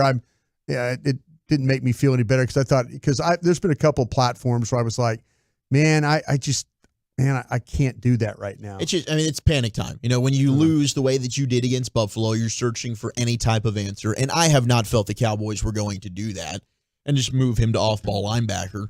But it's certainly become a theme of conversation. Man, but they've had some struggles with their linebacker spot. They have. Because you watch the game, the Green Bay game, and it's they went with Armstrong at right end and Tank at left end, and then they went with Van Der Esch and Mike at the linebackers. And Green Bay got some yards, but man, it was kind of second half. Mm-hmm. They kind of got some things going there, and but it was a bigger group. It was with Micah and Van Der Esch in the at linebacker. It gave them some size, And they just don't have a lot of that right now. And it's not against the guys that are playing there. The guys that Dan's asking to play are doing the best they can. Seriously. It's hard, man, dealing with 318-pound blockers in your face all damn day. Yeah, absolutely. And shout out to the 214. Like, does Michael want to do that? He's been texting that in for a while, and we just got your answer there. Now, I did have, I found this. It's the best pickup lines and then the worst pickup line that you can use at your holiday parties. Did you ever have a go-to pickup line? Are you kidding me? I don't either. I mean, my best pickup line was, I have a credit card and it has money for drinks on it. Would you like a drink or I'll three? buy you some booze. I'll buy you some drinks. My looks were not going to get me anybody. I never had, unless the lady wanted to talk sports. You know, I was pretty. That's kind of what. Yeah, look like you can talk the Constitution to her. Oh yeah, I could. Ben Franklin. I could absolutely say, hey, listen, you know, when me and the guys are hanging out at the Continental Congress, we were. Are you into cosplay? I got the outfit. Yeah. I got the knickers and everything. I got the outfit. Swashbuckling shoes. Okay, Lucius, give me a lesson. Give me a lesson. I don't have any. You got to go. The Riz, you got the Riz. Come on, man. No. I mean, you do. know, You absolutely do. Okay. No, walk around with a mistletoe. That's corny. You know what I mean? Yeah, it is corny. Doing the most. I don't have any Yuletime pickup logs. You just never had. Come on, you're fibbing us right now. Nah, I wish I was. All right. Well, what do you think of these? I can't even tell what girls like are flirting with me. They have to like put it all the way in my face. They have to slap me with the flirt for me to realize, oh, that's what's happening here. Just go ahead and slap me. I really thought it was just funny. See, because I find you as a good listener. Like you will sit there and listen. Like if somebody's talking, an observationalist is what I've been told for a long time. Yeah. So if you're listening to them talk, I figured you would pick something up to like play off of. You know, they say something, you play off that. I'm awful, man. I'm more of a Halloween guy. I can shine in Halloween. Yeah. Alcohol and skimpy outfits. Yeah. Yeah, I can kill. I can do that. That's when the Riz comes out. Yeah, that's when it comes out, naturally. The worst pickup line, according to the ladies, is, do you have a map? I keep getting lost in your eyes. They're not into that. They think that's cheesy. But Lucius, before you take over for G-Bag of the Day, number one, aside from being sexy, what do you do for a living? Hey. That's the number one pickup line this holiday season, voted on by the ladies. That's gonna get you escorted out. But women say they want to be able to laugh. They like a funny guy. Mm-hmm. That's what they say. They always tell you they want to be around a funny guy. It's about 50-50 for me. Yeah. Really? Because then you get friend zone sometimes. Oh, that you can't get out of that. It's tough. I lead the league in that. It's a tough deal. I'm the ultimate friend. You could throw up on me. In high school, I was definitely a friend zone guy. Yeah. Sorry, bro. Right, let's turn things over to See, Lucius Lucius is Alexander, lying. not the friend zone He guy. is lying so much right now. For today's G-Bag of the Day. My man is lying in there. Trying to survive for me. For me. Yeah. For me. Slippery out there, y'all. It was hella slippery trying to get in here. I see y'all out there. City of Dallas. Fort Worth, drive a little slow. Just be safe for your next man. It's the holiday season. Come on, man. I seen people driving like it was sunny outside. Oh, yeah. Tokyo Drift. What is happening out here, man? He said it was probably you? Yeah. Hold on, let me close this right here. I gotta turn off the little Christmas music I had later in front of you guys. Yeah. All right, G-Bag of the Day. We do it every day on the Fan at 2:30. If you see anything floating out there on social media is funny, it might be an argument. It doesn't matter what it is. Hit me up at Lucky Lucius P on social media. Lucius Alexander on Facebook. That's Lucious. Yes, that's my name. Or just go to Twitter, find G-Bag Nation, and follow us all right there. What do we say? Like 30,000, 50,000 people on that G-Bag Nation Twitter? Yeah, pretty strong. It's growing every day thanks to you plugging it. Yep. Oh, that's awesome. Well, come on over to mine because I got blocked a long time ago. Yeah, they had me sitting at 15,000 for 15 years. I was like, this ain't making no damn sense. It's not growing? That's weird. I'll tell you what, you're good on all platforms. No, seriously, man, you put a lot out there. Even that the thread stuff. You were working that threads angle for a while there. I tried. You did try. Stephen A. Smith is our winner in protest. He was picked over Brad and Babe. I can't believe this, but Stephen A. Smith was asked about how to wipe. This is his response. Josh Medro writes, Stephen A., what is the correct way to wipe yourself standing or sitting? Needing to know. That is a nasty ass question. You're a nasty, desperate-ass individual. You're a human being. What you asking me a question about how to wipe your ass for? What's wrong with you? First of all, you should be sitting. because stuff might drip on you. That's number one. Number two, it's just a nasty question to ask a grown-up person. You have no couth, no class, okay? Knowing you probably on yourself. You need to get your act together for asking some dumbass question like that. Don't ever sit up there and tweet me again. A matter of fact, make sure y'all take his name down and ban him from tweeting this show, because he's an idiot, a new fool. That's just disgusting. Just disgusting. Probably bleeping all over yourself. All over yourself. I'm a human being. All right, let's see what else we got for you. Did you watch UFC 269 at all? Yes, sir. Sweet. How about this fighter, Andre Philly? Oh, it's just a prelim fight? Yeah. I think I missed this one. I was coming back from dinner with the lady. Okay. Don't you hate that? I know. Yeah, I like this guy. This was his first TKO since like 2019. What? No way. Philly's been in the game a while. Yeah. But I like this guy. He's like all of us. And when you mentioned there the money you make, and you kind of brought up Harley Davidson motorcycles a lot, Yeah. where does that passion stem from? My grandpa, he passed away about 10 years ago, but my grandpa rode motorcycles, you know, and plus they're cool. Have you ever seen one? You ever seen a motorcycle? Have you ever seen a Harley Davidson motorcycle? You ever seen an American-made two-wheel freedom machine? You got to get on one of those, brother. And another one, I mean, I saw you said that you also mentioned that there's like 5-6 things you care about. So other than fighting and Harley Davidson motorcycles, what are some of those things? I like big booty Latinas. No, I'm just kidding. No, Yes. no. Shout out to my girlfriend Melissa. I love you, babe. I bet. Yeah, I bet. Yeah. Yeah. Shout out to Andre Feely, man. Yeah. He is all of us. Yeah, he is all of us, He bro. is all of us. Yeah, my Twitter bookmarks would agree with him. Yep. 100% agree with him. He is all of us. And he covered it real quick. Hey, shout out to my girl, too, by the way. Shout out to you. Now I'm in the video looking for his girl. Like, let me see if she a big booty. I know he got one. I know he got one of them things on him. The followers checking him out. Let's see. Oh, there was a proposal on the fan earlier. Was there? During KMC. Uh-oh. Yeah, during KMC, Kevin was wilding. Can you confirm that not only did your then boyfriend, now fiance, win a car, you just got proposed to? Woo! My gosh! I kind of had a feeling because my son was telling me, "Hey, Mom, Dad got you something that starts with a D." Whoa! He's a snitch. And He's he's going to surprise you today.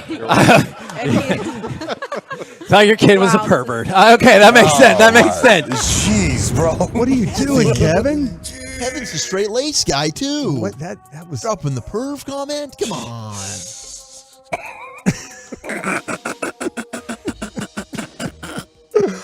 Oh, you got proposed to on the radio, and that's what happened. I'll never forget. Your son's a pervert. Yeah, the radio host called Johnny a pervert. Remember that from Johnny? Yeah. Johnny's 43 now. You remember that, Johnny? Remember Johnny? Yeah. Remember that? We'll never forget it. Yeah. You can't be near a school, right, Johnny? How did he know? Let's see. Oh, okay. Yesterday was a church day. I hope you got your blessing and everything. Shout out to my pastor, Pastor Freddie Haynes over there. And my other pastor that I go to on YouTube all the time, he's up in that big penthouse in the sky right now, pushing a Rolls Royce on those streets of gold. Pastor Reverend Ike. That's my man right there. Okay, so you remember I played that Caribbean church vibes? Yes. Under the Which is blood, awesome. under Yes. the blood. That Yeah. should have won too, right? It should have. Yeah, it should have. Here's another one I right here. voted for it. Row ya boat. Oh. Row ya boat.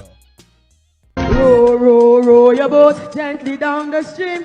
Merrily, merrily, merrily, merrily, life is but a dream. Without Jesus in your life, you will be dismayed. I know that I never ever do it, that I did a little more. Oh, think I am a little more. Think I am a little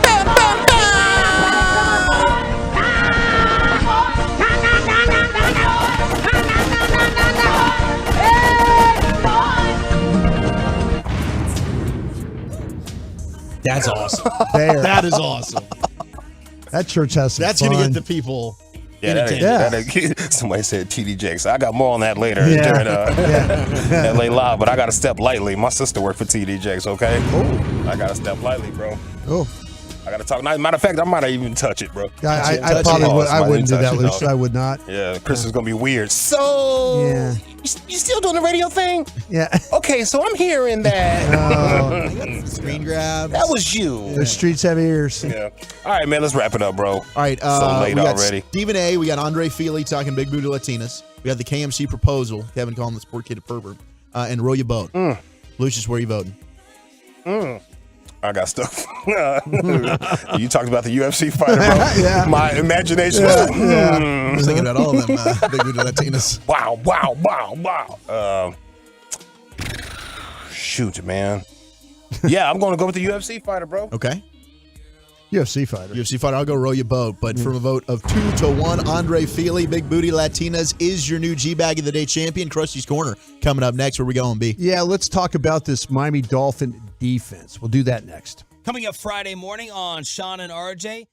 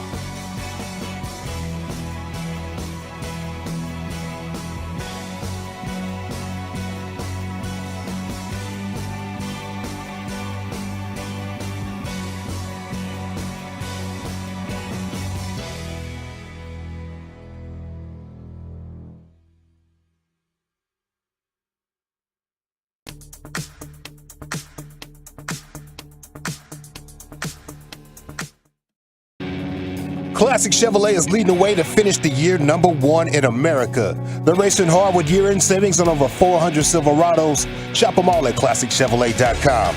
This is Texas. This is Classic Chevrolet. Find new roads, relax and enjoy the difference.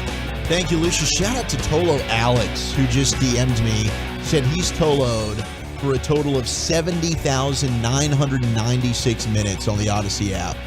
No one G-bags more, says Alex. That is amazing. 70,996 minutes. See, I saw a 60, I think a 61 or 61 or 62 is one that somebody tagged us Right in now, with. Alex might have the lead. He out might of have what the I've lead. seen. But go ahead and you can DM us. You can tag us Might at need to invite G-Bag him to Nation, at Zach Wolchuk, at Brian Broaddus, at Lucky Lucius P on the Twitters as well. And, we love it, man. We love to I might see need to that. invite him to the springtime crawfish boil. Dude, that's incredible right there. Yeah, that whoever is ever time has well that. spent. But then again, I'll probably get in trouble because if he gets sick, then we get sued, and then I get in trouble for that. It's a social event. I mean, I'm looking to bust out that backyard that I got now. Yeah, so maybe that's we what can I'm have it saying. at the new crib. Yeah. So hopefully Sean's getting a new backyard too. Ooh, Sean can cook Yeah. up a lot better stuff as well. Yeah, we can have than just Sean the throws crawfish. some damn good parties. Yeah, man. Sean Sean's good. Sean is always the party house, no doubt. All right, let's go ahead and throw things over to you, Brian, for Krusty's Corner. Thank here. you very much. I appreciate that very, very much, guys. Okay, Dolphins, you're going to get a base 3-4 front. We call it an odd front. 3 down linemen, 4 linebackers. Vic Fangio is your guy. I've reached out to a couple of my guys around the league, coach dudes, see if they can help me with how to attack Vic Fangio. So maybe I'll get that locked in. I haven't heard back from those guys, but maybe have a little bit better idea on Friday. I can do that for my Krusty's Corner. But Vic Fangio is the defensive coordinator, former head coach of the Broncos. He shut down the Cowboys, if you remember the game in 2021. They beat the Cowboys. It was 30-16 in that game. Ran the ball incredibly well, played really good defense that day. Todd Archer asked Mike McCarthy about it. Do you factor in that game? Mike says, no, it's not part of the breakdown, but I'm sure you go back and look and see what's going on. As a unit, they have 48 sacks, 32 of those sacks coming without bringing a blitz. Wow. That's the second best in the NFL right now. That's just a 4-man rush right there. That's bringing pressure. incredible. 39% of the snaps. That's second best in the league. 4-man pressure. So, man, if you're looking at metrics, you're looking at numbers, and the film shows that with these guys. They do a good job of getting after you that way. You're mainly going to get zone coverage in the secondary. They play what we call cloud coverage. And I'll explain cloud coverage to you. Now, Buffalo played cloud coverage, or they do play, and they play it 30% of the time. To give you an example, like last week, you faced a team. It's a look that teams play. Buffalo plays it 30% of the time, and Miami plays it 26% of the time. Miami's 7th in the league in playing cloud. Buffalo's just slightly ahead of them. So if you start to talk about, give me some ideas here, what we're going to do with this coverage. And usually you'll recognize cloud coverage by defense by the depth of the corner, the way the corners play. And one corner plays up, one corner plays soft. So you kind of get that look. It's designed to mess with quarterbacks' pre-snap reads because it appears to look like cover 2, with the 2 safeties in the middle of the field. It's designed also to take away the deep ball and the run is why teams play cloud coverage. But to attack it, the middle of the field, middle underneath, you got to go underneath the middle safety, and then the vertical seams are the areas to attack. And I want to ask my buddies around the league, my coach friends, like, okay, how do you, if a guy's playing a ton of cloud, because last week you saw what Buffalo did, and I guarantee you Vic Fangio's sitting there looking at it and going, damn, if they can't handle that. Right, agreed. And there was the one play that they had. It was the best throw Dak had all day, where he hit CeeDee Lamb, and there's that opening. There's that opening. And that's right. where you're going to get. That's Right. where you'll find some openings in that zone with CeeDee along the sideline between that safety and the corner, and Dak's able to hit it. But it was the only time they were able to hit it all game. Yeah, so we need to figure that one out, though. But that's kind of where you're at. This defensive line, it's got 2 outstanding players that I feel like.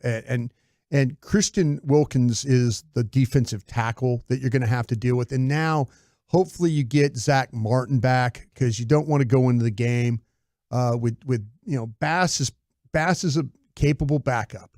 But to go against Wilkins, having Smith and having Martin that's the recipe for the best that you're going to get out of that. He's especially good when he has to deal with blockers one-on-one. He's going to play over both guards. He can rush on the edge on some special packages.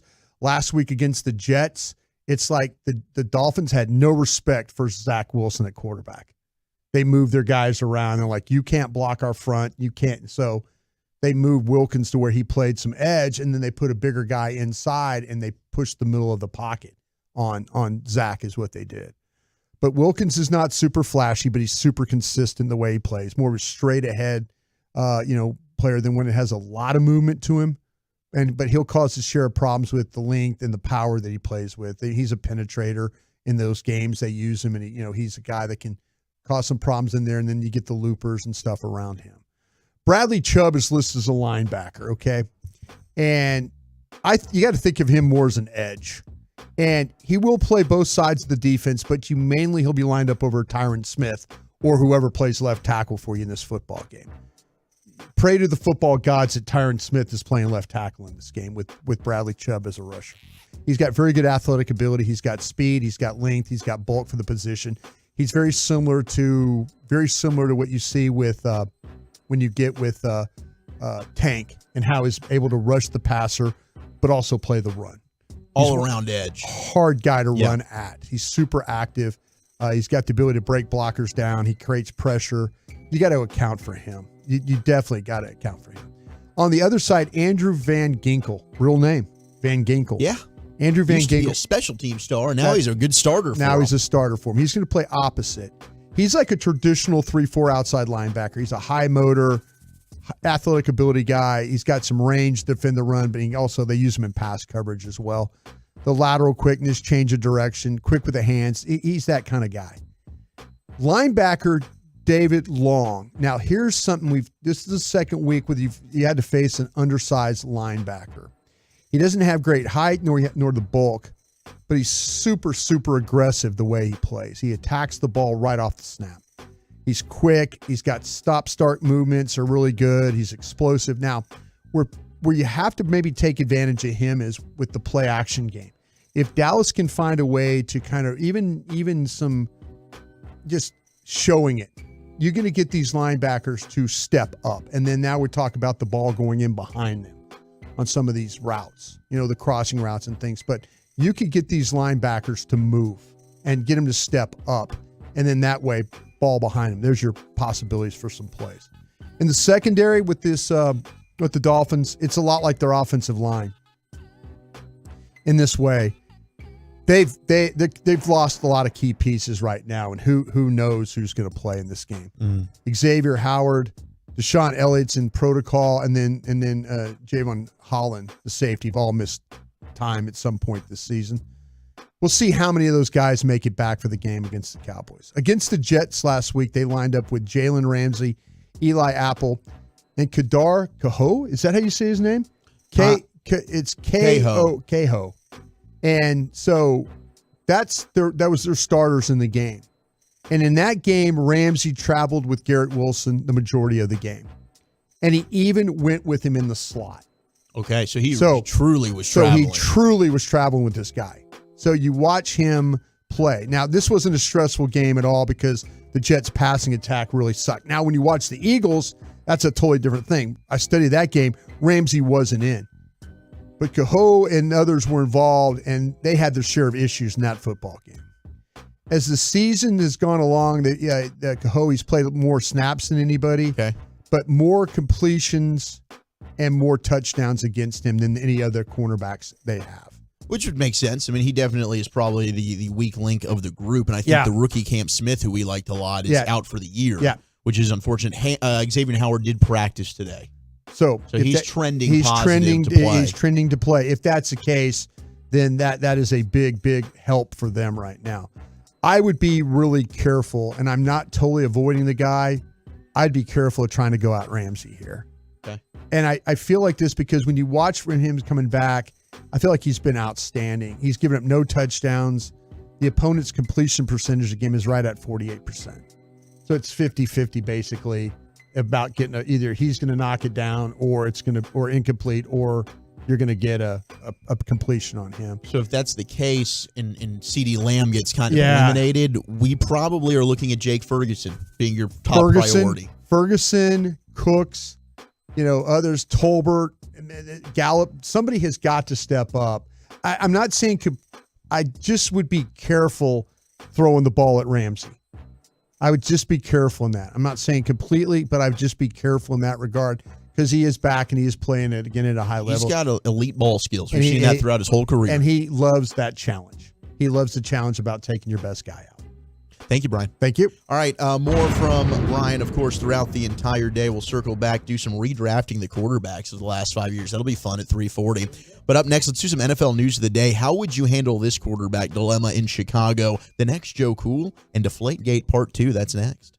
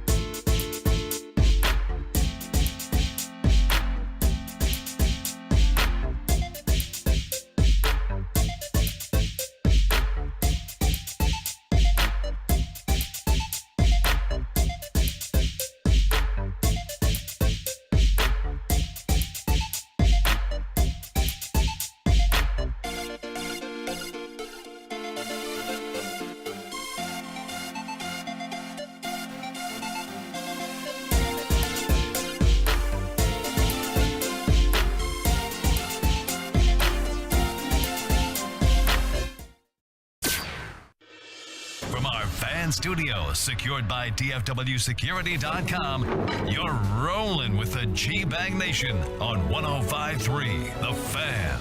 Welcome to the Nation.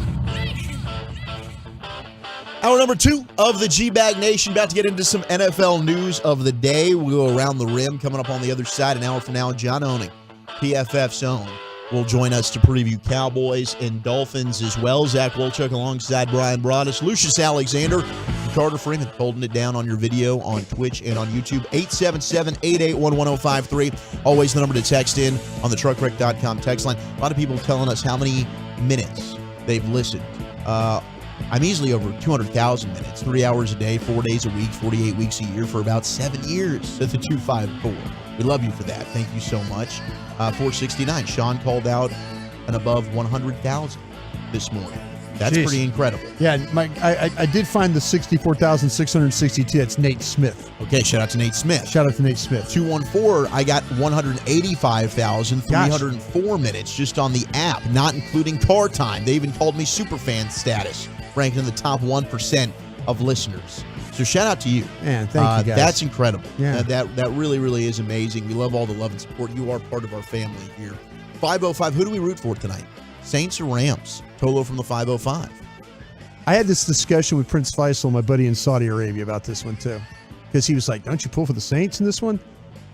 I personally think that the Rams could probably help you do some damage if they got into this tournament. Mm-hmm. I like that idea. Because if Dallas doesn't win the division, yes, that would send likely the Rams, if they stay at 7, to Philadelphia, who would be the 2, likely. And it's a massive game because now the playoff odds, currently the Rams or the if they win, they're at 78%. If they lose, it's 17. It's worse. If the Rams win, they're at 69%. Okay. Nice. Yeah. If Good they number. lose, they're at 9. So with a loss, it's gotten worse. The Rams are bleeped. With a win, the yeah. Saints are at 72% to get in because that'd be either they win the division or maybe they can get a wild card. Right. 22% with a loss. So this is a big-time swing game for both 7-7 teams, the Saints and the Rams tonight. But I'm with you.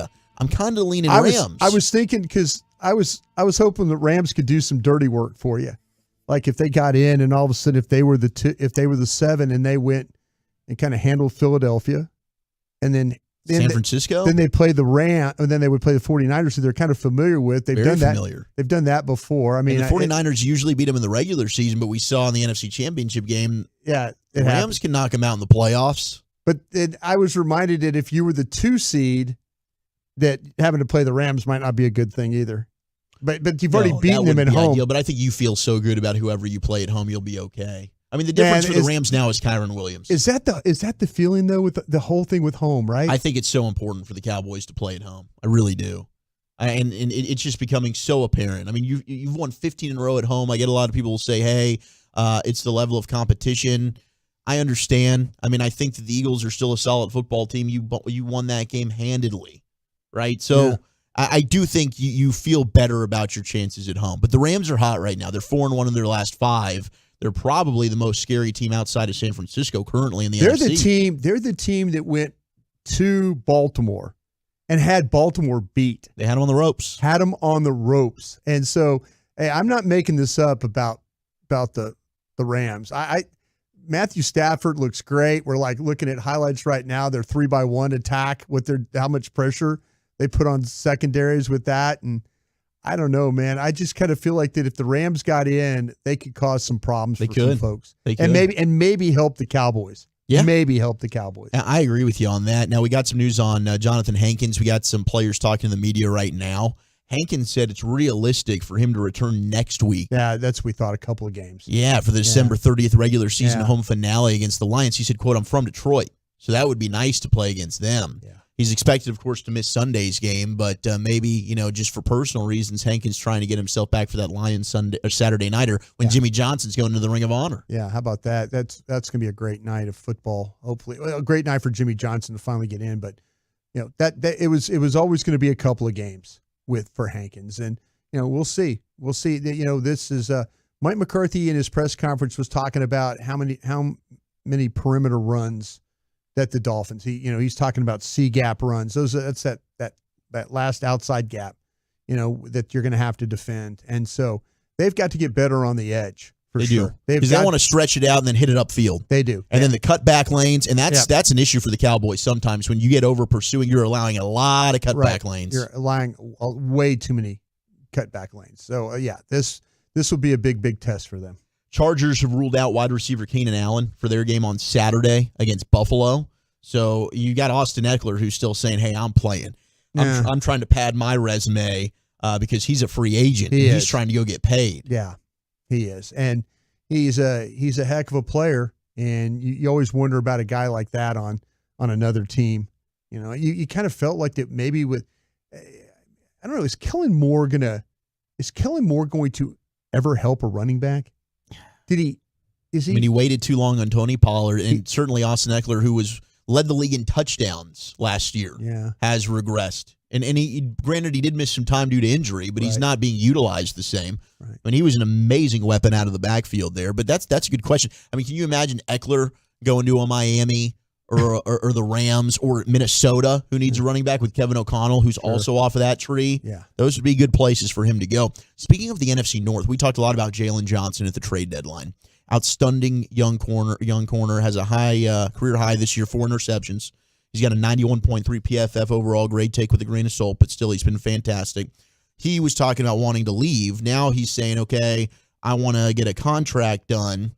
He was also on a podcast recently, and he was talking about the quarterback room and Justin Fields. And after the game last week, DJ Moore was also giving Justin Fields praise in defending him and saying, you guys are talking about these quarterbacks coming out of the draft. Fields is better. Like, I don't care who it is. Justin Fields is our guy. Jalen Johnson adding to maybe a locker room divided between the Justin Fields situation if they were to move on. He's our quarterback.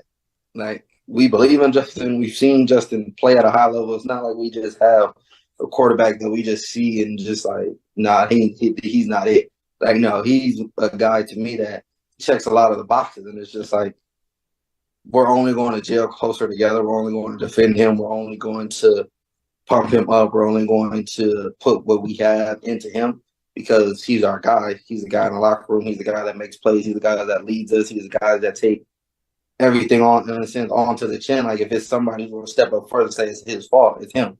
So, I mean, there's no better, I feel like, reason for us to go to bat with our quarterback than what we have in our locker room and what Justin has done for us and our team. But, I mean, just overall, I mean, we know what the talks are. Of course, the number one pick, you normally choose a quarterback. So it's like, yeah, there's talks. Are we just the best team? No. Has he just had his best all-career year? No. So it's like, we know what, in a sense, the talks are. But it's like, as far as bringing it to the locker room, like, man, no, like, y'all can keep that, in a sense, on Twitter, keep that on social media, but don't bring that to our locker room and try to project what you guys are thinking on us and trying to create a story and, okay, well, the guys are – we not feeling like nothing. We feeling like Justin is that guy.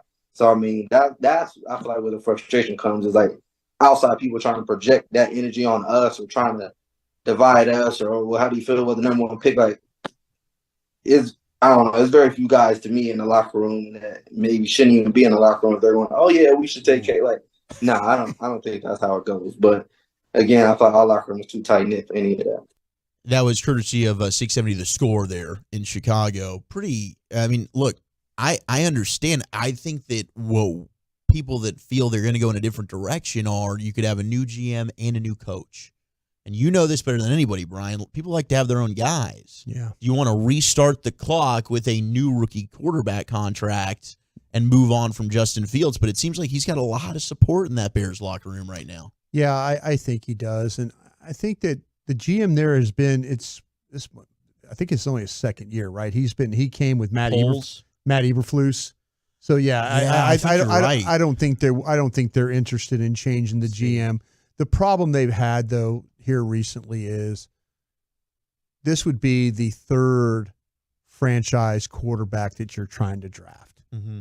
Mitch Trubisky, Fields, and now you're going to try and draft another. This is the tough road in the National Football League when all of a sudden you have all these opportunities to pick guys and it doesn't work out. I mean, they tried it with Trubisky. They even moved up moved up to get Fields. You know, I mean, there's in a draft with Mahomes. They traded and with Watson. Dallas. They traded with Dallas to get the Fields. Yeah, and so to me, if I'm the Bears, I'm going to let this one ride. I might consider, and I like Matt Eberflus. I used to work with Matt Eberflus. I like him. I think Matt Eberflus is a really good defensive coordinator. I don't think I would hire Matt Eberflus as my head coach. And I know Matt Eberflus. And Matt would probably say, I wouldn't hire you as my personnel guy. So would probably be pretty fair there. But the thing with in this day and age, offense is so important. You know, it's just so important. And the development of your quarterback is so important. And if you don't get that right, if you don't get that support, you know, if you don't help him with weapons around him, and they went out and they tried to get more. And I thought they actually had a really good draft. I mean, I love Darnell Wright, who they took. I thought Poles was doing a good job this offseason. Well, you got it. That's the whole thing, the continuity. You know, that's the Cowboys are really fortunate because they've had the continuity with the coaching staff. They know the defensive coaches. They know what the offensive coaches. I mean, I know they had some turnover on the offensive side of the ball, and a couple of defensive coaches left. But overall, though, they know what Dan Quinn wants in a defensive player. And so that helps scouts a lot. I think right now they've got the number 1 and the 5th overall pick. Yeah. So, I mean, if you want to go with Fields, you can certainly try and help. I mean, you could take the top tackle in the class if you wanted to. Maybe you trade down, acquire more picks, get Marvin Harrison Jr. from Ohio State. There's a lot. I think there's 3 wide receivers and I love Jackson Smith and Jigba. Right. I think the top 3 receivers in this class are better than number 1 for me, which was him last year. Yeah, I was with Addison from who the Vikings took. I think this wide receiver class so far is outstanding. I mean, I watched Adunze from Washington last night. He's also exceptional. Hell he'd yes, have been fighting to be number 1 in last year's class. Yeah, absolutely, he would have been. You know, I've seen 4 wide receivers that I just absolutely would love to have on my team. Yeah, Neighbors being one of them. It's so far it's a great class. You're absolutely right about that. To me, that seems very, you know, if you want to go out and Harrison's part of this thing and you feel like he's the best one, there's a guy that plays in cold weather environment, understands, you know, how it is to practice, how it is to live in that. And then I would turn around and go get Alt, the offensive tackle from Notre Dame. Yeah. And now because you got Wright at right tackle, you play Alt at left tackle. Now you're building two bookends there you go. For Justin Fields. Yep. That looks good. Yep. Dude, we got Deflategate Part 2. Apparently the kicking balls were underinflated in Patriots and Chiefs Week 15. Like, how does this happen? Both kicker for the Patriots, Chad Ryland and then Harrison Butker, missed field goals in the first half.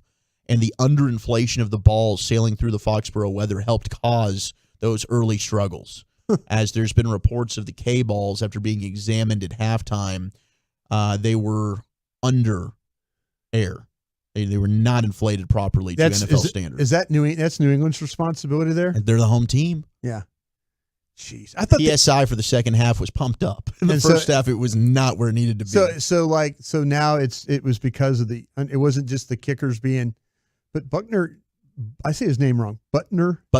And that was his first kick that he missed all year. So now Brandon Butter Aubrey's perfect for field goals. Yes, I know he's missed some extra points, but he's the only kicker in the league that's perfect when it comes to field goals right now. That's crazy that it happens at New England, though. Wild. It is. Why is it always the Patriots, man?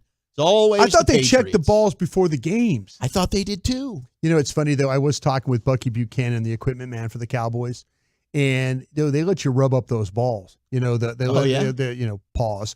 They let you. They let you. They rub them up for you. You can doctor them up. And Bucky was telling me all the things that he does to get a football ready for a game. Like as soon as he gets it out of the box or out of the bag, whatever they have, and all the things he does, it is fascinating to what those equipment men and women can do. It is getting those footballs ready, and the footballs that if it's almost a chocolate brown color, like a color of a brownie, you know that the equipment guy or gal has done a really nice job on that that's ball. the first thing they're doing, because I saw Steve Smith go and do this in Kansas City. Yeah. And they're completely wiping the balls off. I mean, it's amazing. Scrubbing them. And each kicker and the holders, they've all got a way that they want the ball to feel. I mean, it's amazing the work that they put into that. I couldn't believe all the things that they actually do to that football before it goes on the field. But no, 2 and 4, Butker missed. Butker missed in the first half. He did. And it was probably because of the underinflated balls. So maybe now it still counts as a miss, but It's crazy. We got drama in Pittsburgh. The big story over the weekend was George Pickens pulling up, not wanting to block in the red zone, and he said it was over fear of injury. What happened to Tank Dell, right? Same kind of injury? Yeah. Jalen Warren, then their running back, former Oklahoma State Poke, said, I would have blocked if the roles were reversed. And George Pickens said that Mike Tomlin in regards to George Pickens, saying he's a work in progress. George is a talented guy. Yeah. We don't run away from that. We run to that organizationally. When we draft guys, we're committed to being a component in their growth and development in all areas. But Mike Tomlin behind the scenes is probably letting him know, George, we need to grow up a little bit here. He's had a lot of problems with that guy, and Mike seems like a player's coach. Mike seems like he's the one guy everybody wants to play for, right? He's that guy. When they take the survey, the anonymous survey, coach you want to play for? Mike Tomlin. Well, McDaniel, Dan Campbell. Yeah, Dan Campbell for sure Campbell's is definitely on the top of that list now. But that seems to be that. But Tomlin's had to deal with a lot of personalities there over his tenure in Pittsburgh. He's had pretty wild. A ton of them. With Le'Veon Bell and Antonio 17 Brown. 17 years of coaching there, Big Ben was not probably easy to deal with at times. No, heck no. Woo. A lot. Certainly. Pickens is a hell of a player, though. Oh, he's amazing. You throw it up for a 50-50 ball. George Pickens might be one of the top guys you want. And then how about this? Tommy DeVito. Uh-oh. He's filed for 2 trademarks. Tommy Cutlets is one that he's filed for. Mm-hmm. And then the other one is Passing Paisano. Passing Paisano. Pretty good. My man had better he's doing his best to get this all done before. He needs to, man. Before he's not starting anymore. Before he sleeps with the fishes. Cash in.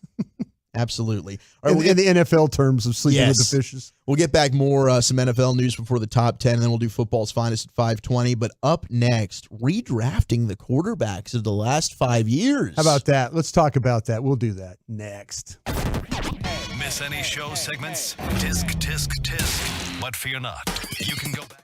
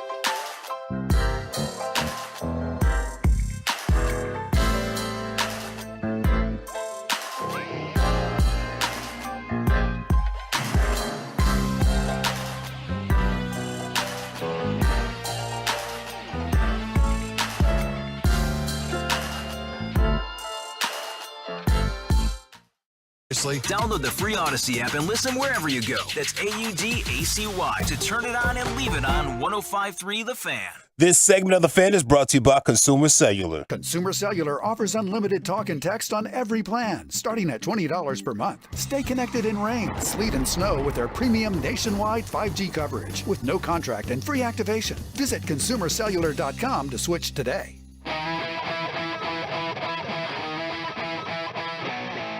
All right, let's go ahead and do some redrafting the quarterbacks of the last 5 years. Then we'll do Around the Rim coming up on the other side. How about that? This segment, of course, brought to you by Frankel and Frankel. Shout out to the Frankels. We love you dearly. This was interesting, Brian. You showed this to me yesterday. Yeah. And I was trying to contribute to the show. This sounds fun. I mean, so you just set it up all by yourself. You'd be down to do. Yeah. And I mean, I'll be honest. I completely flipped this on the show sheet. I had Around the Rim here, and then we were going to do this on the other side. But I'm just going to lean into the bit. That's fine. We're going to do Around the Rim coming up at 3:40, and then we'll do this year. But I love this. You and I both love the draft. We do love the draft. So we can bounce off each other and do this nicely. But this is courtesy of Yahoo Sports. Yeah, Jay Busby. He's a senior writer with Yahoo. He's going to he's going to redraft the quarterbacks of the past 5 years. Okay, so just 5 years. Just 5 years. Got it. So he's saying now you're a general manager. Congratulations. Your team owner has only one job for you. Get a franchise quarterback. Okay. You have the choice of any quarterback who's joined the league in the past 5 years. And he says, hey, if we're already a fantasy land making you a GM, you might as well go all the way. So which way do you go? Okay, here is his order based on both performance and potential. And now you're on the clock. Okay. So his number one pick is Joe Burrow from the last 5 years. It's hard not to go with Burrow. Best quarterback in the past 5 years for now. He has already taken his team to the Super Bowl. Injuries are a concern, but when he's on the field, he's good as it gets. That is, he was the number one. He was first round, first pick, 2020. So this only goes back, I think, 2019 then? Yep. Would be the cutoff. So obviously you don't have Mahomes available in this. I think absolutely I would take Burrow. I mean, what he was able to do with Cincinnati, he's consistently won there. The injury, I understand it, right? He's been hurt twice now with season enders.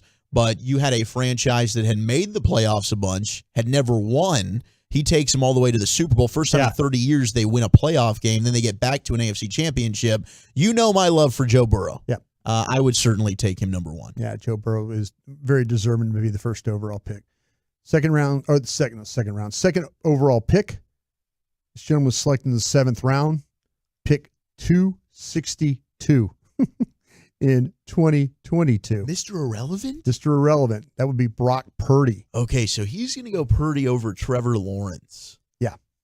And I did see a stat when it came to Trevor Lawrence, who I'm sure we'll get to in a moment, that he's got the same statistics through this amount of games in his career as Daniel Jones. They're basically identical. You would never think that. I mean, T-Law has certainly not been the same this year. His 8 games to end the season last year were fantastic. But Purdy, okay, so Purdy's in the MVP conversation. Right. I actually had this, if you don't mind me playing this audio. I was going to try and get to it during an NFL News of the Day. But this was Jerry Rice. If we can rock with this, Lucius, this was Jerry Rice on Fred Warner's podcast. And he's making a comparison, Brock Purdy to the quarterback, the first quarterback he played with that's a Hall of Famer, Joe Cool. Brock reminds me a lot of Montana, his coolness. He doesn't get rattled. You need your quarterback to be that way. Right. What he's doing, the leadership, his composure. Watching him when he first took over, the velocity behind his throws. Hey man, tight spiral, catchable ball, like that. I love it, man. And his decision making, he doesn't hold on to the ball that long. I mean, I'm so happy to be a part of this team where I have these type of guys that I get to watch while I'm on the sideline. It's like I'm in the stands, being able to watch the show that they putting on for us.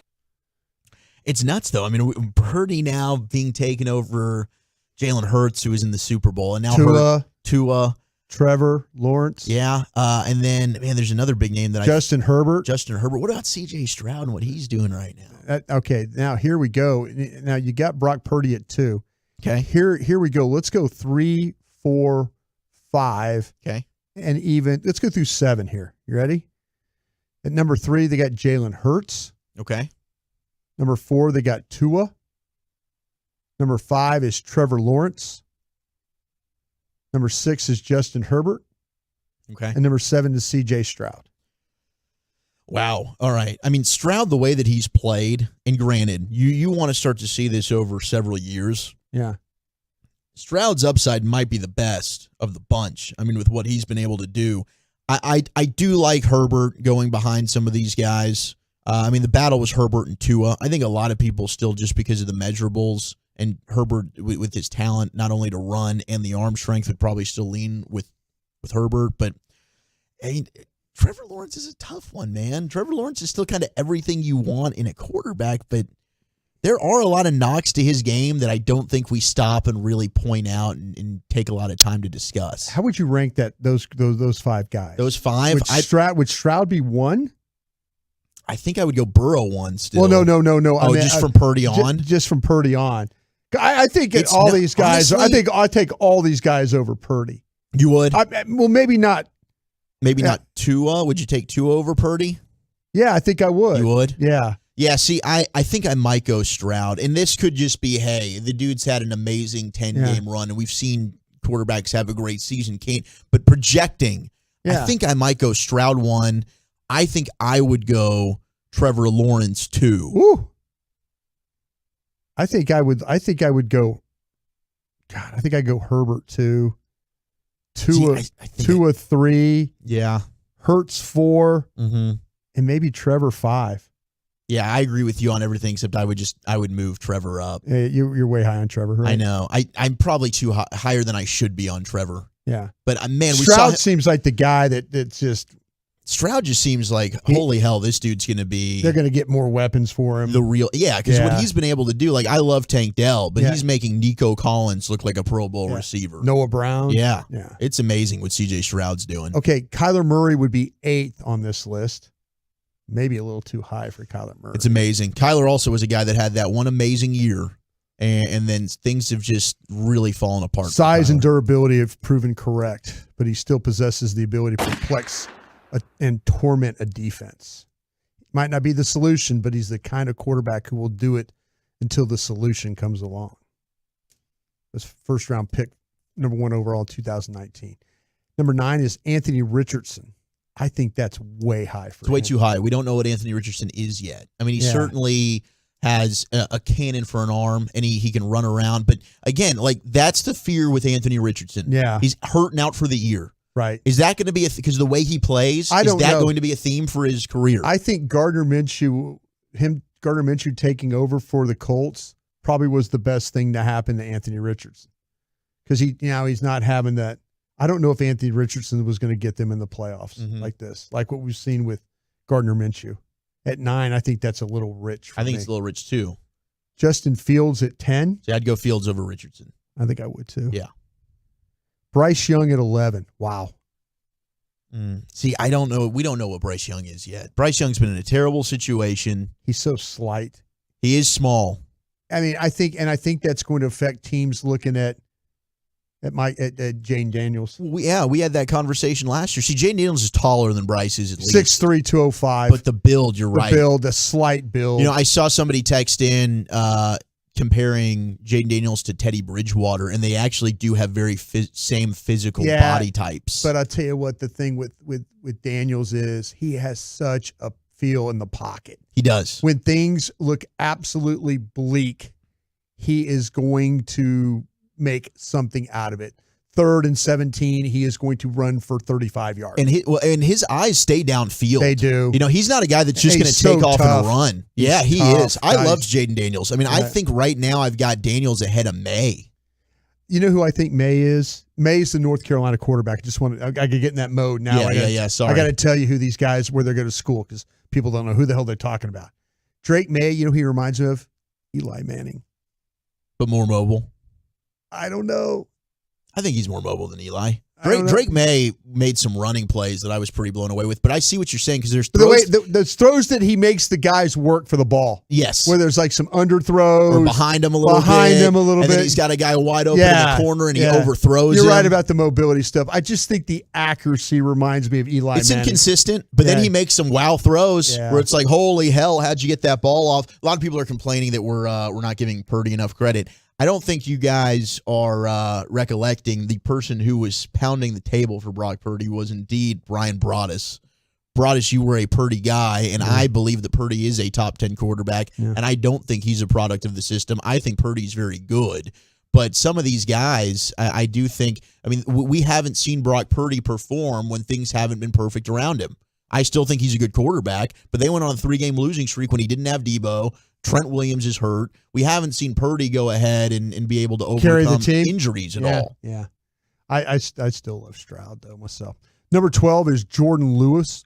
Oh, excuse me, Jordan Love. Jordan Love. Man, Jordan Love had a 4-week span where he was balling, and now they're hurting a little bit. Got Sam Howell at 13. Yeah, Sam Howell needs to be. We're not Sam Howell in here. Sam Howell, I had Sam Howell in there, but not at 13. No. He's kind of falling apart for me a little bit. Daniel Jones at 14. Yeah, I'm out on Daniel Jones. I'm out. He'd be off my board. Yeah, the whole thing with Daniel Jones is the medical stuff with him is just not very good. Will Levis, my guy. I was a Will Levis guy, right? You were a Will Levis guy. Yeah.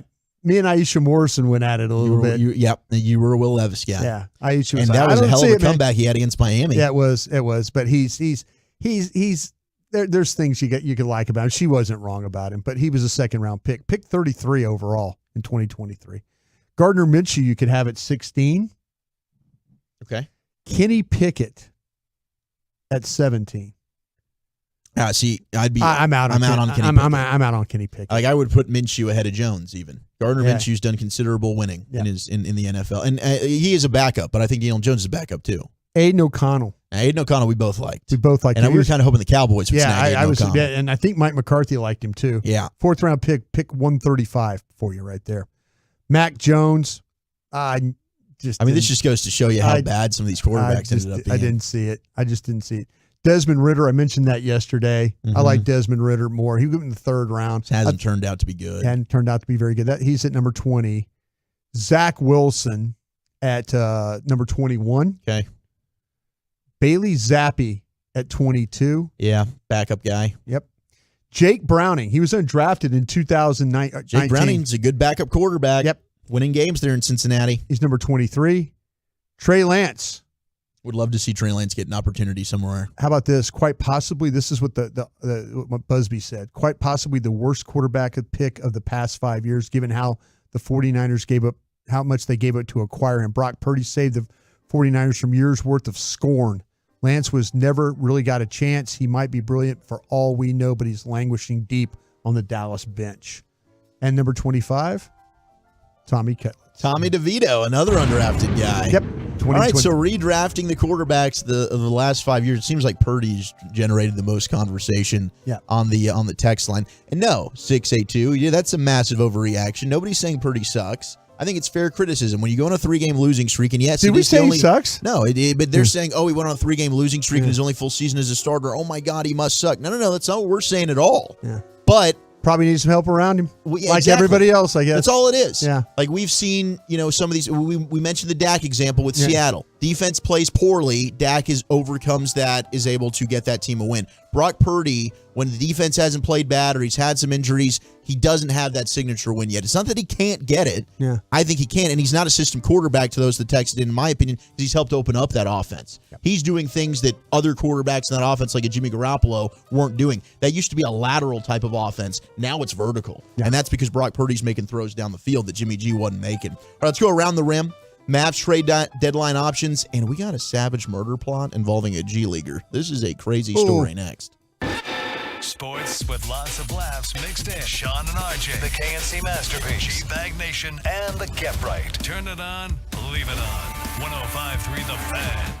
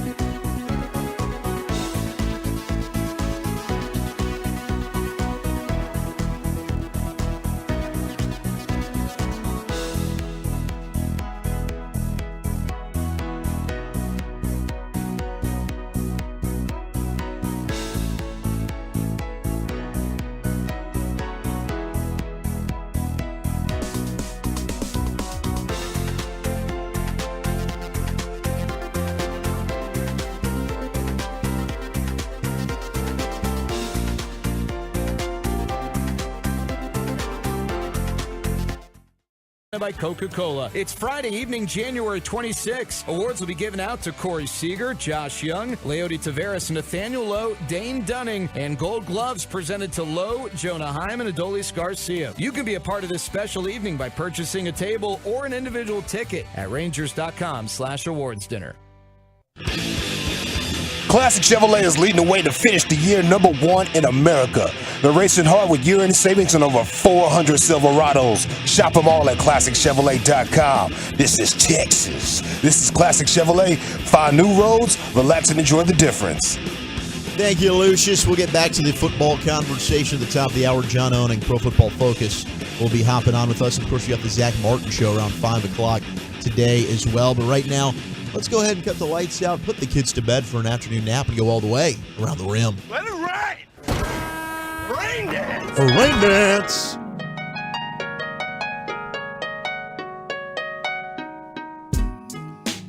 Well, the Mavs didn't pull it out last night. They were close. Thank God. People been getting in trouble for that lately, bro. It's a baby season. Yeah.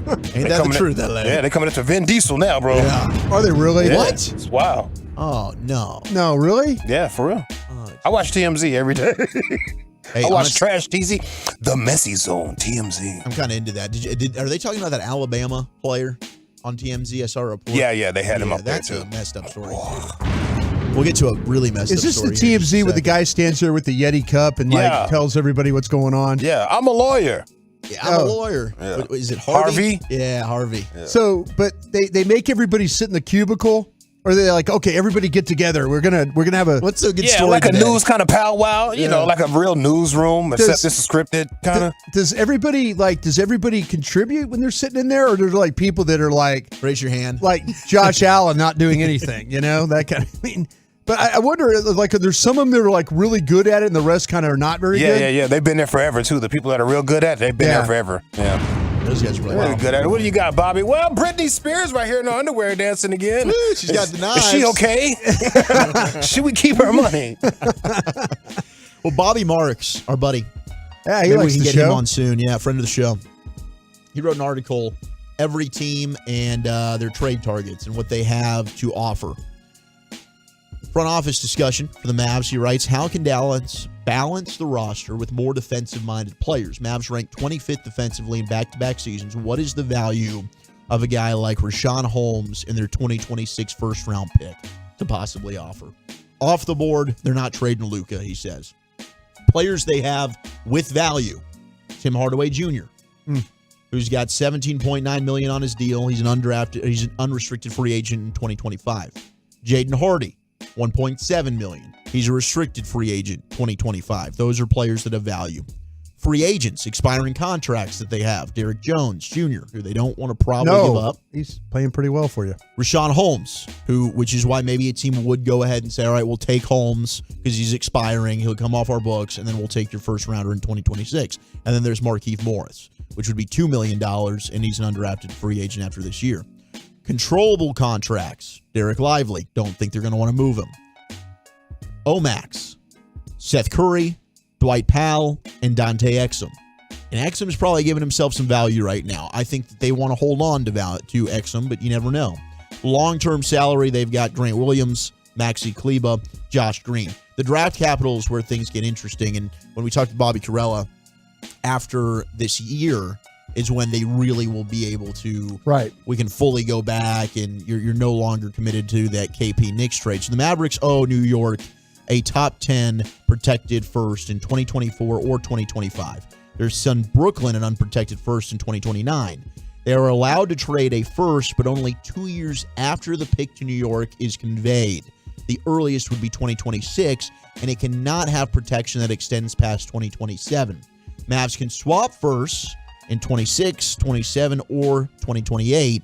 The Spurs have the right to swap first in 2030. Mavs do have 2 second-round picks available to trade. So right now they sit $3.6 million below the luxury tax, $8.6 million below the first apron, and they have a $4.9 million trade exception they could utilize as well. But it'll be interesting because I don't think you're going to get big-name guys like the Cavs already said, hey, we're not trading Donovan Mitchell. I know Zach LaVine, OG Anunoby. You've got Pascal Siakam has been rumored out there, but can the Mavs get in on some of those guys? That's just Bobby Marks giving us and detailing a little bit of options that the Mavericks have. And Bobby, he's lived it. He's man. on it, man. He's lived it. He's so on it. he understands what's going on. With when it comes to the league and all that. What's the big deal that there's all these rumors about with a potential trade, or looking into with Cleveland? And so that was Donovan Mitchell. Oh, that's Donovan Mitchell. And so that was gaining some steam. Like, would Cleveland move Donovan Okay, Mitchell? you were going through all those things. I missed the Donovan Mitchell one. Today there was a report, and this can change, but Cleveland said, "No, we're not going to trade Donovan Mitchell." So we'll have to see. I mean, maybe they circle back. But it's also, I don't think teams are going to offer as much, because they're and then Lauri Markkanen's another name that's out there, and they want to get a Donovan Mitchell like trade package in return for Lauri Markkanen. And I don't think that's something that I was thinking of. I'm sorry, I'm thinking of Jared Allen. Oh, okay. That's who I was thinking That's of. interesting. So yeah, there's been some rumors that Dallas. Okay, when you said, I was thinking, man, it was somebody. It wasn't. Yeah. No, that makes sense. Okay, the Mavs were that got thrown out a year ago too. That the Mavs being interested in him. Yeah, Isaiah Stewart was a name that they were talking about, and then also that this Jared Allen has drawn plenty of interest from playoff contenders. Yeah, I would love Jared Allen. Young, super high upside player, and also can help out with Derek Lively as well. Well, he's averaging like almost 13 points a game. Yeah. 8 rebounds. 2 assists. Blocks. I mean, he's a hell of a player. Yeah. And so, I mean, is that a pipe dream then? No, I don't. It might be a pipe dream depending on what other teams can offer. I mean, it seems like the Mavericks are a little bit, tied. They can't offer as many draft picks as they'd like to because of the stupid rule that the NBA has. Where you can't offer them back. Years. Yeah, you just walked us through it's all so that. Annoying. Yeah. But outside of that, I mean, maybe if they want some guards, the Mavericks have that ability, or they want an expiring contract in Rashawn Holmes to help clear their books. There might be a way they could go ahead and make that happen. So we'll have to monitor that. I mean, we'll get into the trade deadline. It'll be here before we know it.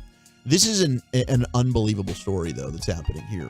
You have an NBA G League player and his 19-year-old girlfriend are charged with executing an elaborate murder plot. Jeez. Yeah. And there was a news outlet. Things we do for love. That was covering this. And they were out on the scene sharing the story. And here is that news outlet giving us all the dirty details. 19-year-old Sakari Harnden and 27-year-old Chance Comanche have both been arrested, each facing an open murder charge in the death of 23-year-old Morena Rogers. Police found that Harnden was upset with Rogers after she told mutual friends that Harnden recently provided information to police, resulting in her boyfriend's arrest in California for a separate double murder case. The report says Harnden contacted her ex-boyfriend Comanche, who was a basketball player for the NBA G League Stockton Kings. The team released him in the wake of his arrest. Together, they began plotting the kidnapping and murder of Rogers, as seen in text exchanges. Comanche started a group chat with Harnden that included a friend, identified by police as Trey, who asked what Comanche wanted done to the victim. Comanche responded with a coffin emoji, and Harnden with 2 peace sign emojis and a white dove. Trey eventually declined to be part of the murder plot, but Harnden and Comanche continued planning. Comanche suggested getting Rogers drunk and mixing rat poison in her drink, or making her overdose on drugs, adding, "There's a lot of ways to kill people." Eventually, Harnden told Comanche to sit in the backseat of her car while they picked up Rogers and pretend to be a trick, which is slang for a solicitor of female sex workers. On December 5th, Comanche played a game for the Kings at Dollar Loan Center Arena in Henderson against the G League Ignite. Security cameras caught him after the game leaving his room at M Resort and getting into Harnden's car. Rogers' friends recalled dropping her off to meet Harnden in that car and reported seeing a stranger in the back seat. Cell phone data shows Harnden, Comanche, and Rogers traveling to a liquor store and then to a cul-de-sac, which is where Comanche and Harnden both strangled Rogers, according to information Comanche disclosed in an interview with police. He said afterward he and Harnden drove a short way into the desert and buried Rogers' body under rocks next to a road. Crazy. Rocky Road. Crazy, man. Obviously, this guy's no longer in the G League. And his team, the Stockton Kings, had played the NBA G League Ignite in Henderson the night before Rogers' reported disappearance. There was a GoFundMe that was started to help pay for private investigators in the search for Rogers. It just unbelievable. Like, what the hell is going on? Oh, I'm going to get cut, so my life's over. Let me go kill somebody, basically. And this is just a bizarre story, man. It is a bizarre story. You just don't know what people are thinking, right? Especially, when they're just, I don't even know how to respond to stuff like that. I know. It's like, yeah, really? You got to get, if you're to that point, really, that's the thing that I don't understand. How do you get to that point? So he was involved with another double murder case where he spoke up against the people that did the murdering. Aren't you supposed to get some type of protection from that at that point? These people are killing. I mean, clearly he was panicking. Yeah. Yeah. Did the basketball player leak I thought it was the basketball player that leaked the information about the case, but this is another guy. Yeah, that told the cops, right? Yeah. Yes. Yeah. Yes. Yeah. About the L.A. killings. Yes. You're right. I mean, you'd think that he would have made some type of deal to get some type of help. Protection or whatnot, because I'm telling on murderers. Right. Obviously, there's going to be some type of blowback once they find that out. But, man, I don't know. That's awful. This whole story is terrible. Yep. And thoughts and prayers to the family of that poor girl, man. That's Mariana Rogers. That is so, so sad right there. All right, let's go ahead and cut the lights back on. Kids, if you're still sleeping, go ahead. And it's a sleepy kind of day out there. Yeah. A lot of traffic backed up here on 75. Let's get back into Cowboys and Dolphins, shall we? Yeah. John Owning, PFF, who's been out there fighting the good fight on the Twitters, does an excellent job breaking down all the film. We'll talk with John Owning next on The Fan. The Fan continues to grow because of you, our listener teammates. Thank you.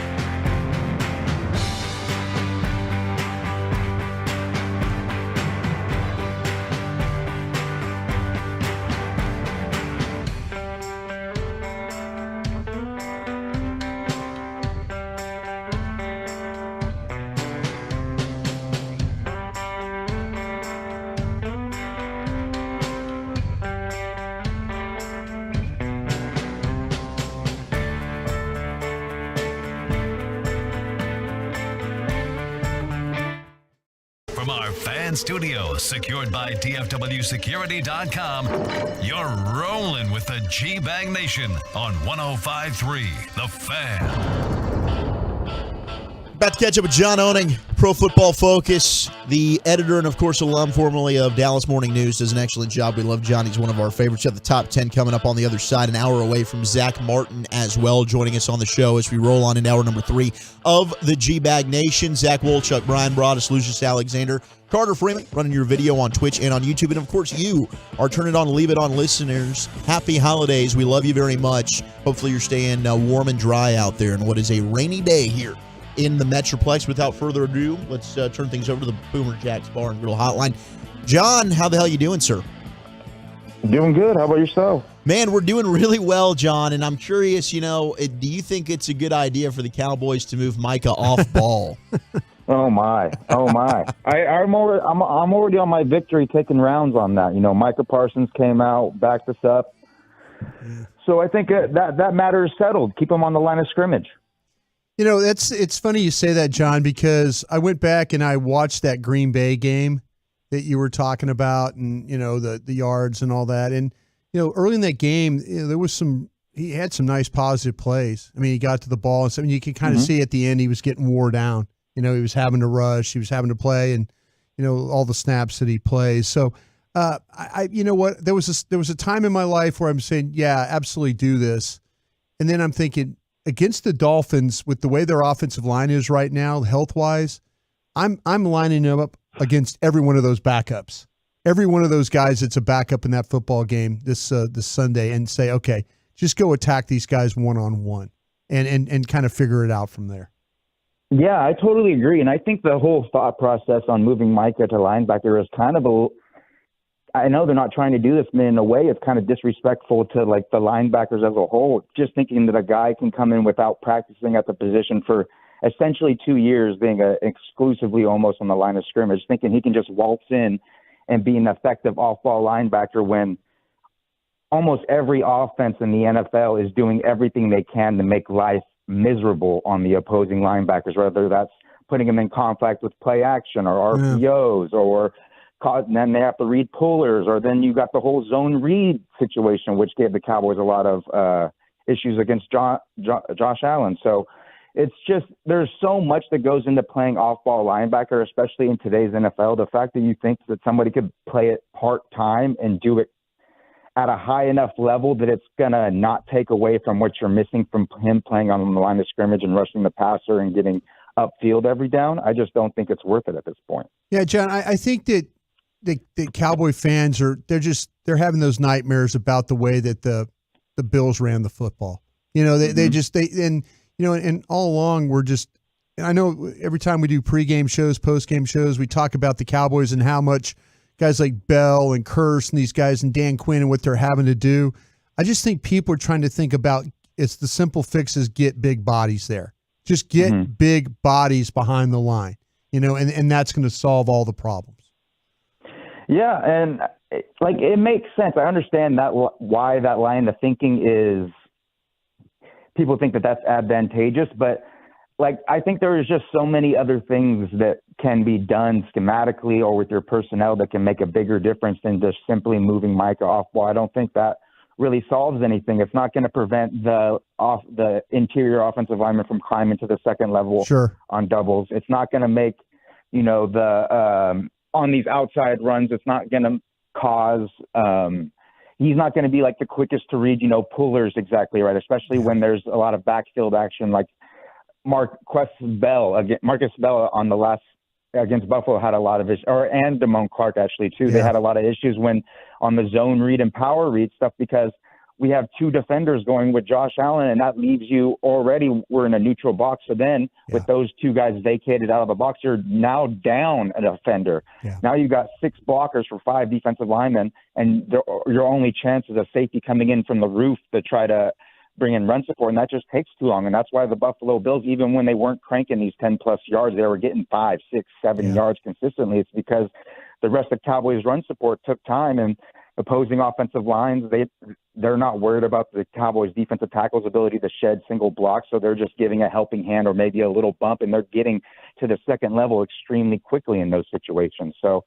there's just a lot of things that went wrong, and a lot of people, it's hard for people to accept the fact that they just got their butts kicked in a game, and that sure happens.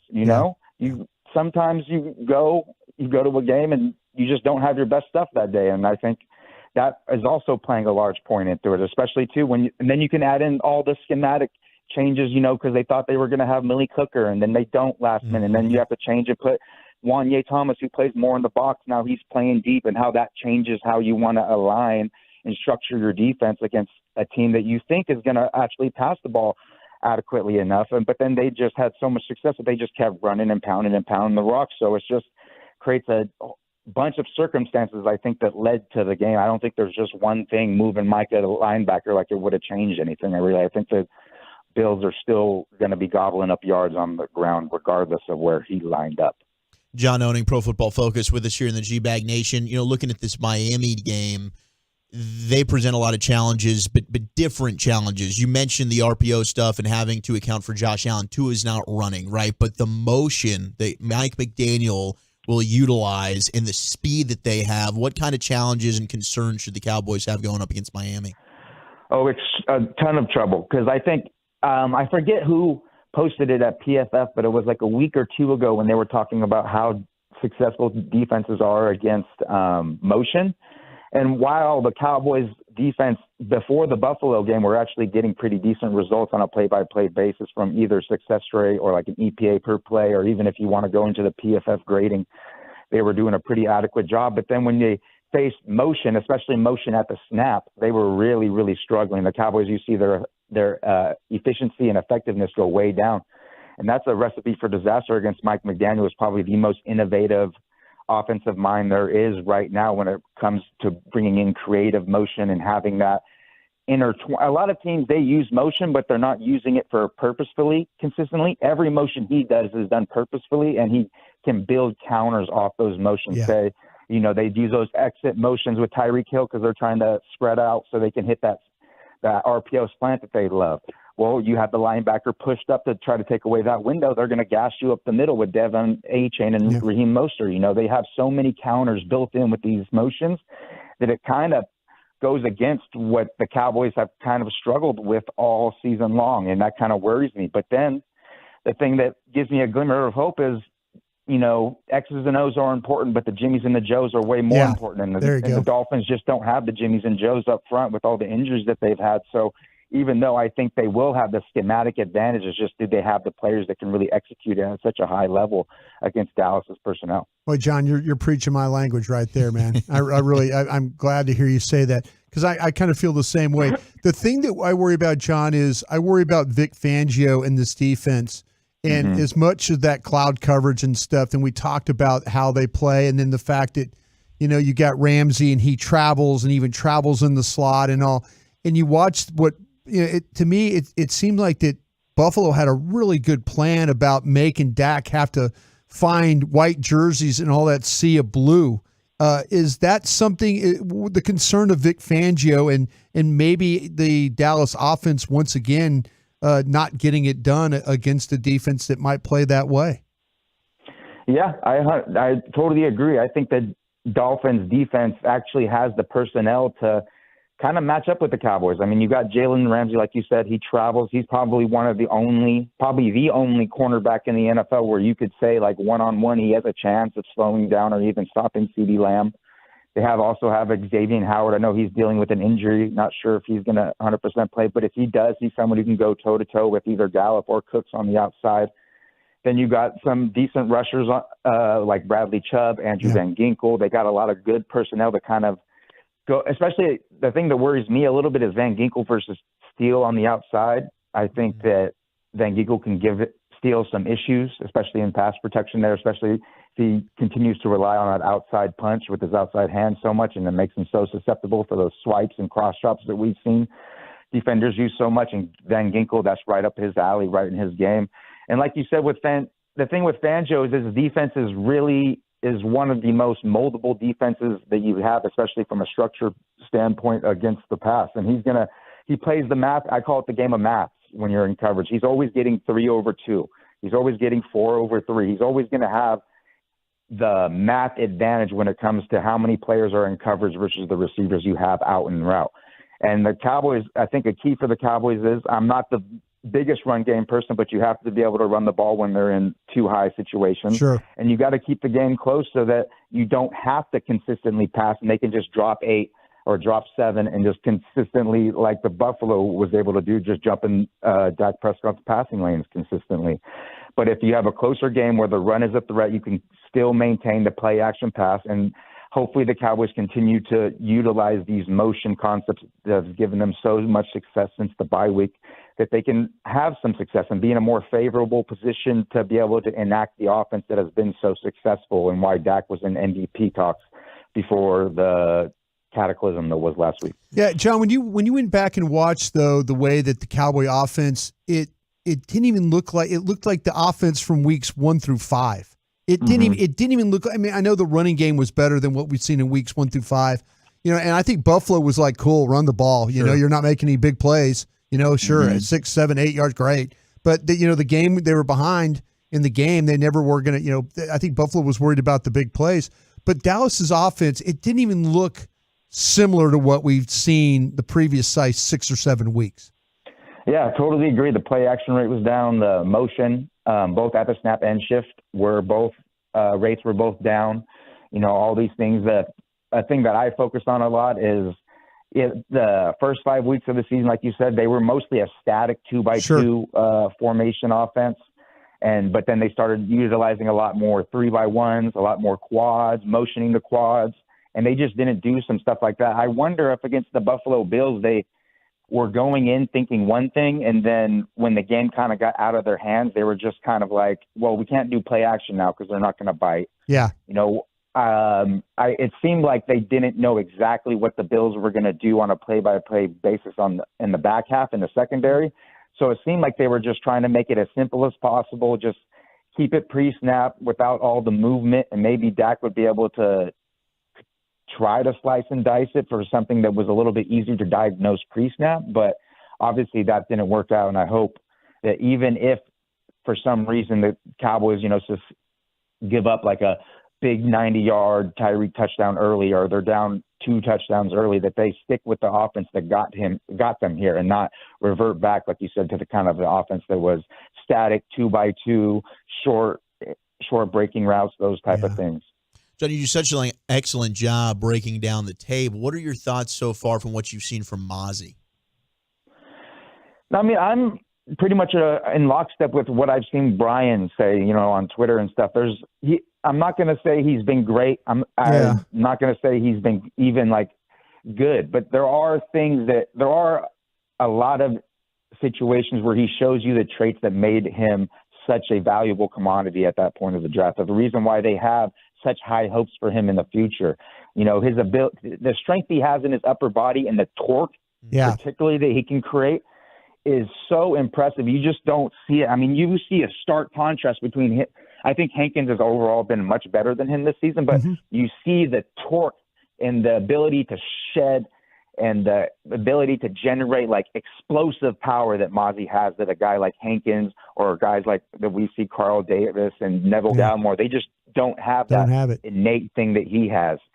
But like I said, until he's able to get to a point where he's demanding double teams and when they're not, and he's able to shed and make plays, it's just going to be tough. And people forget that nose tackle is one of the toughest positions to enter the NFL in. I mean, go look at Derek Brown from Carolina. Go look at his first couple years, and he's having a career year this year.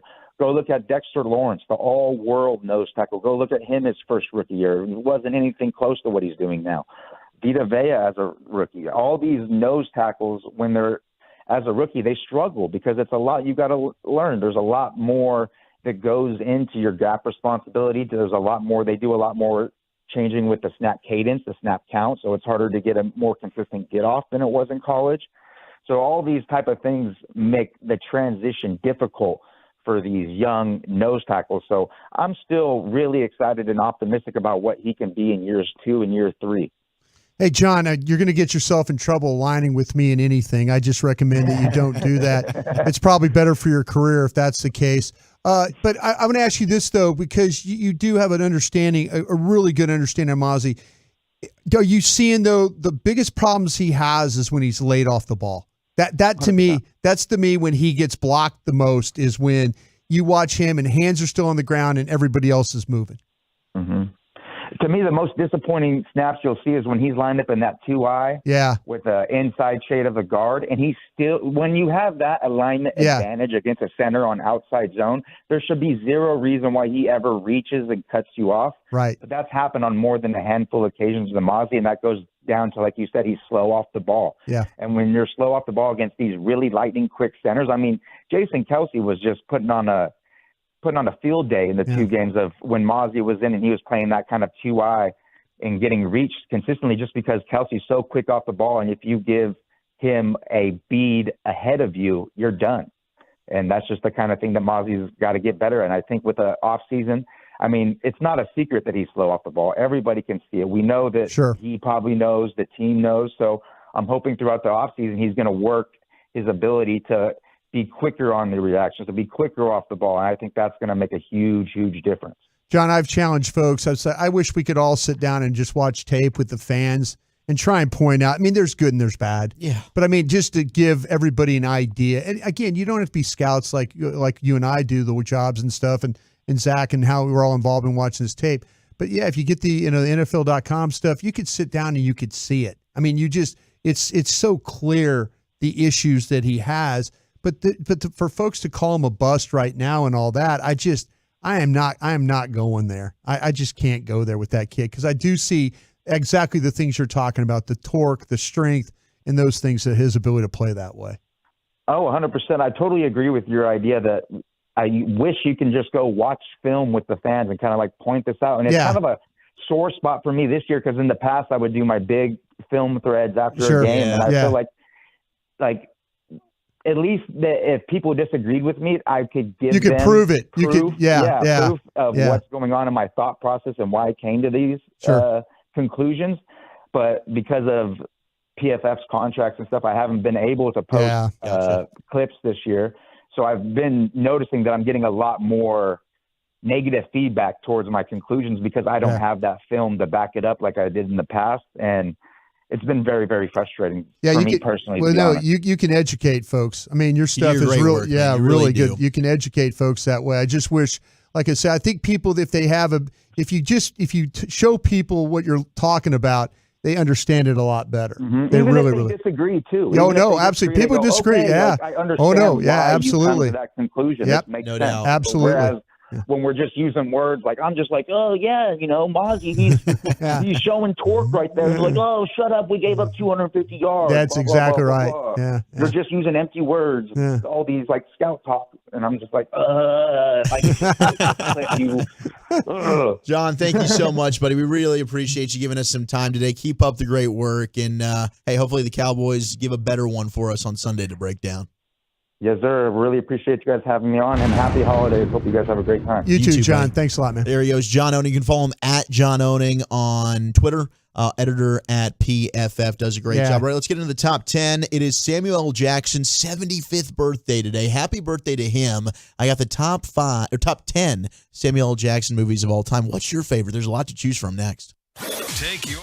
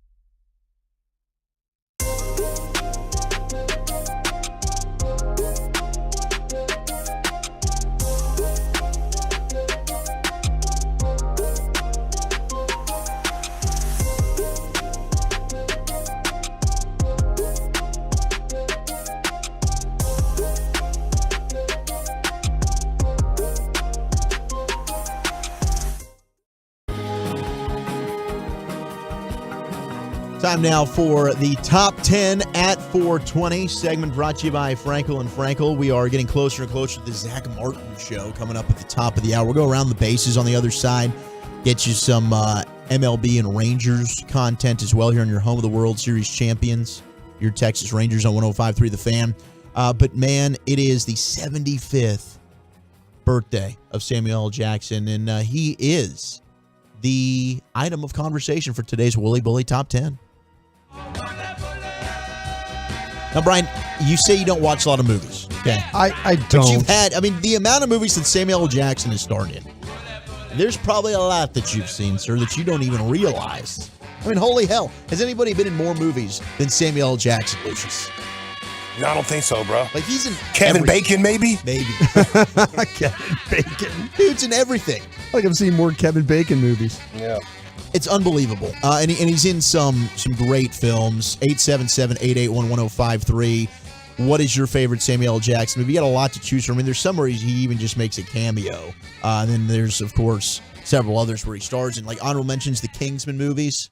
Oh. Like, he was great in the first Kingsman, I thought. He vomits anytime he sees blood. He was hilarious in that. Of course, Snakes on a Plane is honorable mention. Sick and tired of these mother bleeping snakes on this mother bleeping plane.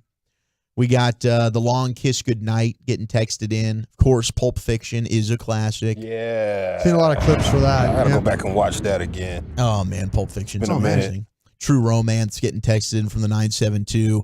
What's your favorite Samuel L. Jackson movie, Lucius? You've been jotting down some? Okay, so let's see. My favorite one is Black Snake Moan. Him and Christina Ricci. What? Yeah, it's one of my favorite movies, boy. I tell you what, I like that one. And there's another one. It's a new one called The Banker. Yeah, that was great. Yeah, that was I a good didn't one. see it. Okay. There's so many that I can't have a favorite There's a one, but lot. Black Snake Moan is definitely on my top favorite movies because it's Christina Ricci. Absolutely. There's so many. The Long Kiss Goodnight. Die Hard getting texted in. He was in Die Hard with a Vengeance. That's an honorable mention. A Time to Kill. Kill. Shaft. He was Shaft. He was Shaft, bro. Yes. There's a lot that we're probably going to forget. Coach Carter got texted, and Coach Carter's an honorable mention. The Hateful Eight, which he was hilarious in as well. You have Snakes on a Plane, as I mentioned already. Star Wars? Yep, he was in Star Wars. The Phantom Menace. Windu. Yeah, the Phantom Menace. He was Mace Windu, absolutely. Jurassic Park, Hold On to Your Butts. That's where Hold On to Your Butts came from, absolutely. I don't think he was in The Dark Knight. I think that was no, I don't think he was in the Dark Knight series. Shawshank. I'm going through them all right Unbreakable. now. Gosh, Unbreakable is good. And then they just had the new one that came out that I'm blanking on. Lazarus the name of that. Woods, huh? Lucius and Black Snake Moon. Yeah, Morgan Black Snake Freeman. Moan was crazy, bro. Wow. So many good ones. Yeah, Yeah. number 10 is Black Snake Moan. Yeah. That comes in at number 10. Christina Richard, that forehead. Ooh. Yeah, I like that. That's my guy. Oh, Coming to America. Yeah, he tried to rob the McDowells and Coming to America. Yeah, he did. Number 9 is The Avengers. Of course, he's been in so many of those Marvel movies now as Nick Fury. Number 8 is Do the Right Thing, 1989. Have not seen it. Have not seen it, but I should. Iron Man. They say he was an Iron Man? Yeah, because he was Nick Fury. So, Okay. like, all of those Marvel Oh, have you movies, already said that he one? plays the same character, but so he'll be in Thor. like Nick Thor, Fury again. Captain Okay, yeah, America. okay, there we go. He Yeah. makes an appearance in all of Yeah, these. okay. It's incredible. Yeah. And I don't think he was in Shawshank either. That was also, I believe, Morgan Freeman. Number 7 is Jurassic It Park. looks so much alike. Come on, Morgan Freeman's God. Samuel L. Jackson just drops a bunch of F-bombs and everything, you know? What do you want me to do? Oh, yeah, he was in Goodfellas. Yeah, he got offed. Jackie Brown. Oh! Jackie Brown. Yeah, Jackie Brown. Yeah. It was great in Jackie Brown. The Negotiator, have not seen. That got texted in. The Terrorist. Oh, Okay, The wait, Terrorist. Okay, The Negotiator, is that one with Kevin Spacey? Is that the one? I don't know. I haven't seen it. Okay, maybe I need to go look. See, here. He's okay. a great actor, too, by the way. Actually, Yeah, here I Spacey's am. good. I did a movie that I've seen, The Negotiator. And we haven't seen it. And you're like, oh, I don't know. Well, I Brian. just haven't seen The You've Negotiator. seen I'm like sorry. thousands of movies, and you haven't seen that one. But that's one I haven't seen. And then I actually watched a movie, and you're like, I have no idea what you're talking about, Broaders. I'm not saying I have no idea what you're talking about. I've heard I'm of the out movie. of this game. I've heard of the movie. Yeah, he's Lieutenant Danny Roman in The Negotiator. Of course he was. Yeah. Why didn't you say that? Yeah, Kevin Spacey's in it. Chicago Police Lieutenant. Give me that MF and phone. Yeah, exactly. You need to come out to MF in the house. Yeah, He's probably exactly. got the record for dropping the F-bomb most in cinema history. I mean, in Django alone, I think he says Django, it. Django's wild, My bro. God. Number 7 is Might go Jurassic around Park. quoting Django right now. Number 6, he was a voice in this, The Incredibles, which is a fantastic film. Yeah. Number 5, Jungle Fever, came out in 1991. Number 4, Unbreakable, which is great. If you haven't seen Unbreakable, you should go back. It's probably Elijah Price and might Mr. be Glass, M. is Night that the Shyamalan. name? Yeah, Mr. Glass. Yep, Mr. might Glass. not be. It might be M. Night Shyamalan's best movie. Number 3 is Jackie Brown. Yeah. So good, Dude, Jackie Brown. I haven't seen that movie in so long. So darn good. That is a phenomenal film. A lot getting texted in. Pulp Fiction getting a lot of love. Deja Vu getting it texted in. Deep Blue Sea. Holy crap, he is in Deep Blue Sea, isn't he? SWAT. Didn't he get ate by the shark in Deep Blue Sea? I Standing believe right he did. there? Yeah. Right after he went like this wrong rant or whatever? Dude, that movie is effed up. That is an effed up film. LL Cool J was a chef. Deepest Yes. bluest, my head is like the shark's fin. Deepest bluest. Die Hard with a Vengeance. I mentioned. Don't worry, 817. That was honorable mention. We got you said Shaft already. Triple Man, X. Shaft Oh was yeah, 1971. Yeah. The new Shaft, though. He's in the new Shaft. Yeah, but he's Real the good. nephew. He's the nephew of Yeah. John Shaft. Yeah. There's so many movies getting texted. Buster out here. Rhymes was in that one, huh? Oh, yeah. I don't know Christian what that Bale? was. Yeah. What was that? It wasn't supposed to jump out like that. That was my mind reacting and not not my soul. Lakeview Terrace is an effed up. Ooh, film. Vanessa Williams. Lakeview Terrace is good. Yeah, that's an underrated film right there. And no, he's not. That's Lawrence Fishburne. He's not in The Matrix. It's a different guy. Come on. So much alike. I think we're getting trolled we're now. trolling us now. I think we're getting trolled on who can I throw out there? Number 2 is Django Unchained. Jamie Foxx, we talked about him last week. I recently saw an article about how uncomfortable Leo was filming some of those scenes. Yeah. And Samuel L. Jackson just cusses him out and says, dude, you just got to grow some balls. And Yeah. You sure did it. He did. next day, He did it. Leo comes on to set, and Jamie Foxx is like, hey, what's up, Leo? Leo doesn't talk to him. And then they just get into the scene starts, and Yeah. Leo is a new person. I mean, he dove into that character. Yeah, Candyland. Candyland. Number 1, though, best Samuel L. Jackson film. And I agree with this. Pulp Fiction. I mean, Pulp Fiction is a classic. It is. It's one of the best movies ever made. And if you haven't seen it, I've get seen a lot of yourself a clips. Royale with cheese. I've seen a lot of clips. I think his voice was in Inglourious Bastards. It was. Yeah, it was. It says, I just saw that. There we go. Yeah. Gosh, I mean, he finds a way to get into all of these. What the hell's going on? Yeah. It's unbelievable. But there's so many. I mean, the list of Samuel L. Jackson films, it goes on. Oh, Soul Man. Yes, Soul Man was good. And on. The other guys, Soul Man, we're getting so many texts in here. Some of these are also trolling, though. You know, come on. I Which know, one? I know. I mean, I don't think he wasn't in the Green Mile. That's not Samuel L. Jackson. Looks so much alike. Stop it now. I love the fact that people are trolling you on this one. They know. They're like, and now it's a bit. And it might be the same guy. I don't know, but we're getting creative here. Was he in Ted? I've never seen think Ted. he was in Ted. Ted's the stuffed animal. The stuffed animal one, yeah. I'm looking Seth at MacFarlane. Mark Wahlberg, bro? Wahlberg. No, I'm not doing that. I'm not doing that. I think they're about to make a Ted series. God. Yeah, we're about to get some more Ted. I don't think Mark Wahlberg will be in it, though. I think it's a young Ted. So they've recasted like a young Mark Wahlberg. So you don't have to worry about him. Jungle Fever, we did give some love to, absolutely. Kong Skull Island. Oh, he was Oh, in. yes. He was in Kong. He was going to kill that monkey. He sure was.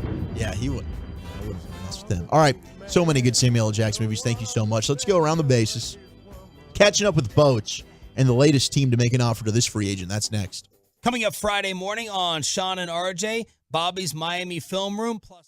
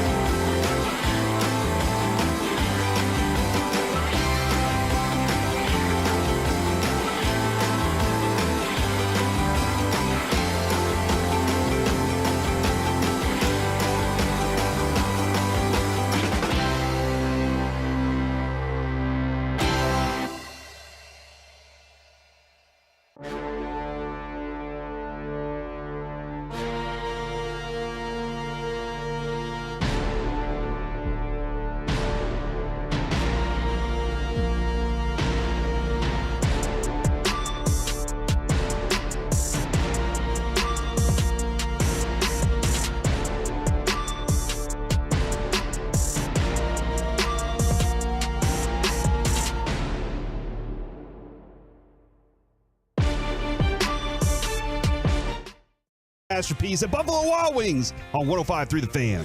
Classic Chevrolet is leading the way to finish the year #1 in America. They're racing hard with year-end savings on over 400 Silverados. Shop them all at ClassicChevrolet.com. This is Texas. This is Classic Chevrolet. 5 new roads. Relax and enjoy the difference. Thank you, LA. Zach Martin, your Cowboys All-Pro guard, going to be joining us here at the top of the hour. Recap what happened in Buffalo. Of course, look ahead to Miami. And, of course, have some fun with Zach, as we always do. Appreciate you rocking with us here in the G-Bag Nation. About to go around the bases. We've had so many people texting in their amount of time listening, courtesy of the Odyssey app. It should just tell you right there on the app.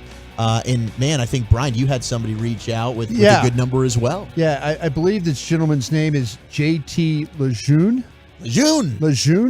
and 63,789 minutes. There we go. So thank you very much, JT. Appreciate you there. Man, that's awesome. We've had so many people DM us, reach out on Instagram, Twitter, whatever it might be. We appreciate all your support. We wouldn't be here doing what we're doing without you, the Tolos, our Turn It On, Leave It On listeners. We love you. We always love the interaction you're giving us on the truckwreck.com text line, 877-881-1053. The sound off, what you drinking, what you thinking, which we'll do tomorrow. And it looks like, hey, a lot of you might be stuck in traffic right now, 75. I don't know if we got holiday traffic. I don't know. Going People might be trying to head out of town, might be trying to head south.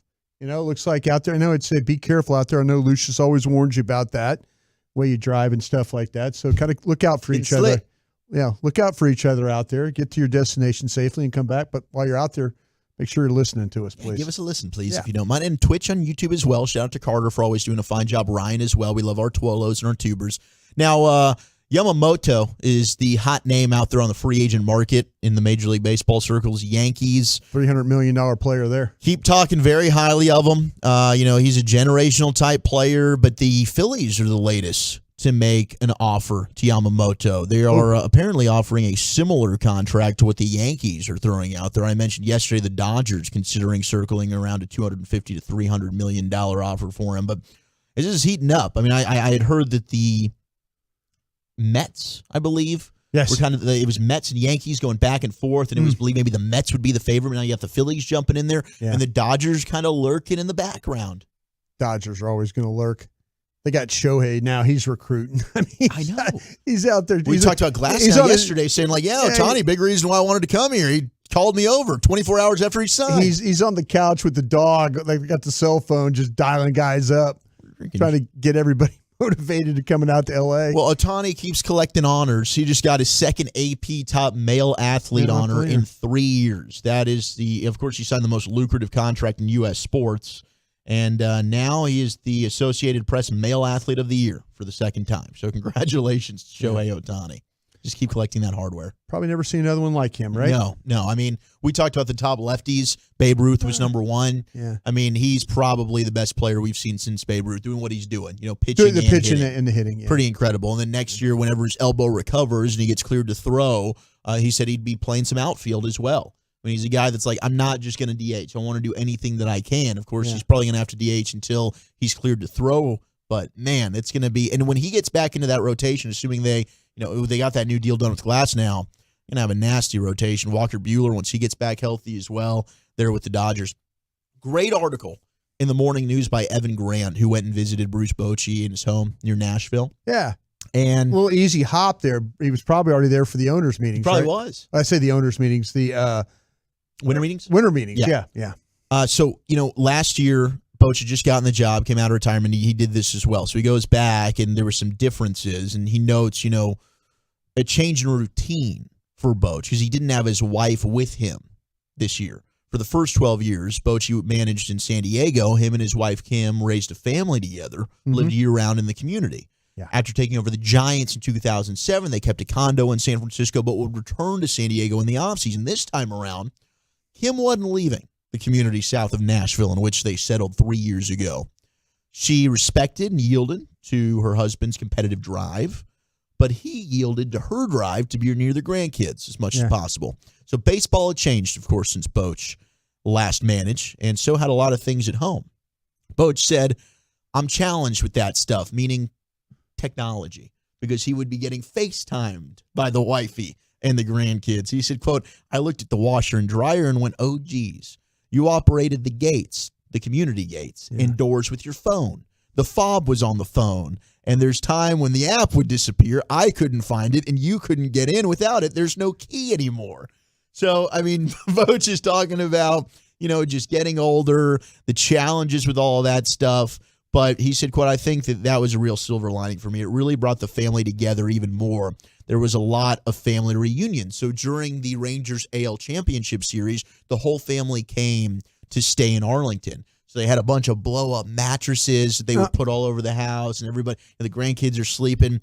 Voch said, quote, I went in with a different mindset, this time around, because he'd done this 3 times with the Giants. He went to a World Series with the Padres. Now he's going on this run with the Rangers. Quote, I had the attitude that I was going to enjoy this more. I ended up reminding myself of that many times. That part of what I said was tested a lot. But I do think I had a deeper appreciation for everything because of the time off. I was able to look back during that time and say I should enjoy myself more.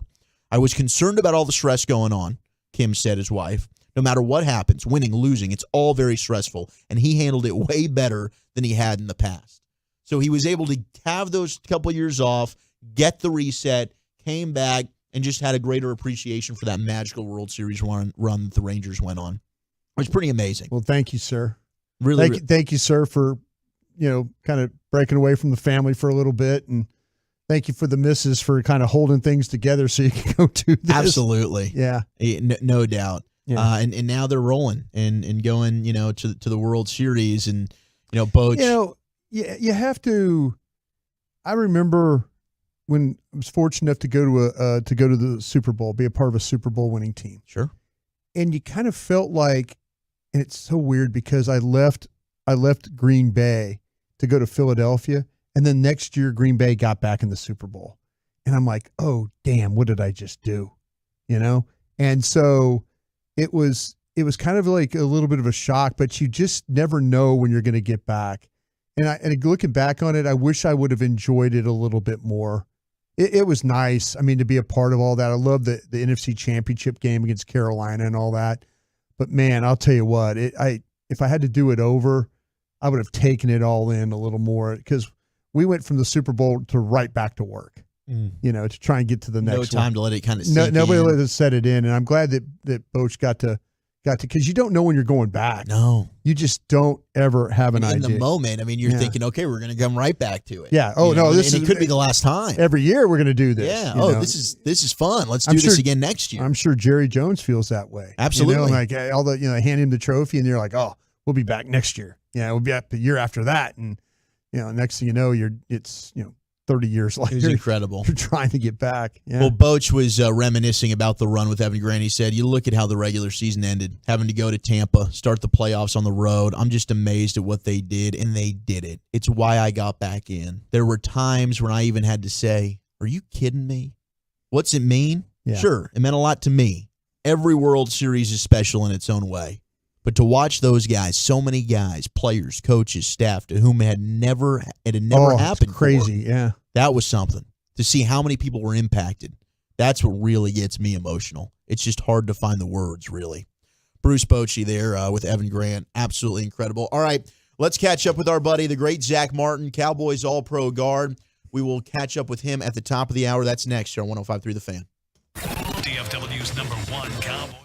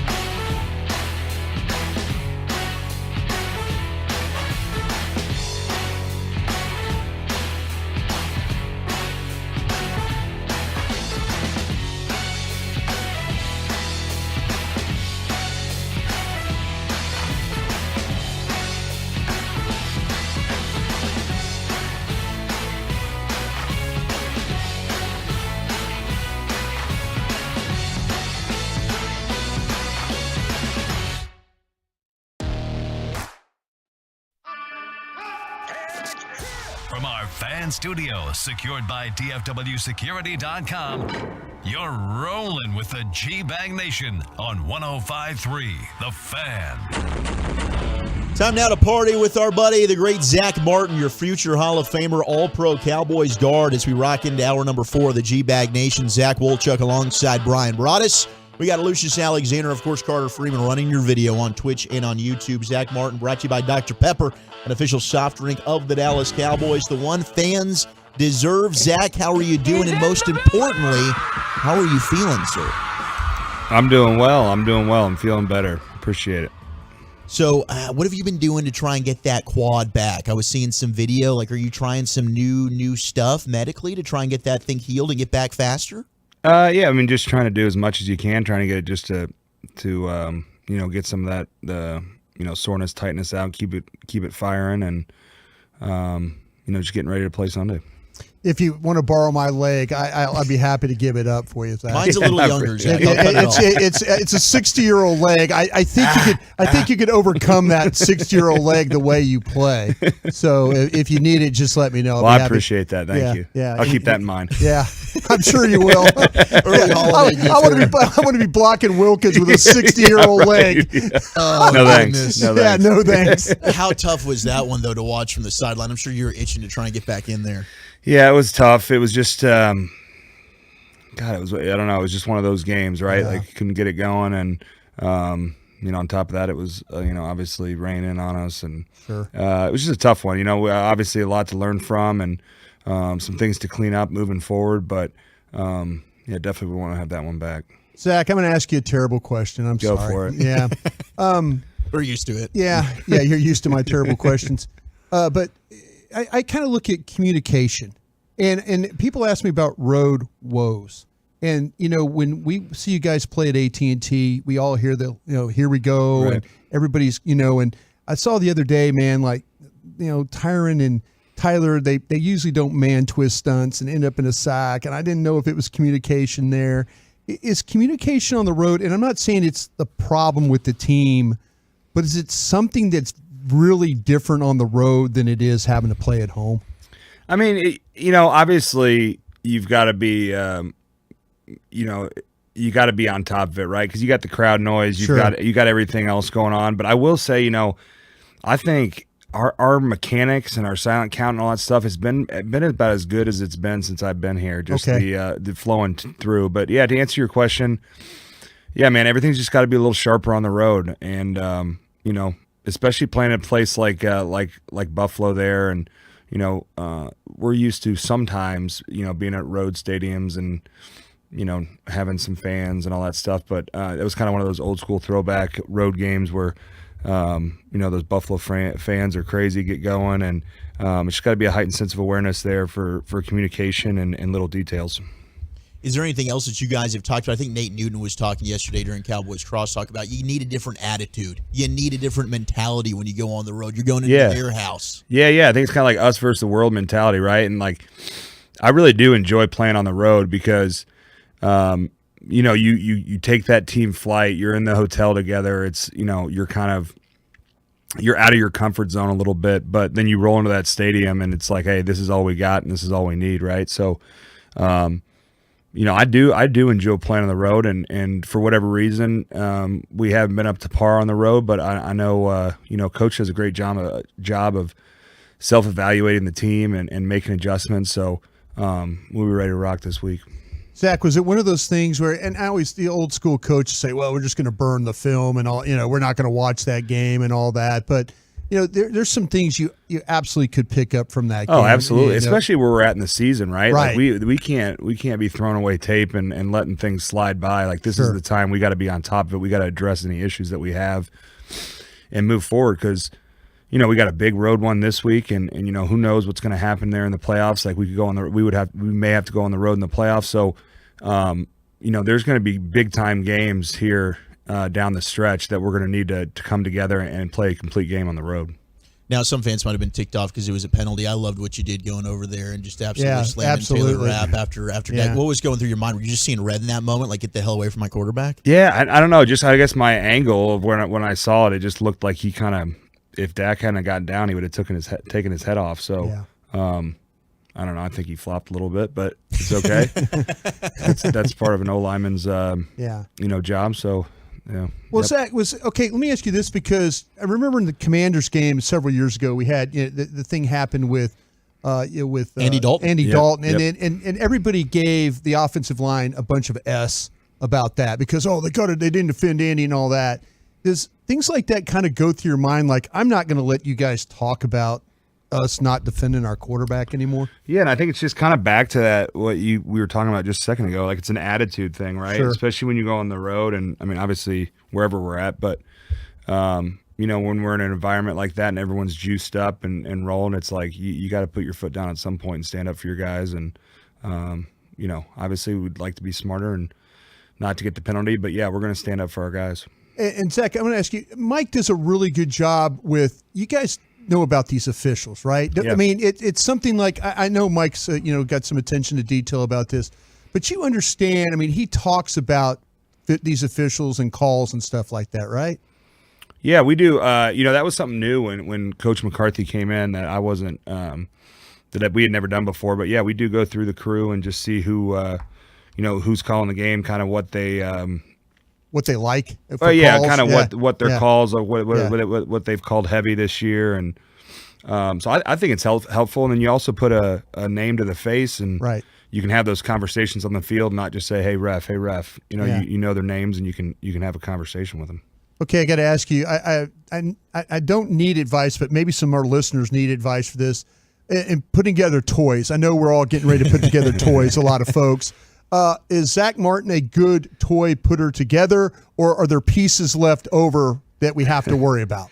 I would say I'm average. I'm not gonna lie here. I'm not like the greatest, but I'll put in the time. It's not about putting in the time. It's maybe a couple of pieces that at the end of the day you probably don't need anyway. So maybe we put those under the rug a little bit. But no, I'll be up putting together the toys this year. I kind of detected that maybe Zach Martin might be a guy that might pay the extra $10-$20 to maybe have somebody else put together the toys too. No, I haven't done that yet. Now I will say my father-in-law and is in town, so he's pretty good with that stuff. So maybe I'll recruit him to help me with some of that. Are you going to wrap packages at all? I am not. No. Is it something to do with geometry? I don't know, but it's like when you come down the stairs at our house, you know exactly what packages were wrapped by me, and you know exactly what packages were wrapped by my wife. Oh, Dad, yeah, thanks, Dad. It was Santa. No, it wasn't me. Come on now. So, do you have any Martin family Christmas traditions? We've done the prime rib. We've done the prime yes. rib Christmas dinner the last few years, so we're gonna keep that going. Yeah. It's always tough when you're the part of your family doesn't live in the same city. So luckily we got some family coming in to spend some time with us. But it's always a little difficult being away from family. But I've got 2 young kids, and they're starting. Right. My son is about to be 5, so he's getting like juiced up. He's like entering the the stage of just being obsessed with Christmas, so it's getting fun. Yeah, I bet you it is. That's awesome. Okay, do we have a team discussion? What cookies and what are we leaving for Santa? What's the Martin family leaving for Santa? Because that's important. I know you got to tell your guys there that hey, Santa really appreciates this. Sure does. Right. Santa kind of likes that. Maybe a glass of whiskey along with his cookies. You never know. Yeah. It's a long night for Santa. He's got to we get him through. I think my kids and they did it today. Actually, your standard kind of icing sugar cookie Christmas deal. So there we go. Yeah, I'll throw those back. So tomorrow I'm going to do my annual top 10 Christmas movies list. Okay. What is and maybe if you don't want to narrow it down to one, you don't have to, but do you have favorite Christmas movies? Yeah, I mean, I was always a Santa Claus guy growing up. Yeah. We've hit that. I watched that with my son this year. We watched he's into Elf, so I've seen Elf about 12 times this holiday season. Jingle All the Way is a kind of a sleeper pick, Underrated. Turbo Man, we watched that a couple weeks ago. And then the Home Alones are always a fan favorite there. Oh, this is good. We got this text in because you brought up the prime rib. We actually had a show conversation. Do you think prime rib is a steak? Oh, great question. Yeah. Well, cut up it is, but I would say it's also like a rib roast. So it's a roast, like a roast. There you go. Like a roast. But if you cut them up, then it turns into the steaks.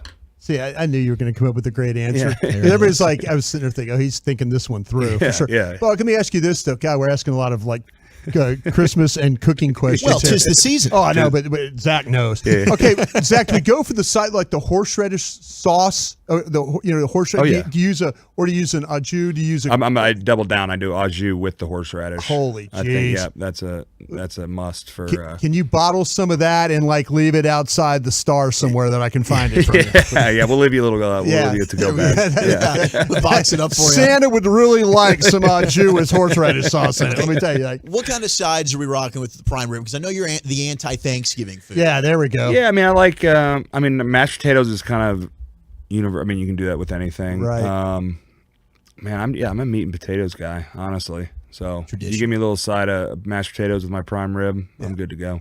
Well, it seems like Christian Wilkins might be a meat and potatoes guy. Yeah. Pretty, He looks pretty like big guy it. to Yeah. handle. Yeah. Well, what stands out to you about having to go up against him? Hopefully, assuming you're on the field, which I'm hoping that you are. Yeah, no, he's we played him his rookie year back in 19, and you can tell watching the film he's gotten better and better. And I think his lateral quickness is really what sticks out when I watch him on tape. He does a great job of hiding his line movements. I think their whole D-line does. That's kind of, a tough thing for the offensive lineman is in the run game is definitely handling those movements. And I think they do as good as anyone I've seen this year of hiding those movements when you watch the film. But definitely his lateral quickness. And then, he's a big, strong guy, so he can push the pocket. Right. And, him and Seiler in there, they've got they run their TT games. Yeah. The both nose tackle. Yep. They run those games as well as anyone I've seen this year too. So we're going to have to be on top of it this week. Man, Seiler just kind of like, you talk about a meat and potatoes guy. Oh yeah. I mean, he's like kamikaze. Yeah, exactly. Yeah. Like he's the guy. Like he's the penetrator, and he's just getting knocked all over the place. And then like two other guys make the tackle, and he's just kind of walking back to the huddle, looking at his ear hole on his helmet because he's got knocked around a little bit. But he's sacrificed himself to get somebody else home. Right. Well, he's just like, when I watch him, like he's just a hard-nosed, tough, kind of old-school player, right? Yeah. Like a guy that you're going to have to bring it every single snap, and he's not going to stop. And like you said, he sets up those guys around him. Yeah. I mean, he makes plays himself also. He does. He sure does. But he really sets those guys up around him. Talking with Zach Martin here in the G-Bag Nation, your all-pro Cowboys guard. Yeah, it seems like the Dolphins, maybe they don't get enough credit for how good they are in the front there. I mean, they're among the league leaders when it comes to sacks. What other challenges do you notice that they can present for you guys?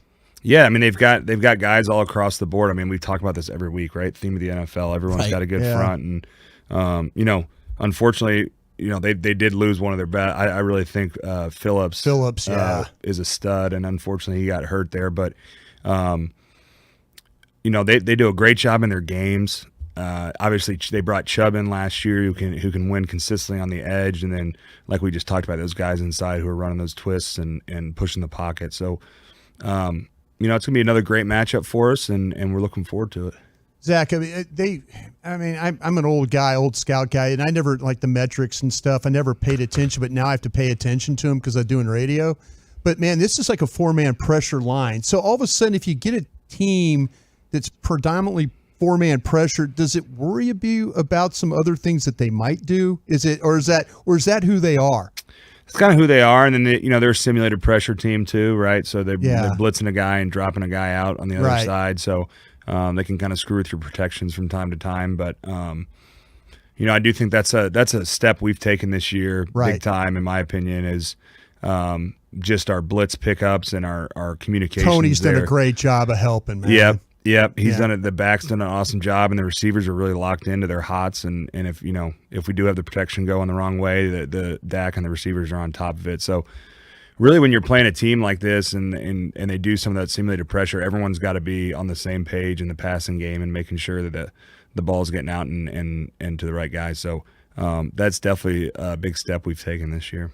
We had a National Signing Day yesterday. Do you have a big National Signing Day memory from your time committing to Notre Dame?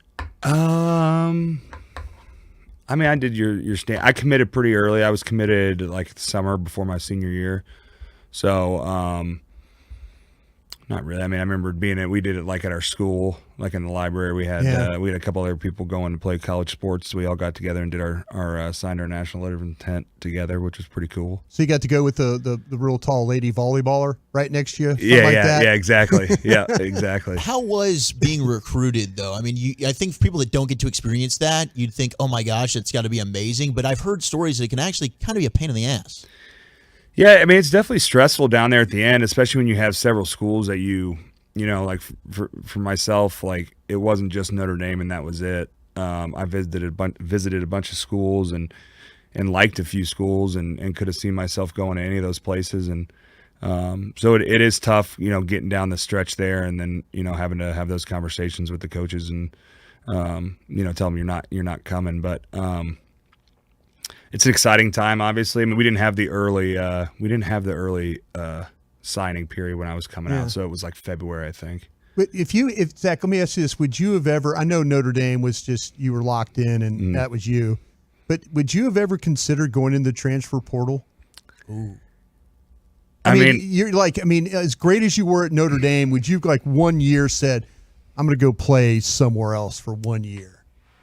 No, I don't think so. I mean, I had it like I came in, I was a little undersized when I came in, so kind of going into school, I figured I would probably redshirt. Sure. So I did redshirt, and then I started playing that next year. But I mean, it's crazy now. I don't really like it, to be honest with you. It's because it just turns it's free agency, right? Yep. Yeah. It is, and there's no rules, and I feel bad for the coaches too. I do too, because the coaches are the ones that are putting all this time in recruiting, right?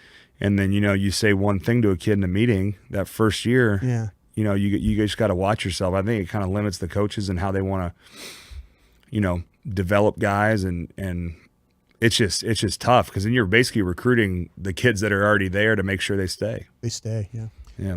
Always awesome getting to catch up with you, man. Hopefully, Sunday, get that big dub in Miami, and we'll catch up with you again next week. All right, I appreciate it, fellas. Thank you. There he goes, your all-pro guard, Zach Martin, one of the best Cowboys to ever wear the uniform. Absolutely. What a And, stud. of course, brought to you by Ford, your Texas Ford dealers. Ford is the best in Texas. Shout out to Zach for joining us. All right, let's continue some football, talk about football's finest. Ricky Williams was on with Paul Feinbaum. Talking about Texas being back. More NFL news for you. Then we'll slide on into LA Live with the Expressway. That's next on The Fan.